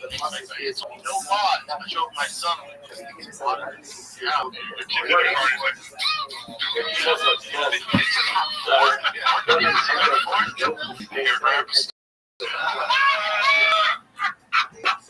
it's one of those like female ones where it goes has an exhibit on the front. I don't know, man. So we'll get figured out though. So you just I guess I don't understand, like, I mean, I'm not a truck guy, never been a truck guy, but if the truck is all this, I'm assuming that means that a lot of stuff has been added to it, they're saying good they right type stuff, they would sell to you for less, or like, how is it, wouldn't it be more expensive if it was modded out? I'm not a truck guy, dude. When it comes to trucks, we're a couple of ducks, dude. That's it. I have no idea. I know he's wrong. I just know it's because he's Bob. What I'm assuming is, I think somebody explained it on the Discord. They called us redacted, but then they gave us an explanation. I think the computer's from Australia, so it's not American. Ford's an American car company, right? But I don't even care, dude. Yeah, really. Yeah, so I mean, it's just you get into the weeds with it. There's so many that you can only keep track with so many of them. I'm kind of like, I was always lit about a new show that Bob had. I'm kind of upset. Do you think it's boring or what? No, because I want to see stand-up, dude. I want him to do stand-up. Yeah, we used to think that we needed more shows of him doing it. I don't think maybe we did suggest Get My Ride, but it's not enough like Get My Ride. It's really just him buying trucks and then saying lies. That's not as interesting as like the stand-up, Blackfish, which audience members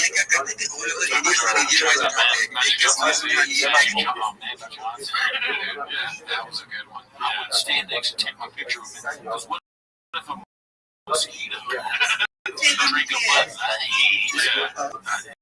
Yeah, dude, I mean, be careful what you exchange for, dude. That is such a good thing to remember. Yeah, I like that. Gerardo Classic. We can find the weapon. Yeah, wait, what was it? That was an accident, man. All right, so hold on. So what was the lesson you learned? I have to learn a lesson here. So what was the lesson you learned? What are you not going to do again? I'll never hear back from that. But now what the process is figuring this thing out. Sure, I like that right shit. I wasn't aware of it. Yeah, sure, anything car related. Yeah, I didn't know if you were like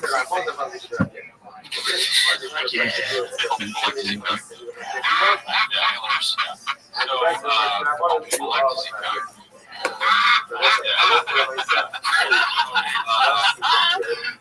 Beast of this little maid at the end. You're a friendly Canadian.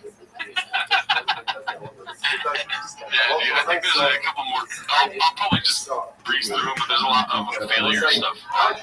It sounds like it's failures. Failures, like screeners from movies. You know when you buy a truck and they put a failure. You're like, well, they fucking put a failure in one of my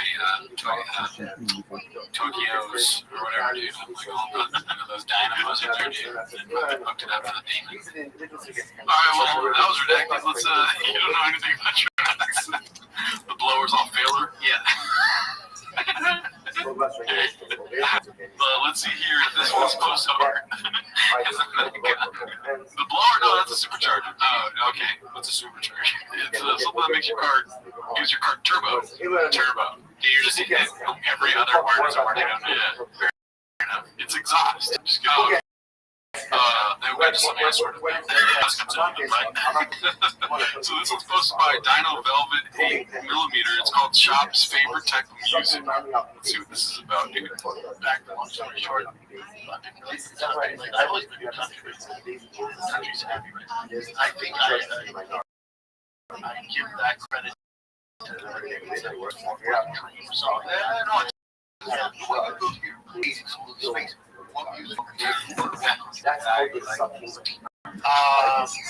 Really all of it on Spotify. It's just hard things.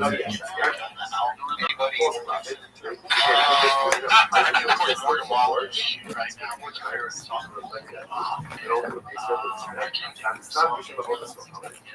All this stuff is good. My boy Jelly's crushed it. He's like bloody side like Red I don't know what's back. I gravitate towards him. Yeah, he definitely bought it. The guy is doing a hilarious Chang's interview of Shop where you're just asking him questions that anybody can answer probably. Yeah. But then I liked at the end he was like, I'm not going to ask him what his favorite Jelly song is. That would be too far. Yeah, that's sad, dude. I don't like seeing my boy Shop down, dude. But then, to be fair, I like Morgan Wallen off the top of my head. If you were to ask me like what's a Morgan Wallen song, I'd have to just sing you the bars. I don't know any. Like I always say, we all have Shop inside of us, dude.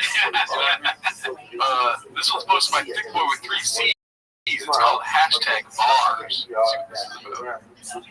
going to work in the morning, we calling on. More than a late night.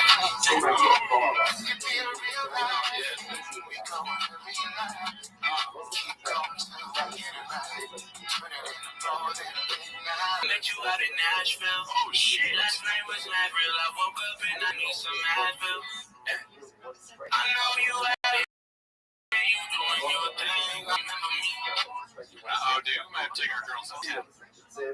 Damn, dude, yeah. Uh-oh, double date in Thickville. Yeah, dude. Play this vibe. It would be hilarious to smack on your chick to chin. Listen, I'll do it. That was great. That's great. I'll put that on again. Yeah, dude. I liked it.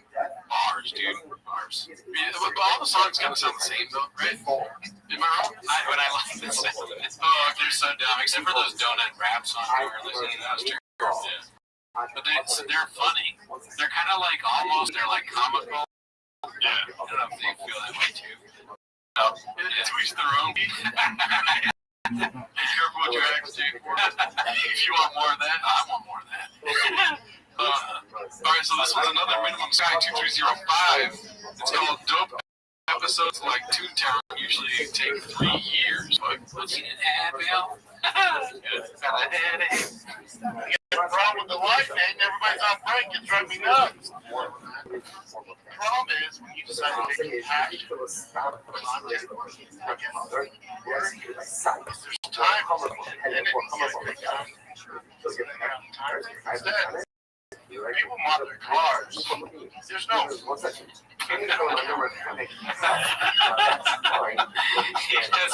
He's like, no more show. No more of this fucking comedy. Just on cars. That's it. Yeah. I'm a simple truck guy. Always been a truck guy. I mod them. I walk women to them. I love trucks. Yeah, dude. I noticed the flaw in our ways. We always ask for new shows. I want to see content down, dude. We were just talking about making content. We fucked up. I will admit to it. We should have been like, no, stand-up is what we want to see. We're like, more shows. He listened to us because he's a guy. He reads the comments. He's a hawk. He's a hawk. He moves in hawk ways. And he's like, they asked for more shit. I give them 2 ducks. Now he's probably looking at us like, look at these 2 ducks. Yeah. I gave them what they want, and now they're like complaining. That's really something that maybe you're a chef, maybe you're a hawk, maybe you're a duck, maybe you're one of the 3 on 3. So you can ask yourself that. What do you want? Maybe he saw us and was like, how does he even fit in that chair? Actually, I ask myself that every day. How do I fit in that chair? That's my takeaway. Let's see. And so it could be a year, 2 years, there's no rush. Anxiety, great content, his life in TRX. I got problems. problem. But no, dropped dope, Toontown episode in November. Take off in March. So it's still this time. For context, when you guys see something like that first episode, all that stuff takes months. So you see it in 12 minutes. It's like the next episode, you think people doing maybe 3 years, and then you're months.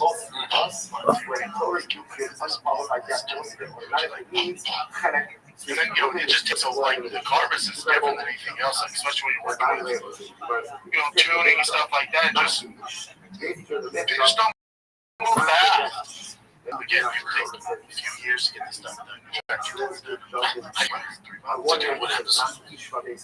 That's insane. I mean, a year to do one episode is crazy. Maybe it means like making a car, but a month is so funny because I used to lived in Hollywood for a while, so I had roommates who do like TV production. The idea, then you ask them what they're doing, and they're like, "Oh yeah, I'm working on this show for a printed shop." You're like, "Oh yeah, what are you guys doing?" He's like, "I want to shoot one episode." In a month, you're going to be on location for a month to do one. How long is the episode? 12 minutes. What? That's part of his problem. This is something that Mark talked about. He really has too many people on table. Like, there's not the need for 12 people, but there's only 2 of us. Yeah. And we're nowhere near as big a production. I want you to know I disagree with you. But keep going. Okay, well, no, you guys, no, I mean, he's going through a lot. What the fuck? Right, okay, I'm listening. Content is king, right? He puts out episodes every fucking week, true, right? How many episodes? I don't even know. 3? Yeah, I'm not numbers. He's writing in his diary. He's fucking T-Fat K, and he's shop showing, dude. Is there a food truck every week? Oh, is that your takeaway? You're right. No, you're right. I'm feeling this. You're right. I can't talk. No, when I see this clip, I'm like, fuck. Yeah, I feel bad for shop, dude. Right. He's out here trying to put out Toontown. It's like, Toontown's awesome. You're right. So you gotta work on one 12-minute show for a month or a year. Yeah, acting like your friend would be like, yeah, I'm doing a one show for a month. They'd be like, I'm working with Shaw, dude. That's what they would say. Yeah, they'd be like, fuck off. Be cool, Goonie. Yeah. But how much are you working with Shop currently? Are you getting paid? 7 times a week. Are you getting paid too? He said he was going to pay us, but he wasn't. But he didn't. He likes to. No, you're tripping, dude. I see this, and I see King suffering right now. Alright, let's go to the next one. This one's posted by Yeah, great title, dude. Go for it. I'm Aaron Biscuit. And y'all. Look at this face. Alright. Kids, what is poppin'? What's crackin'? How are you? It's getting ready for Thanksgiving. What's everybody doing? Yeah? Can't hear you. That's turkey, dry turkey is usually the norm. Dry turkey.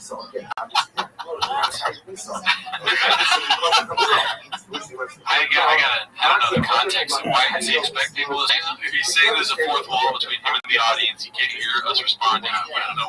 We're saying a lot. Yeah, you just watch a show. Eating it. Big stuffing guy.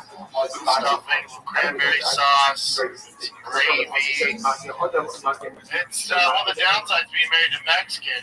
They like to kind of take over this holiday. And I have to flip it. Flip down and say, get a white number.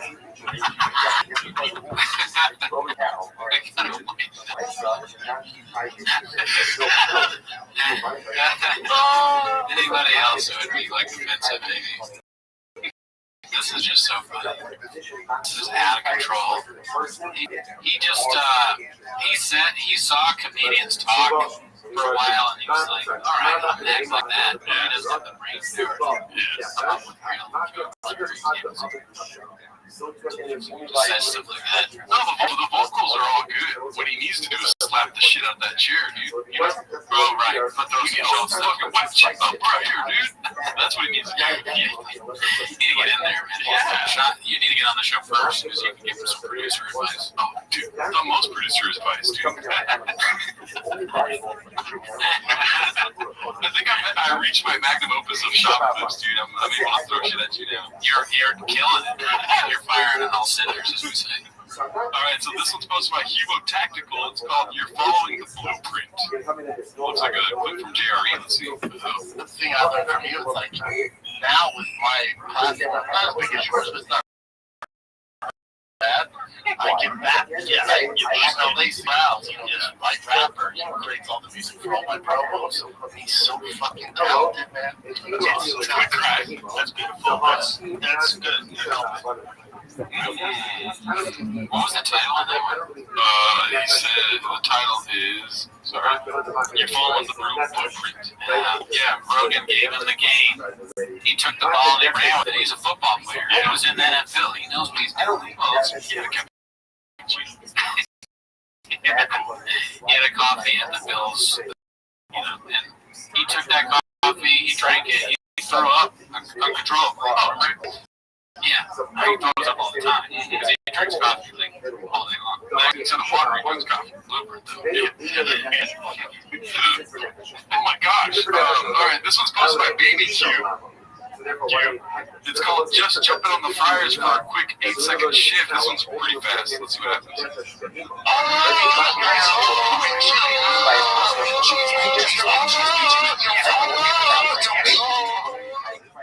So what do you think that he's doing that as a reaction to?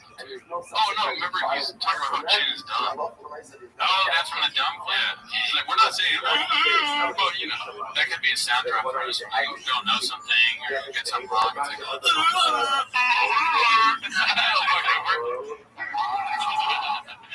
really, dude. Yeah. What do you think about his impersonation of Chin? Impersonation I've seen of someone else. There's room for improvement there. But he's on the right track, right? It was done that Chin didn't know Hiroshima and Nagasaki. Yeah. Uh-oh. Look at this, dude. We got another half. You know what I mean? Haphazard. He's the man. Oh, yeah.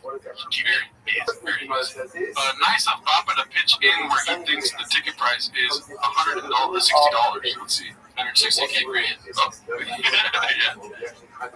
Now, George, you said, Brian, can you fly me to Chicago? I would do that. Well, for Thanksgiving, no, for Thanksgiving. Or Thanksgiving off, though? That's what Brian's offering right now. So sweet.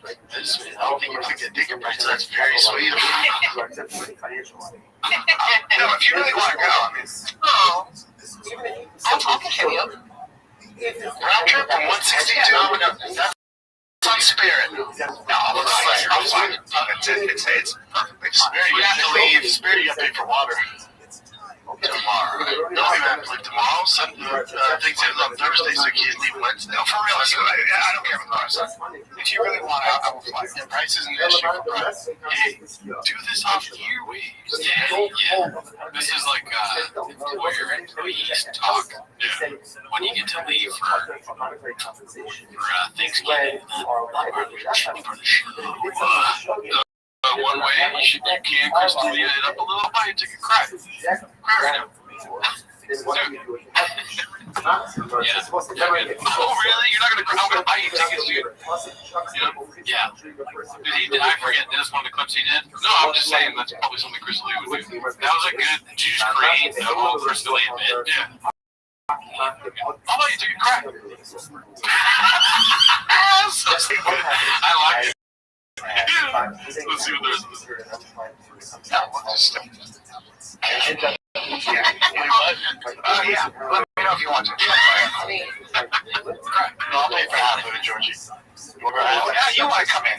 Well, I'll go halves. The other one, you can't. Fire the candle saying, that's half. Yeah, there you go. That's halfsies. They don't get beat. Half goes to Brian, half goes to Brian. Here they take him and they're like, hey, you know that part of the show right there. We're not actually. I mean, that's a lot of money. Yeah, it's a lot. We're not gonna be able to, but you have to go now because we said we're gonna pay for it. So yeah. And you know, like, I mean, you probably already know this, but I haven't paid you for your regular salary, so you knew that I was going to pay for the plane, right? And you didn't cry, right? And I also did, as a matter of fact. So can you agree on? I didn't. Of course. We don't do enough. We don't do enough for Shannon. So give him some of your money. Give him some of your salary. Take off from him. No, you're feeling so generous. Take 20% of yours and give to the lot. You're the guy here. What do you got, Jed? So are we sending Georgie to Chicago? You want to go, Georgie? If you want, for real. Just tell your cover, Georgie. We don't want you to cry to Chicago. Interesting omission of PFJs there instead of PFJs. Panda Express made an appearance, dude. A new challenger approaches. And Brian is drinking Magic Mind right now. Will the clip get even better? Or as I like to call it, broccoli beef. Alright, I'll stop. Thanksgiving, man. I mean, Yes, I gotta work Wednesday. Do we? Are we the Spider and the Kid closed Wednesday? I thought the cheapest is 6 here anyway. I'm gonna be here anyway Wednesday. Check Skyscanner. The cheapest is 6 here. Oh, look at my face. What happened to the prices there?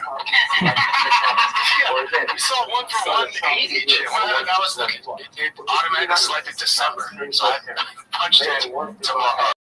Wednesday to Sunday. This is literally an HR conversation. This is an HR conversation. Like an employer talking to their HR person about when someone can take off and all that. And they're having it on air while Brian drinks the Magic Mind. It's really a skill, dude. I mean, look how close we are to the end of the clip. You know what I mean? Yeah. Oh, now I can do that. Dude. I can't control. I'm chopping it to right for you, dude. Well, let's see the rest of the clip. There's anything important. Okay,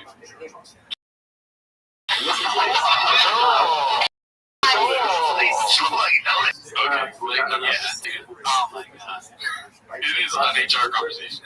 What's next? Like, which holidays are we going to have off next year? What do you think, Jim? Should we do Martin Luther King? We didn't do Martin Luther King Day this year. We do that next year. We're taking New Year's off this year. Me and you.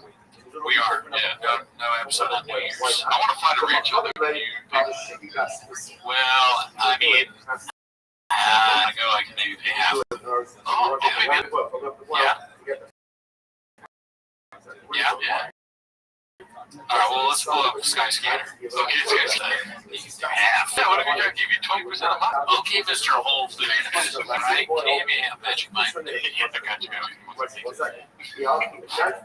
do want to get a gin, though, dude. I think it'd be cool if we had a gin. Yeah, it'd be interesting to see how long it takes us to have stupid conversations like that. Yeah. Like that we just shit on. Yeah, hey, how about in the comments some applications, baby? Yeah, you want to be a gin? Yeah. You have what it takes? Can you sing? Huh? Can you cook? Yeah, we want a list of songs you can sing. Yeah, places that we're going to have to buy you tickets for. And also, you have to leave it at audio and visual. Oh, yes, it's just Cut out stuff that doesn't work. examples of wouldn't cut out of our episodes. Right, yeah. You know, just leave an employment up below. Yeah. Right. No promises. No promises. No promises. Oh, yeah, no compromise. No, this is a bit on the show. Let's see here. This one's called Ziet. What does that mean? I have no idea. German. Maybe. It's posted by Sue. Oh, see it. That's something I shot this thing. Oh, best brains beat. Let's see. Fought with Russians? Maybe you're the closest thing I know to a Russian, probably you or you. No, he's way more Russian looking than I am. Look at I'm Irish and Italian. That's Western Europe. You don't look Iranian, bro. Dude, you don't look American out of anybody. You look bad, bro. Ryan looks the most fucking Russian. You look Eastern European. I'm eating a little wine. You like soup? Yes. I mean, no. See? Best brains day. His brain takes an audio differently. Because clearly said yes. And then Rothschild goes, Z. He put a Z in there. How many times you get hit before you start switching over letters? It's like it's 1K grand. Papa, it's posted by Hazard. It might be content we've already seen, but we'll check it out really quick. All right, but so hold on. So what was the lesson you learned? You have to learn a lesson here. So what was the lesson you learned? What are you not going to do again? Those eyebrows.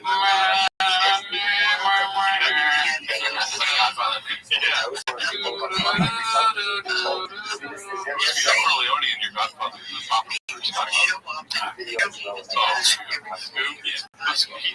Scoob is definitely Michael.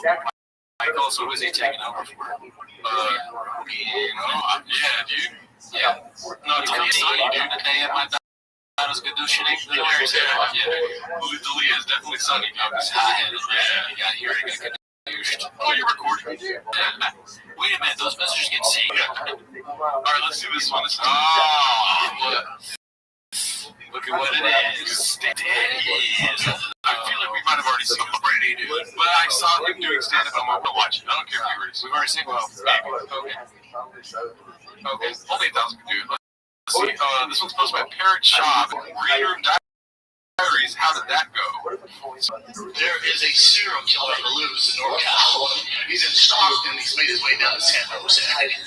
So you leave the theater time. On a slip ball. And on a slip ball. It's like, I'm a theater. I'm fucking scared, dude. Every dollar's so hot right now, right? After that Netflix on, I was like, ooh. And I'm in the serial killer, so I was like, oh, this is hot. Let me look into this. What's he doing? What's he doing? Fucking weird one fast. What's he doing? As you realize, this dude just driving my fucking shooting people. Serial killer? That's a gangbang with shots. He's 2022, woke $0, bro. What are you doing? Where's your policy? What does he make people laugh? Yeah, he doesn't really give much pause for even. I mean, it's not funny, but he doesn't allow people to laugh. Yeah. It's hilarious. Right here. You just gotta give You think you can drive by and shoot 10 years from now? You get a Netflix stock, bitch? Not happening.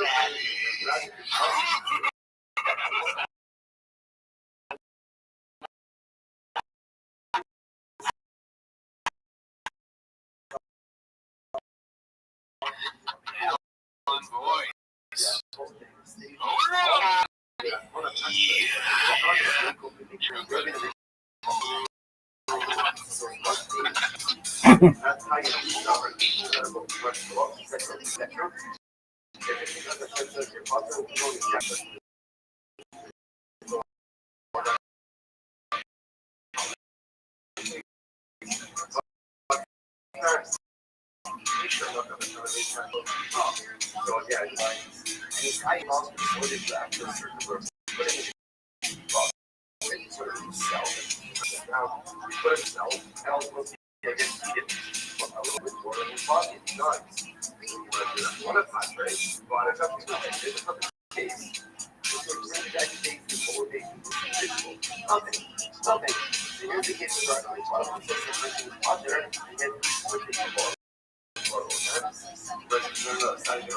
Remember, I'm going to check you off. I'm going to fuck you. The council is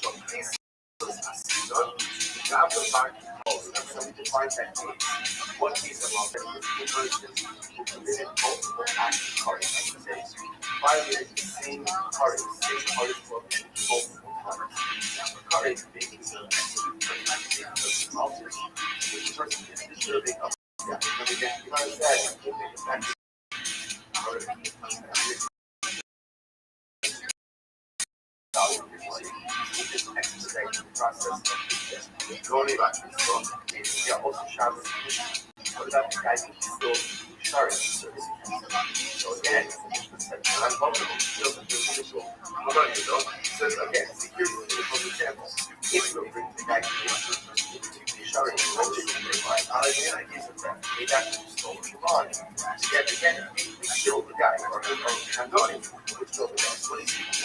and even if they case, someone is technically examined by a control, I think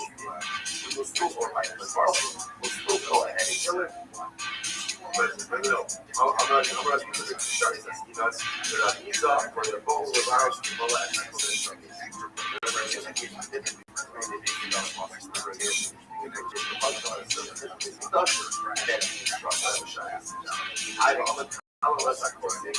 What about the guys who curses and sorcery? Remember, against all salts, I'm not multiple times. An example. The biggest part of what he has is that he still has to kill this guy, right? And he killed this guy. On that your stage, you have to take courses of scrolls for that safety of our area. Remember, we find that it is.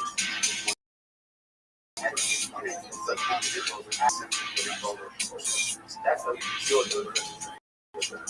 I'm all the time. What about transformers? And what about that? It's a lot. But the light saw and on multiple.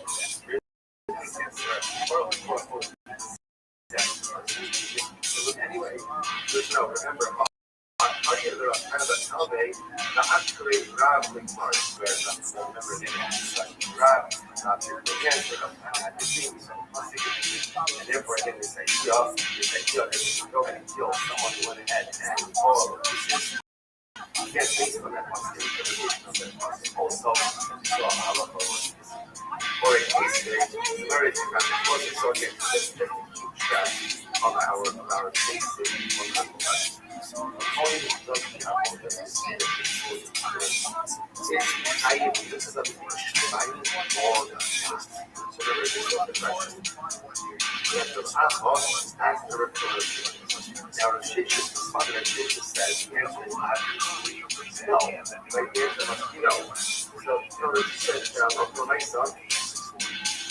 sorry. The answer must be yes.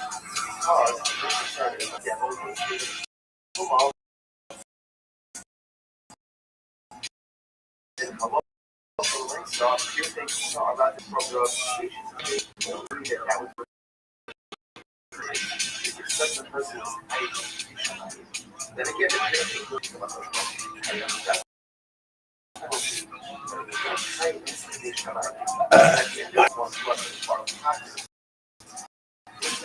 all of these cases where like that, where someone technically applies on the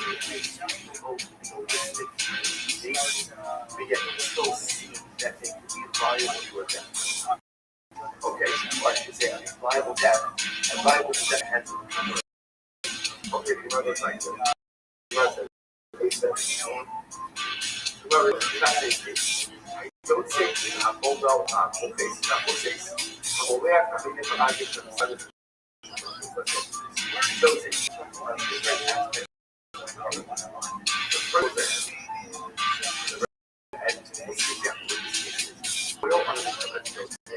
so we're also again is mixing. See the flour with hold on, process. Big off and flush. So they the active pressure from the face, or they are capsule. Needed for creating the car. Bringing the thing up close, So what's the other residential money? Or what was supposed to collect enough money on the actual program itself? First, or what will be and the oil of the Torah, that collates for what it is.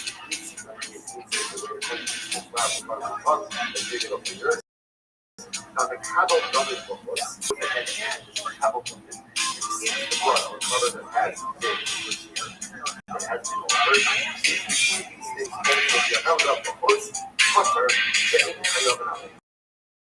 What is hunter? And also again, exactly. Take a look the horse is opposite. We're talking about here. It is a person who forms photos outside. So again, so the person, so that's the case. Pour oil on them, mix them in, broke up the pieces of meat.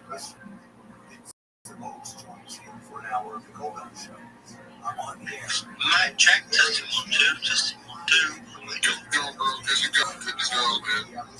GM, bro. Yeah, I just seen that they kicked you from the space for talking shit, man. Kicked me, like I was up on stage and I couldn't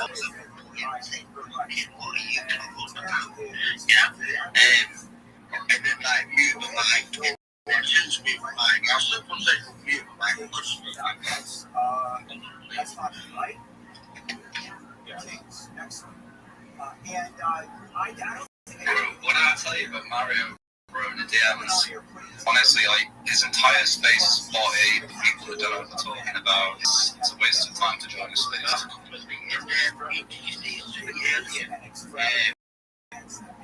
And 12 hours ago, it was 8 hours ago, whatever it was, I got a big call on to indicate next, obviously, Tom Bush, I'm very sure. I mean, I get this. I get so, and it's almost 9:30 now. I believe I picked up. I've added it. The local top 16. I believe it's going to pay off very well for me, but obviously nothing certain. It's all important. Not financial advice. Go up and go down, and just to get probabilities, you never know what news might come up.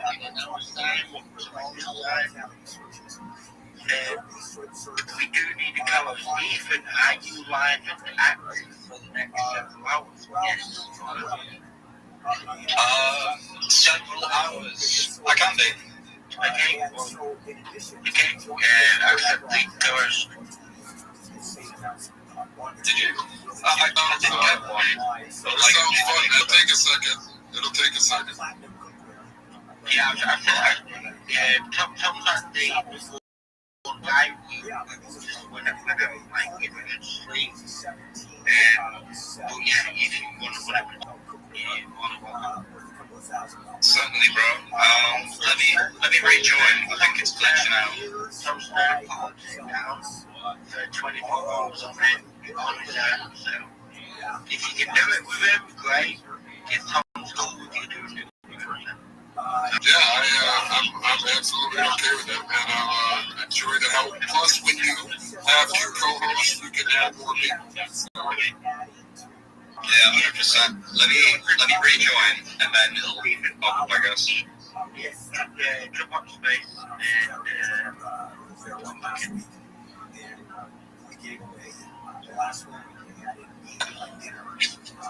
So, to go back to the market, James, I took your advice. Everything's kind of dipped back down. Right after you said that, everything kind of been dropping back down. How do you think the American market opening today and any news will affect the market? It's going to be this. Bitcoin at $10,000. So, how do we not go back down to $110,000? I think that's an easy short, in my opinion. Again, I'm mostly spot. I'm an investor. I'm a businessman. I'm an investor. I'm a visionary. But I can't help take a little easy time out.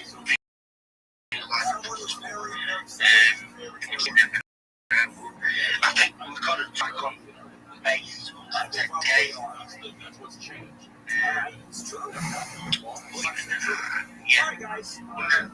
think that no reason to be bullish right now.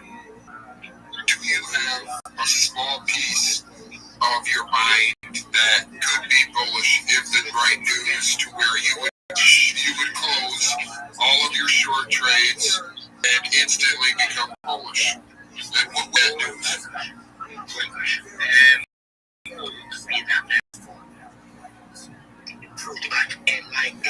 Something I don't think would happen, but a legitimate, verified, not just a tweet, not just a media article or whatever, a genuine, CP and Trump coming together, shaking hands, basically saying, right, we're fixing a deal with resolve, it's going to be called rules, and they're only a deal. You're trying to fix it, losing on the deal, on the deal, they won't do it, vice versa. It's business, right? It's like, you're trying to negotiate business or whatever, like, so, you want to shake hands to a deal, like, vice versa. So, yeah, the two, massive, She went to go fucking male countries, massive both it all lies on them there, but that was fucking really bullish. Trump making crypto tax free America, yeah, get a very simple. Again, I don't see something that teaches that you be so healthy. If I went down to 88, 92, I feel like you'd be healthy. I really do. I think we're over in the macro. In the macro, if we're really gonna have solid typically we do, especially like January, February, March, over 2017, 16. I think we're just due for very, very healthy corrections. So, yeah, I do know the various changes, but I'm still sure I've had it to be sure. Something more important because it's gone down the last few hours since Alex showed added to Michelle Pico. Top. So you're saying that you actually win more short today when it kind of bounced back up on its Sunday highs?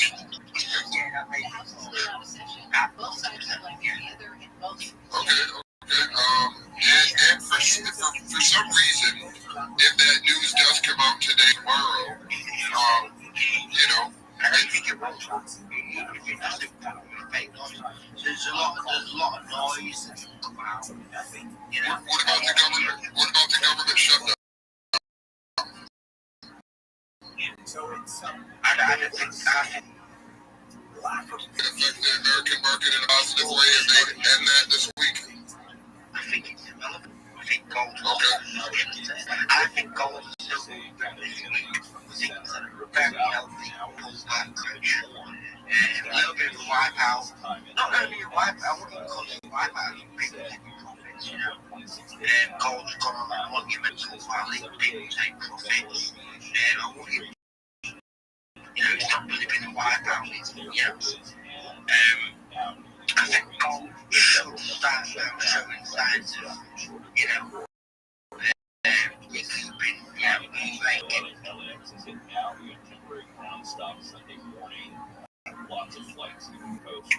healthy.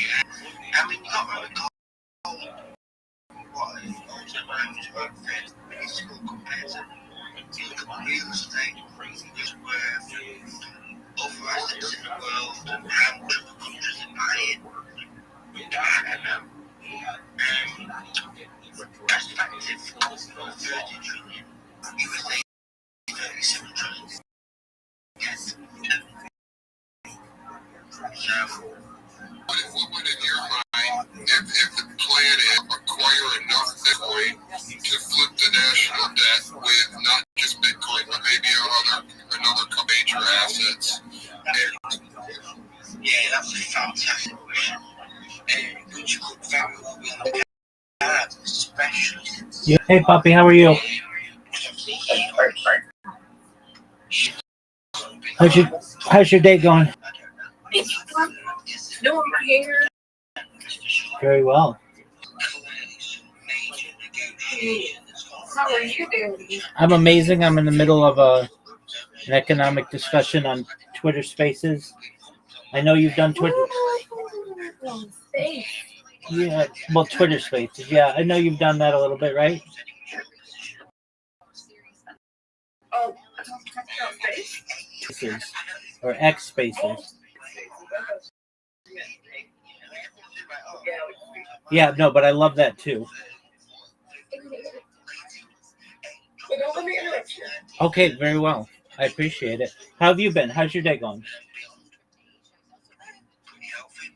Excellent.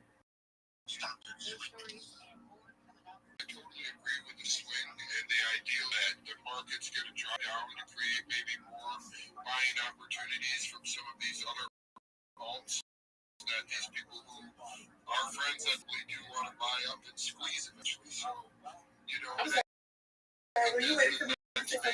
No, ma'am. ma'am. Excellent. You do you, girl. A lot of these companies really moving upward. Big, big green fashion.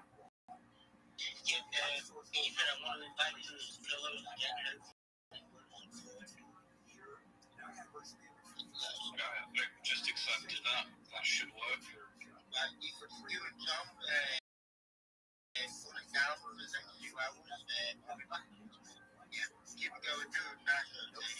Absolutely. And before you go there, James, we got like a minute. 10 seconds. What do you think of Zcash? Cool.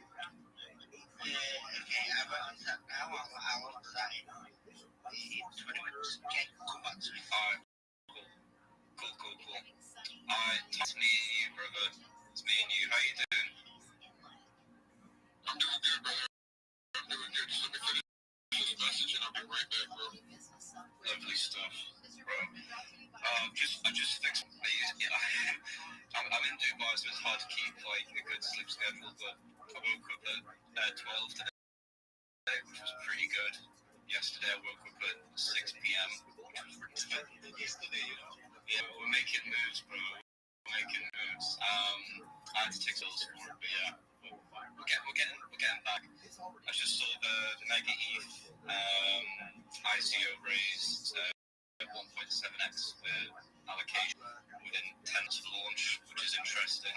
I don't know too much about Mega ETH, but I've seen some people talk about the timeline. Could be good tech. But yeah, we'll rotate around the room. We'll see how people are doing. How are you doing, teammate? I'm doing great, bro.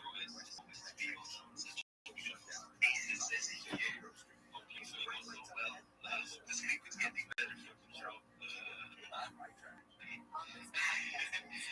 Yeah, I'll be currently like kind of like everything looks kind of cool now. I was just like wondering, I had like a question for you, Ethan. Let's just like say imagine playing like if Bitcoin would rise, do you think like the downgrade, like could they go, like go from the opposite way? Good question. So right now the ratio between there's a chart for it. I don't know if anyone's seen it, but it's at low now where gold is significantly outpacing a rate that isn't seen too often.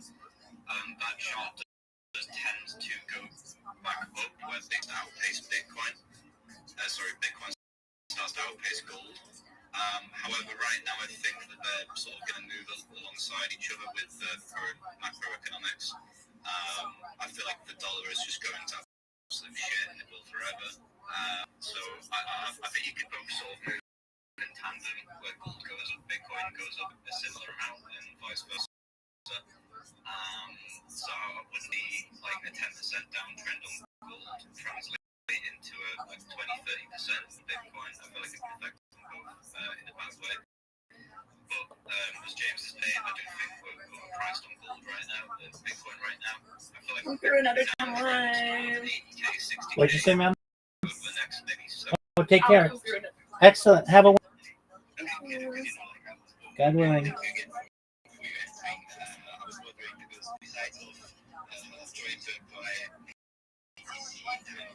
I'm also like metal detecting. And through that, I find sometimes some silver and some gold just to know, like, it's a good exchange about it. Yeah, I totally get that. I think it's always good to have a position in gold and Bitcoin. I think sort of like it's good to trade between them when one of them's like significantly outpacing the other. I think it's always a good way to swap over. The only negative from swapping from Bitcoin to gold is that you have to move into a centralized exchange. I'm not a big fan of ever holding amounts of money on like a centralized exchange. I don't like it because if that exchange goes bust, you're only protected up to a certain amount. I think it's $65,000. I mean, not that many people will have in gold, right? But still. If you reach higher limits, that's compared to a small percentage of asset, then you save up and the rest of it will be like, no, I don't about that completely because I was like, what's this? How to do it proper? And bankroll management is very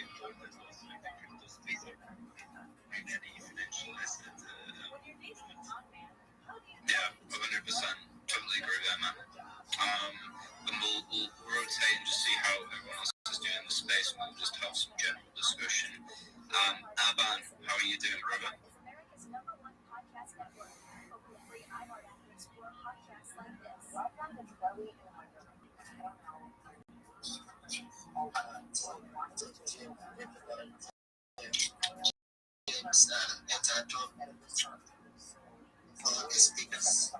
Jim, yes.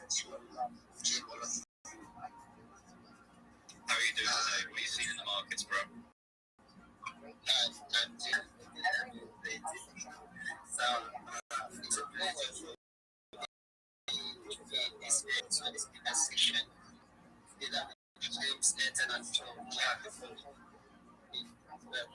So I just honestly thank you very much. Welcome to the space. And BNB Bull, BN Bull, how are you doing?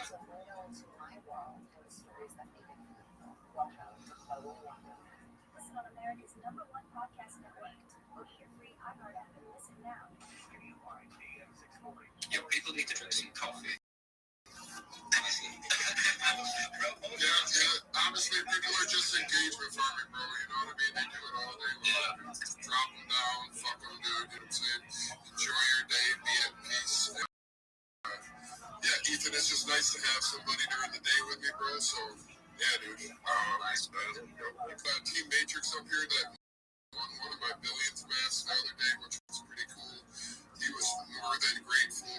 I've never heard anybody say thank you so many times. So, yeah, I'll be right back. It's what it is. It was my first time having an NFT, and like the excitement was a bit bigger than usual. And I feel like all the small things matter, Tom. And this is exactly the way I feel like also the crypto space, our things should also get behave to that movement. And I feel like in appreciation you can learn a lot, especially from such experienced players as you, Ethan, Tom, and like. Mostly it's good to just listen by, but when you have the time, I can tell for everybody, really try to ask the questions because it's so valuable. You can learn so much, otherwise you need to make those mistakes, Those mistakes we learn, in my opinion. And Tom was really excited, and thanks again. On November 1st, as scheduled, Trump administration says it's not going to tap into $5 billion in. Yeah, well, it is really important to come on stage and ask questions. To hear what James thinks about Zcash when he gets back. I like the tech. I think it's interesting tech. I mean, we've already had Monero as a privacy coin, but Zcash sort of takes it to that next level. It's being priced as so. First, we don't know what Zcash is. In short, it's like Bitcoin 4. So, if you don't know what fork is, that sort of means it's a copy of Bitcoin, but with some adjustments. Zcash allows you to transfer coins to and from in a way that's completely private and anonymous, which can be useful for many reasons. One, if you're a drug dealer, and then two, if you want to keep your transactions private from the government, just for your own purposes. I'll be honest with you guys. I like to think that that's actually true, but there's been so many different times that the government has literally set up different things like that in order to get everybody to come in, and then they figure out who you are, and then you don't even know how the fuck you got caught. Yeah, absolutely. They don't come to they don't knock, man. They usually kick that motherfucker in. We had for real in the poker community, just a fun sentence. We had for real one time kind of pizza. They really slashed the door and entered, and we were there, and lots of them came in, and we were surprised. But yeah, you're absolutely right. Exactly. At the time of their arrests, so there is some concern trying to evade the authorities, trying to keep it on the DL. Yeah, that's the last thing you want. In the UK, they do that. If you tweet something they don't like, if you're in the UK, stay safe. Don't get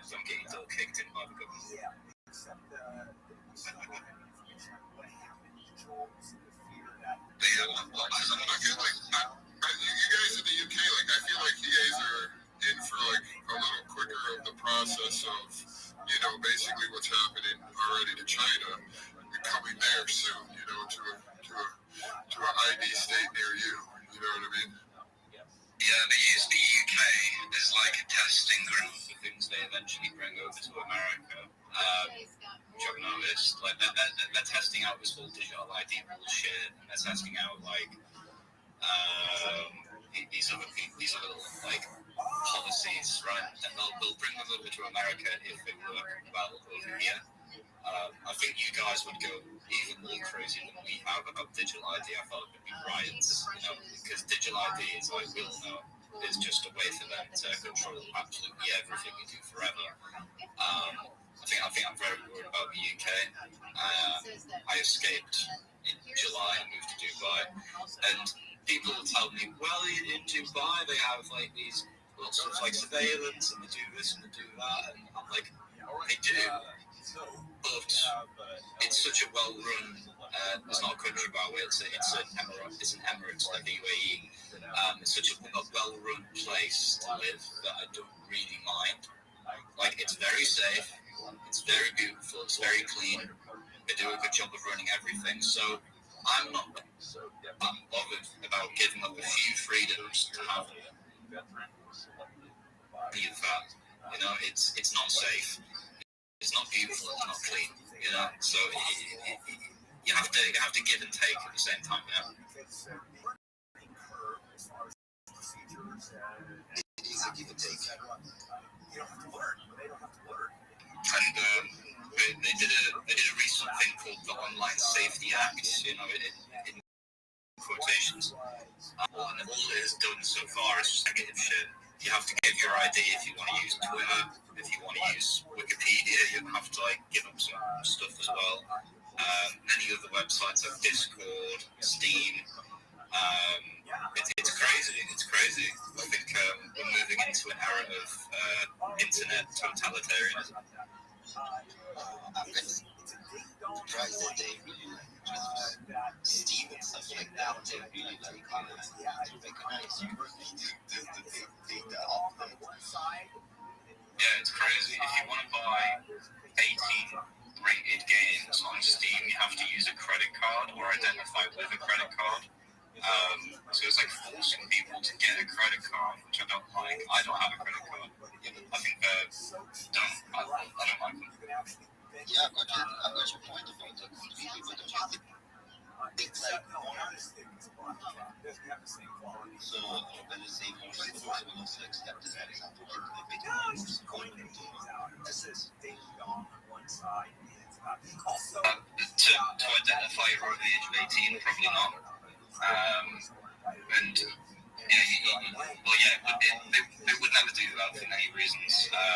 It wouldn't make any sense. Will they ever have Bitcoin as a big contender in the UK, the US? Probably not the UK. Potentially the US. Trump administration has been pushing heavy on all sorts of crypto. If anything's going to keep Bitcoin in a bull rally for the foreseeable future, it would be something like insane as that, where they make Bitcoin legal tender. That would start a new bull rally immediately. I can tell you like a good example because I'm living in Switzerland. As an example, here in Switzerland, we can even purchase the train ticket with Bitcoin if we want to. So there are already like over 300-400 stores which are accepting also Bitcoin, Ethereum, as I know, USDT, BNB and stuff like that because they're already connected with Binance Pay and accepting straight away, like as an example for a Twix or a Mars or a Coca-Cola, you can just simply pay for BTC and in the mountains especially, this is slowly getting more and more exaggerated because more tourists are coming by. And as you said, like some ways, some people like not to get, like all time discovered, especially through credit cards. So I got that point completely. I feel like this country is trying to build that more and more up. Depends on the regulations of Europe. I know like UK wants to hard, same way also as Germany and some other countries from Europe.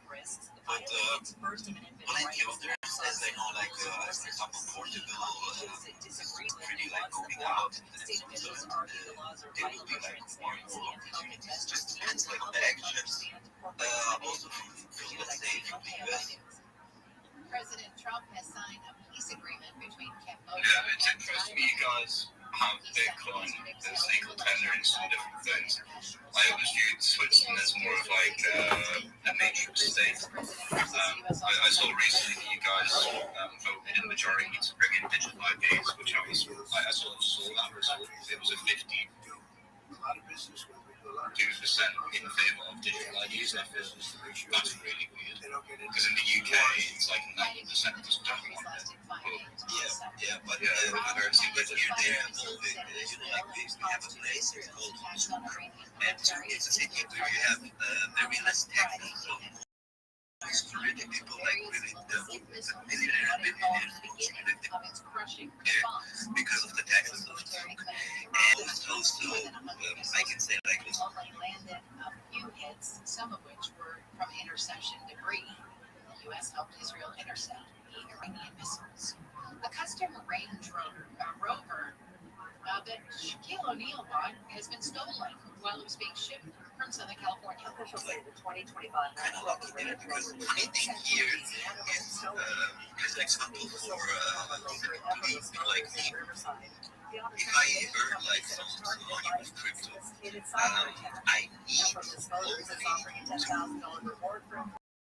need to inform them about the income taxes, which are just 0.1% per year. Like about the income of but if it is the salary more than 50% of my year's salary of the crypto, I don't need to give it away, That's really interesting. That's really, like amazing. Like I was talking to my lawyer and one of my tax guys, like which is basically doing that because I'm not so good with that. More than marketing guy. And that way he explained it very well. Right? It's purchase financial regulation had basically 1% out of it. The rest of it I wasn't like withdrawing, like side investment. Also making personal right. Like the believing, bro, if we all our BTC lots of exchanges will have, like they will be less amounts around, and it will be like, I feel like speculative price, but that's just something we have already getting inspired. And with the exchanges itself, like keeping it, but mostly I'm trying to take profit, and then I'm setting it for the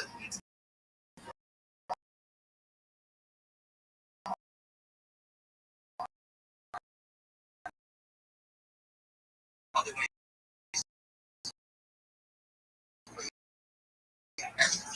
Some other businesses which I feel so are good, like no ton of taxes. I really think in the UK, like you pay such an insane amount of tax, and they just funnel it to their friends. We recently did a $500,000 payment for a new logo for the government website, and all they did was change the background like a dark blue. And that cost $500,000, or £500,000, whatever it is. Right?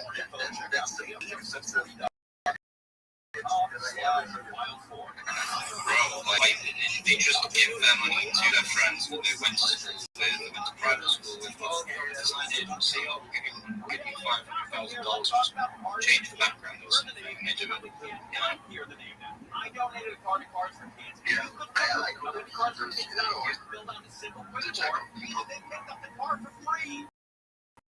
Plus, I got a vacation value. Like, I'm not originally real kids. I'm originally like from Serbia. So ignoring that in Serbia, stay with me. Cards for Kids. CardsForKids.org. Right now, donate. That's Cards for the K. I'll say it's true though. So which path do I want to take? Help people in need. Let's do an example. Worry about some people think I want education. Push myself and learn new skills.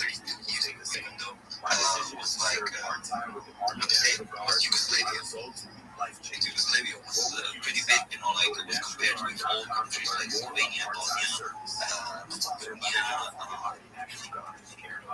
Croatia, all those were together in like the best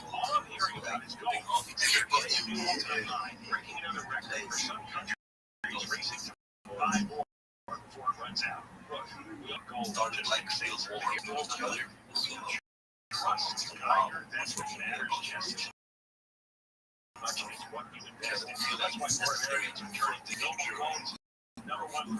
Look into the past generations and to kind of say, my hostility is like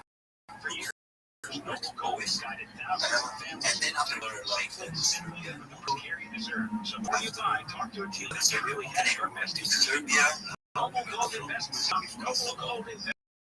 just not possible for us to split it. It's kind of special, you know, like that makes me my country will be which is a bit extra. How you doing, Mr. Chris? Good morning, Rabbi. Good morning. How are you?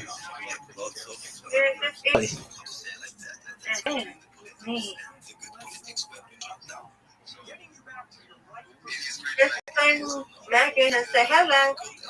Hello to you. How's your day going? It's good. Got granddaddy. It's good. Got a few more days. It's his birthday. It's his birthday? It's on Halloween. Oh, coming up. As a day, it's his birthday. Yep, it's on Halloween. Probably be that big. No. He's going to be 99? Mm-hmm. That's incredible. Yep. Well, then it's a countdown to the big 100, right? Hey.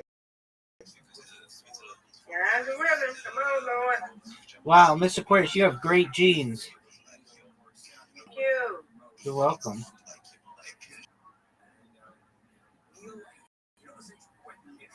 Yeah, my grandmama didn't make it. She died for 70. But it's okay. My granddaddy's still here. My grandma's still looking at both of them. There you go.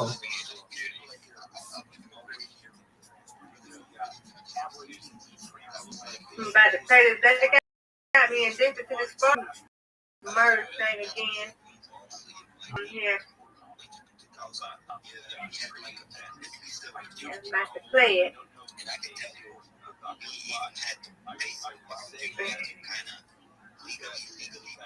Brandon, almost to 200. Good on you, Mr. Aquarius. Yeah. I'm almost in there. I'm right behind them. I got more hours though. Yep. That's harder than that. I got more hours. That's right.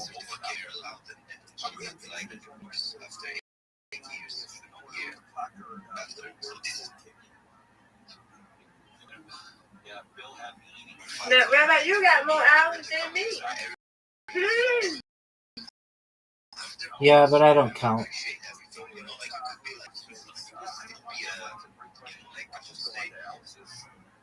You do count. You don't count on here? No, I don't count myself. So, Rabbi, you have friends.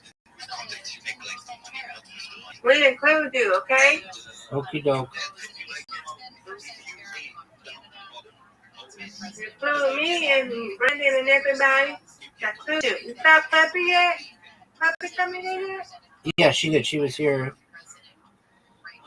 doing her hair. She always in here when I go to bed. I know, you guys But that one time. swap, exactly. Yeah. Me and her time enough. I be sleep. I see it sometimes. Guess what they named this thing? I think they can do it for Halloween. They named Chill Boy Rat Boy. Rat Bar, R-A-T? R-A-T. Wow. I'd love to be fucking like shredded and like buff and shit. But I don't know. I've done it before. I used to be on the water polo team when I was at university. I was fucking shredded and super fit. I could do like a little water polo match and just be totally fine. And if you've never played like actual water polo, you wouldn't appreciate how insane that is. Like, Right. I'm switching. I'm going to switch from the rap on this one, iPad, and then I'm going to switch to you over here. Okay? I'll be back. Okie doke, Miss Aquarius. But I don't know. I feel like I could probably hire a dietitian. No one gives a fuck about your dietitian. I'm just so fucking busy right now that I don't know. I don't have the time to eat 3-4 meals a day and like diet plan and do gym for like I could probably do gym for an hour a day. Like that's achievable for anyone. Like there is no excuse. Dog, shut the fuck up. No one cares. But yeah. I know it's very hard for like you to be quiet, but like I'm not starting. That's me. Okay. Why don't you do crypto kung fu and tai chi? Well, James was telling me to learn Aikido yesterday in the spaces.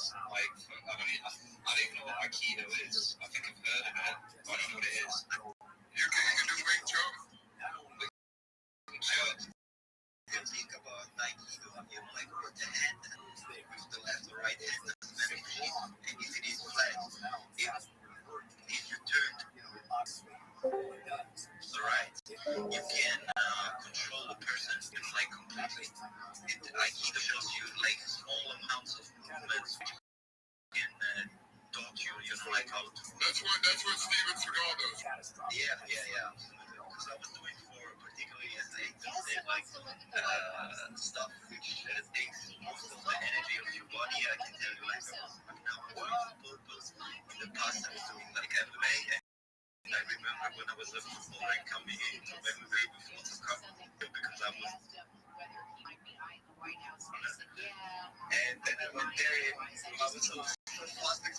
I was like really dying.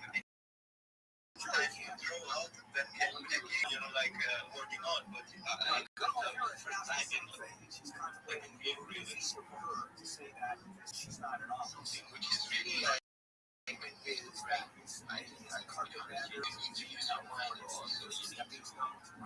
take the body out of the person and take away also to any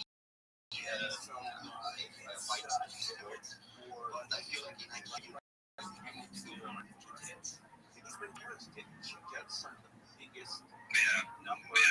bullish defense martial arts, I guess. I think the best one undeniably is wrestling. I feel like it dominates the UFC as far as I'm aware, especially recently. You know, Khabib, a fucking legend. He proved that wrestling is probably the most effective way of self-defense. Yeah, let's rotate around the room. I'll let Tom handle that because he wants to know. I'm not sure who's next. Yeah, why don't you just go ahead and ask questions? Anybody got questions? Anybody's doing anything? Fucking yeah, bro. Just keep it going, bro. Thank you, Ethan, again, bro, for coming up. Much love. I think, guys, I don't know if you see my aunt. I saw your mother, bro. I'm very sorry. No, I just wanted to about Swedish. If you look at Europe, great story. Don't take Swedish strong. Is the Swiss franc. The reason why is that the Swedish chooses to invest in the US treasuries and they choose to invest in the technology companies. That's why the currency is very strong. Same as well. We can see that the result of it is their currency is strong and it's working growing when they choose to write that investing in technologies, and that's the only thing that really bring you returns from is the US bonds, the treasuries eating and you can see that's the only way now the United States wants to get rid of that is to allow companies to issue state bonds, but the reason the way to the mission statement is to back them up with the treasuries, to buy the treasuries. Now, we're not fighting at all. Scientists, the overwhelming scientists, say Kennedy is nuts. He's out of his mind. This is real stuff. If I build a 20-point game goal and cover a quarter, look at goal, the level breaks like right here in the 20s. Probably got a straight shot at 4K. Yeah. It's insane. Is what's going on. It's crazy. Who would have thunk? Why Switzerland is behaving like that? You know, like funny thing is Switzerland is very, very small. And exactly where we go also locally, so shopping, one of like 7 presidents which we have, because we have like 7 presidents, not just one, and they have to go between each other. And even then, if the people don't like what they try out to take advantage out of it, or to say like, okay, let's buy 18 fighters, we can decline it by votes. If we make like 2-3 million votes, even that's what they wanted to decide, they can decline it. So this is like how Switzerland works on the most behaving. So my honest opinion is that also one of those 7 is like just going local stores and shopping the same way as all of them. I found that. You know, like that, and just because exactly this woman was getting on a cold shower from Trump, because he decided on big taxes about Switzerland, especially also to the chocolate factory. Freeway downtown LA, westbound side of the 10, right there at the 110 freeway. It looks like that crash has been completely cleared. The backup is still there. We had the transition closed for a while. Traffic slammed all the way back to the East LA interchange, also affecting northbound 5 drive, starting at about the 710. And in the downtown area, also northbound side of the 101, just a terrible run out of the East LA interchange, all the way up into Silver Lake. But Southern California's most accurate traffic reports. Will Bolstra.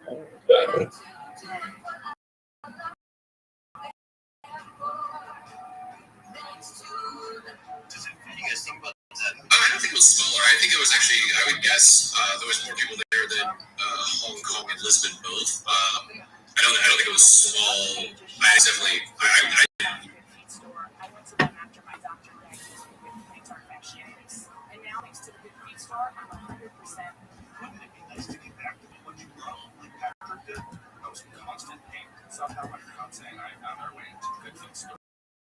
Put my foot on the arch support system, put on my shoes, my back, my heels. Thank you, everybody at the Good Feet store. You gave me my active life back. Learn more or schedule an appointment at goodfeet.com and come in and get your free personalized fitting at the Good Feet store. We have 11 area locations, either one closest to you at goodfeet.com. Thanks to the Good Feet store.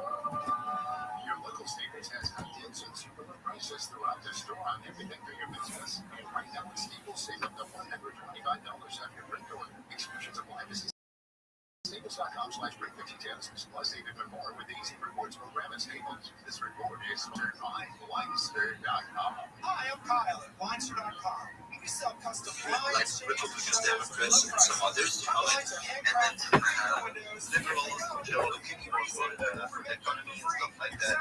And then they get also like voters. So also there it depends like how many seats you are, because I don't know exactly how many seats we have there in the back, but those there can also vote for those 7. And we the people as well. Yeah. I just want to say that Switzerland is an example of decentralization.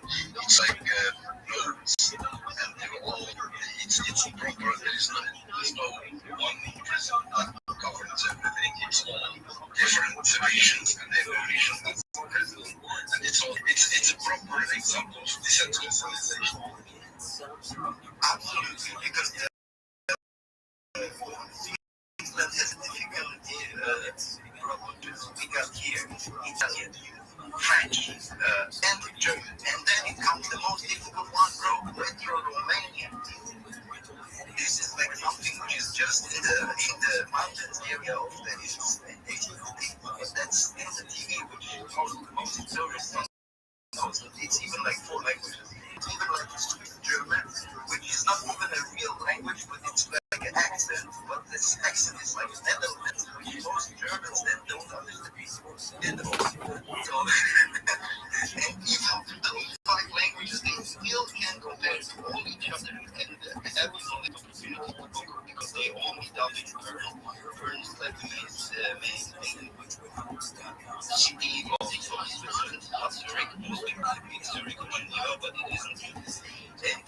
there, they meet up, and most of them try to victory.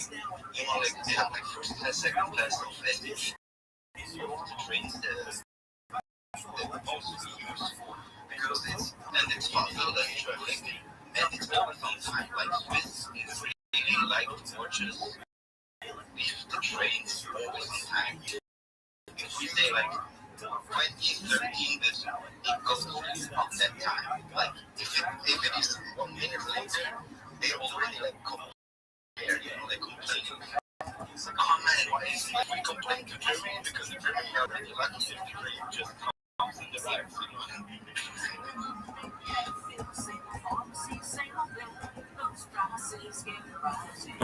You know, I was born in Germany, but it was a really nice place to live. I was there for 3.5 years. I don't remember much of it, but I've been back to the town I was born. How's Germany like compared to Switzerland these days? Are they run similarly, or is it like completely different? Well, my wife is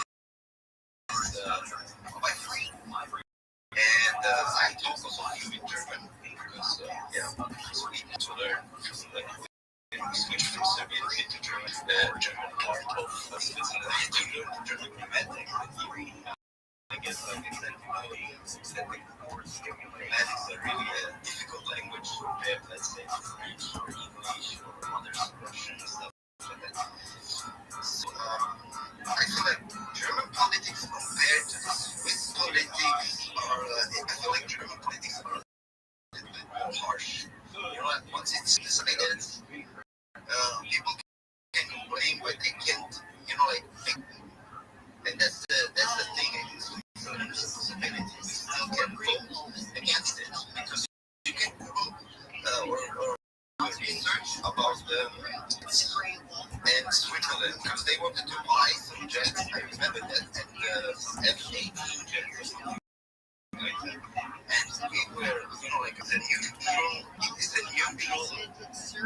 country. It doesn't make any war for a long time. That's why they stack so much money because they have like banks which are always neutral. And that way, we didn't understand like why we should now put in like billions of money of taxes into such fighters. You know what I'm saying? It's like the same way as an example. How to say? With the edit of the logo just behind it for 500K, right? What happened in Switzerland? People would complain and make that cover and make the algorithm. If they really cut it out, sometimes it's hidden also because politics is what it is, you know what I'm saying? But if we will find that out and stuff like that, that will be uncovered. They really try to put fairness here on the topics, and I feel like if you have a good mouth here and you know how to talk, you get any type of help. 27 years old. That's really good. I love Switzerland. I think we lost Tom. Hang on, let's get Tom back up. I just noticed that. Sorry, guys. Let me get Tom back up. There we go. Okay, well, Tom's connected. I'm just going to talk about Switzerland. Switzerland's amazing. When I was like 16, I went on a school trip up in the mountains, and it was probably one of the most beautiful places. Hey Ethan, I'm sorry I got disconnected somehow. I've been freaking like doing a bunch of shit this morning. James, if for some reason you can hear us, send a co-host that if not, no biggie. If you I'll message you too. Alright. Sweet, well, yeah, we'll get you back on the co-host, Tom. Get you back for beautiful badge as a co-host. I'll keep an eye on requests. We've got Michael here. Yeah, just keep an eye. Make sure anybody you bringing up, man, doesn't post anything up top. No shilling. I'll stay up here the whole day, bro, just as a speaker. So yeah, man. If he doesn't wake up, I don't care. I'll still help. But just make sure that stays empty.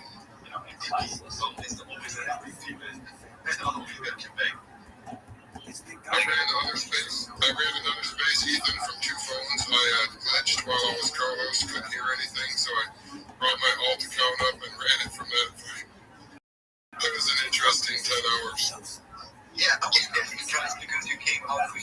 another profile, and I didn't know that. And then I heard your voice. But you know, like, I recognized your voice, but I was looking into your profile, so I like. Yeah, that's actually my other profile. That's my other profile. That's actually my business. So I'm creating a way to sustainably solve world hunger. So that's my goal. Yeah, I followed that role already and like through because you're just doing amazing things. And remember, it doesn't matter where you are or what you're doing. Everybody can do amazing things, even if they're just the smallest, littlest kind deeds that you do for a neighbor or a friend, or you hook somebody up, or just help somebody build something, pick something up, help an old lady across the street. It doesn't matter.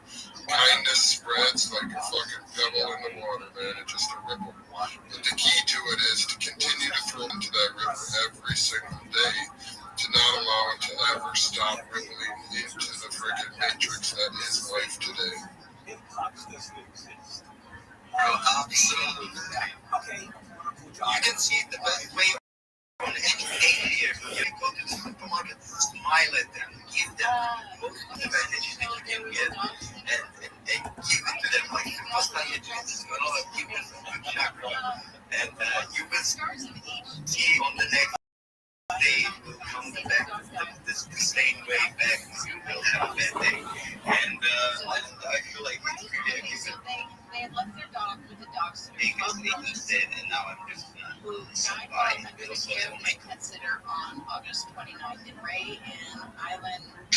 Yeah, what up, man? Morning, Gio. It's good to have you up, man. Your dog Aria passed away peacefully in her sleep. Actually, been there quite often about the girl there. You have to know that, yeah, Bird is actually main city. There is interesting area. But yeah, we were saying earlier about the languages. That's something that I've had to experience playing, German, Swiss German, French, Italian. This is something more over there. Yeah, do you guys learn all of the languages? Or do you guys have like a main language or speak like at the same time? Like, I know you guys don't obviously have like a Swiss language, right? Do you all speak German and like a couple of you speak French? Like, I was on French. Depends on the area. Like, if you're let's say it's like kind of access, but at the end of the day, you have really like parts like let's say West has like really French area type. If you look to here, if you look to Geneva, c'est really cool. It's called the Normandie parce que je parle aussi un peu ça, but I was just trying to say that we all had like languages. You had all the opportunity to learn the different languages. I didn't catch up. It didn't touch my heart, to be honest. So I never like learned that. I was like always in English, but I learned French. You had always you had to learn French. You had also like taking notes about that. You had German, you had English. Those three languages you had anyway.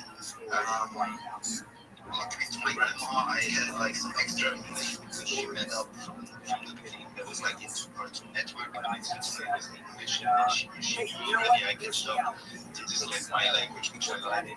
And yeah, you had to learn like all those in the south. And east, like the Romanian language, which is it's like I'd say it's like a mix of this medicine language. How you say it in English?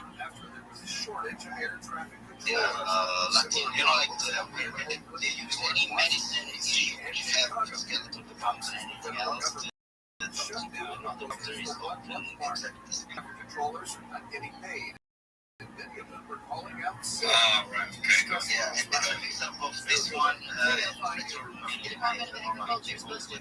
don't understand. They won't be going out November 1st. really like difficult to me. But I love the mountains. I've been over there. Like, and invite anybody. Like, if you ever go, let me go through the world of the spiritual world. Not just the good things, but also like I'm so really like The so-called nuclear option in the Senate will allow a spending bill to pass with majority instead of 60 votes. Doing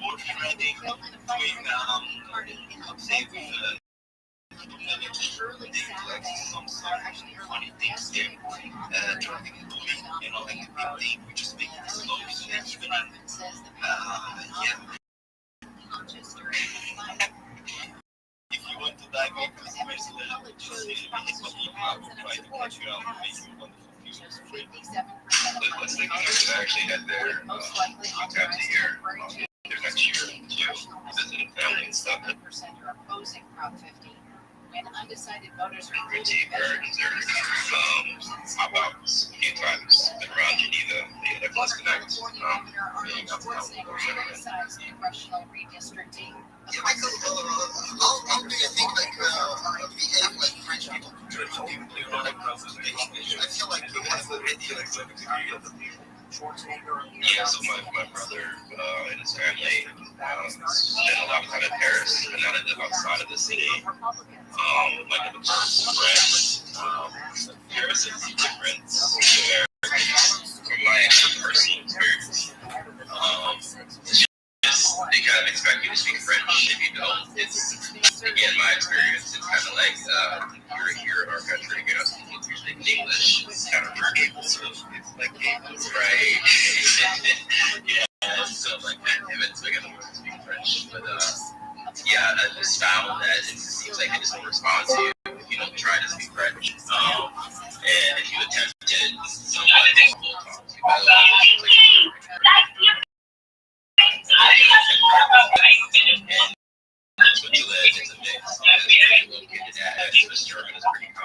Yo, how are you? It's just, you know, their language they talk to each other, which is different from the which is the language that they learn in school. And then you have French, which is over towards the Geneva side, and then the more German side. It's just a mix of things over there. But I mean, it's just that like family and things that I find that people are learning. My German is not anything close to as good as my French is. I haven't studied as much, but I'm picking up now most this German because my wife speaks to my child all the time. So No one fucking cares. The French side, it is fine. You gotta know French. You gotta go to Paris to have this time to get your American people to speak French. Otherwise, you're probably not gonna, have an enjoyable time in this country. Especially the burbs. You know, in the city, you can get away with it because a lot of English speakers in the city of Paris. But if you go out to the suburbs, like where the castles are, all that fun stuff, you gotta learn French. Everyone,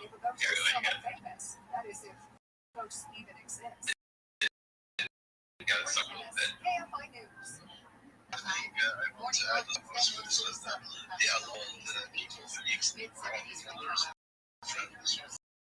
Germany, Italy, they can be good more because but if the kids they're not allowed to be in the schools, the kids they're not allowed to speak stuff. Yes, but they can travel and work. So It's 59 in Fullerton, 57 in French, Studios, 59 in Whittier, and 58 in San Juan Capistrano. They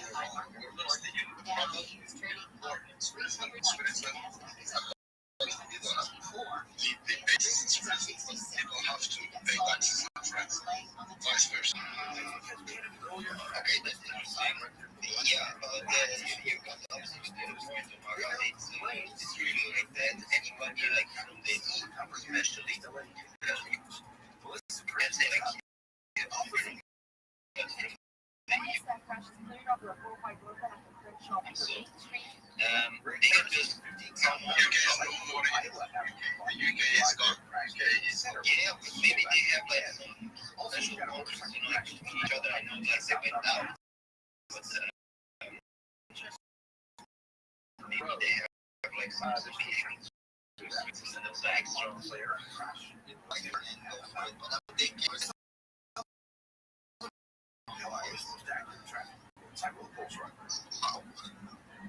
give you an answer of like migration. I think you said that. I think you said it's like between the UK and like Switzerland and the rest of the EU. So I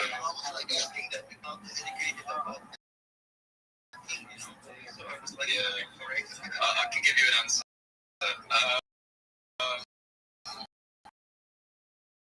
So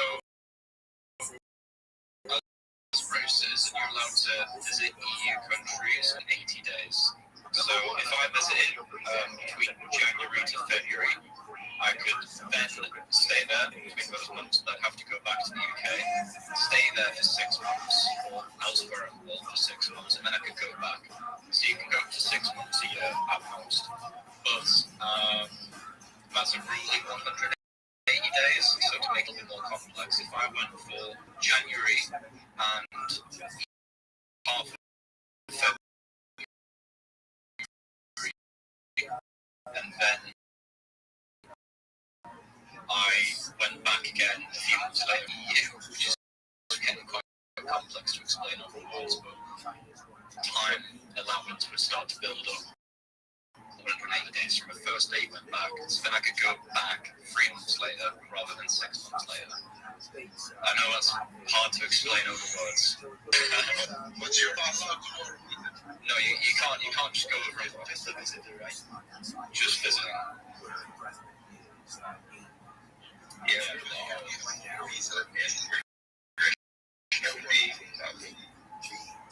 It is annoying. I was going to live in Lithuania with my girlfriend, but then it was like the same thing. Like you have to be a resident, and it's very difficult to become an EU in any of the countries. You have to learn the language in some cases, and I'm terrible at languages.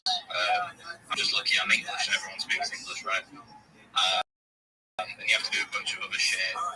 But yeah, obviously in Dubai everyone speaks English, like everyone.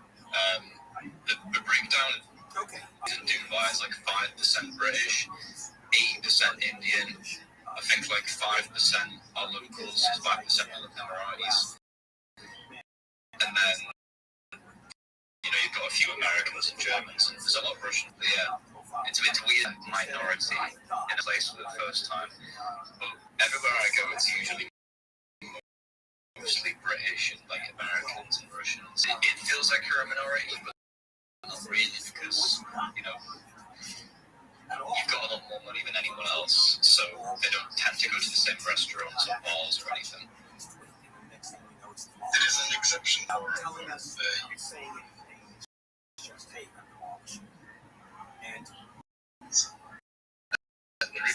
Ireland, Western states, it's treated as independent for UK, and it's still enforced in the EU, and there's a lot of British people that they have like origins like sisters from Ireland, and they apply for Irish citizenship. Yeah, 100%. Ireland is countries, Northern Ireland and Ireland. I mean, they're both the same place. It's just to do with but yeah, these mostly viewed as all the same place. Like if you're from Scotland or Irish, we're all basically the same. We just have different accents. The cultures are the same as well.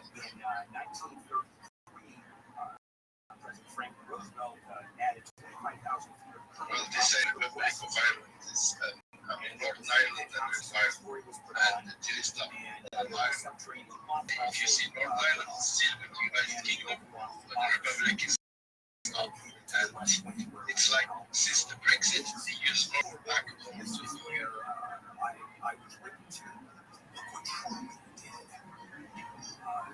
It is, but I think I'm pretty sure that when we do things like referendums, that Irish people get quite upset in Northern Ireland because they feel like we basically met them because we voted to leave and they voted to stay, but they have to leave as well or something. There's independent states like Ireland, Scotland, and England. But we are all just the same place. It's like states, basically. We vote on something and we get the same result if we all, like, the majority agree on.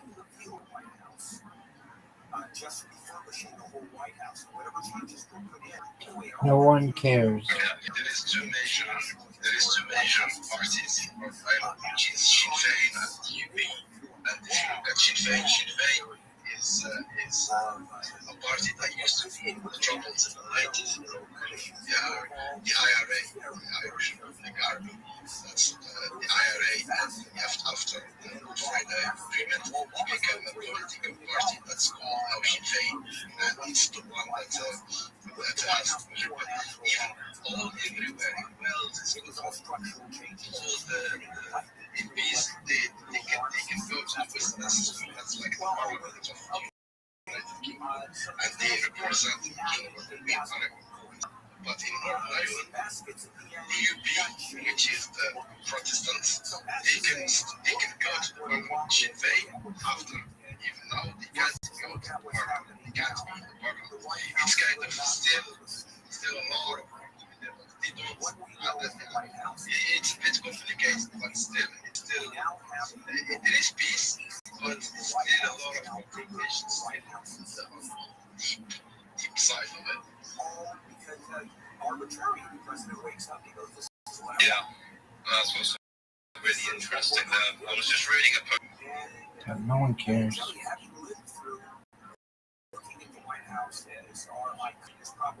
Resulted in users seeing significantly fewer posts, or significantly fewer posts from people that they follow who should be fixed by tomorrow. I can definitely agree with that today. For some reason, my posts did significantly worse, but an average post from me would get like 15k views between that. If it was a good post, it'd need to 100k. But today was like 1,000 after a couple hours, which I was like, what the fuck happened? What's just happened? It's fine by me. I'll say I bang it tweets for tomorrow then. I'll just tweet my boys or some shit today. Yeah, I talked about the X algorithm a lot yesterday when I was 30 minutes, 40 minutes. No people open up. People like the X algorithm, if you can master it, will change your life. I think I'm just having a big social presence on this app. Every job I've ever had in my life has come from this app. And just having this on it, every significant amount of money from this app. If you can genuinely just not try to trade all day long and try to spot meme coins or whatever else and just spend that time growing your X account, I think it'll yield significantly higher ROI than trying to trade coins. I don't even trade these. I don't give a fuck. They go up and down and like you lose money most of the time. Like, why am I going to spend all day doing that? It doesn't seem like it makes any sense to me. I'd rather just make guaranteed money from sponsorships and from X, like acquiring clients for marketing agency or anything like that. So if I was to give any advice to someone starting out in crypto, it would be grow your X.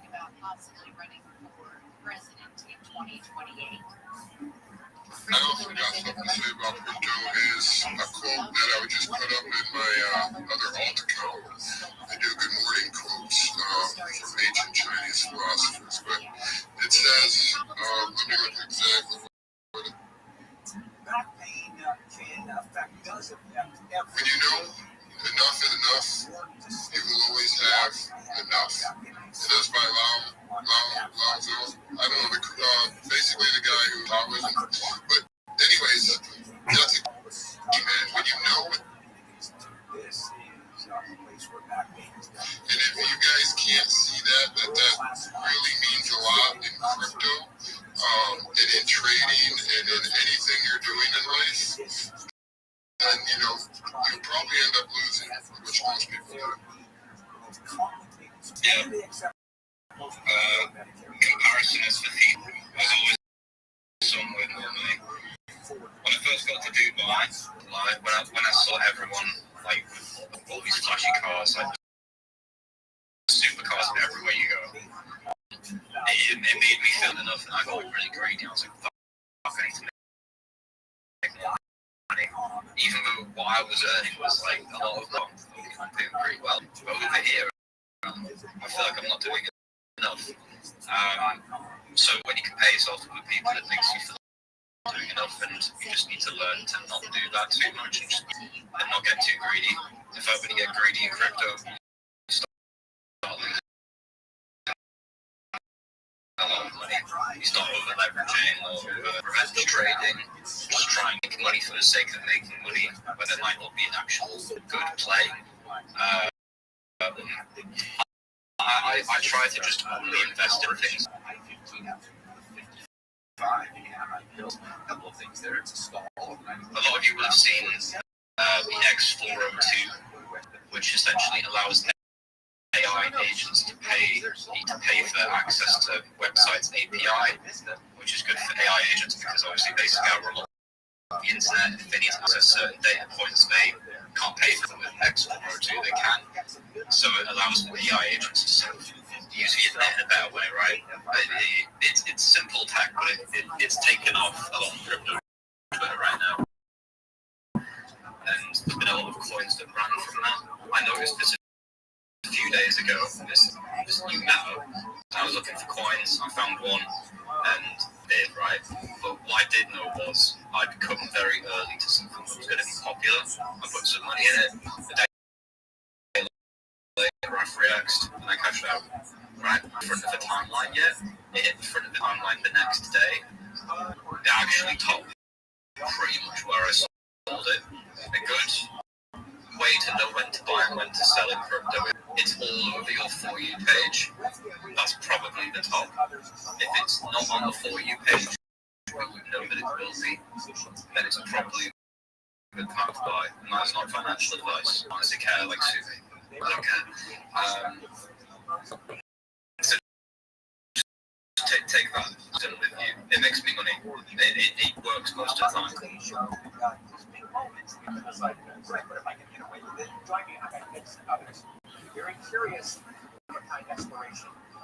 Yeah. Did anyone even see the X402 now? Surely. A little bit, but I mean, at the end of the day, there's just different things happening all the time. It's hard to keep up, right? It is. It can be. If you use X Pro, it's pretty easy. I've got an article where I discuss this.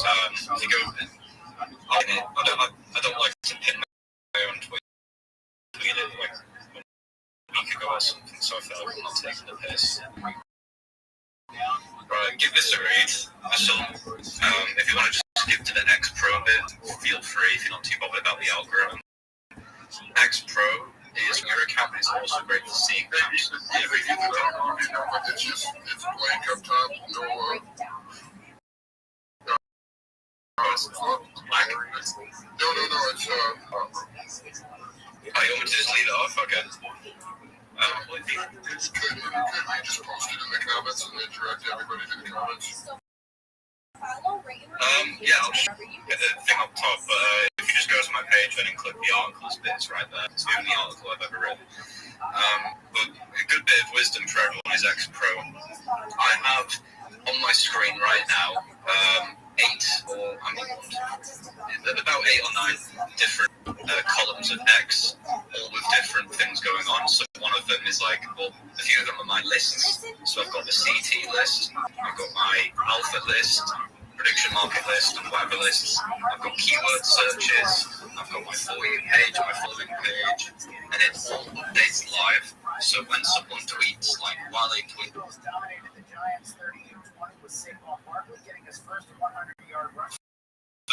just like 2 seconds of them posting it, so I get the lead, and I'm not just relying on the For You page to feed good information. I can see information from across crypto Twitter all the time, so it allows me to be way ahead. That's how I catch these news early. I've not seen the tweets about buying, obviously about it. it's like a data feed kind of for you. Yeah, it's like a Bloomberg tunnel of crypto. It's really good. It's really good. I would recommend anyone to use it. I don't normally use X Pro. When you're on regular X, you go into a scroll link, right? And then it starts feeding you like whatever, and you just start scrolling and scrolling and scrolling. And then it becomes the algorithm, and you don't want to do that. You just want to be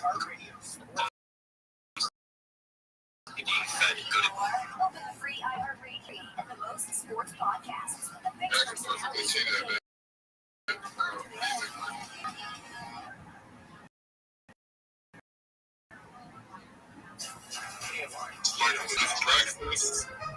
No, so just like posting. I understand. Hey, where are you looking? Is this recording? So I'm looking from Chicago.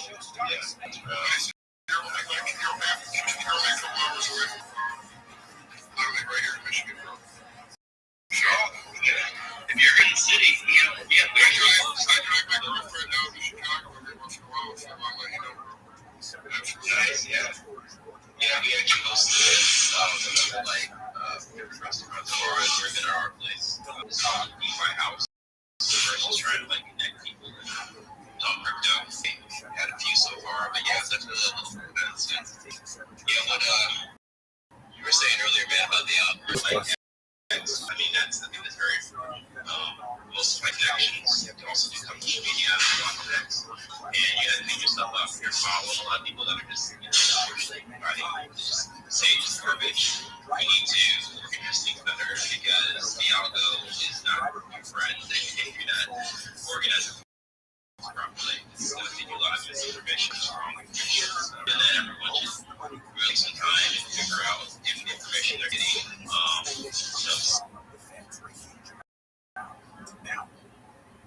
they should be looking at, because if it isn't, it's gonna keep you behind. So definitely very important to follow forward, and yeah, just something to really focus on. No one cares. I hate this app. Information is out there. Yeah, something that good you pointed out. Also understanding the different tiers and stuff. What they do, what they for. And all the way up to the bill check, premium, just understand what that's all about. Some people don't know that stuff. And just information to have, to understand. What I'm saying is a lot of people have this stuff and they don't even understand. Exactly. A lot of people just pay it, but they don't know what it is. Yeah. And they just follow it a lot. They pay for a premium plus, and then they follow a lot of people that that's just letting the pages and periodically and try to evaluate what you have. And just better understand how the algorithm works. And that's how you make connections and make some money in space. Is knowing, you should be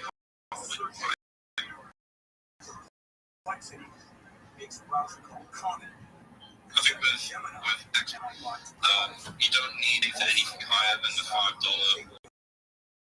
$7 package if you account.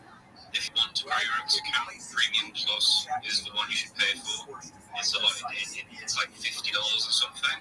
And I don't care if it's a lot of money for you. If you want to grow your X, you need Premium Plus. The reason for that is because Flyco strategy is the best way to grow. With Premium Plus, it isn't a myth, it says on the package. It does boost your replies higher on the reply board. So if you're replying to Elon Musk or you're replying to someone else, your replies can appear higher when you go from a comment and more views and more traffic to your page, as long as you're posting good comments. So that is a good bit of It's also working. Not about So it's definitely worth the money in any kind of social networking skill or anything that you're doing is also to spend a little money to build your account in the beginning, and that way it doesn't take you so long to grow. Yeah, 100%. Another thing I wouldn't recommend people do, what people do is giveaways. Giveaways for many reasons. One, someone doesn't like it when you have a good giveaway in it. It just views you as like a spam account. Second, if you get followers from your giveaway, they're not following you for your content. They're following you because of the giveaway. So when you put it there, and that's a perfect explanation of like 90% of people sitting inside these giveaway spaces. That's 90% of these people. So yeah, that's kind of crazy.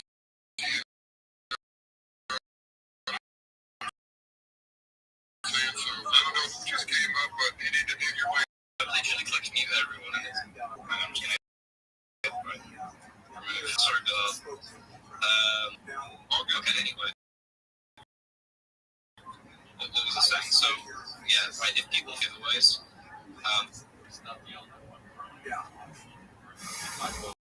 When you post and X distributes your content, which is the test phase, these people are unlikely to engage with your content in a meaningful way, which will then penalize you further on from the post test, the post where you got followers first.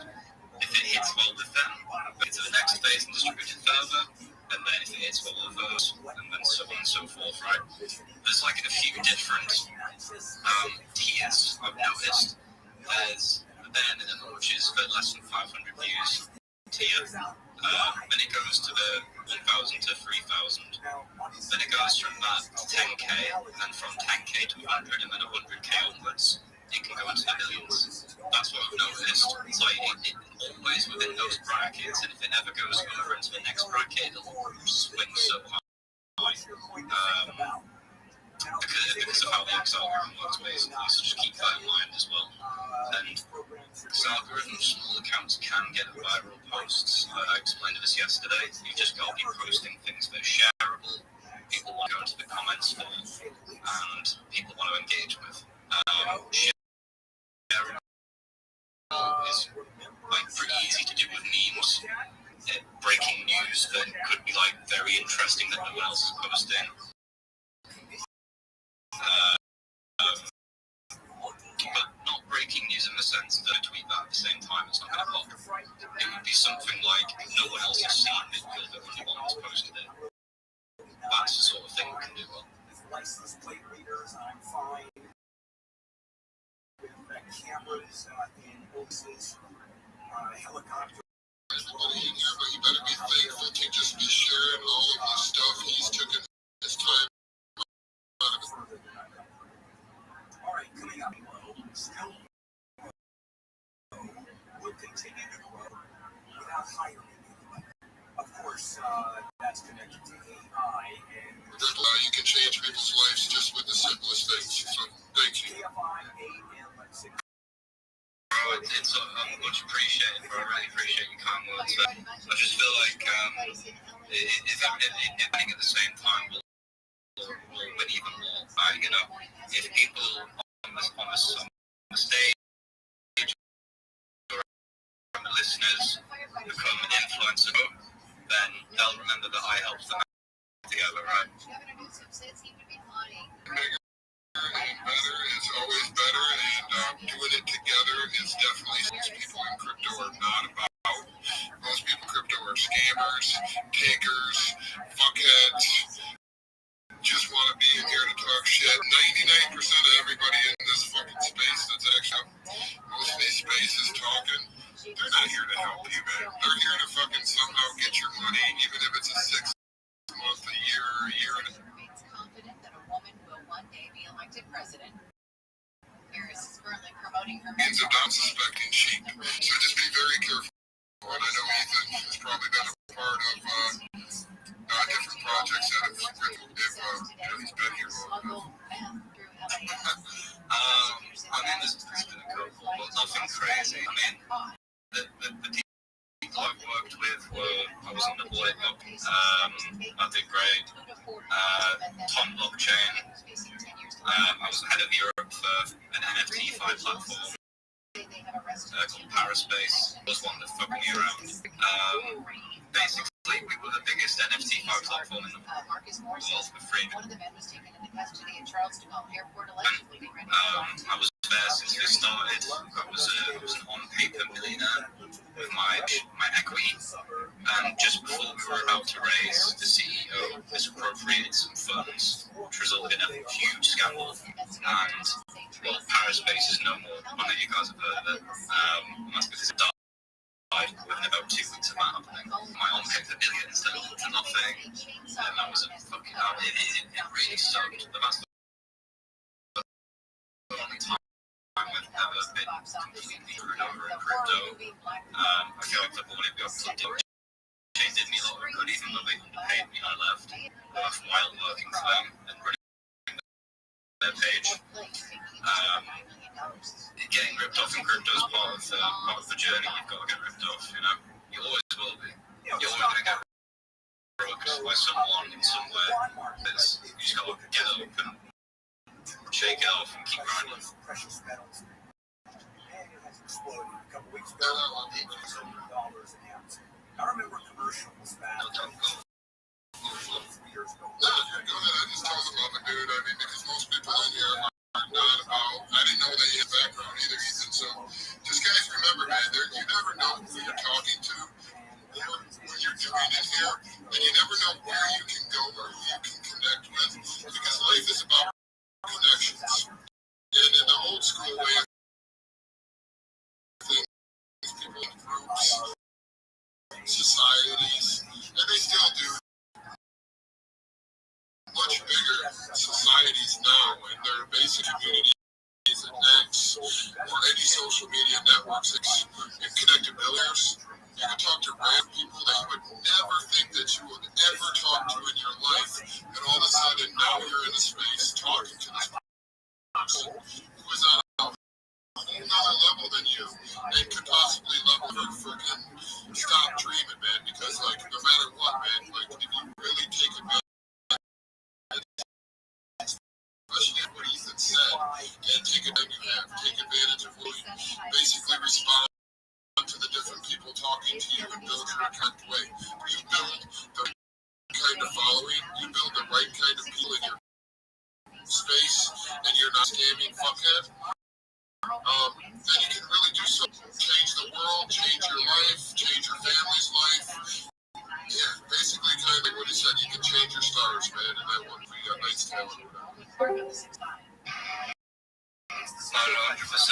Yo. I can tell you from experience of watching people blow up and then fall off. Taking money for scams never works out in the long run. It's a rug. Your audience are going to remember that forever. And in traffic, 405 southbound Boulevard. That's there's a guy called OG Shoots, but he's quite influential in like the main core crypto Twitter, or he was back in the day. It was like the new coin pumps in January. And he uploaded a clip yesterday. I don't know if it's rage bait or not. It's quite dumb as rage bait because it's like so incriminating. But he did a lie detector test with Sol Jakey, and Sol Jakey asked him, "Did you insider trade Trump coin?" He answered no, and the lie was lying. So basically, clip says he insider traded Trump coin, and people were like shitting on him so hard, like the day before. Like yesterday, and yeah, it's not good for his brand. So whether he did or he didn't, it doesn't matter. It just looks bad on his brand. So just don't do it. Just build honestly. Wale Swoosh is probably the best example of someone who's never taken money for a scam. And it took him a while to grow. I remember when he fell way back like this. Hello? Yo, how are you? I'm good. How'd you find out about me? Anime girl, something like that. Eager World. Okay, very well. Excellent. I just want to check. Are you at least 18 years old? Okay, excellent. Excellent. I just don't want any children in here. you mind if I tell you about myself? Excellent. Thank you. My name is Rabbi Rothschild. I stream my life 24 hours a day, 7 days a week, days a year for world peace, 3.5 years. My streams go back to we've seen the death of a queen, the birth of AI, the coronation of it, and everything in between. Have you ever seen the movie The Truman Show, Miso, or the television show Big Brother? Okay, excellent. Well, that's essentially what my life is. You can watch me 24/7, whenever you want. If you weren't aware, The Economist magazine stated in 2018 that data had overtaken petroleum as Earth's #1 resource, and I have more data online than ever, which may make me an influential person someday. And if and when that happens, friends, your family, all exceptionally wealthy, I want to make sure that you have independent wealth. I want to make sure that you have generational wealth if you don't already. And I want to make sure that you have the opportunity to some philanthropic organizations of your own. How does that sound? That sounds cool. Yeah. Excellent. I talk about other things for the benefit of society, things like ending world hunger through the use of technology, such as agricultural drones, floating greenhouses, saltwater greenhouses, hydroponics, vertical farming, cloud seeding. I want to help end world thirst. I'm sponsored by a crypto that's worth about $100 million. One of the things that we do is we build wells in developing nations, such as Nigeria, for the benefit of the less fortunate. I'm an advocate for the Lifestyle program, and most importantly, desalination technology. How does that sound to you, Miso? That sounds cool, actually. Excellent. I talk about other things of society. I'm a futurist. That's someone who studies. Enjoy talking about anti-gravity, antimatter, faster than light, travel faster than communication, things like Santa Claus machines and replicators, teleporting, space elevators, space tourism, forming of other planets. I like to talk about things like de-extinction. You may not be aware, Miso, but the first successful de-extinction took place in the year 2003 with the Pyrenean ibex, which was a goat located in northern Spain, southern France. Fast forward to the year 2021, a company out of Dallas, Texas is founded known as Klossabot Scientific. They've made it their goal that within the next 3 years, or by the year 2028, to reintroduce the woolly mammoth into the Arctic Circle using Asian elephant surrogates. I just think this is. Additionally, they want to reintroduce the Tasmanian tiger, the dodo bird, which I just think is really exciting. So I talk about some things. It's actually happening. It is. Which is like a very big brand. It absolutely is. So that's a little bit about me. So tell me about yourself. There's nothing good in this I've been here from like very long time. Just been hanging around there. Okay, well, I'm always live. You're always welcome here. I have people who spend their entire day here. I have people who just sleep in here. We play games and karaoke. What are your hobbies? I do sing. I'm musician. I love singing. Doing music and stuff. And I am a baker. Excellent. What do you like? I am not a baker. That's like I am an entrepreneur. Oh, okay. What do you like to bake? I like to bake artisanal pastry, artisanal. Absolutely. Very well. Like to bake bread? Like French pastries. French Michelin star pastries. Okay, very well. And you're an entrepreneur, you said? Yeah. Okay. What are you? I have like startup. Like in pastries. Oh, very well. Okay. And you found an e-girl world.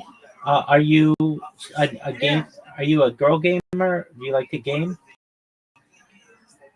Yeah. Excellent. What are your favorite games? My one is Valorant and League of Legends. I even play Far Cry. I've done an update of Far Cry series. Right now I'm playing Valhalla. What is it called? Valhalla. It's like on the Vikings or something. You ever play Grand Theft Auto? Oh no, I'm not playing the Shadow one. Yeah. You Grand Theft Auto. Oh no, I'm not playing that. Okay, very well. What other hobbies aside from baking or cooking? Music, yeah, I music and I do dance and stuff. Very well. What kind? I learn language. I know many languages. Excellent. What languages do you know? I'm fluent in Japanese, Korean, Spanish, And English. and English, and my mother tongue. Wow. English is your mother tongue? No, my mother tongue is Farsi. Amazing. Wow. So, are you Persian? Yeah. Amazing. Well, that's a beautiful culture, beautiful part of the world. Okay. So if you are in e-girl world, what other discords are you in? Yeah. I'm in many of them. I'm in politics. I'm in e-girl paradise and stuff. And you just saw me streaming and you were like, oh, what this person's doing? Yeah. All right. You like technology? I do. Okay. I do buy a lot of technology recently when I first. Oh, fancy. Okay. What do you like about it? Nothing much. No changes in my last phone. Yeah. I had iPhone 13. Okay, so no between 13 and 17, right? Maybe just a better. Okay, maybe just a better battery. Yeah, maybe, but that will last for some time. Exactly. Like for when it's new and stuff. Exactly. Okay, so why do you like iOS more than Android? Because it has good camera quality and stuff, and it has good camera quality because I got a job. It has to take a lot of pictures and of food and food photography and stuff. Excellent. And then do you post that on Instagram? Yeah, I do. Okay. My one. Okay. And let's say, so I stream my life 20. I'm live on more than 22 different YouTube channels. You can go back to any moment of my life for the last 4 years or so and see what I was doing. If my project goes viral, I want to be able to give you everything that you want to be able to live your greatest dreams. So let's say I gave you $1 billion. What would you do with it? No, I don't. If I get $1 billion, because I don't need that much actually. I would say. Okay. If I get so much. You know, $1 billion. You could give it away, but what would you do with it? Probably. I don't know. Even though I will do I would travel, experience of more cooking and culinary and skills. Maybe invest in a lot of stuff. Okay, what would good for the world. What would you invest in? I would invest in many different kinds of charity and stuff like that. Okay. So, the charity. What kind of charity would you start? Maybe child labor, because a lot of children do die around the world. That's true. And actually using child labor and human trafficking. Okay, those are admirable characteristics of a charity. Excellent. All right. And do Do you like animals?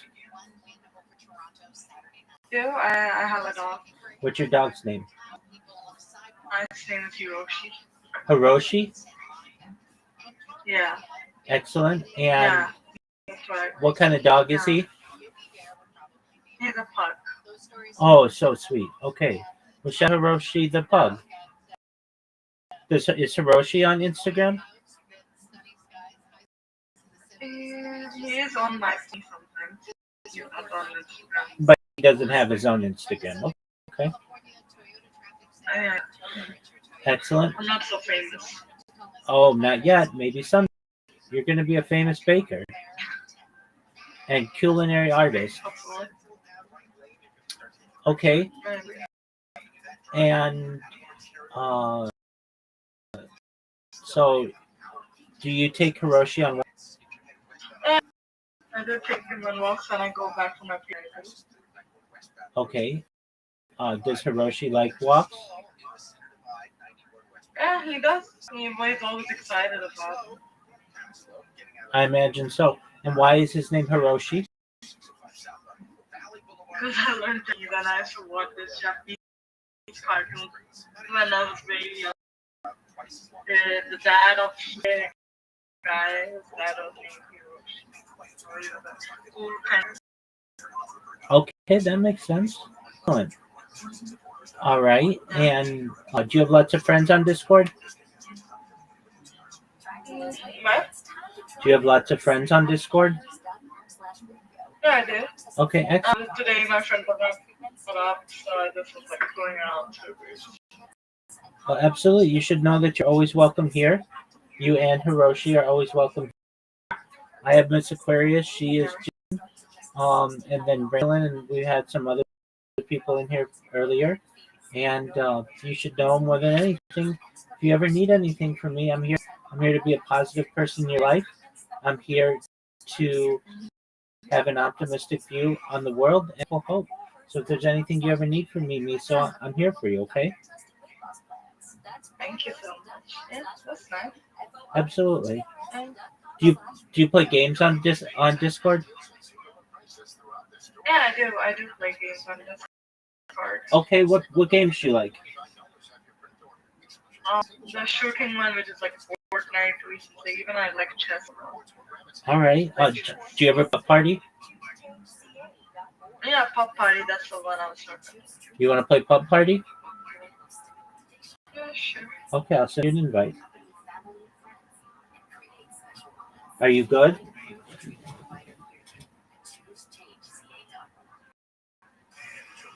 Miso, are you?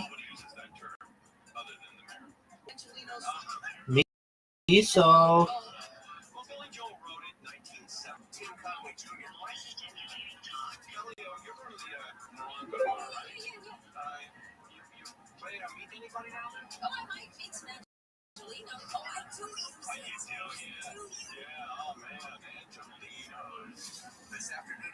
Miso casual. Miso. Miso, are you there? What happened to you, Miso?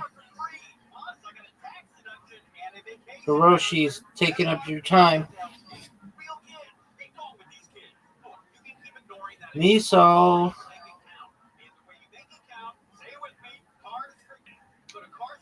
Miso. Do you need me to send you an invite?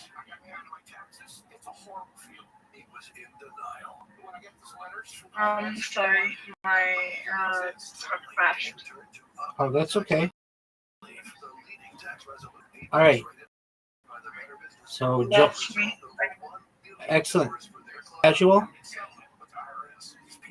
Yeah, sure. I just turn on my camera. Okay. Can you see me? Yes, I can. Okay.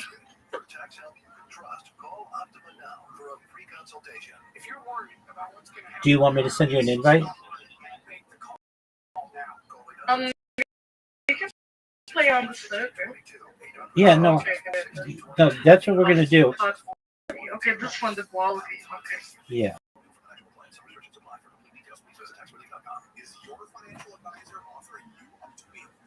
So I'll send you an invite. Let's see if we can find you.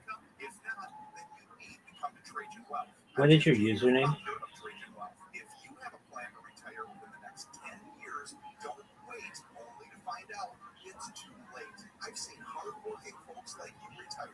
Are you still there? Did you freeze? You look like you froze.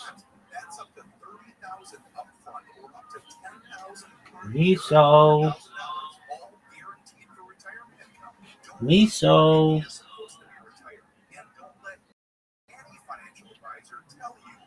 Miso.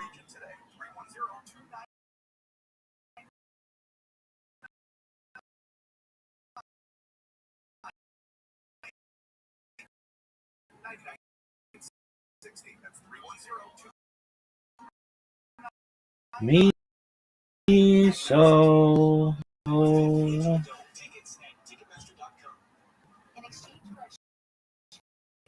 Miso.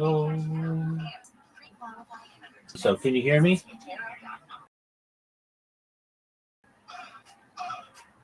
Miso. Miso.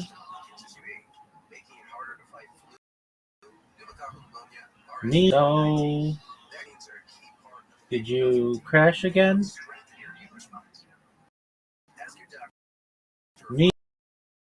Miso.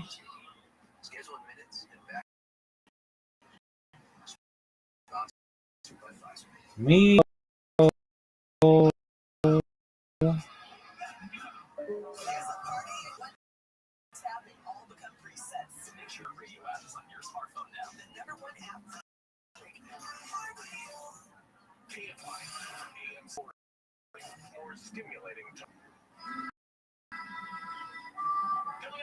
On the stage, how you did?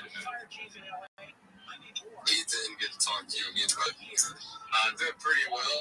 I just got inspired, heard Matrix talking, and something that I kind of live by is the quote, enjoy what you do, and you'll never forget your life. Oh, okay. So, yeah, Web3 is a great opportunity. Marketing in general, you know, even if you get into like sales,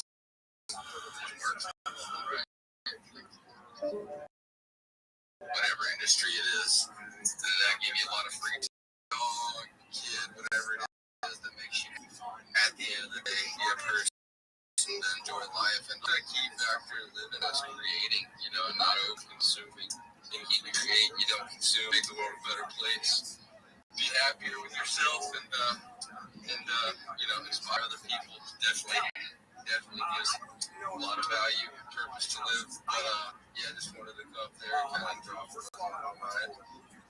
100%. A lot of good stuff. A lot of good takes, inspiring takes on this Monday morning. Just getting going. Trying to get my coffee in me. But yeah, man, freaking Web3 and even the IRL hustle. I got a nice IRL hustle. I hear I get baseball lessons. You know, I'll umpire some games, even they, you know, to me, fucking around baseball. I really enjoy that stuff. So, it's like kind of like a vacation. You take to go to work, you know. So, that's really cool. That's super appreciate you. You're totally right with if you love what you do, never work a day in your life. Like, for me, it's the same. That's crypto for me. I fucking love crypto. I could never work anywhere else in my life. There's always something funny that happens in crypto. Like every single day, you're in crypto, something fucking crazy happens. It's so entertaining, and then it's not a tweet about it. Like, it's not sick. And I'm just sat here. We've got music on. I'm talking to you guys, having a chill time. Moon's having a good time with what he does. I think we're all in a good place right now, and I'm just so happy that we're all working towards a future for ourselves. I feel like the people on stage right now are really, really intelligent people, and everyone should be following everyone on the stage and turning on notifications. If you don't have anyone in notifications, fill in people that are providing you with genuine information. 15 pages. Jill and Alex, if you know him. Fill it with these type of people. We've got a couple pages as well. I think Chairman. This name's fucking brilliant. Chairman Meow. Yeah, I got one for you before you go on. Now that you mentioned Shilling. I remember a long time ago I was in a space with Shilling and Thread Guy, and Shilling made me co-host. And I ended up fucking pissing Thread Guy off by calling some of the shit talking about scams so much. And it literally fucking made him flip out. And fucking he left the fucking stage. And from then on, I don't even think he ever came back to interesting. It's just interesting, like where the world goes, and then suddenly he's sitting in with the president, you know. So, like, it's just a very interesting to where crypto can lead you. To be honest with you, if you're down to put in the work.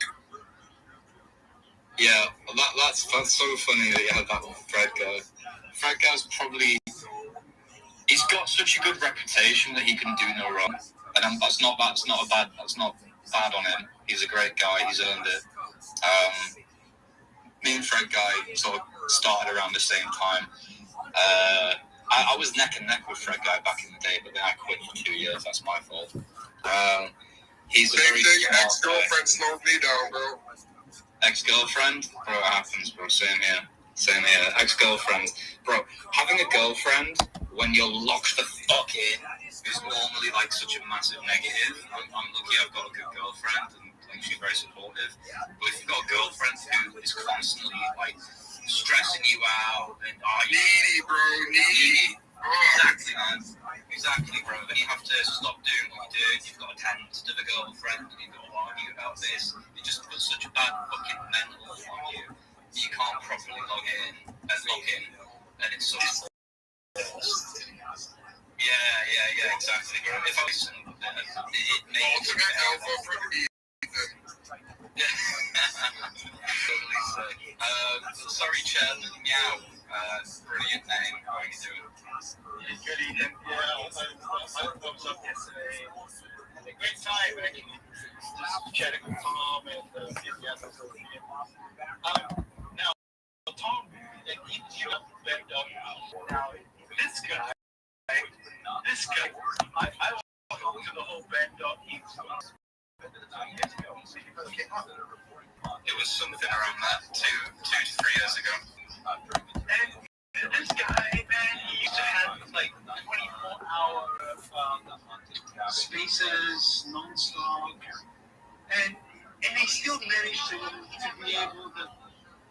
Yeah, and there was the bed looked like someone sat on it. Like while we were talking out of the corner of my eye, it looked like someone sat on it, but I don't believe in ghosts in that sense. I'm based on Asia. One night it was 2 a.m. and he was talking about being a vampire. My girlfriends appreciate me in the Spain and Chinese. In Chinese or Cantonese? Can you speak Mandarin or Cantonese? It doesn't matter. She understands.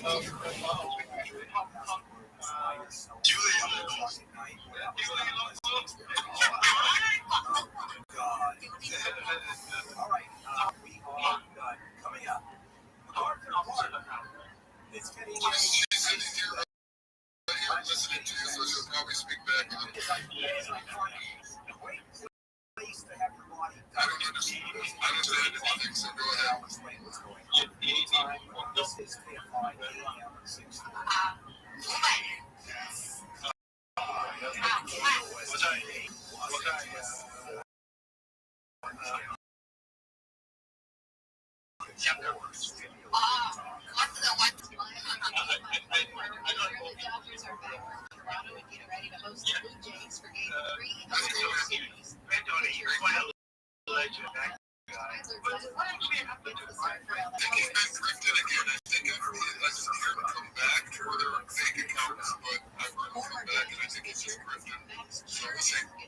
But he still has those opinions. What do you do with him? And to be honest with you, he might think about it as he might be being secluded, and a lot of that money might be being taken away from him, you know?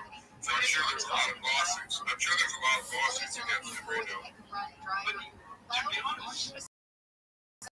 sidewalk in Santa Monica and killed two people hurt. Hey, bro, that wasn't all of his video. He said a lot of fucking shit. That was wrong, bro. He's 6 foot tall and was last seen wearing a red hat and black sweater. I was right there.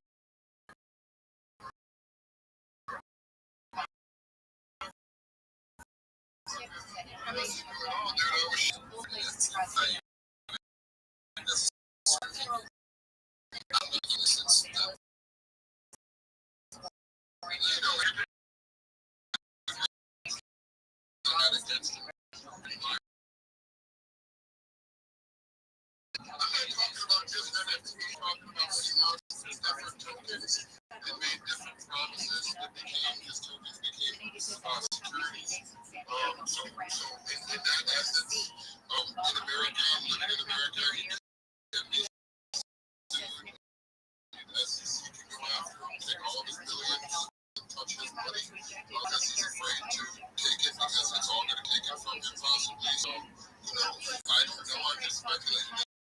Just all my opinion. Just the only thing I can say is the motherfucker scammed me out of about $25,000. I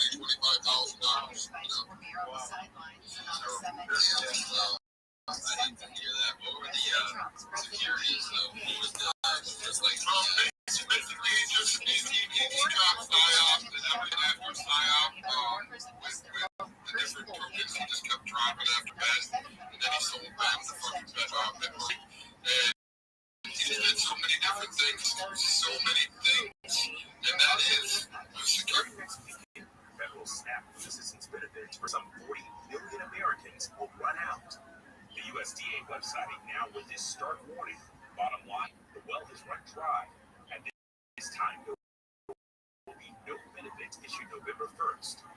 The Democrats who say they won't support reopening the government until Republicans had agreed to negotiate on expiring healthcare subsidies and other spending. Hurricane Melissa has intensified to a Category 5 storm. It's moving toward Jamaica. The storm's forecast to make landfall on the island tomorrow, across Cuba and the Bahamas through Wednesday. ABC's Ike Ajachi says Haiti and the Dominican Republic have also already experienced catastrophic flooding. Melissa already claimed multiple lives, including at least 3 flooding streets and destroying homes.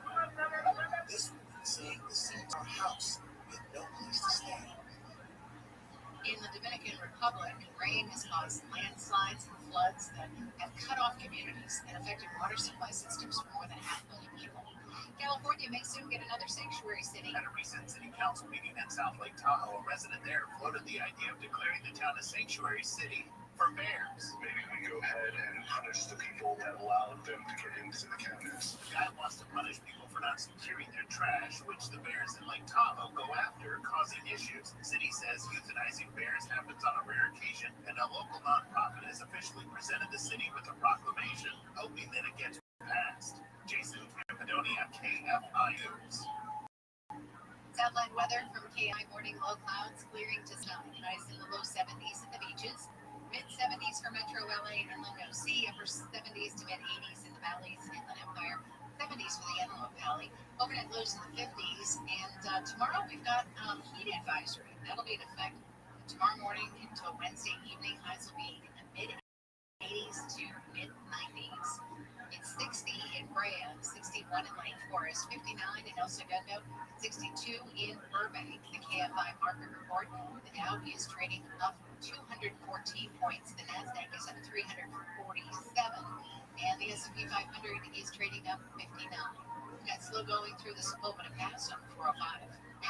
405 southbound, it's generally just gets earlier problems. Hell, it's gone. Thank you, Dwayne, for calling in and let us unpack how to video yourself. Keyword KFI traffic. You see some of the lanes out there. This is essentially what everyone's just long. Traffic there. In Washington, reports been overturned big rain along the southbound PCH. I'm not seeing much in the way of slowing at all, so maybe out of the roadway if that is indeed the case. So we'll keep an eye on that situation. Northbound side of the 405, getting away from the 5 freeway down in the Toro area. That is very slow. I don't see anything in lanes there between lots of company getting through there. West Covina, we've got a stalled pickup truck westbound, and before Pacific, things are still there. Like, it's not happening. With Southern California's most accurate traffic reports, I'm Will Pulse right. I was talking to a buddy of mine, next door neighbor, the other day, and it was just after the rains, and I could see he had these little wings, termites, on his shirt. And I looked over at one of the car covers, and I could see the little wings on there too, because termites, they come out during that rain, and they cause havoc, and you need the bug man. Those termites are going to cause damage. It's what they do. They eat the cellulose in the wood and break down your house bit by bit. The bug man is offering free termite inspections. Take them up on this. Get rid of all your termites without tenting. If they find them, they'll repair any damage. And they're the team you need. I've used bug men for at least 8 years or more. They protect my house. They can be safe for you. Start with a free termite inspection. Now, pound 250, say to bug man. You'll also receive a free 1-year maintenance program with a completed inspection and service. For your free inspection, dial pound 250 and say the bug man. On this podcast themselves, we unpack jobs, travel, also in the world of resentment, cynicism, anger against women, and identity. It's the day of retribution. The day in which people have this is Incels. Listen to Incels on America's #1 podcast network, iHeart. Follow Incels and start listening on the free iHeartRadio app today. Number 1 on your car radio preset, the new and improved iHeartRadio app. Free, never sounded so good. KFI AM 640. You are listening to The Bill Hagel Show. Come.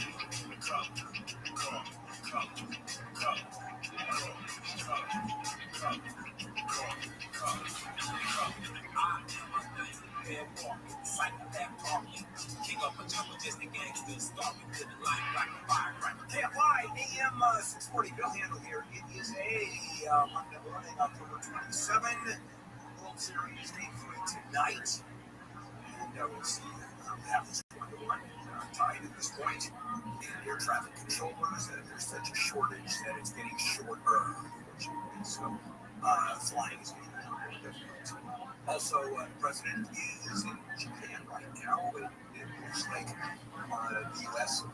and President Xi Jinping, the Pingmeister, have, looks like they cut a deal for tariff relief. Talking 100% the first on Chinese goods and rare earths are now back on the table for the ship to the United States. So it's looking pretty good. Have you ever been to MacArthur Park in downtown LA? Connor was shaking his head. Well, let me tell you what's fun about MacArthur Park. There's more drug activity there than you could possibly imagine. This is a fairly little known secret. Is that more fake green cards are sold at MacArthur Park than you could ever imagine. Matter of fact, our housekeeper, Maria, has had a fake green card for many years. Do the authorities listen to this show? Okay. In the meantime, they're not even meaning green cards. By the way, here's just this in case you want to know. There is more crime around MacArthur Park than you could imagine. Now, MacArthur Park is an interesting place because it does two things. Number one, it provides homeless people a place to stay and to live right there on the grass. It also provides a great place to buy drugs. You have a large selection of drugs at reasonable prices around MacArthur Park. And by the way, the cops are there. This just happens right in front of the cops. You also have street vendors cooking up their rare propane stoves, and you have people just selling goods out of their cars. So it's a vibrant place for Spanish going to guess many illegal, undocumented people. I'm surprised that MacArthur Park hasn't been swept up. You don't remember the tanks being out there and stuff like that? I remember the demonstrations, but I don't remember ICE coming in. And military vehicles out there fast showed up and she was pissed. I don't remember that. Well, that's why they don't come up there across my house. Oh, so is that when you got your green card?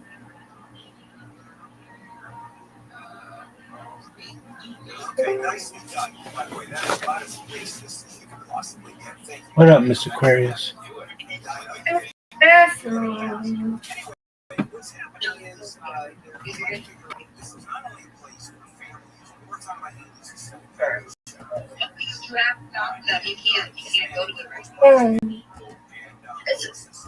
That's me, Rabbi. That's me. Yes, ma'am. Okay.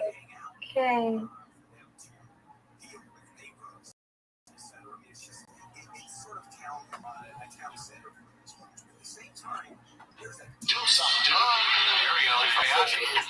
It's like a fucking clown. Shoot him. Leave him cold. Do something, dude. Wait, bro. I think I get shot. It's my name. I'm the first one to kill Yashi. God damn. He's so predictable. Well, that's good, though. It's good that he's predictable, because it's like going to the zoo. They need to get me another account so I can go to another server, because I got another phone, but I don't feel like losing this one. What is that? I need another phone. Have you seen that one? I don't know. I don't think we have. Maybe. I need a lot of devices like you, Rabbi. All right, it's okay. We already know Just takes work. hazard. He's heavy on the girls this week, dude. I don't need it. I don't need it. I'm good. I wish I could win up, Steve. Okie doke. Just sit still, right? I'll be all right. I don't need all that, huh? I need to just live what I got, right? Exactly. I wish I could win, Steve. I wish I could. A lot of work, I know. Yeah. It's like a haiku. Shut up, haiku. Yeah. Is it fun having a lot of accounts? No, it's better to just have one that works. Yeah, I don't need to have a lot. Yeah. Okay. This one's posted by Joe D. Mofo. Joe DeMofo. Papa explains to Elon Musk how to run his drug business. I'm going to take a nap now. See ya. Okie doke, see ya. Miguel, how you living?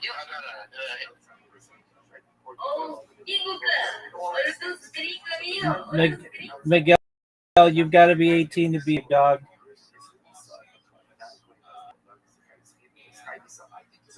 Miguel, gotta block you, my friend. Take care. Come back in 25 years.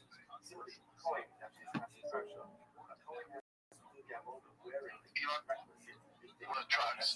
The production of trucks is not great. Work on that, dude. Work on that and starting pizza. Okay.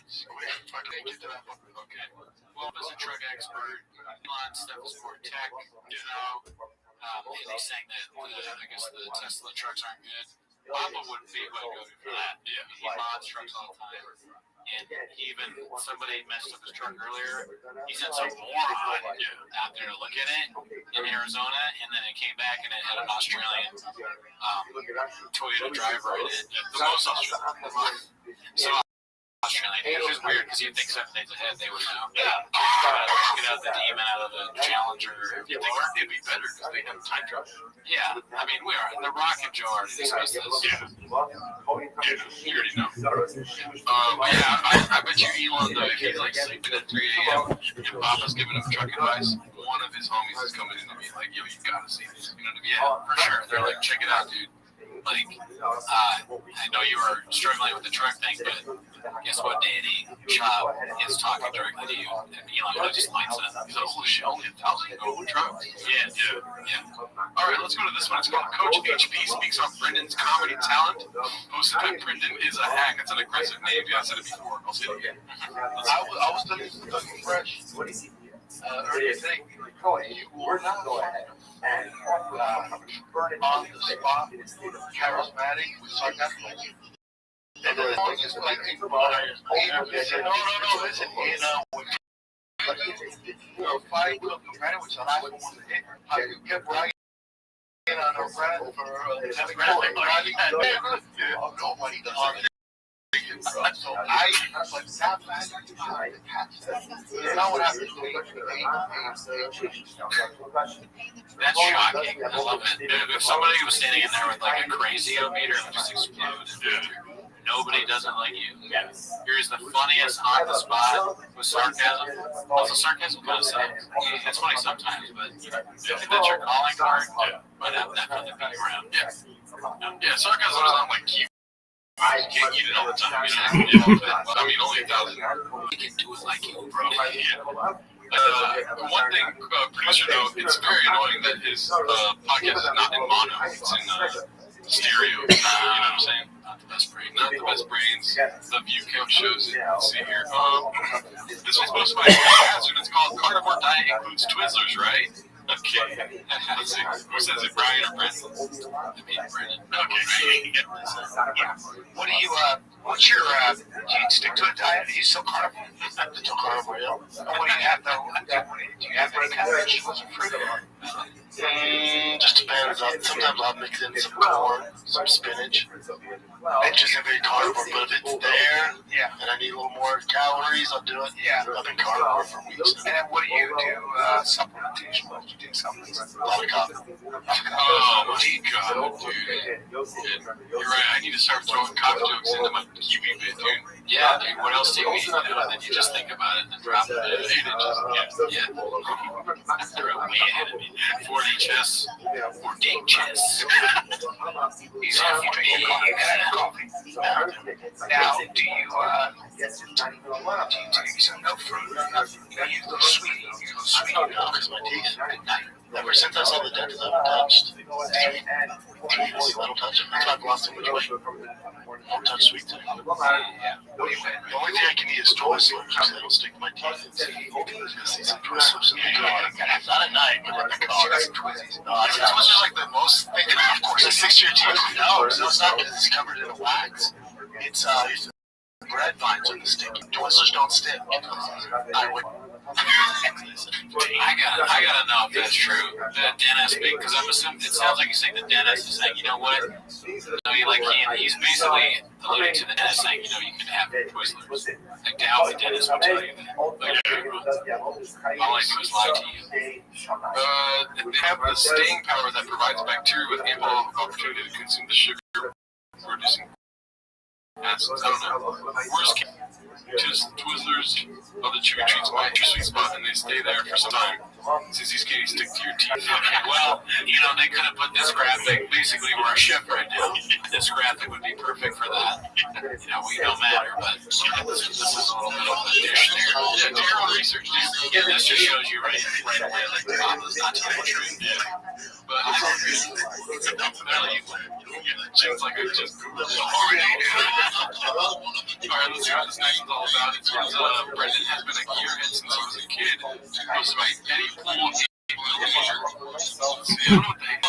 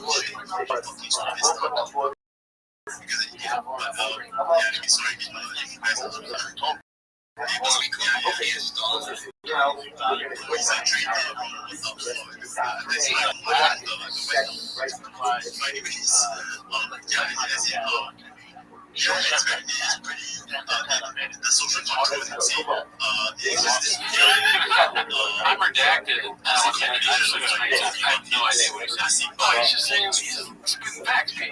Right. I just didn't follow. Yeah, you don't need to follow. He just goes. Right. Yeah. What do you do? Follow and run out of gas? You're right. I could never keep up. I got it. Yeah. It mean, as I said earlier in the show, you're doing 40 chats. You're just way ahead of me now. I'm staring at you. And you're thinking, yeah, hot. Yep, I'm just over here, like, training with. Speaking of training with that title right there, I'm married to Mexican, y'all, and then brothers again. Haphaz is we're getting spoiled this week, dude. Yeah, you put a lot of work on that. Let's see. Not mad at that. Oh, fuck, I forgot this one's redacted. Let's go right here. Married to Mexican, y'all again. But, yeah. Maybe. So, alright, so look, Thanksgiving. What are you guys doing? One thing. Tryouts, turkey, stuff. I put my foot down because my girl tries to make it Mexican. Okay, yeah, soups. It's just regular tamales. Yeah, tamales. I've never had to get tamales. They're all basic as shit. Dog, I used to love breaded chop, dude. Tamale thing is too far for you? No, why would you put that on your ways? I don't know. I don't know tamales, but I just write them all off. Yeah, dude. Are they good? I mean, you never had a tamale?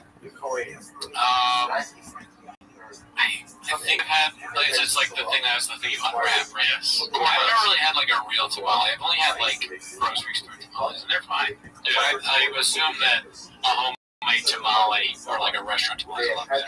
Listen, dude, I'm speaking for Latinos out there, dude. I'm speaking for the gringo chubby poppies out there, dude. Right. And you know what? That's fucked up. Maybe, given Brendan's, I don't want to get too crazy because he's obviously a great comedian. He'll roast the shit out of you, dude. You fucking, you hit nail to a dartboard and do some fucking, he'll protest my comment. Oh, yeah, he'll keep you busy. But, given his redacted past, he's probably in the courthouse, dude. Oh, that's the thing you're supposed to take about.